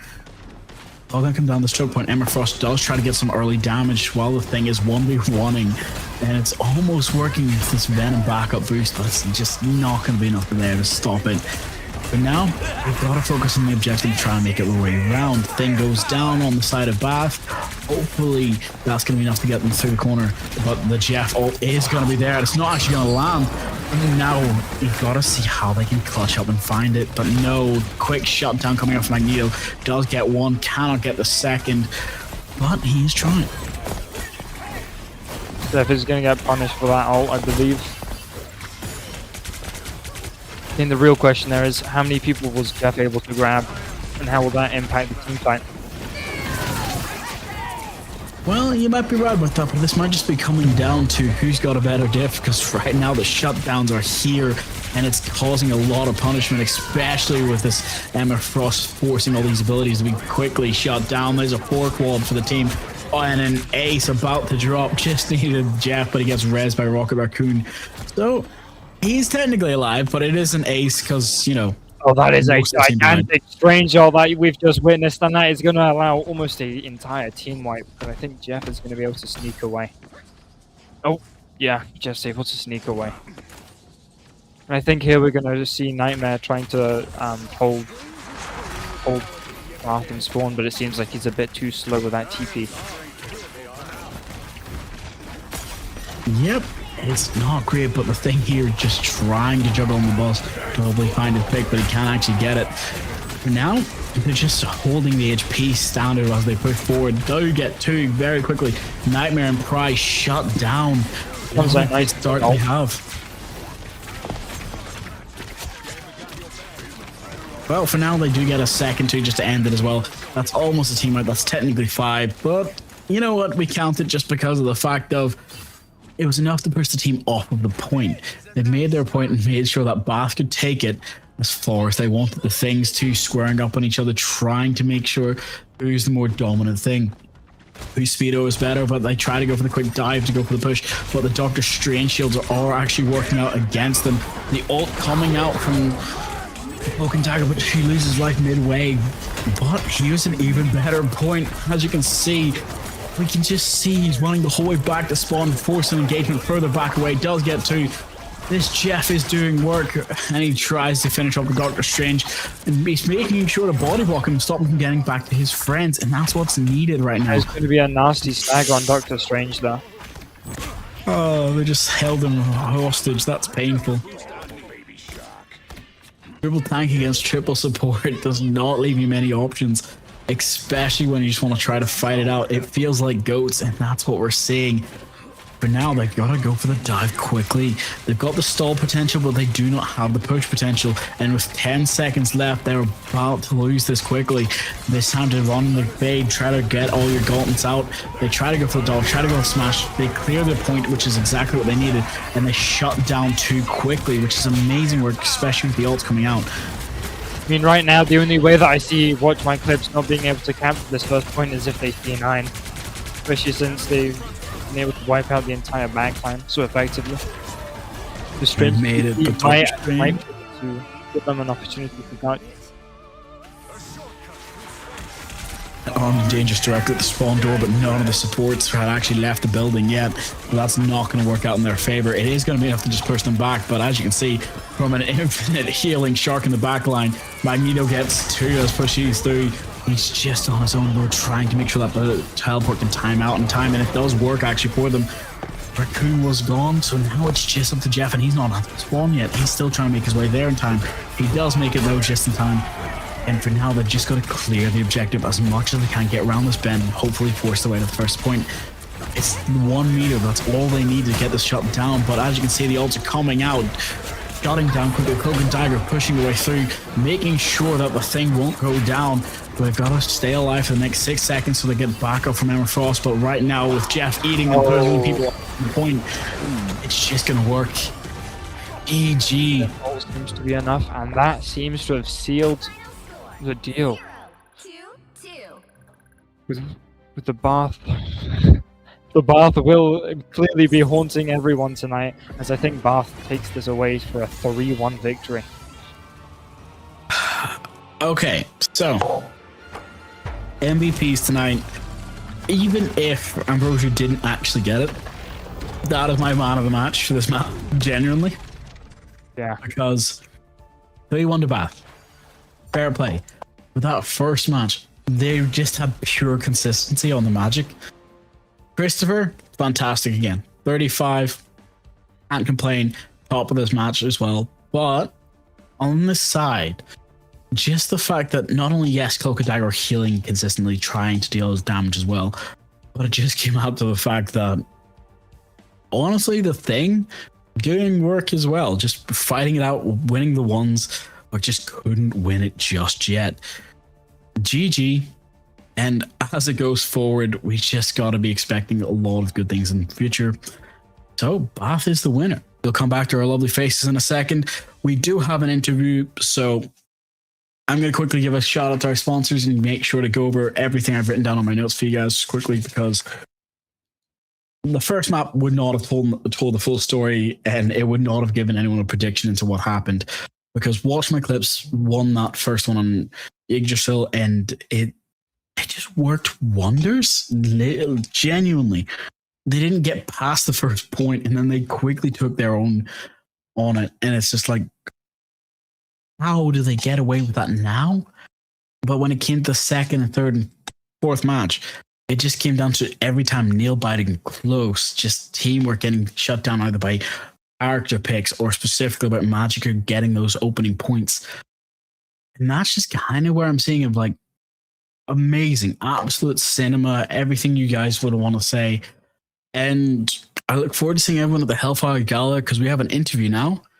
So you're going to have to give us a few minutes of a break. So thank you to our lovely sponsors, being Pringles, Monster, Vita Student, and just everyone at home.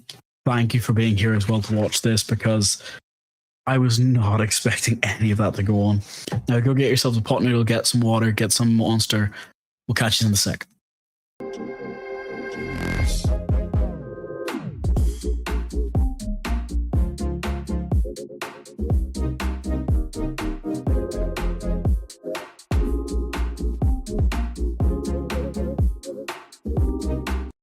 Many years ago, a supercomputer designed a perfectly shaped chip, Pringles. Knowing one day, gamers would need less mess to help them stay in the game. What's the daisy? Pringles, mind-popping.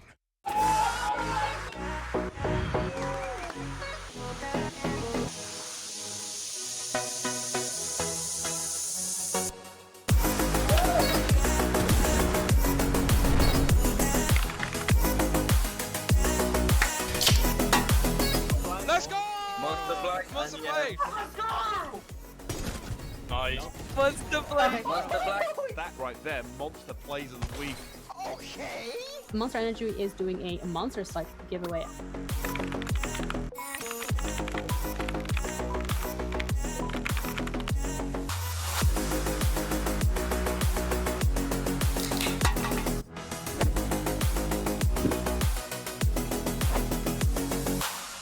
NSC stay-at-home series supported by Monster Energy.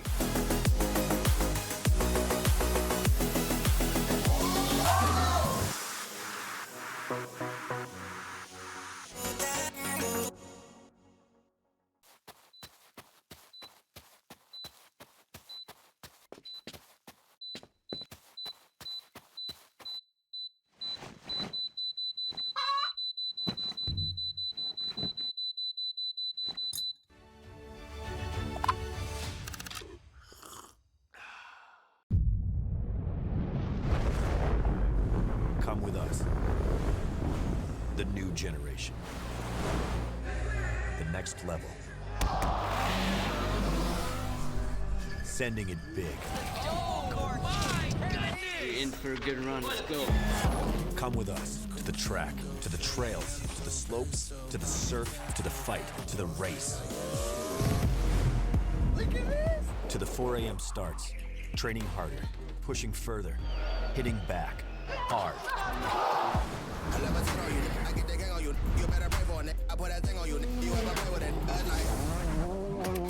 To the fans, to the followers, and the haters. Come with us to the blood, to the sweat, and the broken bones. You rehab. We never quit. We never give up. We take control. To the world titles. To the world's first. The world's best. Come with us. We're just getting started. It's going to be so much fun. I promise you.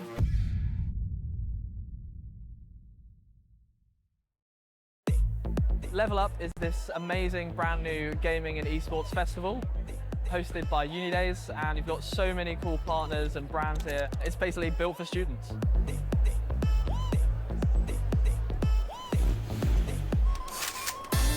As you go through the event, you're going to level up as you go. So level 1, we've got the entrance maze, and then we go through and there's a bunch of different levels for you to try out.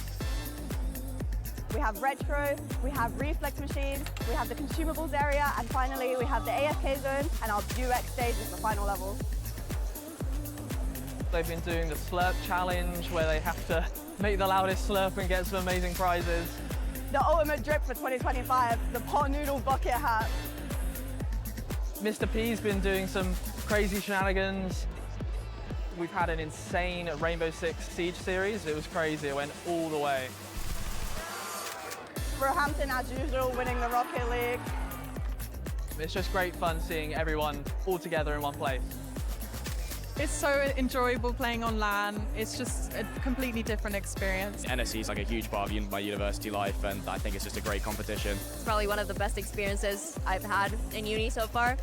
Obviously a massive shout out to our headline partner, Unidays, for creating this whole new experiential event for all the students. Shout out to Unidays and NSC. This has been wild, really, really cool. Shout out to the commentators, the organisers, and the players for turning up today and giving it their best. Play some games, get some tokens, open some prizes, yeah. It felt cool, felt good atmosphere. It's been a great first event. Thank you to all of our partners, all the teams, all the players, everyone that came to watch and engage with our first awesome Unidays Level Up Live.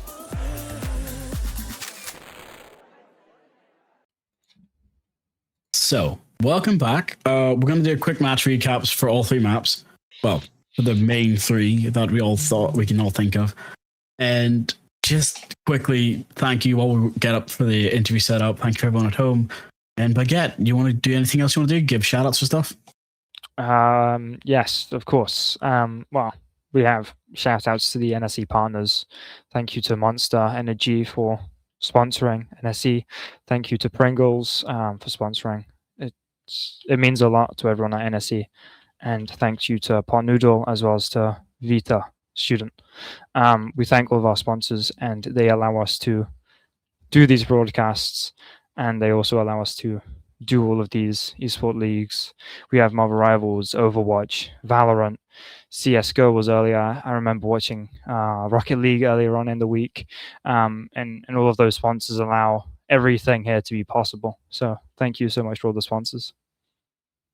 And so quickly, as we start the recap, I want to go over map 1.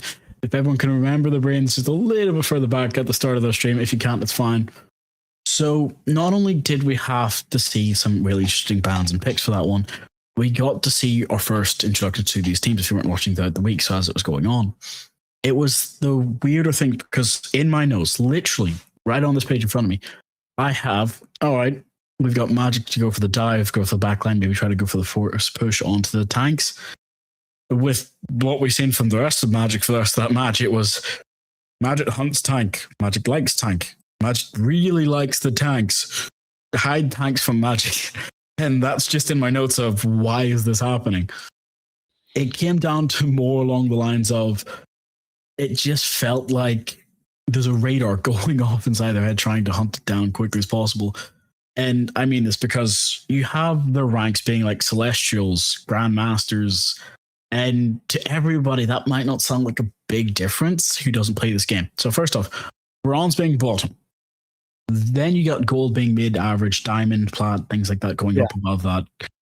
Grandmaster 3 being like the bare cutoff for being counted as good. Much better than I am at any point. I'm not going to say any otherwise.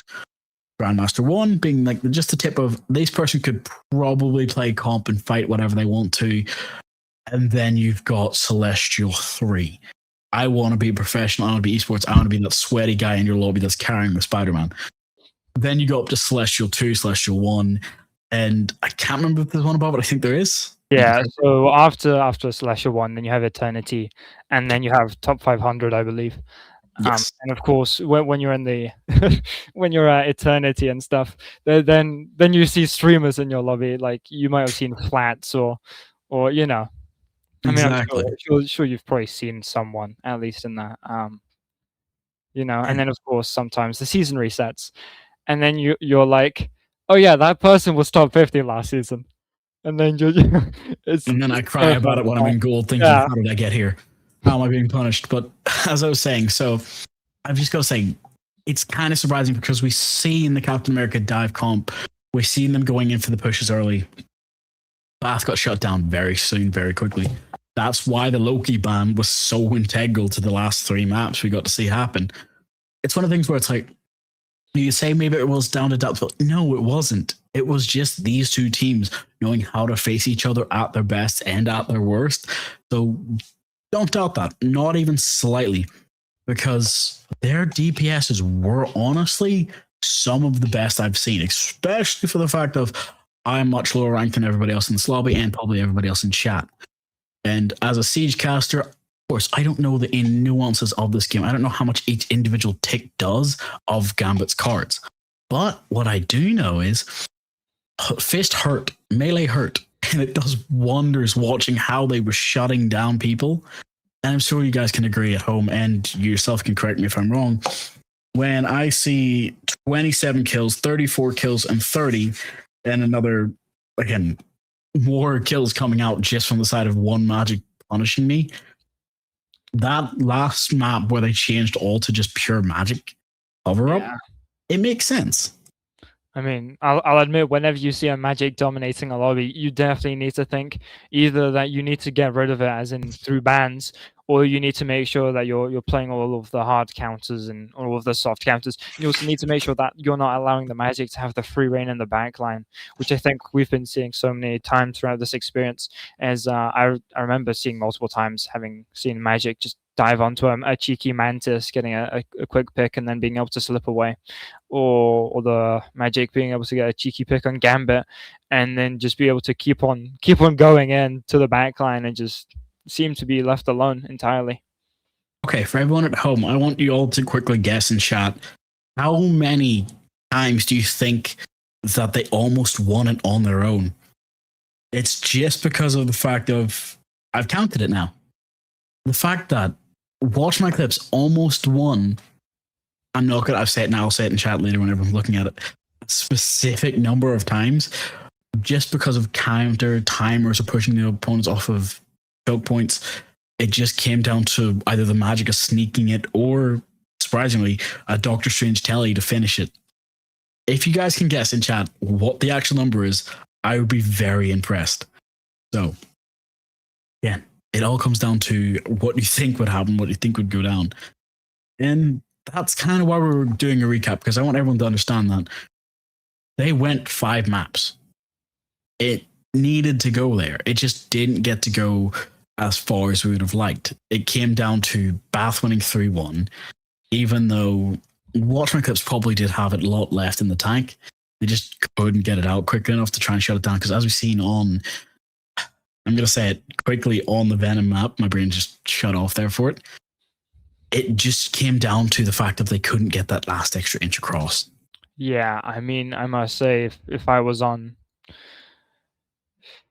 Watch My Clips, I would have felt robbed at least a couple of times there, because I feel like they could have won at least 2 of those maps which they lost, and of course whenever it's like that, it's heartbreak. It's really bad. It happens. But again, the most important factor is they can take these VODs away, they can take the clips away, go rehearse, go match, and then come back in spring. Come back and fight in summer. Make sure that you've done your research. Make sure that the new characters, Gambit's feeling nice and polished up for you guys. Making sure that when Rogue comes and the new team comps and the new synergies come out, because again, I think I've seen only 2 or 3 of them. I know team comp ups aren't always the main factor because of how the game plays. Like when we were on T'Challa, it came down to poke comps are great. You've got to try and poke as much as you can, get the Vanguard ranged abilities. Or in the case of Ember Frost, run in, grab someone by the throat, and stun them out of existence. That's kind of how it was. I mean, I feel like hero bans also played quite a large role in determining who won. I'm not entirely certain if the Venom ban was needed every single time, and I definitely think that had the hero bans been used slightly differently, we probably would have seen a different outcome today. True. Again, some of the players are Celeste, some of them are people. Could be Eternity for all we know. We only have their exact moment ones right now for their scores that everyone could see in the lobby, which was like Celestial 2, Celestial 2, Grandmaster, Grandmaster, Grandmaster, Celestial. That's all I can see in the ending screenshot I have of the match. And that doesn't give me the exact numbers of which one they are, but it kind of gives me a hint at the fact that it gives you a rank range. Respect. Yeah, it gives me the range. It's like these people deserve respect, especially for the fact of they've gone the distance, they've gone the endurance, they've tried to fight it out. Characters like Cloak and Dagger punishing, the Punisher getting removed from the ban was probably smart because it's not really down to the character all the time. It's a lot of time character, player, meta, whatever recent patch came out literally 3 days ago. How did it change the game?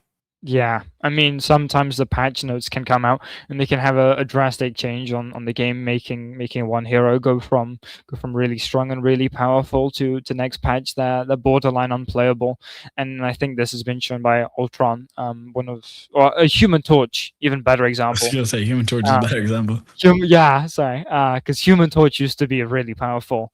And if you now look at the stats and the data from, he's got like a 1% pick rate in GM and above, and generally speaking, he's in a worse situation now than he used to be. And any Torch mains out there, you can definitely feel it.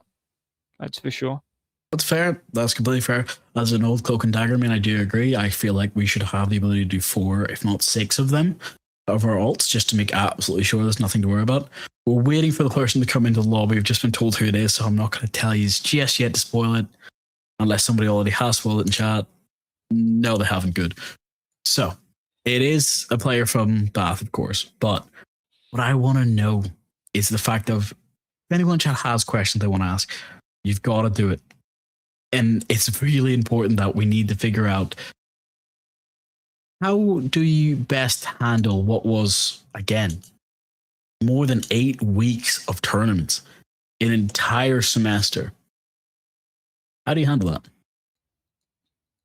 You did it, actually. That's a better question to ask you. But again, how did you handle 8 weeks of pure grinding? Well, I'm gonna be honest. I didn't play for the Holy Weeks. I was not. I had some weeks where I couldn't make it, unfortunately. But the way you really best handle 8 weeks is you just gotta be there every day. of course, then you also need to organize scrims. You need to keep on practicing the whole time with the 8 weeks. You can't just start playing and then just give it a cheeky break halfway through, because when you start to give a cheeky break, you then start to drop the ball, and when you drop the ball, your whole kind of chance of winning it can kind of dissipate very quickly. Well, I'm going to have to agree with them because, as everyone heard from the alts and everything coming out into fruition, something you got to remember. The fact that, yes, Bath wins this doesn't mean that in the next tournament, Bath's also going to win. You guys can scrim against Bath, you guys can learn from them, and eventually, hopefully, they'll come out in qualifiers. But again, Bath's going to get better too, so it's kind of like you stick the block up and just keep getting better. You make sure to improve again and again. And we have our interviewees coming in soon, so I cannot wait for it. Christopher, welcome. Hello there. How are we doing? Well, I'm more surprised about you. Like, how excited are you feeling after that win? Feeling absolutely pumped. That was an incredible match. So happy with the win. It was just an incredible game, absolute cinema, and I'm really happy it ended the way it did. Happy to hear that. What did you think about that first match? Because that first map must have threw you guys through a loop. So we did not expect the Invisible Woman ban coming in. That completely threw us off our feet, and we just entirely lost to the Loki alone. Our team is a very dive-centric team. We have double melee DPS mains. And so when they ran the Loki thing, it just completely shut us down, and we didn't really know what to do. Yeah. I mean, you guys being a heavily dive-orientated team, that definitely did show. I mean, running the magic, that magic was quite enjoyable to watch, and I think they went a long way in helping you guys win. Yeah, I mean, Ambrose is probably one of the best Magic players I've seen touch the game. He's absolutely incredible, and the fact that he can just play Magic into all the Magic counters and still get the value he's getting, it's incredible. Okay, just because I kind of want to know, since you guys have a history against this team, did you have any did you prepare a lot for today, or did you think, oh, we've won this before, we'll come back into it? Yeah, we definitely did prepare for this. We look back at our previous match against them. We've played against them twice before this. We noticed kind of what characters they lean into quite heavily, and kind of made altercations. We knew that the Mantis comp was coming, and we don't have an answer for Mantis in the triple support lineup. So we tried banning it as much as we could, but they really clung on to that Mantis. We really struggled. I mean, realistically, we should have lost the fourth map, but we hit a very insane cinema clutch at the end there. Yeah. Can't argue with the fact that a shark can always save the day, but as that war criminal likes to continue, I've got two more questions, but I'll let Baguette, you can go first for this one. So with your insane Magneto ults, I don't know if you checked chat at all, but you had so many great Magneto ults throughout that game. Is there any tip that you would give to any other Magneto players out there, and how to be more consistent with these ultimates, and how to be able to use them in effective ways like you demonstrated earlier? I think for me, the important thing about Magneto ult is that it's just shutting down the win condition. So if their win condition is having an extra support ult, my priority would be target the enemy's support ults. If their win condition is Starlord ult or they have a Hela ult, we don't have a support ult to counter that, you definitely want to, I see you taking notes, very wise. Yes. You really want to be playing for your win condition. You have to keep a lot of tabs or a lot of abilities that counter you as well. Things like popping ult when the shields are broken, when Cloak uses Fade, Gambit uses dashes, are kind of very opportunistic things you need to be keeping track of. I watched you blue in Cloak and Dagger today. I'm not going to say it any other way. As a Cloak and Dagger support, that hurt. It was very mean putting Fredwoods on Cloak without a mag to bubble him when he's ulting. So it was a rough day for Fredwoods. I'm very sorry. Well, at least you apologized for it now, so no hard feelings to both sides. But all right, two questions, of course. First one being, so how do you feel to be the man who single-handedly forced Magneto to be nerfed? This is is he getting nerfed? Oh, well, he's going to have to be. Did you see what happened today? I think Magneto's definitely been an S tier tank since the launch of the game, and then he got a double buff this patch, which is just unbelievable. I do not know what they are cooking there. Well, it's not as a Magneto nerf characters anymore. They buff everybody else.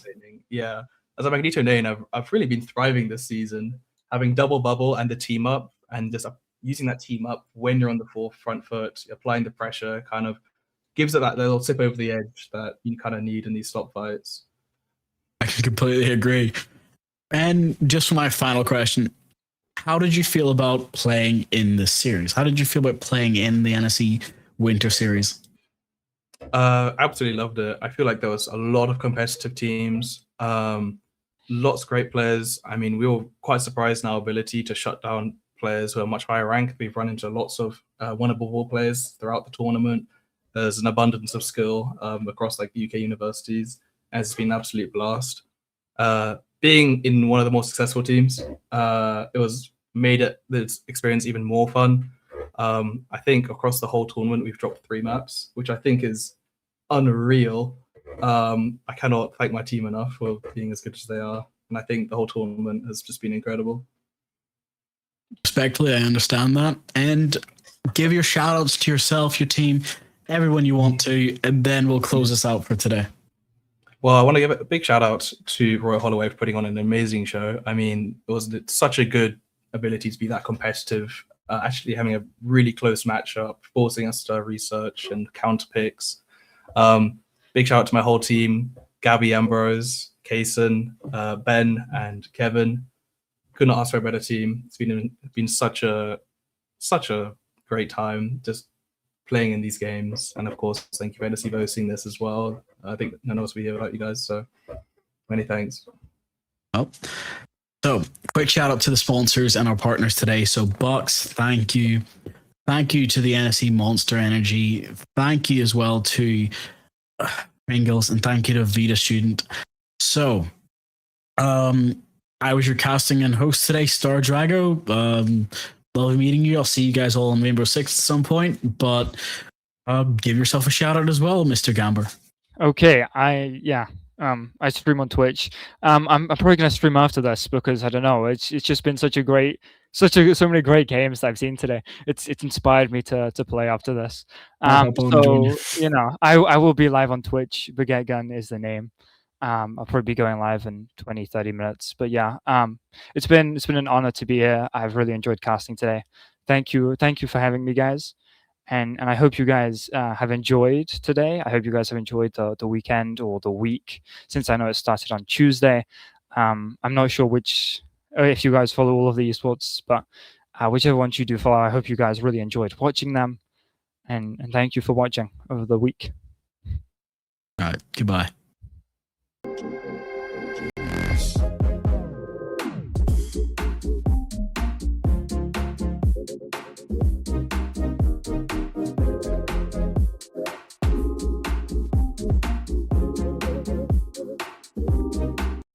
Many years ago, a supercomputer designed a perfectly shaped chip, Pringles. Knowing one day, gamers would need less mess to help them stay in the game. What the daisy? Pringles, mind-popping.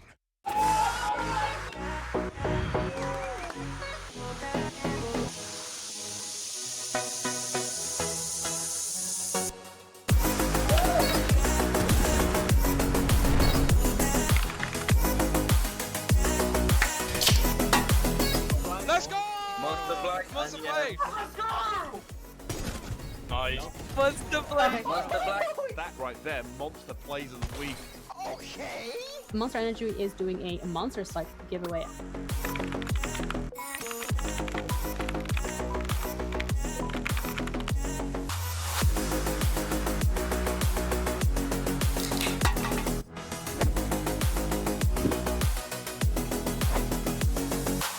NSC stay-at-home series supported by Monster Energy.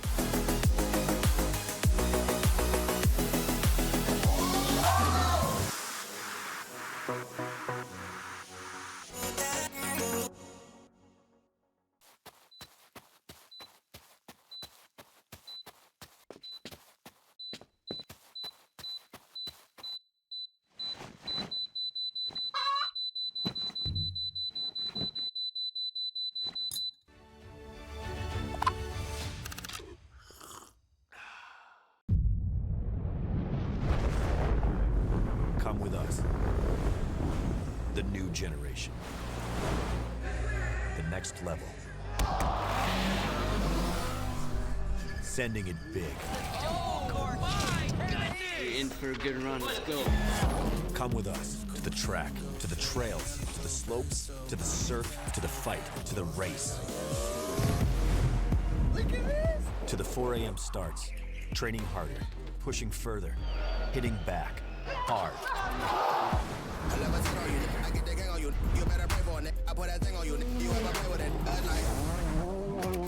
To the fans, to the followers, and the haters.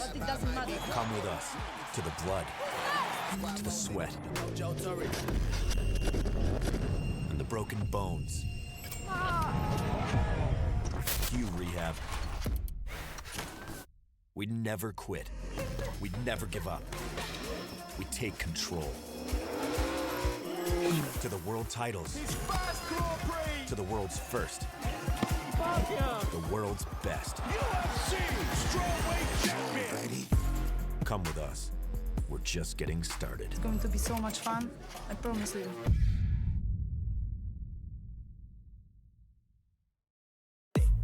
Level Up is this amazing brand new gaming and esports festival hosted by Unidays, and you've got so many cool partners and brands here. It's basically built for students.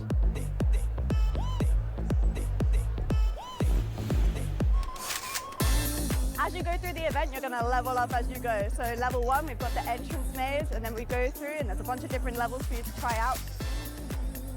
We have retro, we have reflex machines, we have the consumables area, and finally we have the AFK zone, and our UX stage is the final level. They've been doing the slurp challenge where they have to make the loudest slurp and get some amazing prizes. The ultimate drip for 2025, the pot noodle bucket hat. Mr. P's been doing some crazy shenanigans. We've had an insane Rainbow Six Siege series. It was crazy, it went all the way. Roehampton, as usual, winning the Rocket League. It's just great fun seeing everyone all together in one place. It's so enjoyable playing on LAN. It's just a completely different experience. NSC is like a huge part of my university life, and I think it's just a great competition. It's probably one of the best experiences I've had in uni so far. Obviously a massive shout out to our headline partner, Unidays, for creating this whole new experiential event for all the students. Shout out to Unidays and NSC. This has been wild, really, really cool. Shout out to the commentators, the organisers, and the players for turning up today and giving it their best. Play some games, get some tokens, open some prizes, yeah. It felt cool, felt good atmosphere.